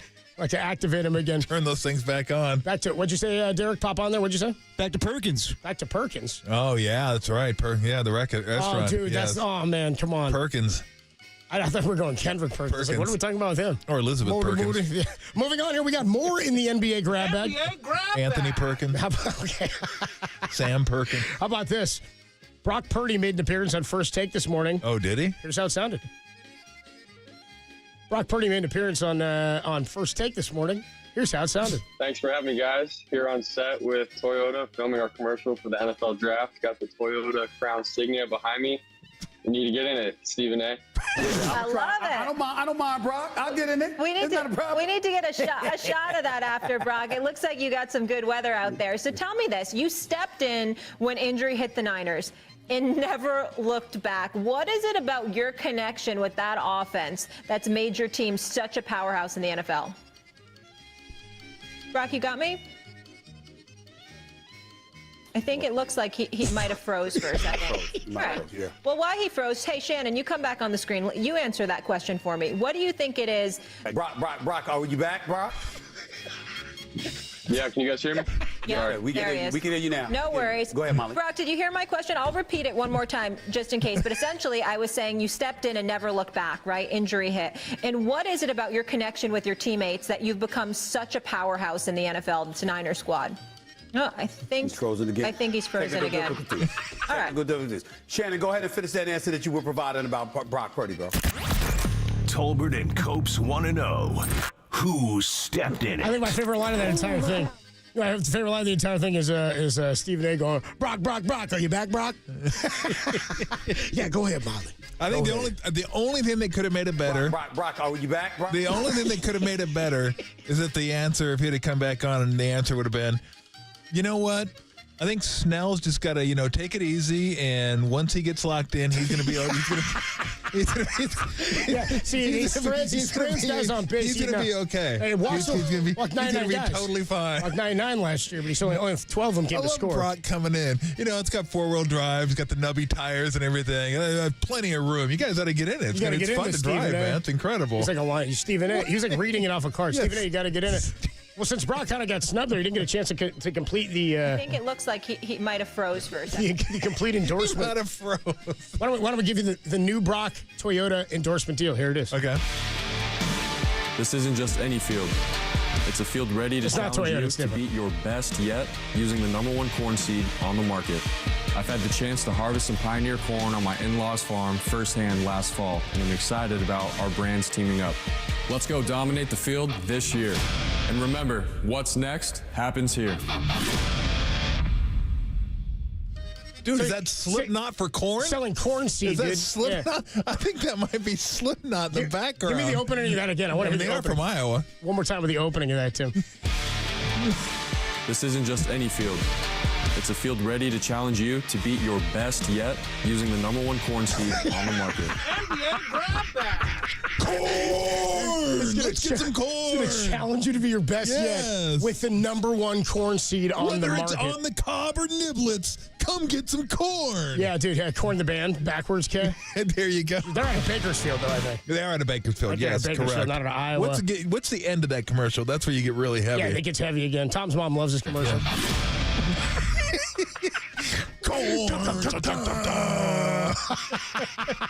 That'd have been sweet if I didn't see the commercial. Is that a video? Like, is it like a commercial on TV? Dude, he's wearing like a mask. He's wearing like one of those Slipknot mask. No, he's got like he's got a generic football jersey on, I think, right? Is he just wearing like a 13, like a one of the? He can't have. It's not officially licensed. Like the Frosted Flakes of the 1980s. George Brett with the blue helmet. Yeah, exactly. The KFC on it. On the market. Come get your corn. That's something nobody here's buying. Bro. Fire going off. Something nobody here's using to buy corn. I don't think we'll see Brock Purdy at a Slipknot concert anytime soon, but who knows? No, but he's good. Brock, are you back, Brock? Pretty good. Yeah, 415 checks in on the Golden State Lumber and Building Materials text line. It says, Slipknot is Iowa. Good knowledge. Yep. 831 says that's not Slipknot. Tom, your mom would know. I just asked her. No, I know that's not Slipknot. It sounds like Slipknot. It's like heavy. It's part of the bit. Work with me here. This isn't just any field. I didn't actually think it was Slipknot doing a corn commercial. But see, the tie-in was Iowa. That's where you got to work with me. 925 says it's Perkos for Tiger. Perkos. Is it Perkos or Perkins? I don't know. There we go. 925 says it's Perkos. Hear me? Brock. Are you back, Brock? Yeah. 408 says... Brock, are you back, Brock? Brock. 405 says effing A. Finally, the NBA grab bag is back. Yeah, it is. My glutes are shutting off. 707 says, wait, play it again. I'll Shazam the tune. I'll Shazam the tune. Hey, give it to him one more time. This isn't just any field. It's a field ready to challenge you to beat your best yet using the #1 corn seed on the market. 503 says, what do you give me for Brock and Lane Kiffin? Go Owls. What an exciting time. Go Owls. Go Corn. It's a great pull. Go Corn. Go Corn. What an exciting time. Go Harvest. What an exciting time. What an exciting harvest season, dude. It should be some great corn. 415 checks in, says, I have the #1 human. I have the #1 human seed, I've been told. Thank you. 209. 209. Thank you. 209 asking for who's Slipknot. Look it up, but do it in the daytime. Don't do it in front of kids. Do it in the daytime. Scary stuff. Bakersfield, Iowa. What's the difference? Says, wow. Says 408. Come on now. Come on. Hey. Taxes. Hey. Tax. Yeah, come on. I guarantee you that. Seriously. So Brock Purdy and Lane Kiffin said the 503. What do you give me for this? This isn't just any field. It's a field ready to challenge you to beat your best yet. There's Brock. Now Lane Kiffin. Hey, Owl Nation. This is Coach Kiffin. What an exciting time. Go out. Tim, what I really need you to do, though, is it may take a little while, but get that Kiffin sound and put it over some Slipknot. And then I think we'll have something. Then I think we'll have something. Yeah. A little psychosocial. That'd be good. That'd be good. Let's get that then we can go back to back. He says we'll come back to that later. He's Okay. like, get off this crap. Stop doing this, dude. Hey, Owl Nation. Blaster 925 on the Golden State Lumber and Building Materials text line says, how do you think they rank corn seed? Is it built for flavor, durability, speed, strength of schedule? Is it built for speed or comfort, huh? I like the multicolor corn. I like that too. Multicolor corn's nice. I don't know if it tastes any different, but it just looks cool. It does look cool. I'm not 707 says Giants are just playing street clothes tonight. Street clothes. #1 corn seed on the market. Go Owls. That's your NBA grab bag. Literally, by the way, who is that commercial for? That's what I'm saying. Just Iowa. Yeah, just right? Iowa. You go outside the state lines, like, yeah, it's not for me. I don't know what you're talking about. What do I want corn seed for? Not down here in Kansas. We're corn seed. We're use that corn, dude. #1 corn seed on the market. They better have built Field of Dreams with that thing, because I want that corn seed. Whatever the ghosts are walking out of onto that baseball field, that's what I want. That's your NBA grab bag for April 9th, 2024. How many corn seeds are there, by the way? Hundreds. Are there? I don't know. Really? I don't know. Yeah, I don't know, dude. Is there different kinds of like cashmere corn? The answer fast and and confident. People don't usually follow Do we up. know? Number one crop in America? I don't know. I mean, like, I've never gone to the store. There's different kinds of beans, different kinds of peas. I've never seen like 3 different kinds of corn. It's just corn. There's white corn, It's yellow just corn. sitting there. Yeah. Corn, yellow corn, white corn. Tastes the same to me, Rainbow but it's just corn. it's there. Yeah. There's those mini tiny ones that go in like a lot of Asian foods, like the mini corns. Yeah, there's candy corn. That's it. All sorts of corn. Can of corn. Tim was right, by the way. Corn is the largest crop in the United States by total production. Tim, get a life. Coming up next on Tolbert Coast, we'll get into a little bit more of what's going on with the Warriors tonight. A huge tilt against the Lakers at Crypto. Get your carrots. I'm trying, Derek. I'm trying. What's up, Doc? I'm trying to get out. I'm trying. Keep the music going. Where's my grab bag music as I exit?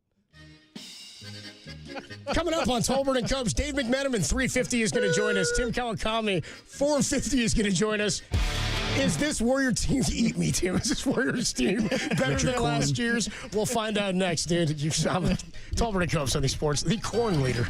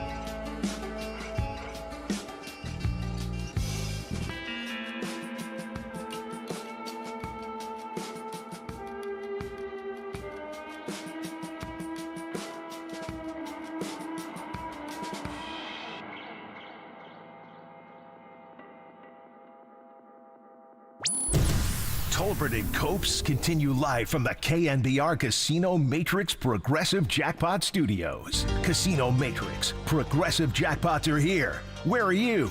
Just drop in. Please play responsibly. 1-800-GAMBLER. This is Tolbert and Copes back with you on a Tuesday afternoon. Blake Snell, a tough outing last night. We talked a little bit about that with George Contos. Check that out on KNBR.com and the KNBR app. We're streaming twitch.tv/thesportsleader, YouTube, KNBR.com and the app as well. If you've yet to download it, appreciate everybody who's checking in on the chat here. Corn salad. That's a guy here. Corn salsa, all sorts of corn. Ooh, there. corn salsa. I've never had corn salad. No, me neither. Is there such a thing? Corn meal? I don't know. Let us know, Chef A. Elote says Tim. That's just corn. That's just the way you're making it. Popcorn? Corn pops. Corn pops are good, yeah. I like popcorn, too. Yeah. I'll do that. And they have the tin foil, too. They're like the only cereal that has a tin foil. It's got the tin bag, like the metallic bag yeah, almost. exactly. Yeah, I like that, too. Very cool Keeps stuff. them fresh. Yes. You can check yourself in the mirror, too. Steve Kerr was asked, we're going to catch up with Tim Kawakami a little bit later at 4:50. Steve Kerr was asked by Tim Kawakami after Sunday's win if he thinks this year's team is better than last year's team. They went to the second round of the postseason and then fell to the Lakers. Here was Steve Kerr's answer. Oh, yeah. We're definitely a better team. Better two-way basketball, better, I think, connection, better chemistry. There's a much better vibe with this team. So I still believe firmly that we can do something special. Obviously, it's going to be a lot harder than it normally would. We're going to have to win, at least one, probably two play-in games, and that's not easy. But, if we can get a chance, I like this group's chances. Give love a chance. Just give the Warriors a chance. Give us a chance, man. They were 44-38 last year. They were the 6th seed. Currently, they have 43 wins, and they're pretty much locked in as a play-in team. Yep. You agree that this year's team is better than last year's? Just that I do. The West is better? Yeah. West is better. They're better. He mentioned chemistry. Look, the bar was set pretty low. When you start the season off by punching a teammate in the face, then your chemistry is probably not going to be great throughout the course of the season. So at least this year he hit other people. Yeah, they didn't do he went that. after other teams, guys, and he backhanded him too. So that's a little more polite way to hit somebody. They're better. It's a harder, very disrespectful. Nonetheless. But the road's harder. The road this year is brutal. Because like he said, and we've been saying, you're probably going to have to win 2 play-in games. Maybe both of them on the road, depending on what happens tonight. Like, I think if they lose tonight, probably the 10. Like 90% the 10 at that point. So it makes it easier if you win tonight, I think, unless you have to play the Lakers. Like, the Lakers are just a problem. They're just the size and the length gives the Warriors issues, whereas the Kings don't have that, and I'm pretty sure Herter and Monk will not be back this year. So, or at least I think Monk was like 4 to 6 weeks a couple weeks ago, and then Herter's out for a while. He might be out the whole season. But I just think that would be an easier win. Not easy, but easier. And then you win the first game. You got to face maybe New Orleans, Phoenix, and then maybe Sacramento. Who knows? It's going to be hard just to get into the playoffs. The problem is if they're the 9 or the 10, and you're talking about doing something special. And look, he's a coach. He should feel that way. And all the players should feel that way. If you don't feel that way, then why even show up? But the problem is if you're the 1 seed and you happen to hit Denver the first round, then maybe it's better getting in the first round than it is like second or third round when you're completely healthy. Just hopefully maybe you can catch lightning in a bottle. But they are better. I don't think there's any doubt. When I watch them, they're to the eye. I think the numbers will tell you, and to the eye, they're better this year than they were last year. Do you think they can do more damage this year in the playoffs?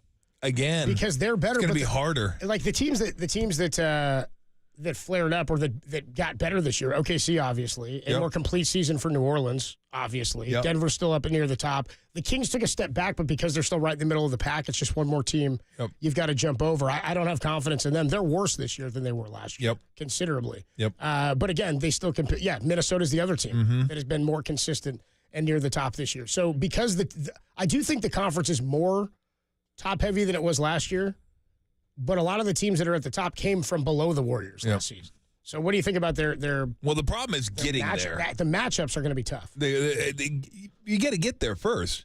You got to win 2 games just to get there. So play-in is not the playoffs, right? No, the play-in is the garage game. You got to make it to the house. And they're not facing Atlanta or Chicago.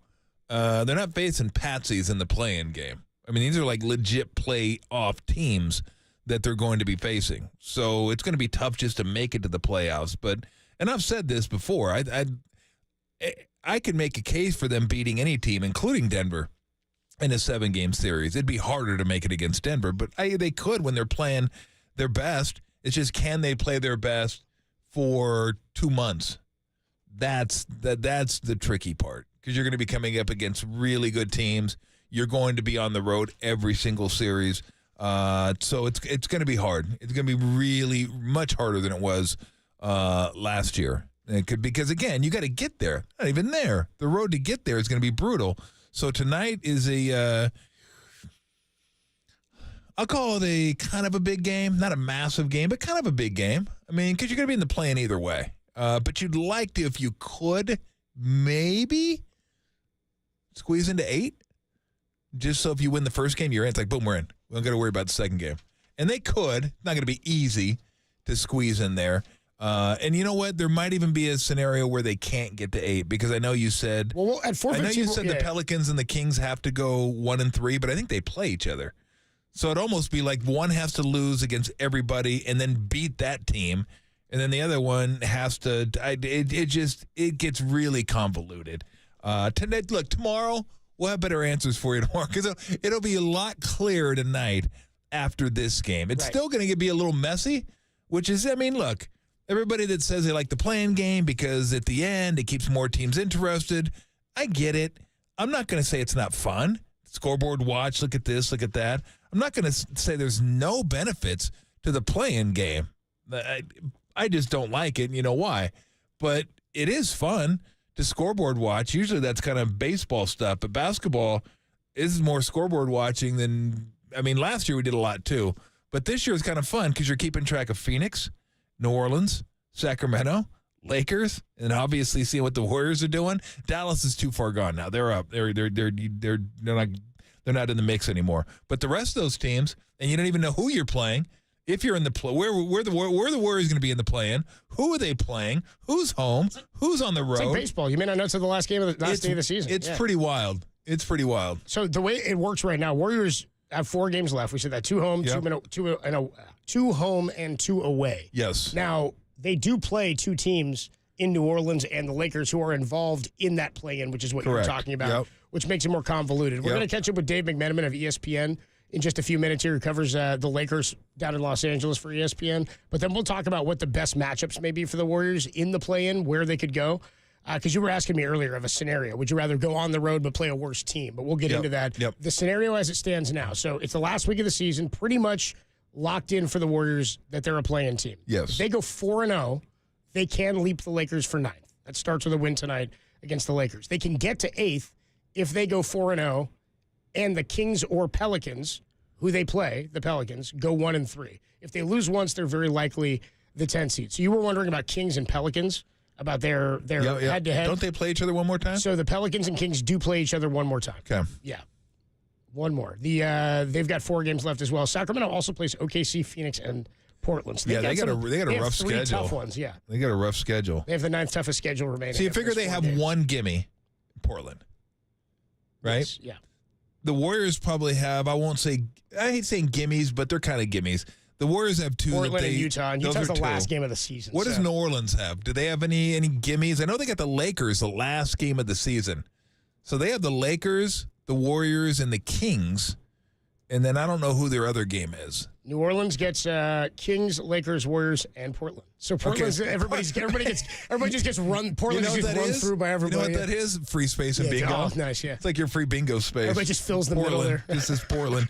Put a Trailblazer stamp on it and go, okay, I got one. We got that one. We're good. Yeah, we got the same one. We got the same one, too. Portland's remaining schedule, how about this? Portland gets a funny one, too.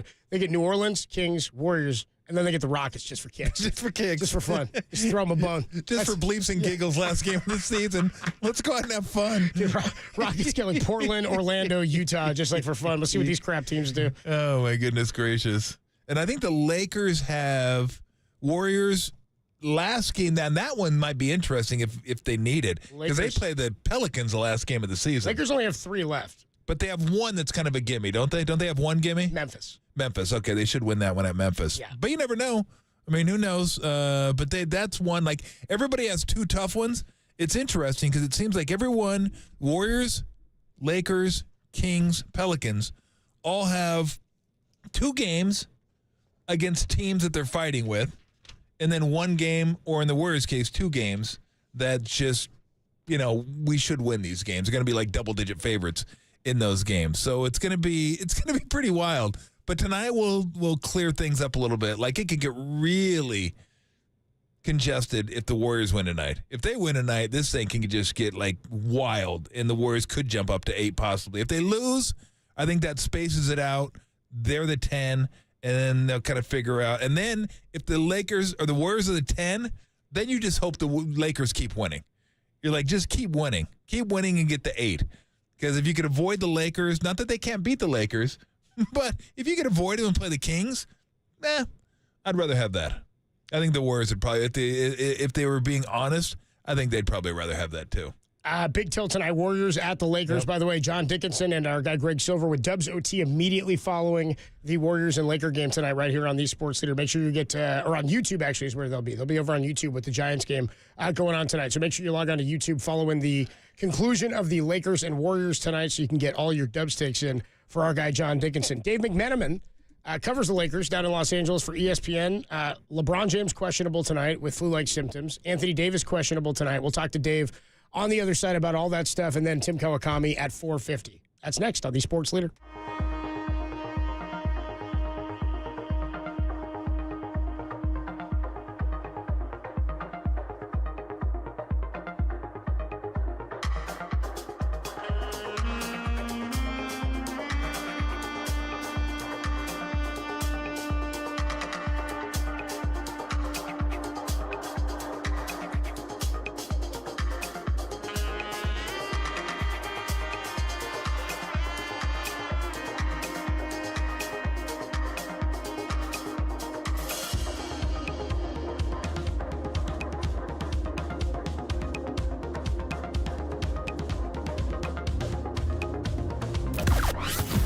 From the O'Donnell Financial Group Sports Desk. Learn more at ODFIGroup.com. O'Donnell Financial Group, because planning is a process, not a product.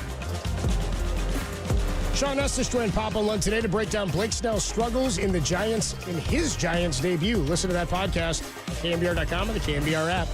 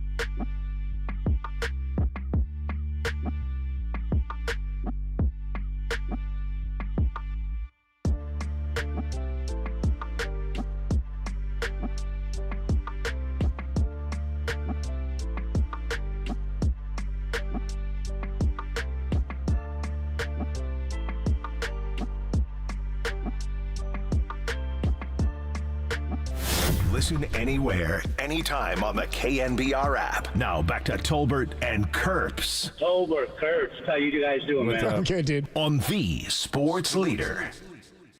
Oh, nicely done, boys.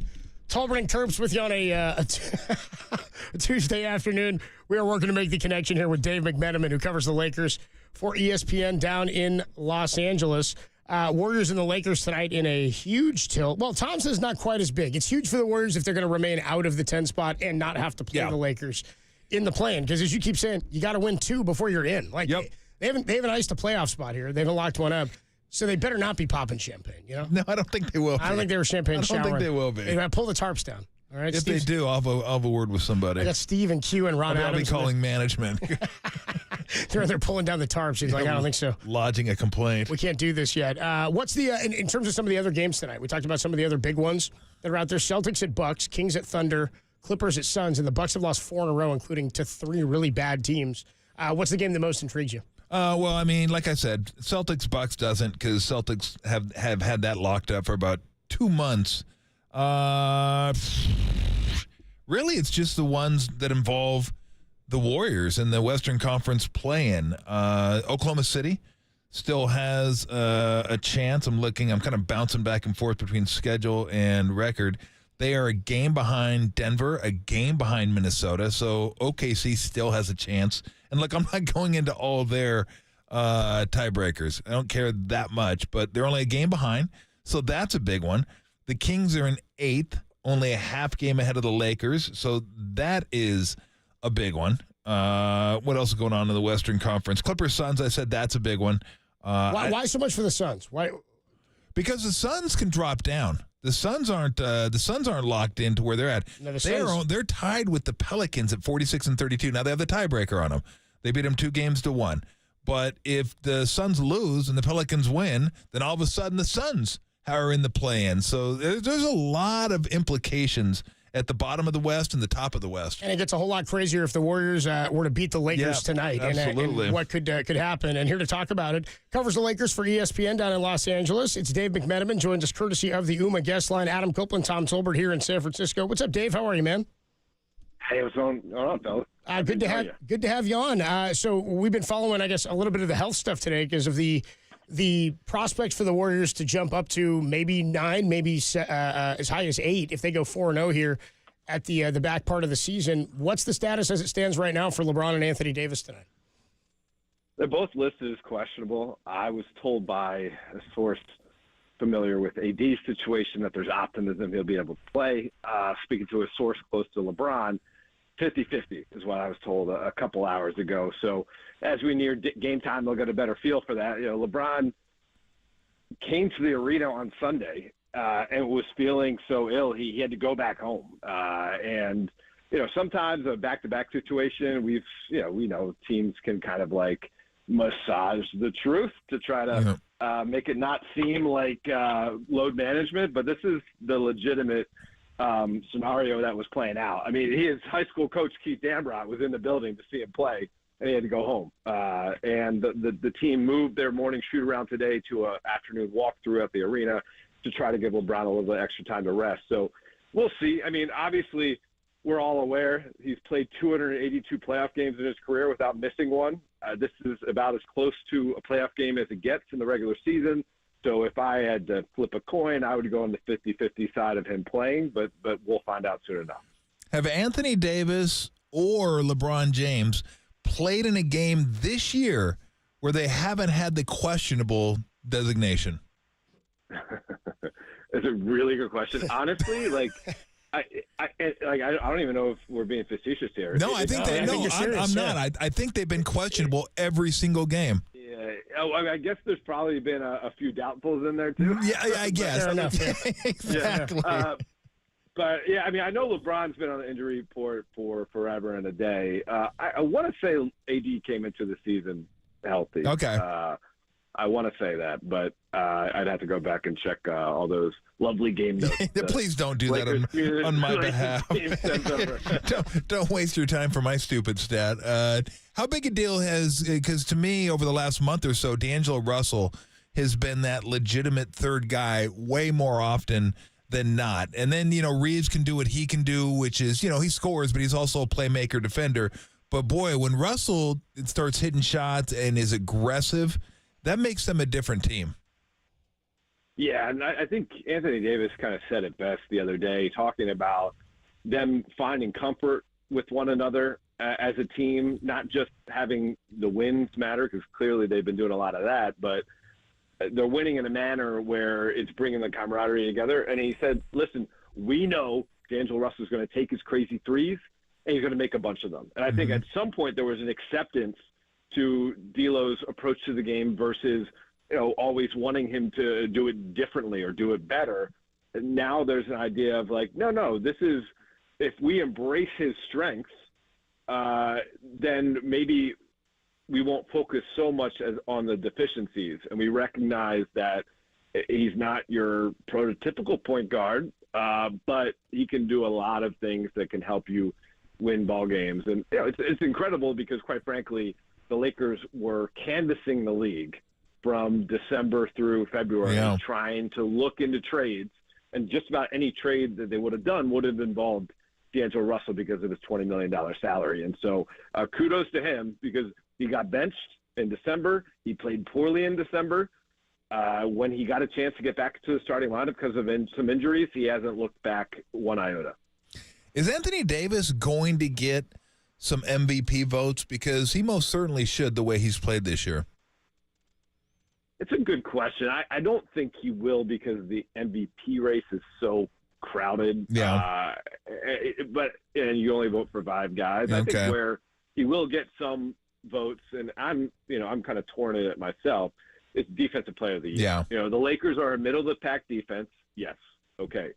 But Anthony Davis, the way he affects the game, especially in today's offensive era, can't be denied. And when it comes down to nut cutting time and you're in the half court, there's, I don't know if you can name another guy who can cover as much ground in terms of switching out to the perimeter and defending the paint. As great as guys like Victor Wembanyama and Rudy Gobert are, they don't do that. And I'd say another thing that he has over most of the other guys whose name we're here for Defensive Player of the Year, none of them outside of Giannis Antetokounmpo are asked to do as much offensively on their teams. Yeah. I got to ask you to digress for a second here, because not many people use the term nut cutting time. I got Nelly was the first time I ever heard that was when Nelly said, let's go. It's what we're going to run during nut cutting time. And I looked at him, I'm like, what are you talking about? What does that even mean? Where did that come from? So I can't believe it's still around. People still use that. It's awesome. But who's the first guy you heard that from? And I still don't know what it means, Dave. I just think it's kind of a cool saying, so I say it occasionally. I have no idea what it means. Who did you hear that from? So, Tom, actually, I heard it during the Last Dance documentary. There's a scene where Jordan is hanging out in the locker room. He's actually swinging a baseball bat with a cigar in his mouth, and he's talking about players who are willing to take the last shot in the game when it's a tie game or when they're losing, versus a player willing to take that shot when they have the lead. Yep. And he said, when it comes down to nut cutting time, if you shoot that shot when it's a tie game and you're down, that's a good man. That's a sign of a good man. If you're doing it when you have the lead, what does that mean? Yeah, I think it kind of sums it up, right? I think you should go to ESPN and go, look, I want to do a documentary on the term nut cutting and find the origins. That would be, you know what? It sounds ridiculous, but I bet you'd be fascinated to find out where it came from, who used it, when they used it. Because, Nelly, like I said, Nelly was the first guy I heard it from. And it's just kind of one of those. Of course, he called the last 5 seconds of the shot clock, he called it butter. It's we're going to shoot at butter. I'm like, butter? Butter? What does that have to do with 5 seconds? I have no idea where he came up with this stuff. But, yes, I'm glad nut cutting is I'm glad you're keeping it alive, Dave. Well done. There's all these terms, right? I covered Ty Lue for years in Cleveland, and he would say if they were going to allow a guy to be open as part of their defensive scheme. The Cavs did this sometimes against the Warriors with Harrison Barnes because they had to pick their poison. He said, "Yeah, we'll live with him taking a butt-naked jump shot." Yeah, exactly. Talking to David Vetterman of ESPN, covers the Lakers down in Los Angeles. By the way, I looked it up real quick. If there's an origin or known first known usage of the saying "nut cutting time," the earliest known use of nut cutting is in the 1960s. It was used by a author and journalist in 1968. The writing of William Safire is what it. How about that? How about that?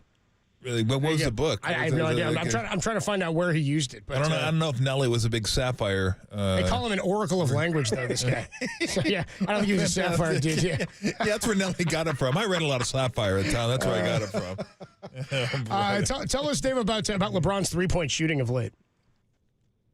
Yeah, he's really been extremely efficient this year. And, I've asked him about it a few times throughout the year. And basically, he's had a chance to put in the work that he normally has, right? Because he's been healthier. And last year it was really kind of MacGyvering his body to be in a position to come back out into the, competition after he suffered that foot injury, the torn tendon in his foot. And so it was like, do whatever you can to be upright for the 48 minutes of the game. And you're not spending extra time on your feet, which means you're not, fine-tuning your jump shot. But this year, he was able to get healthier in the summertime, and he's working on his jump shot. And this is obviously the best three-point shooting performance of his career. He's also been asked to do things in a different manner. He's not, very rarely is he guarding one of the better offensive players on the other teams. He's able to conserve some energy. And quite frankly, think of the offensive talent around him. We already talked about D'Lo. You have Anthony Davis. Austin Reeves is a guy who can get it and go. And Rui Hachimura has been on an upswing too. So he's had to not necessarily take all the offensive load there. You have other guys drawing double teams, and he's been able to get in rhythm and knock down some jump shots. So credit to him, diversifying his game and, still being an impact player. I'm going to have him on my third team All-NBA when we get our votes around. You could argue whether he's top 15 or not, but I think his body of work shows that if he's not top 15, he's certainly close to it. In year 21, it's pretty crazy. No, he's absolutely insane. I'm going to ask you to take a little bit of a guess here, if you will. If you're the top, and it's impossible to know because I'm asking you something about 3 teams and then another 4 teams, but out of the top 3 teams, who, and we don't even know who's going to finish in the top 2, but what 2 teams do you think, if you were to take a poll, what would they be less likely to want to play? New Orleans, Sacramento, Phoenix, Warriors, and the Lakers. Out of those 5, which 2 do you think teams would be like, yeah, if we could miss them, that'd be fine? Interesting. I've had some people around the league tell me that they wouldn't want to touch the Lakers with a 10-foot pole in the playoffs. So I'll include that in the list just based on anecdotal evidence. And quite frankly, Steph Curry still holds that fear factor around the league, especially in a one-game scenario. Yeah. Right? We're talking about a play-in. I think Phoenix would be the team, though. Well, I will say this, though. They have a reputation of being a little soft. Yep. And playing, heavy jump shot basketball. And, of course, we know you can win that way. The Warriors proved it. But the Suns haven't proved it yet. And they haven't barely had any chance to have continuity with their big 3. That said, though, I do think those are the 2 teams I think that probably have that reputation. The Kings, because of their injuries, are kind of falling out of it. And New Orleans are perpetually in the, we'll believe it when we see it conversation, because we saw what happened to them getting to the semifinals of the in-season tournament and falling flat on their face with the national spotlight shining down on them. So, I put the Warriors just below those 2, probably right in the middle of the 5, and then Kings at the bottom just because of injuries, and New Orleans somewhere below the Warriors as well. From a Laker perspective, what's the magnitude of this game tonight? It's really big. At the same time, they have preached that they are not going to prioritize seeding over health. So if Anthony Davis, his vision is still messed up like it was on Sunday, you won't see him go 48 minutes. He'll pull out. Same thing with LeBron. With LeBron, all I've been told is that it's a stomach virus and he doesn't feel right. But let's say that continues to the point where he feels like he's not getting up and down the court the right way, and they know that they still have a huge game against Memphis and a huge game against New Orleans. You're not going to see them put everything into winning this one and hamper their chances of winning the next two. So, yes, it's really, really big, but I think they kind of have to look at all three of them as being really, really big because, you know, it would feel great to close out your final regular season home game against your rivals from up north today, but if then you end up going 1-2 because you're messing up the next two games, and it's not worth it. Jokic going to be the runaway MVP? I hope so. I don't think there's much of a conversation at this point. You know, certainly if Joel Embiid stayed healthy, I think there would have been a conversation there. Luka's numbers are tremendous, and he's going to be second on my ballot. Yep. And then you have to take into account team success with Tatum and Shai Gilgeous-Alexander. But yeah, I don't know how you cannot vote for Nikola Jokic. I think kind of thing, all things being equal, you point to who's like the better basketball player, and I think he wins that. I mean, in my opinion, there's not a better basketball player in today's NBA. I agree. And I was slow to embrace that. I have to admit, but seeing him basically from the last two seasons plus this one, I don't know. You put him in all these scenarios, head-to-head games they got to win. Obviously, the postseason success. He's time and time again come up the best player, and his style of basketball is reminiscent of LeBron at his prime, Steph at his prime. Yep. It's not about him. It's about how he can make his team and his teammates better. Yeah. Well, the fact you were slow to appreciate it is apropos for Jokic, because he's the worst athlete in the NBA and the league full of the best athletes in the world, and this guy just dices them up with skill. His footwork is sublime. His hands are soft. When he shoots the ball, it's like he shoots it and the rim is made of pillows. It just hits and then just falls into the basket. Then his passing and he's my favorite player to watch in the NBA just because of how he does what he does. And I'm wondering, one last one. Are we heading towards Denver's going to be tough because the West is a bear. If Boston doesn't make it, then that just blow the whole thing up at that point because they have no excuses this year. But are we kind of trending toward Denver, Boston, the battle of the Titans? I really think so. And you also had to factor in there's a legitimate home court advantage in Denver because of the altitude. It's a real thing. And Boston actually is like, you know, the NBA – I love the NBA. It's a great product in the playoffs. In particular, it's an even better product. Mm-hmm. But there are a lot of arenas that are filled with overpriced seats, and it doesn't quite have the atmosphere of this is a daunting place to go play a game. Boston still has that. And that's something, you know, and they ramp it up in the playoff time. I've covered many a big game there, finals, conference finals, et cetera. Certainly. One thing I disagree with you, though, they shouldn't blow it up because, I mean, let's say they get there and lose again. That's 2 NBA Finals appearances and 6 conference finals appearances in the last 7 years. Why not just keep riding that out? I was kind of being, yeah, you caught me. I was kind of being facetious, but okay, I got you. Nice way to call him on his BS, dude. He'll do that. Yeah. It was he'll pull one of those. Okay, I have no excuses. Yeah, he's sorry. like, what are you going to trade Tatum and Brown now? What are you doing? I apologize to everybody. I apologize to everybody. It's the Tolbert. Come on, it's the Tolbert urinal, not the Tolbert toilet. Come on, man. I expect a little bit more out of you. Oh, hey, I'm working on that. We're working on it. I want to have both, and then a sink and everything. I can have the whole bathroom. It'd be awesome. I want an attendant named after Tom. Is there to give you mints? Yeah. Very good. Dave, before we let you go, Tolbert mints when you leave the bathroom. It says on your Twitter account that you are Larry David. Did you catch the finale of Curb, and what'd you think?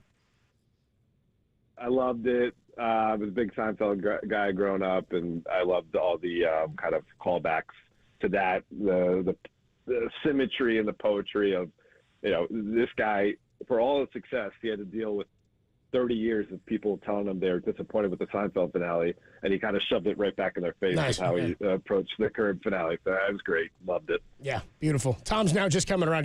Tom's just finding love for Curb now. He's just like discovering, which is great. I'm loving watching Tom go through it. Yeah, it's awesome. Like me and Jokic.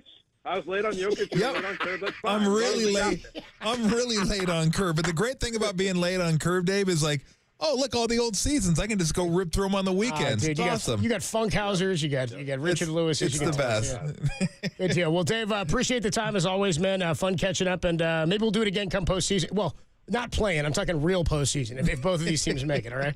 We'll do both. We can do play and postseason, right? Absolutely. Playing edition. Right, exactly. Catch you later. Dave. Thanks, Dave. Appreciate it. Great stuff from great stuff from Dave McMenamin there of ESPN covers the Lakers. You miss any of that, check it out, KNBR.com and the KNBR app. He says that he's hearing from sources that Anthony Davis is likely going to play. It's just about how the vision looks after he got poked, and it was still a little funky this weekend. Says LeBron more a true 50-50. 50-50, for tonight. So we'll see, because it is flu-like symptoms, and they said Lakers are not going to prioritize seeding over health. So, and it seems like that's how they've operated, at least to this point. So I think they're putting their money where their mouth is. 808 KNBR, 415-808-5627 is the number to call. We want to hear from you. The Warriors, if they win tonight, can keep alive the opportunity to jump over the Lakers, maybe finish as high as the number 8. Who's the playoff opponent that you would like to see for the Warriors? We'll run through some scenarios, and we'll get to your calls at 808 KNBR next on the Sports Leader. Bay Point, shout out to you for supporting KNBR, Bay Point's Sports Leader.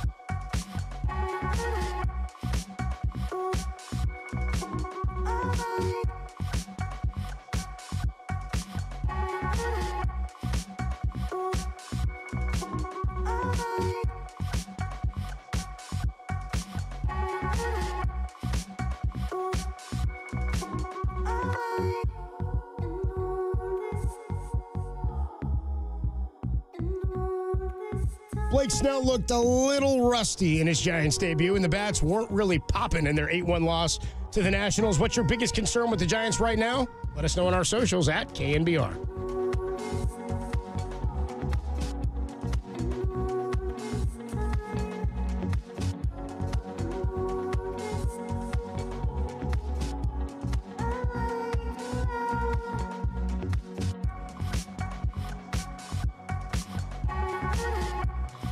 Hey everybody, Mr. T here for Xfinity. Everyone's house, a little bit different. You know, some have more rooms, some have a basement, some have an attic. Well, not as much out here. But what we probably have in common, or maybe I used to and I don't, is that one trouble Wi-Fi spot. Maybe you have a couple trouble Wi-Fi spots where the Wi-Fi just doesn't reach. You don't get the speed, you don't get the reliability, and then you get the whining.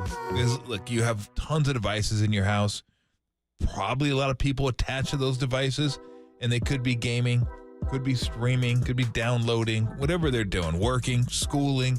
Everyone wants to be taken care of, and everyone wants their fast Wi-Fi, their reliably fast Wi-Fi. If you don't have it, and there are spots in your house that you just don't get that, wall-to-wall Wi-Fi from Xfinity has you covered. Everyone gets the same Wi-Fi. Everyone gets speed with reliability. That means the gamers can game, the streamers can stream, and everyone can go along their merry way. And you don't have to hear about it. You don't have to hear about the whining. Like, stuff it, okay? Deal with it. There are places that tell them right now, there are places in Africa don't have Wi-Fi. Suck it up. Just because your Wi-Fi is a little wonky. Jeez. But if you don't want to have to deal with it, wall-to-wall Wi-Fi from Xfinity. That's wall-to-wall Wi-Fi only on the Xfinity 10G network. Get wall-to-wall Wi-Fi from Xfinity for reliable connection throughout your home now through June 21st. New customers can get started with gig speed internet for $25 a month for 2 years with no annual contract and free Wi-Fi equipment included when you add unlimited mobile. Go to Xfinity.com, call 1-800-XFINITY, or if you're out and about, visit an Xfinity store today. You love sports, you love high def, you love fast, reliable Wi-Fi that goes throughout your entire home. You will love Xfinity.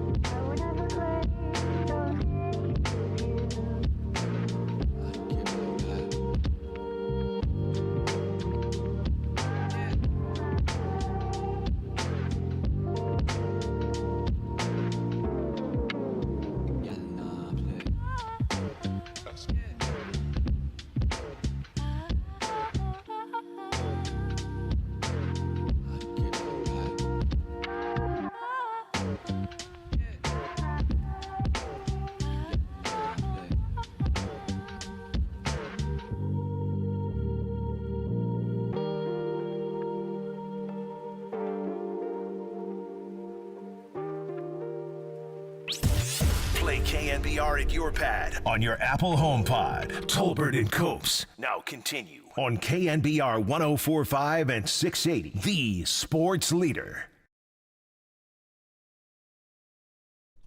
Tolbert and Copes back with you on a Tuesday afternoon. 415-808 KNBR 415-808-5627 is the number to call. After talking to Dave McMenamin, looking ahead to the Warriors and the Lakers tonight, he said pretty big game he thinks for the Lakers in terms of what it means for their seeding, but they're not going to sacrifice the seeding for the health of the roster. Looks like, while questionable or on the injury report for tonight, he says he thinks Anthony Davis, per some sources, is going to play LeBron 50-50. A week from today, we'll start playing games. How about that? Warriors end the season on Sunday. Everybody else does too, or wraps up by Sunday. And then play-in starts on Tuesday. It'll feature a 7 versus 8 matchup, both East and West. And then Wednesday will be the 9-10 matchups, East and West. Okay, as of now, the Warriors and the Lakers would meet again in L.A. for the 9-10 matchup on Wednesday, which would be wild. If that, like right now, then play them again in a week. Next month, I mean, it'd be a blast. Don't get me wrong, it'd be a fun matchup. I don't know if that favors the Warriors, though. The Lakers are not far from catching the Kings for the 8th spot. If the Warriors remain at 10, which opponent, the Lakers and the Kings, between those two, you'd feel more comfortable playing in a road game? Obviously, the Kings, right? Yes. But the scenario you were offering me earlier was, would you rather play the Lakers? Because you can still jump the Lakers and end up playing the Lakers. Yep. You could still jump them and be the 9 and play them as the 10. If you win today, that's still on the table, very likely on the table, depending on how things play out. So you were wondering, would you rather be the 9 and play the Lakers at home, or would you rather be the 10 and play the Kings on the road? Correct. I'd rather be the 10 and play the Kings on the road. But That's then you'd have to play another road game. Correct. Instead of playing one home and one road.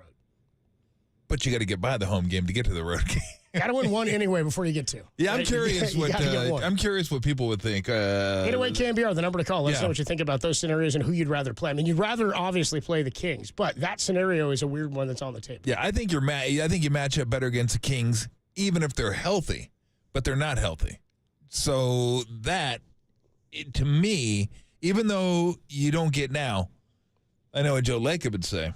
Give me the home game. Give me they make a ton of money over there. I'll take the cash. I'll take the bill. I'll take the money. Exactly. Playoff games, that's where they make the big money. But I don't know if a play-in game would be would be like a playoff game. I'm not sure. I went to the play-in.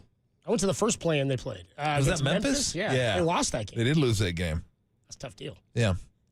Didn't they lose the Lakers in a playing game at one point, too? Was that in L.A., though? That was in L.A. That was right before the Memphis game, right? Didn't they have to beat the Lakers? So they lost to the Lakers, but they were the higher seed. That's what it was. So they were a 7, was that right? Or an 8? They were the 8. So they lost to the Lakers, but then they got to play again against Memphis who had won. So they had to win. They lost that one. They had 2 chances to win a game. Yep. And they didn't. Try to find the stats from that game. You can't. Oh, they don't exist. I remember Draymond took the last shot in. I think it went overtime. The Memphis game.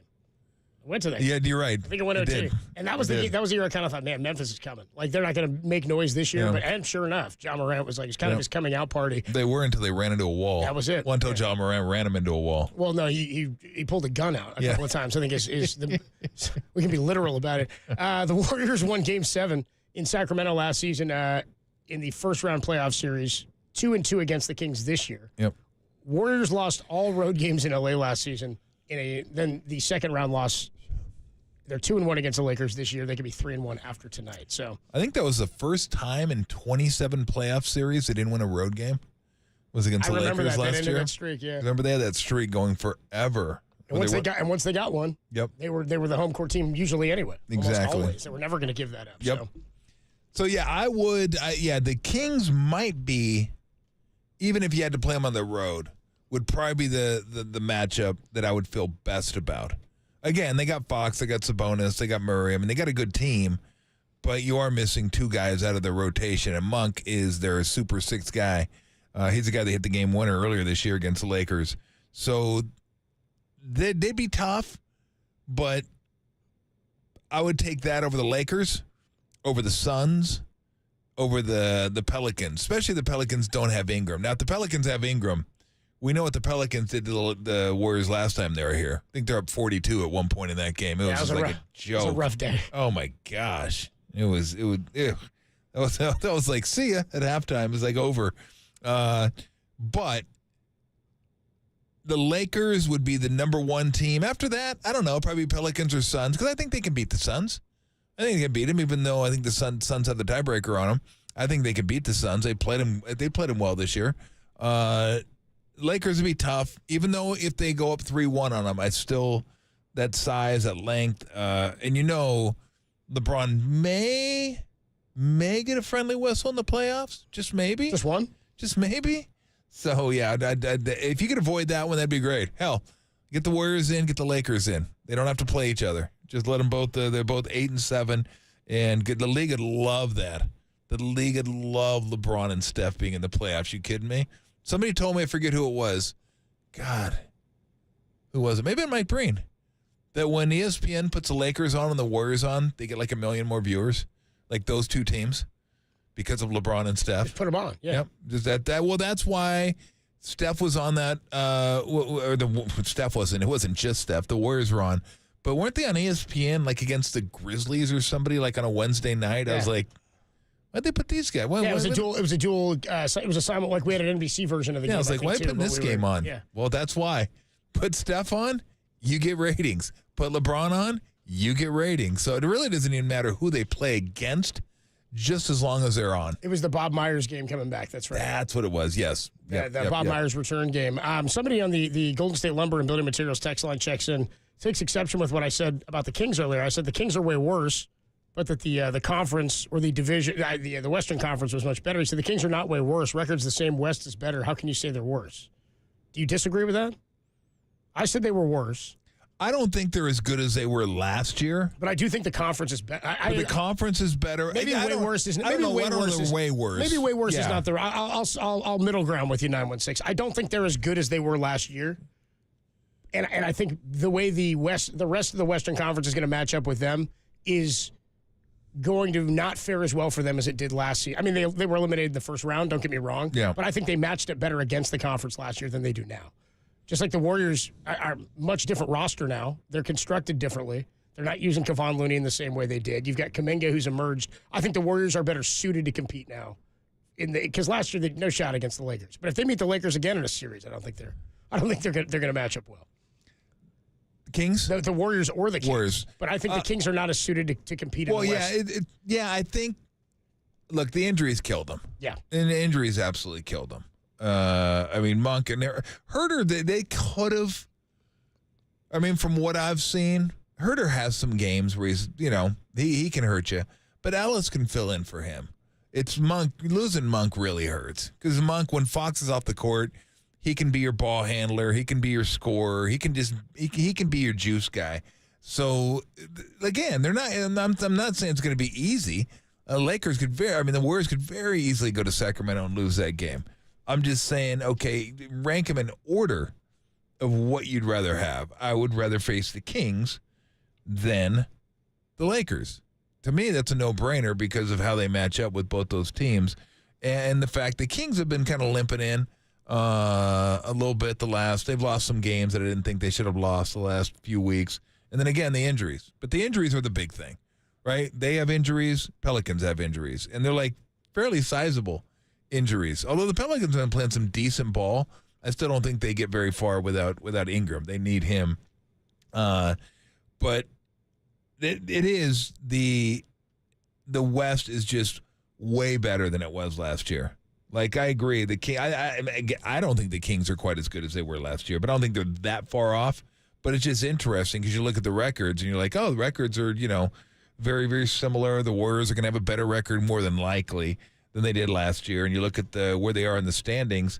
It's just, look, Minnesota is having a year. OKC is having a year. Clippers are healthy, and George and Kawhi are Kawhi was playing up until recently. Hopefully he gets back too. I just hate it when you get to the playoffs and guys start dropping. Like, we might not. There's a possibility, and I'm not sure if all these teams are going to make the playoffs, but there is a possibility that Cat will not be in the playoffs. Kawhi, not in the playoffs. Ingram, not in the playoffs. I mean, these are like big dudes. Like, these are like main guys, like top 20, 25 guys in the league. And I just want everyone to be healthy so you can see the teams get after one another and be healthy in doing so. So, like, I'm hoping I think they were saying they maybe could get Cat back during the regular season. There's only a few games left. I'm not sure. Maybe they'd want to put him in the last game if he was healthy just to kind of get some rust off, but probably not. Because the great thing about the play-in games now, if you don't play in the play-in games, you basically get a week off.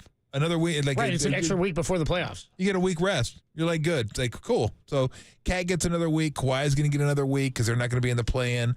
And Ingram maybe gets another week. Maybe doesn't get another week.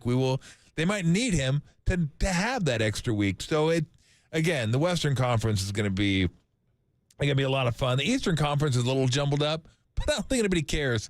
I could care less. Who's going to win tonight? Cleveland, Milwaukee, Knicks? So they're kind of, okay, who cares? I mean, it's the Boston Invitational, unless they have to play Embiid the first round. Well, it's kind of like Steve Elkington told us earlier. He was giving us names about golfers. He's like, Tony Fleetwood, he's not going to do it. He's not going to do it. He needs a tidal wave. He's going to need a tidal wave. Tsunami. He need a tsunami to hit if he's going to win it. That was incredible. 808 KNBR. Yeah, what would Tim Kirchin say They about had zero chance to win. Zero. There you go. Zero. On his Washington Wizards. We will jump off of some Warriors basketball here and into some Giants baseball. Giants lose last night to the Nationals 8-1. Just got hammered. You got 3 innings out of Blake Snell, who was not sharp, went full count to the first 5 hitters that he faced in the game. And he said he was amped up and was trying to pinpoint a little bit. I'm not too concerned still about the pitching. The bullpen had to cover some innings yesterday that they should not have had to cover, which is what Blake Snell said after the game as well. But the Giants offense right now, it's only April 9th. They rank like bottom 10 in most every offensive category. Where are the hits and the big hits going to come from in this Giants lineup? 808 KNBR 415-808-5627. If you want to talk some Giants offense, when do you start to get a little concerned about the way the offense is going? And Mike Yastrzemski, we got to figure something out. That's next on the Sports Leader. Hey, what's going on, everybody? Adam Copeland here for Underdog Fantasy. That's right. NBA season is still going on for at least another week or so if you're a Warrior fan. But Underdog Fantasy still has the pick'em game for you to get in on the action, a fantasy game where you can win some real money. You pick between 2 and 5 players. You select higher or lower on the player's stats, and if those picks hit, you can win up to 100 times your money in a single game. Legal in California and a ton of fun to play along as you watch the Golden State Warriors. Underdog is easy to play, and it's even easier to get started. You just got to go to their easy-to-use mobile app or UnderdogFantasy.com and sign up. When you do, use promo code KNBR, and Underdog will match your first deposit up to $100. Plus, they'll give you a mystery special pick to use with your first pick entry. That's Underdog Fantasy, promo code KNBR to get your first deposit of $10 or more, up to $100 matched, plus your special pick. You must be 18 or older and present in a state where Underdog Fantasy operates. Terms do apply. If you're concerned with your play, call 1-800-GAMBLER or visit www.ncpgambling.org.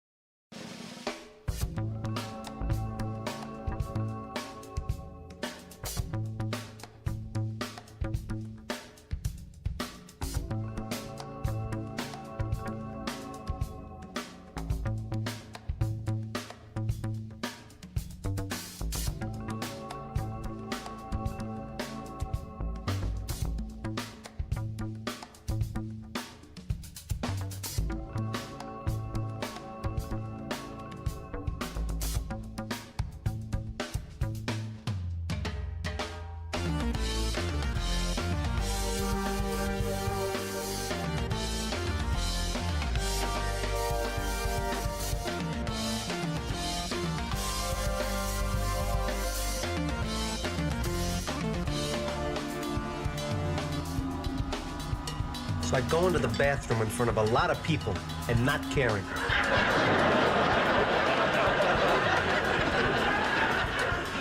It's not like that at all.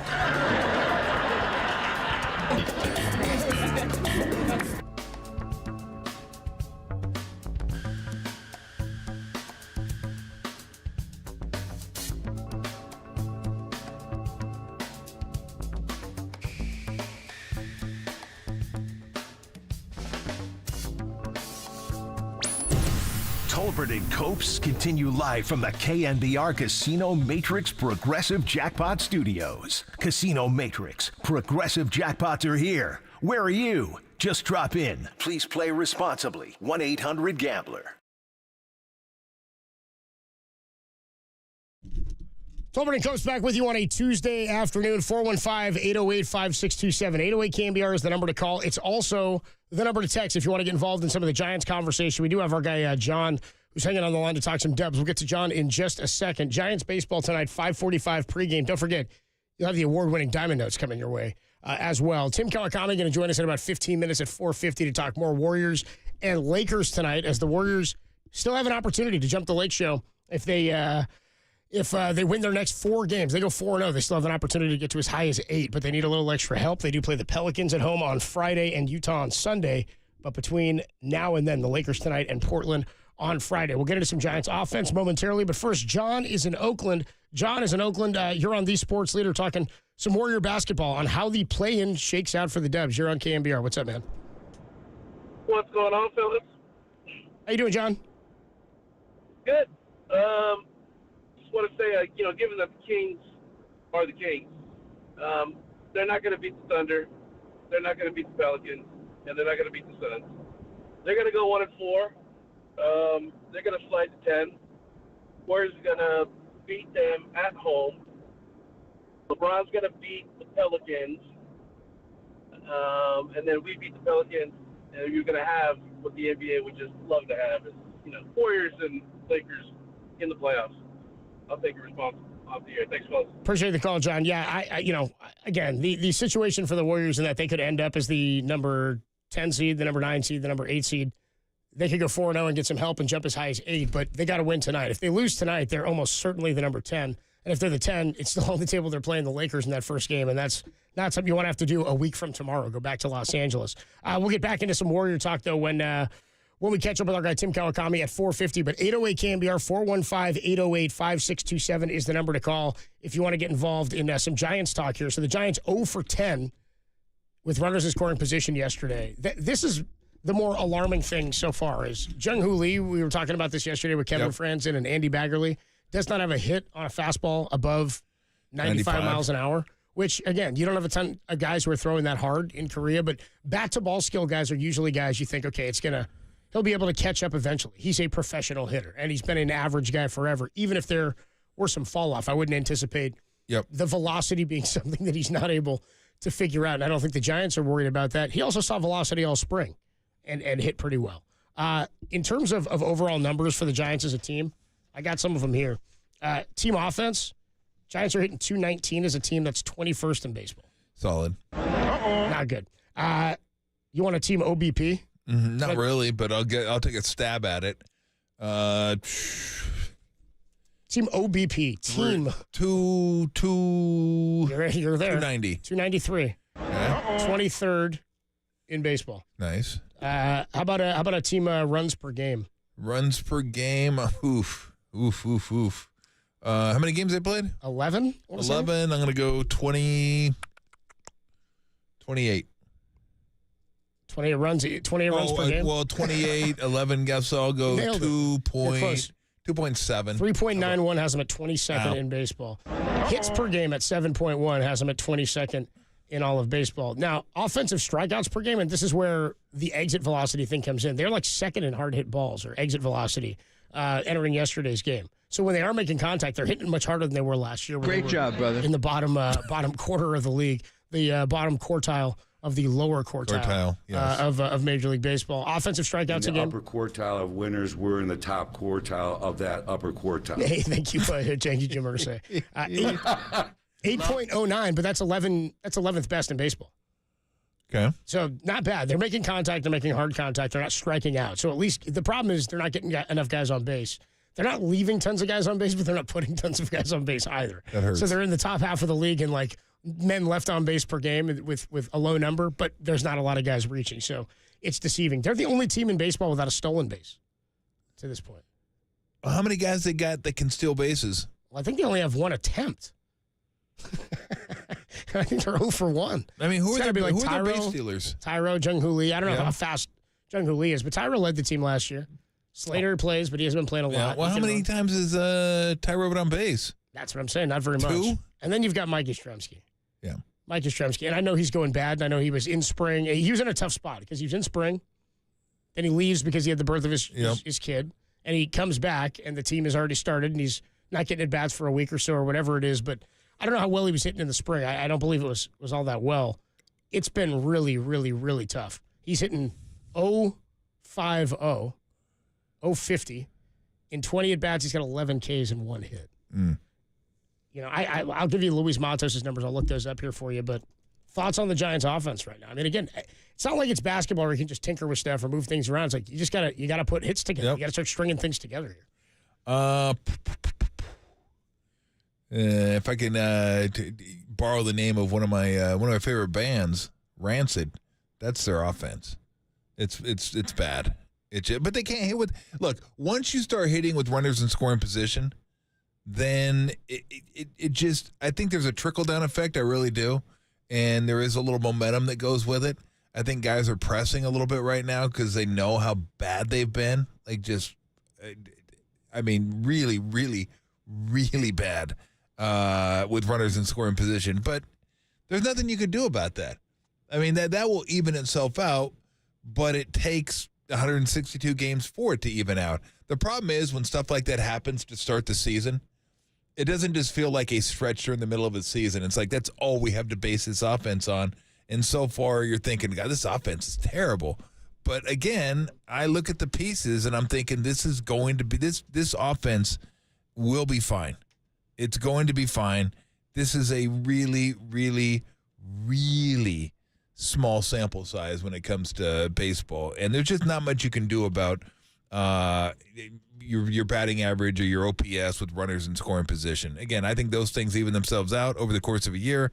They should be close to what your batting average, your OPS, and all that stuff is when runners aren't in scoring position. But right now it's worse, and it's not that good to begin with, and it's even worse when they're in scoring position. So I don't know if there's a lot to be said other than, you got to give it some time. Again, 40 games, I know people don't like to hear it because, I'm not going to wait 40 games to bitch and complain. Yeah. But 40 games, and then you kind of see what you have with this team as a whole. 415 on the Golden State Lumber and Building Materials text line said, is it too early to blame Farhan Zaidi for the lack of offense? Who else is to blame? Go ahead. I mean, I don't know. How about blame the players who are not hitting it the way that how about blame those guys that are getting paid? These aren't prospects. A lot of these guys have a track record. They're not hitting the way. When did that happen, by the way? I'm not sure when it happened where fans stopped blaming players and started blaming managers and coaches and front office. I'm not saying they don't deserve some of the blame, but it just seems to have, like, everyone absolves the players now. Yeah. For, like, they're the ones playing. You saw the pitch that Tyro swung at the other day, right? It's like 2 feet outside. What are we doing? Yeah, you going to blame Farhan on that? Yeah. Would you tell him to swing at that? I mean, what are you going to do? Guy takes a terrible shot. What, are you going to blame Steve for that? Guy fumbles. You going to blame Shanahan for that? Where are you going to go? You got to teach 5 points of pressure. That was Shanahan's fault. What are you talking about? So, I mean, it's funny because it used to be players used to get all the crap, and I guess they still do a little bit, but now it's like everyone blames the coaches, the front office, and the officials. Yeah. And then maybe you'll blame the players after that. But for whatever reason, players get to murder sometimes now. I'm always, you know how I am. I rarely blame the coaches or the officials. I'm blaming the players because they're the ones out there. They're the ones with the ball in their hand, the bat in their hand. They're the ones that are actually doing it. But, yeah, sure. Want to blame Farhan? Go ahead. 408 says, I love Yaz, but it's just not there. Same with Slater. Stop the platoon nonsense with 2 players who don't hit. Need consistency to build clutch hitting. Time to give Luis Matos a decent sample size, 30 games. Luis Matos right now in Sacramento, in 5 games, he's had 26 plate appearances. He's hitting 208 with a 500 slugging percentage, a 769 OPS. He has hit 2 bombs down in Sacramento. Yes, he has 5 hits. 2 of them are homers, and one's a double. But again, he's only hitting 208. Let's go back to the phone lines. Doug is in Davis. Doug, you're on the Sports Leader. What's up with this offense? Well, we got to get rid of these strips. Keep batting him 5th. I'm taking a nap watching the game when he bats 5th. I mean, come on, bro. You're taking a nap? You're not even staying up? Well, I mean, when you strip, he's at the plate. I got little leaguers, 8-year-olds. My granddaughter's T-ballers hit the ball harder than he does. Thanks for the call, Doug. I mean, come on. Thanks, man. Seems a little harsh. He kind of went Dusty Baker on us in '93. He's like, my daughter's softball team could have beaten the Braves, and the Rockies went like 0 for 9 against them. He's like, they could have beat them once. My daughter's softball. I was like, damn, Dusty came at him. Let's go to Paul. Paul's in Mountain View. They ain't having it. Offense is not working. What's up, Paul? You're on the Sports Leader. Hey, Tolkien Cubs. How we doing? Good. Well, man, what's up? Not too much. I'm pretty sure everyone was pretty excited about these acquisitions in the offseason, but right now I'm just not seeing a lot of approach at the plate from a lot of these guys, right? Talking about getting deeper into counts, moving guys over when they need to, and just, getting guys station to station, moving runners over. Still seeing a lot of guys, at second base, no one out, and we're not getting that runner over. So just more of a plan and an approach at the plate from some of these guys is what I'm really looking to see. Well, when your team OBP is 293, I ask, what runners? I think that's the issue. I know what you're saying because they've stranded in the last couple of games. We've seen them get guys like first and second. I think about the game at Dodger Stadium where Wilmer had first and second with nobody out, 2 different opportunities. I think it was the first game of that series and didn't come through. So, yeah, you're right. They got to get guys on, but it's not even productive outs. They're number 1 in hard hit rate. They're not finding holes. Yeah, sure. Yeah, I'm really hoping to see Jung-Hoo Lee come through. He seems like he can be a spark plug, but so far we've just got to get him going and, get the rest of these guys going. The whole offense is in a slump right now, and that doesn't make for a lot of offense. No, it doesn't. Yeah, and look, he had a couple hits last night. Had a walk. Yep. So hit it the opposite way, which is nice always a good one down sign. the line. Almost got robbed on that one, too. Did. Yeah. He did. Was that Winker that almost... Winker? Winker, that's what I was just going to say. By the way, I was sitting close enough. He definitely heard me yelling. I was close. There wasn't that many people there last night. I was close enough to the field where I was like, Winker! Hey-o! Damn near. Barely knew her. Jack is in San Francisco. Jack, you're on the Sports Leader. What's going on? Hey, guys. Yeah, thanks for the call. I think it really comes down to Tyro and Yaz. When these guys are swinging the bats well, the Giants are playing well. Pretty worried about Tyro. I think he had a pretty complete season last year, but it stemmed a lot from a couple 3-week hot streaks. And then Yaz, I actually think, a lot of Giants fans upset with him. I think he'll be okay. I think he's going to get back to that, 770 to 800 OPS against right-handed arms. He just needs the reps. Obviously looks a little rusty coming out, but I don't think Matos is necessarily the answer there, especially with his slump going on in AAA.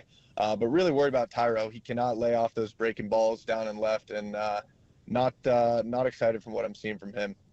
Thanks, Jack. Thanks for having us. Did we call him? Yeah, I know. He picked up. He's like, thanks for the call. I was like, did we call you, Jack? Are we calling I was people like, what now? happened? We're just calling random people. Hey, welcome to the show. Hey, what's up, dude? Welcome. How you doing, Jack? Tell us your takes on the Giants offense.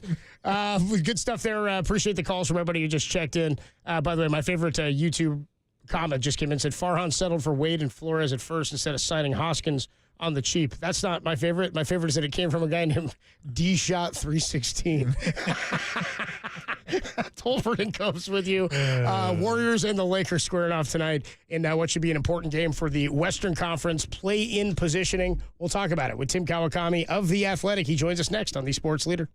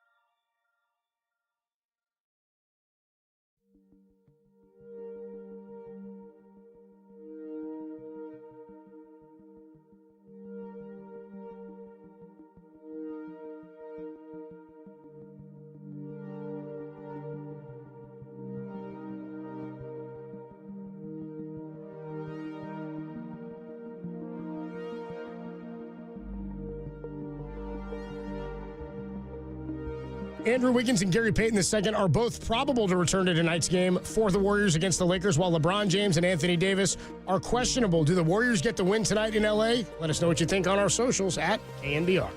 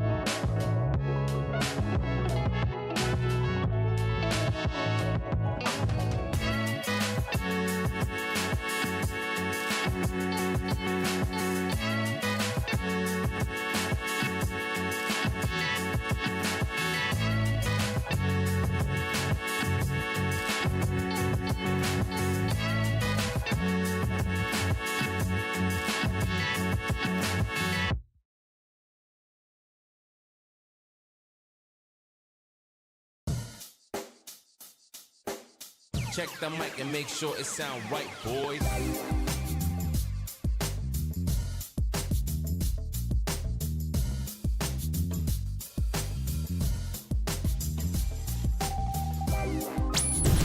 Tolbert and Copes continue live from the KNBR Casino Matrix Progressive Jackpot Studios. Casino Matrix, Progressive Jackpots are here. Where are you? Just drop in. Please play responsibly. 1-800-GAMBLER.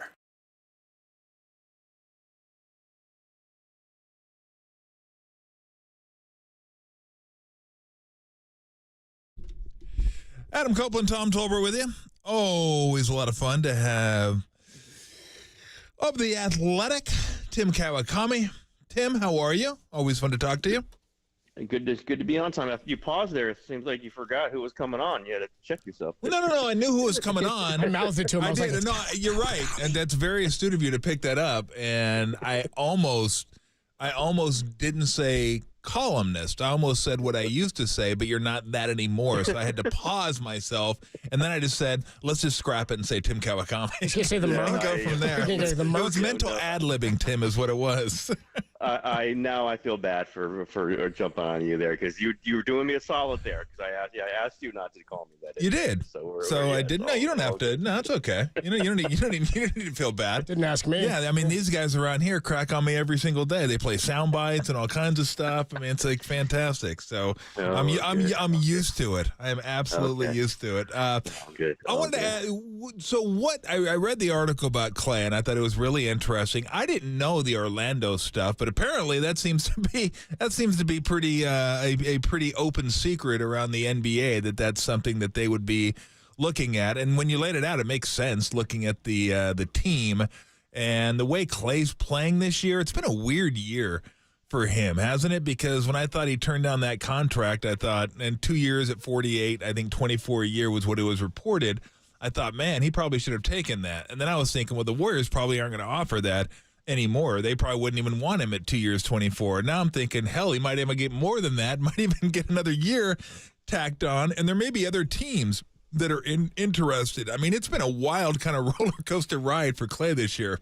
No question. I've been going through the same thing. I think everybody's been going through it, including the Warriors, maybe other teams. Yep. Maybe even Clay himself is like, he starts the season really shooting poorly, not playing well.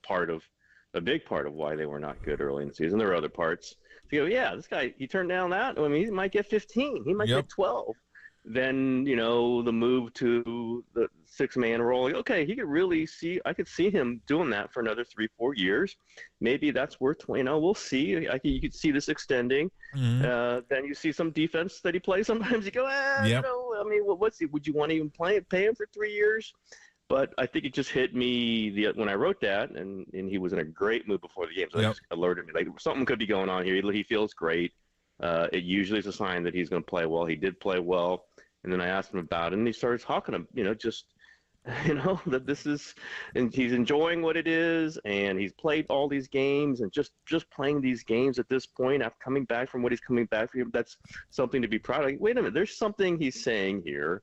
Clay, sometimes can speak cryptically, but he usually indicates what he's feeling. And I just think he's like, this career is still going. It's, he's not what he was, who is, at 34 after 2 major leg injuries, but he's still capable of, he's still dangerous. He's still somebody on every team scouting report.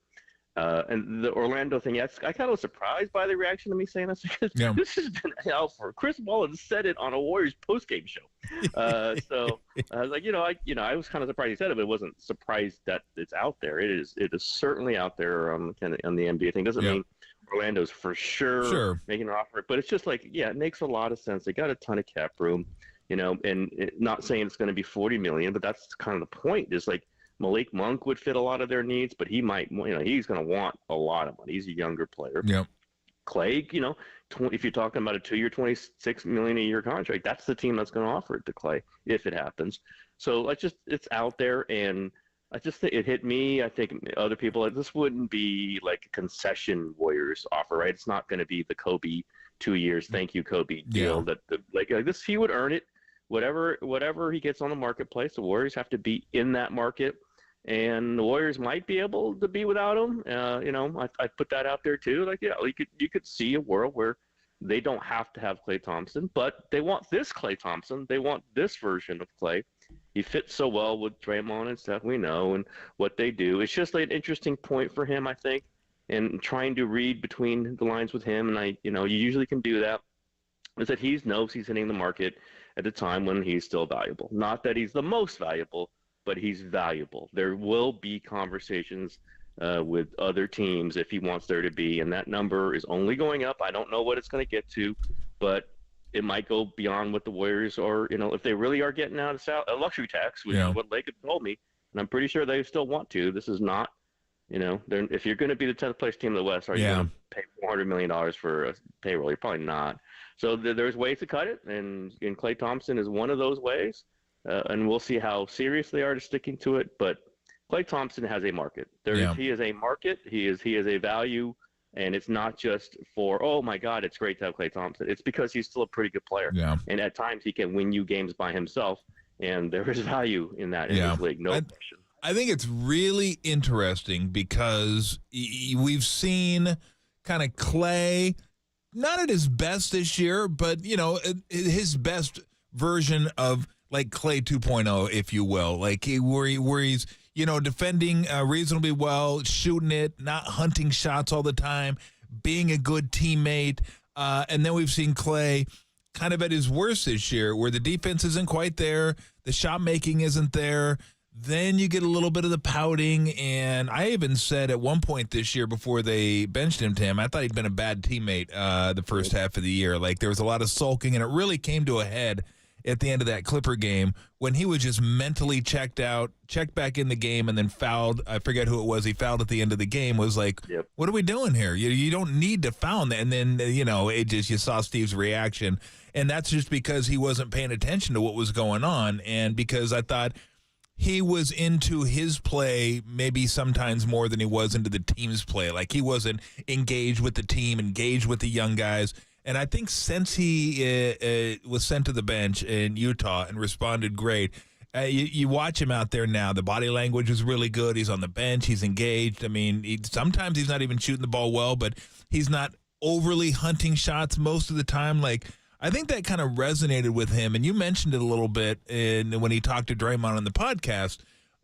When he said that he had to talk to Steve like 4 times, that it wasn't like a one-time shot that Steve talked to him about this. Like Steve had to talk about it and then revisit it and then revisit again because Klay would say the right things and he'd go out there and, then he wouldn't be a great teammate or he wouldn't be fully engaged with everything or he wasn't, doing what they needed him to do. So it's been an entire process this year, and that's why I said it's a roller coaster. We've seen the worst. We've seen, the best of this version of him. And I guess the question going forward is you got to ask yourself, all right, what percentage of those are we going to get moving forward? Because if we guess wrong on this, then it's not going to be good. Yeah, absolutely. And that's unknowable right now. Exactly. It really is. But I think, Slater argues with me about this because he said Klay did finish well last season. It's just with memories of the playoffs are so strong. I just think last year I did not think this way about Klay. He was, closer to his comeback, his injuries. You weren't sure whether he was going to get through this, a full season. The fact that he's stacked now, 2 full seasons of varying quality, but he stacked these seasons. Like you just know, I think that this is what he is probably for the next couple of years. Yeah. And that this 74 games, whatever he's going to play, 78 games, like this means something in this. You know that, right? Yep. I mean, Steve played 82 games several times, and he's very proud of that. Yep. Guys who can just post. I'm going to post. I'm going to be in this I could have played 82. They just wouldn't let me. They asked you not to. Please, can you play like 45 or something? You have many CD DMPs. DNP CDs. Coaches, my favorites. Yeah, you were very good for that. Now, anyway, it just. I do think, and I'm just talking through this, and I didn't put this in the column, but it's like almost, and Klay has kind of talked about this too, that by not caring anymore or not caring as much what his market value is going to be, because in his mind, I got to score just as much. I got to be that guy. By backing off a little bit, it's not a lot. He's still putting up a lot of shots, but just in his mind, Talk about the 4 conversations with Kerr, conversations I'm sure with other people, just being more relaxed about kind of his state in this game. He talks about it, but if you bring it up, maybe you're still thinking about it. But by not obsessing about his value as much, I think he's increased his value, actually. He's not going to be Klay Thompson, the guy who was the two-way player and all-star, but no one thought he was. And no one thought he was going to be again. It just is impossible to do that. It's impossible for most 34-year-olds to do that anymore if you're a guard. But by accepting this role, kind of microwave, be very, very thoughtful on defense, as much as you can, be involved in the team, being involved with the young guys. This is a role that he could play for a long time. The Ray Allen, we know the veteran Reggie Miller. Shooting still carries weight no matter how old you are. If you can move around a little bit, he can't guard, the perimeter players anymore. They don't ask him to do it, but he can guard some of the bigger guys. They have to be very careful of who's out there with him at the same time, because you kind of do need Wiggins or Payton with him to go guard somebody, because you're just not going to have him go out into the 3-point line. So, that's going to be not great. But the slotted in value of that third scorer, or the first one off the bench, or somebody to space out, with 2 other guys. This is an NBA value. The Orlando, that's why everyone's been saying the Magic, because the Magic have all this other stuff. They just need a guy they can put somewhere on the 3-point line, move around, make the defense guard him, and open things up for Banchero and all the other guys they got.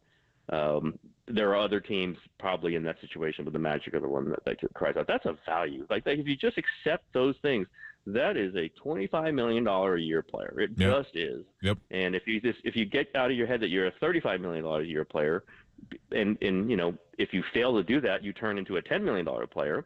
If you just say, this is who I am, 28 minutes a game, I'm going to be that guy who might make 5 3-pointers in a game, might make 1, but the defense has to guard me like I'm going to make 5. This is just, I think it's taken him a while to get there. It's taken him years, really.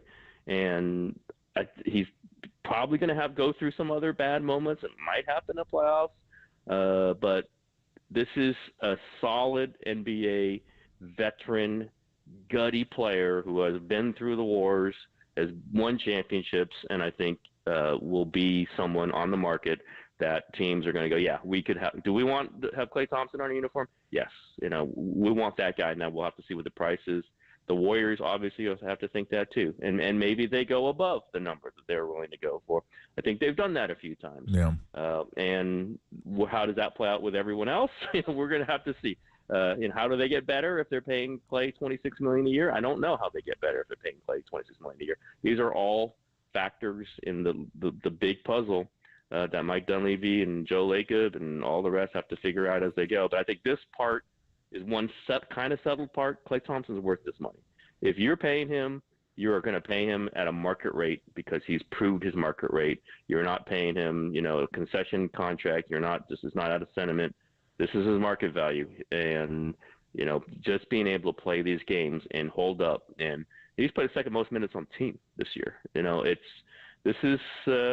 These are important numbers that they're not the numbers that get thrown around for the max players, whatever, but this is important stuff for veterans. NBA veterans care about this stuff because you are showing up, you are there every day, you are, a player that your teammates can count on.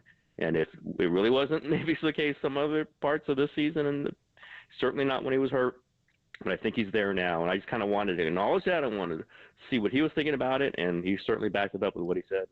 Talking to Tim Kawakami on the Yuma guest line. A few more minutes here. Warriors and the Lakers going at it tonight in some jockeying for position in the Western Conference play-in. You asked Steve Kerr the question the other day, and he said he did think, and I agree, that this team is better than last year's. But you think they're better suited this year for a run in the postseason than they were last year? No, I mean the play-in's going to be rough for them. And that's the way this is, hey, they're happy there's a plan, right? If there wasn't a plan. Yeah, right. They'd be done. They'd be cooked. Yeah. Not be over. But it's just the logistics of it. If they get if they win, if they get the 9-10 game, then if they're 10, they're on the road. They win that, they're on the road again. If they win that, they got to go on the road to play a game. Well, that's hard. We saw what happened when they had to play on the road in Game 7 against the Kings, and they turn around and they host the Lakers, but they were exhausted. They lose game one. That whole series, that's where the series turned. Game one.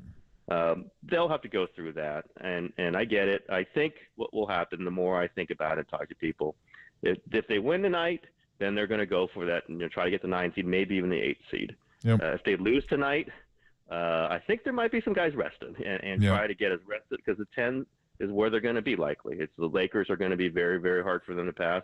It'd be very hard to pass the Kings. If you lose tonight, maybe, you try to get as rested as you can and then try to win those 2 play-in games. We've seen teams do it. It's not out of the question. They could get hot. It's just harder for an older team to just keep piling up all these games and, go again.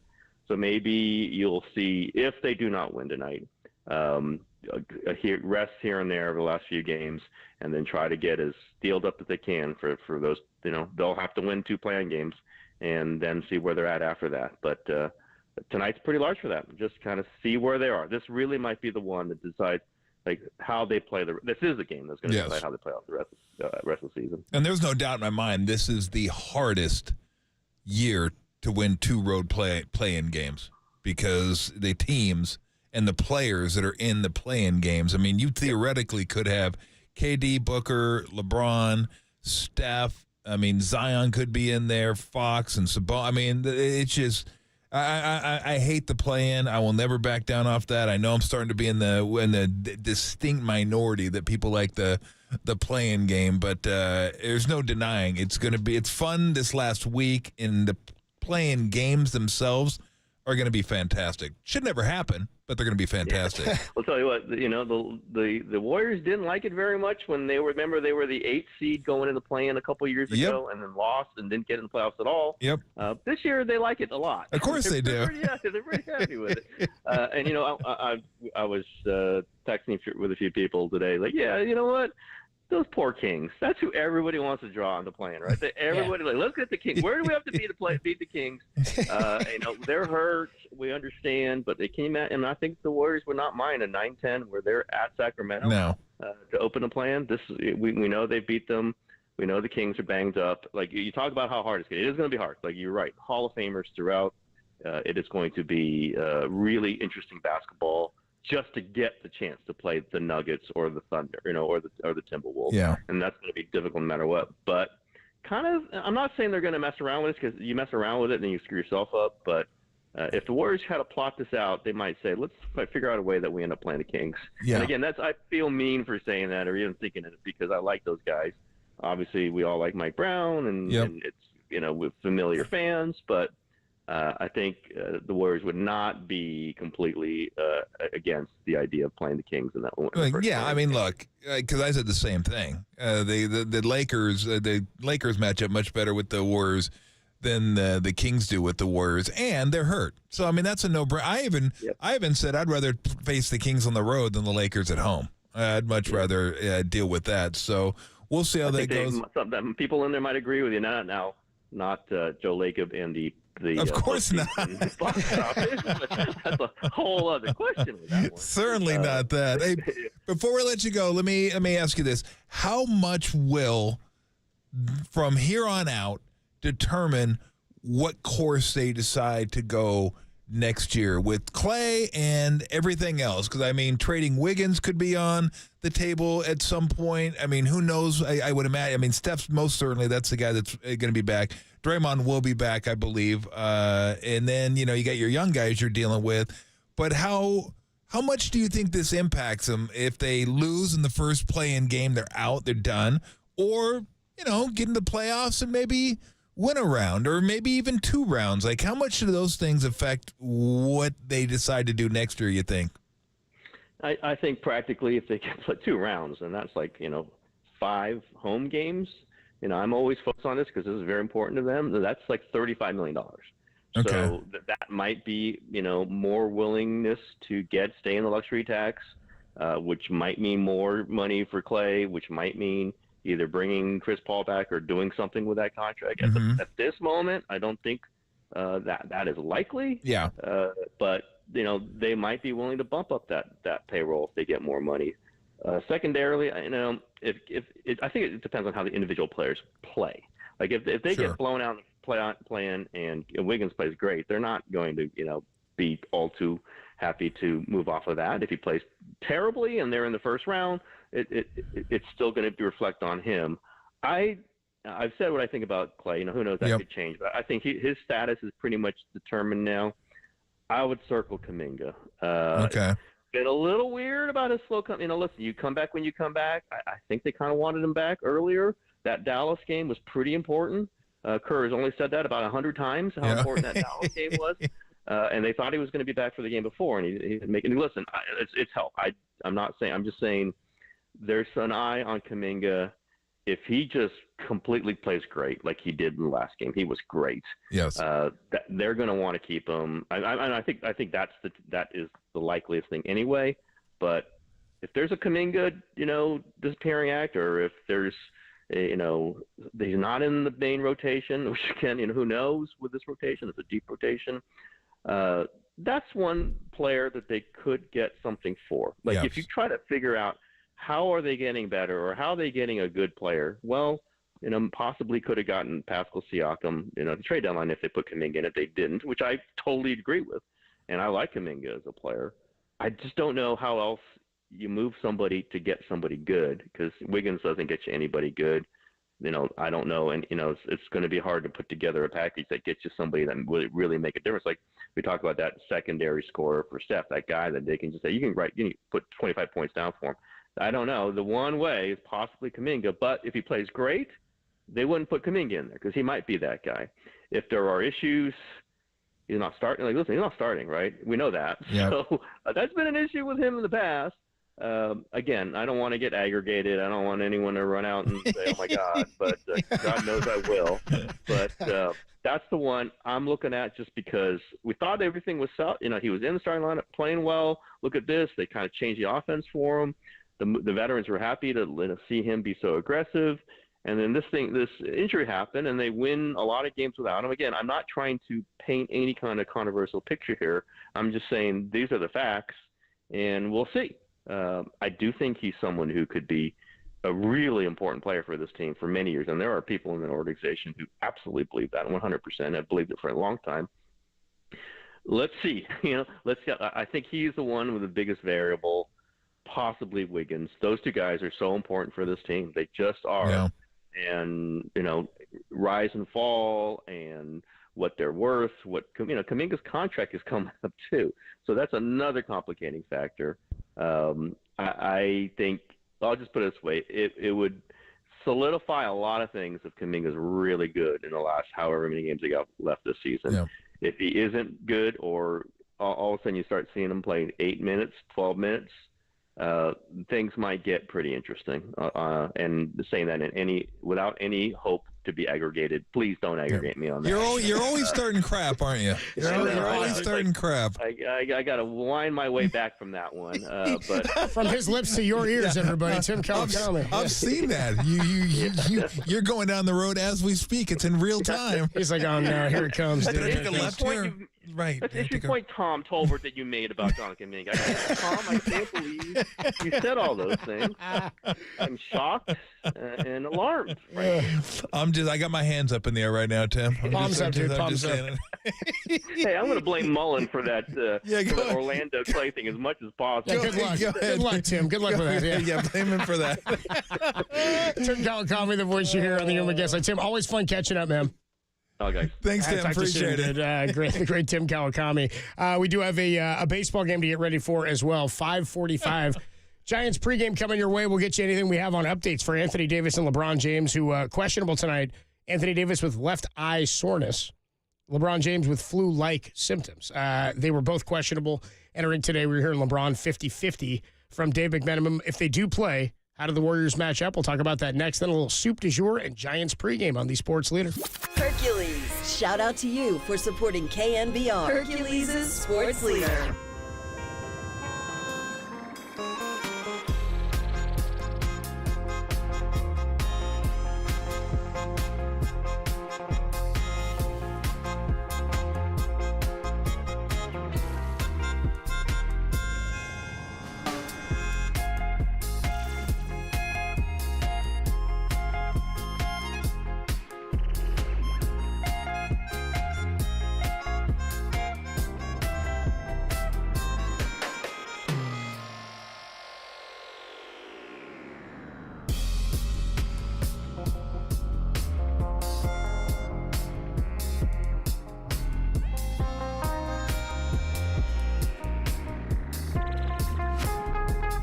Michael Thompson joined Murph and Marcus this morning to discuss how scary he believes the Lakers are and how much Clay is back to being himself. Check out the podcast. It's available at KNBR.com and the KNBR app.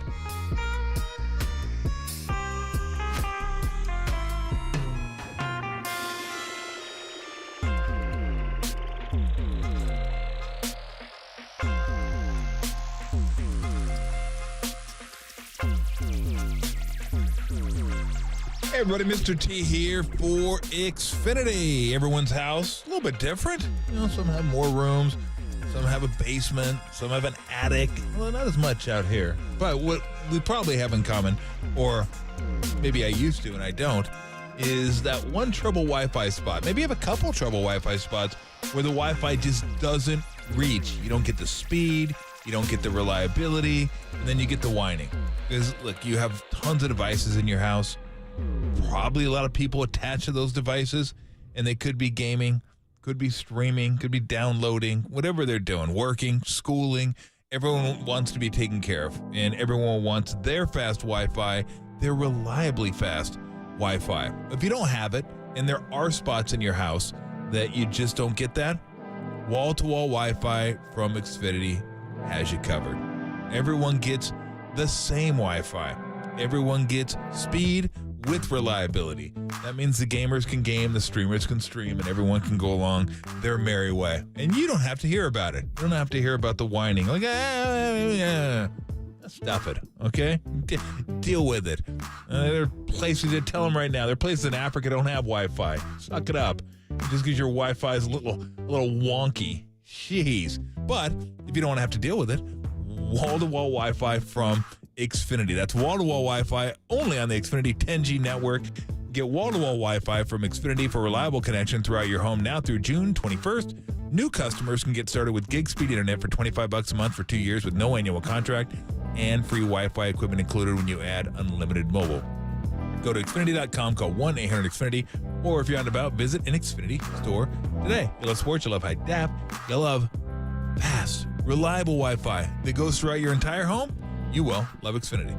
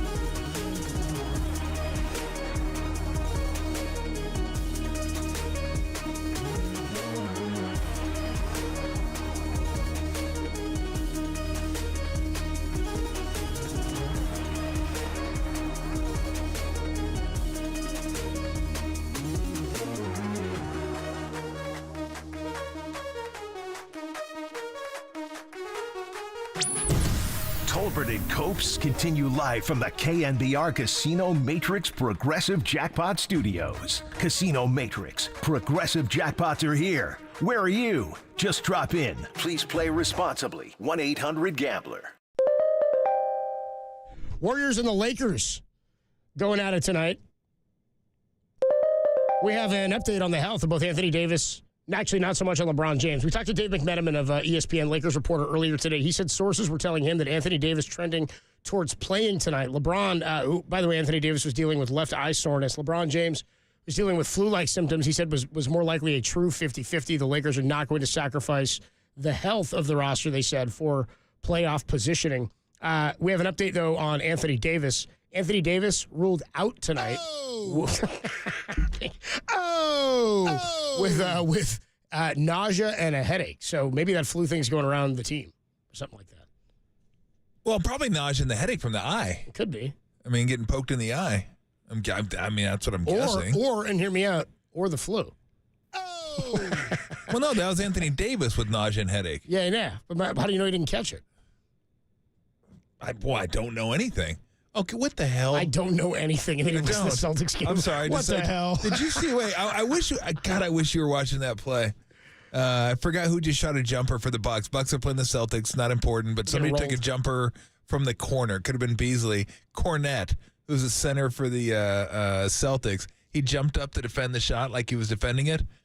He was 15 feet away from the guy. He just jumped up in the air. What are you doing? Just show up on tape. Yeah. It's like the right fielder every once in a while that'll jump up to catch the ball and it goes up. I forgot who did that in Anaheim Stadium. He jumped up to catch it to see if he could rob him of a home run. Problem is the wall's 22 feet high. Yeah. Like, bro, what are you doing jumping out there? What are you doing jumping out there?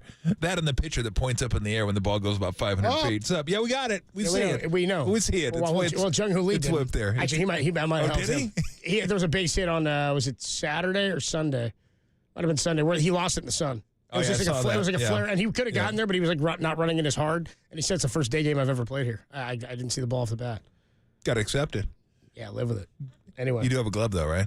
You had a mitt. He had shades and eye black. They have gloves and sun in Korea, don't they? No, don't they mostly play indoors in Korea? I think they play in a lot of domes. No, I remember watching a couple of outdoor games there when I was betting those games.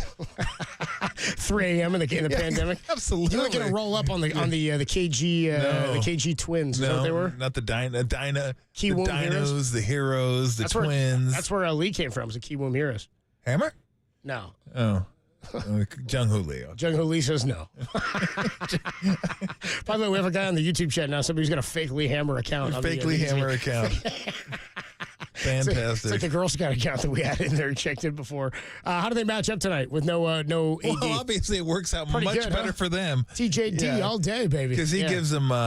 He gives them problems. He gives a lot of people problems. So you get a lot more Jackson Hayes, who is a runner, rebounder, shot blocker. Damn near. So they're going to get a lot more him, and then we'll see about LeBron. I'm thinking if LeBron is even close to able to go, he's got to think, I got to go with AD not being there. But, unless you're feeling bad when your high school coach is there to watch you play and you go back home. That's right. So obviously he was feeling bad. So, yeah, that is, I wonder what it did. My guess is he's a true game time decision, by the way, report for LeBron. And it was our guy Dave McMenamin who broke the Anthony Davis news. Yeah, the last I saw, the Lakers were favored by the Warriors were favored. Lakers were favored by 2.5. Let me see what it is right now. The report now, this is the details we're getting on LeBron. This is how detail is getting for damn, Warriors are -3.5. I bet you LeBron's not playing either. We got a LeBron update. What's his update? True game time decision. Quote, has not had a lot of fluids and rest in the last couple of days. Well, how are you without fluids and rest? I'm not good. I'm not ready to play.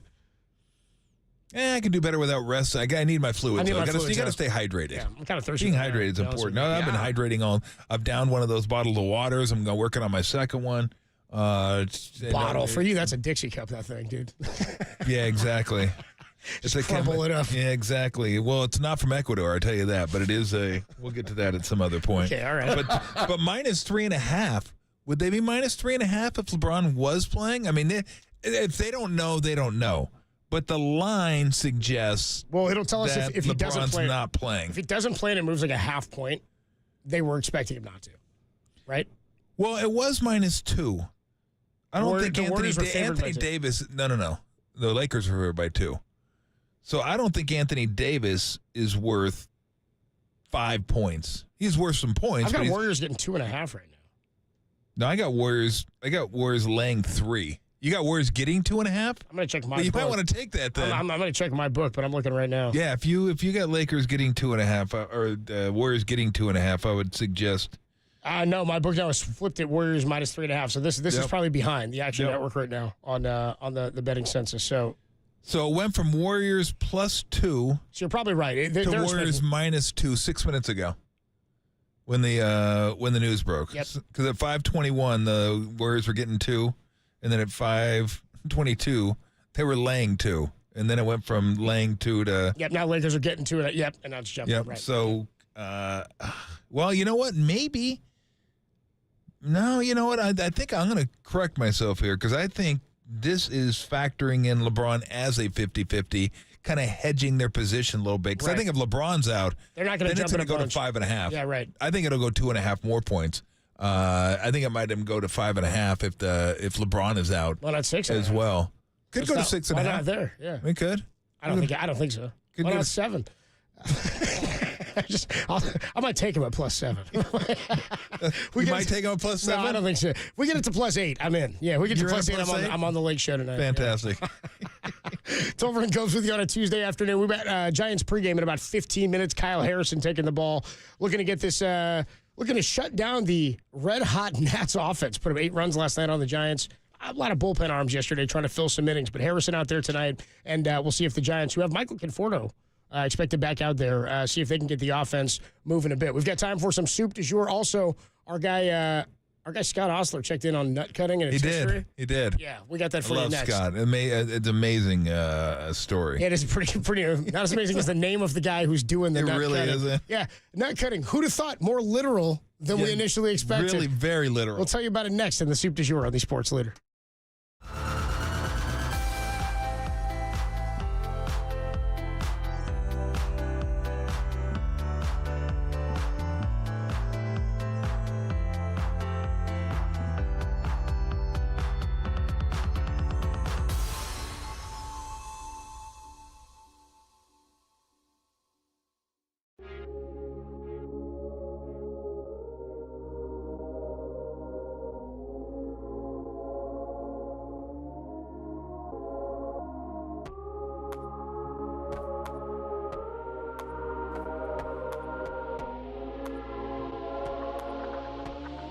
Hey, everybody. Mr. T here for Alex Kugelman and the Kugelman Law Team over at sftaxteam.com. That is where you can reach him.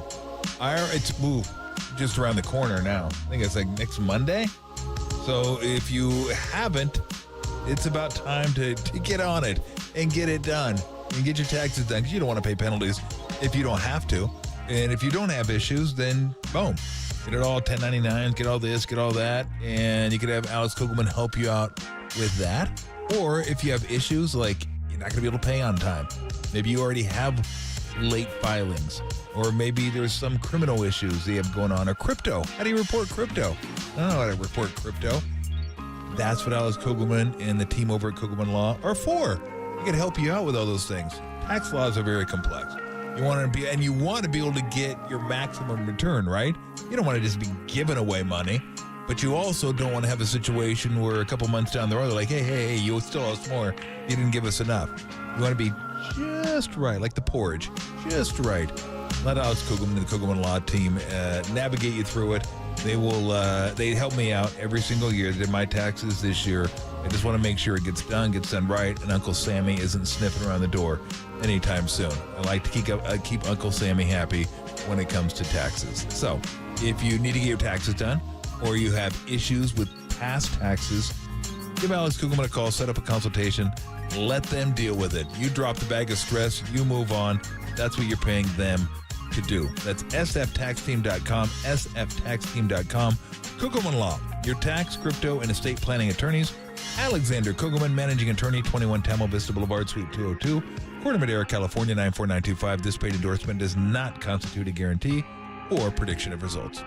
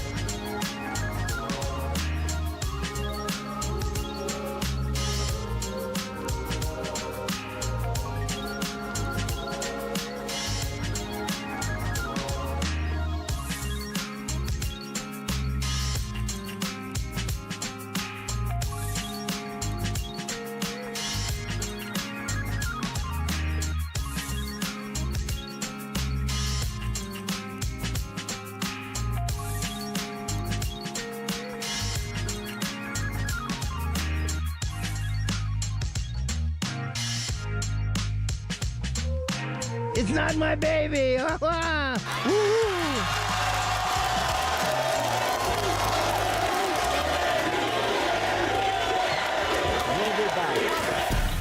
Excuse me, Flo? It's that time of day.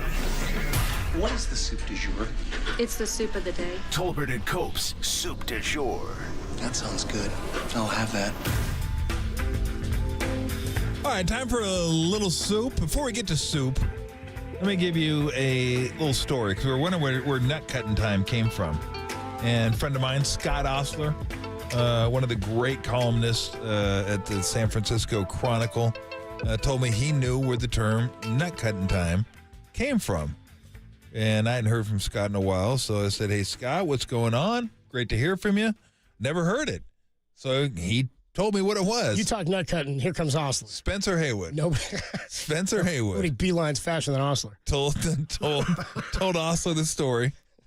He said, Spencer Haywood told me rural Mississippi, 1950s, you raised pigs. He said pugs. I'm assuming they weren't castrating pugs back then that's a rough in Mississippi. Yeah, I don't think so. That's a rough day for pugs. And I don't know why it'd be Mississippi. Like, I think pugs are everywhere. But it's like the most darkest super era. Cute. It's like the darkest era of pug history. Yeah. Like they'll talk about it.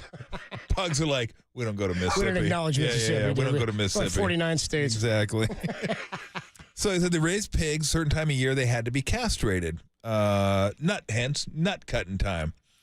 You're thinking, okay, I can get that kind of that makes sense. Whoa, I'm not even to the best part of the story yet. The guy who did it was named Bootyface. Bootyface was the man's name who did the nut cutting back in rural Mississippi in the 1950s. What did they pay him to do it? Because you're probably wondering, I wonder what a nut cutter gets paid back in the 1950s in rural Mississippi. He got to keep the nuts. That's his pay. That can't happen. He's like, how many pigs we doing? Because I ain't coming down for 2 like last time. Bootyface got his nuts. He's like, 4 nuts ain't enough. You can give me them nuts. Probably made like a stew or something with them, a soup, or who knows what he made with them. I can't imagine this guy had a lot of teeth. I mean, we now take you to Tom's Kitchen for a stew update. Whoa. There's still plenty of meat on that bone. You take this home, throw it in a pot, add some broth, a potato. Baby, you got a stew going. Take it home, throw it, cut some nuts, get yourself a stew. R.I.P. R.I.P. Weathers. Yeah, hell yeah. So there you go. Getting paid nuts. That's a hell of a job right there. What do you do? Cut nuts? Get your nuts on. I got we have one. Do we have it queued up, Tim? We have one more bit of sound here one piece of sound before we get deeper into the soup. This was the song that was playing under Brock Purdy earlier in the Brock Purdy. One of our texters in the 415 said, I Shazammed it when you guys played it. Yeah. You said it sounded like Slipknot. It's a track called Trapped In by Atomica Music. Atomica Music? Atomica. Like Atomic with an A. Oh, music. Atomica Music. Music, okay. So that's not even really a band, is it? It's like probably some company or something. I don't know. Number 1 corn seed on the market. That's got house music in it, dude. Shout out to the 415er who Shazammed this for us. What is this like? Is the beat's gonna drop too? Number 1 corn seed on the market. Oh my goodness. Number 1 corn seed on the market. Oh, I love this. Number 1 corn seed on the market. Yeah, we are trapped in. This song is over. Number 1 corn seed on the market. Hysterical. Well done, boys. All right, let's get to a few stories. Number 1 corn seed on the market. Number 1 corn seed on the market. This is just a quick one, and Tim usually wants these stories because of sound. Yeah. I actually have some sound that I wanted to be a part of this story. It's the average penis size around the globe. Oh, dude, we do this every year. Yep, you're wondering who comes in the top. It is always the same. It is Ecuador. It's gotta be. Ecuador, very, very, very rigid. They're right around 7. Stout, you might say. 7, very girthy. Can I 7 inches. Can I guess? Sexy. Yes, you can guess who the top ones are. Ecuador is the very, very top. Who else do you got? Can I get like an Ivory Coast? You can get close to the Ivory Coast, I believe. But I don't see Ivory Coast on the top here. 10. How about Cameroon? Cameroon. Your wang. Yes. Cameroon is like the when it comes to penis size, They're like what Kenya is to marathon runners. Is Kenya? They have the long penises. Is Kenya is Kenya also there? Are they with size as they are marathon Well, it's kind of hard to run 26.2 with a big wang. Yeah, well. So you're out there like flopping around for 26.2. I thought it was a third leg thing. Heavy chafing. You got to lotion up your wang. How about the Republic of Congo? Can I go there? I do not see Congo in there, no. How about Ghana? Like a bad movie, too, Congo. I don't see Ghana in there. Uganda? No, Uganda. You're gonna. I think Nigeria. I gotta leave Africa now. You're gonna have to leave Africa. You're gonna have to jump outside of Africa. I'm out. Then you know what? Then I'm out. Bolivia. Bolivia. In the upper quartile of winners, we're in the top quartile of that upper quartile. I just want to know who the dudes are that are like, yo, measure my wang. I'll represent the entire country.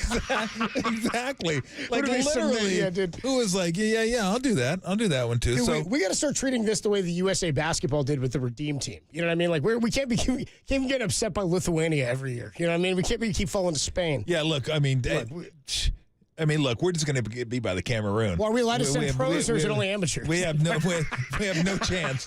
So we have no chance. The Olympics, yeah, I don't care. You can throw all the Peter Norths out there you want to. Cameroon, we're not, it's the Alabama of size. I love that every year that we come out with this. It's right around Masters Week, says Tim. Tim follows this stuff. Yeah, he does. Tim follows Very important to me. He's big into it. Now, you're wondering, how do they measure? Well, I'm going to let you know. It's on the upper side. From the root. Stop, dude. Stop. Root to the shaft. What an exciting time. Now, you need to know this. Dude, I need to know this. You need to know this. You need to know this. And I don't want you cheating out there if you grab a tape measure when you get home.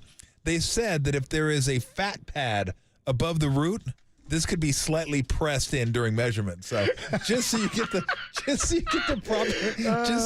proper measurement. Circumference was not included in the eval. So it's just great length. That's all it was. Did you hit everybody with the headline, though? Because it's a different article than Tim gave me yesterday, but it did say average sizes around the world are revealed, and it said UK and US are nowhere near the top 10. Yeah. 65th? We're 65? Yeah. Come on. But there's a lot of countries out there. Come on. Hey, look.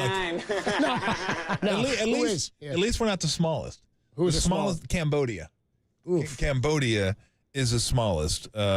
Just under 4 inches, I believe. Yeah, that's wrong. And I wanted to make sure I got the size in because I told Tim I wanted a song to go with that, and Tim couldn't find the song apparently. You're supposed to play when I say Cambodia. You blew it.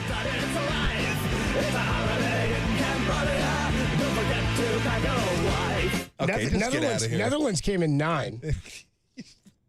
Terrible. Yeah, American men, it says Cambodian men came in just under 4 inches. That's rough. I mean, that's rough. Although they weren't last. You could barely set a leaf on that thing. Well, yeah. Kidding me? I mean, Cameroon, they can hang laundry. In fact, they can hang the Cambodians' laundry on their penis. I don't know why you do that. I don't know why you do that. I'm just saying you could. It's a possibility. If you wanted Stop to. it, Tim. Knock it off. If you wanted to, you could definitely do that. So, although they weren't last, the UK and the US were way down the list. American men are 60th place, with an average of 5.3. Here comes some lube. It says British fellas are in 68th. With a 5.2. As Tim reminds me that that all of this news and measurements are in fact sponsored here. I know it may come as a surprise to you, but it's sponsored by Redwood Credit Union. Well, Redwood. Check this out. Redwood Credit Union. Watch your money grow with a high yield savings certificate at Redwood Credit Union. See how much you can earn at redwoodcu.org. It's probably the last time I'll ever have to do that. Especially during the suit. It's probably the last time that's going down. Yeah. Okay, we only got 90 seconds. I got to get this in because all those stories, the penis story, we got a lot of crazy stories. The whole section about showers and growers. But this one's legitimately funny. A German art museum fired one of their workers. He worked, I don't even know what section of the museum he worked in, but he decided, because he wanted to be a painter, he'd sneak one of his own paintings into the gallery and hang it. I love this. Not only did he hang it, he hung it next to Andy Warhol. We got to get back into this tomorrow. This is too good of a story. Amazing. Now, they did leave it. They didn't take it away because they didn't notice it until the museum opened. So they didn't want to take it down. So they left it until 6 o'clock. Nobody expressed any interest. So they just took it down and fired him. He thought he it was going to be his big break. Yeah, what was his big break? He got fired. Hey, Maj, you here? That was his big break. I'm in a museum. You know, TC, I was right next to Warhol. Right next to Warhol. You're right by him. I was right there.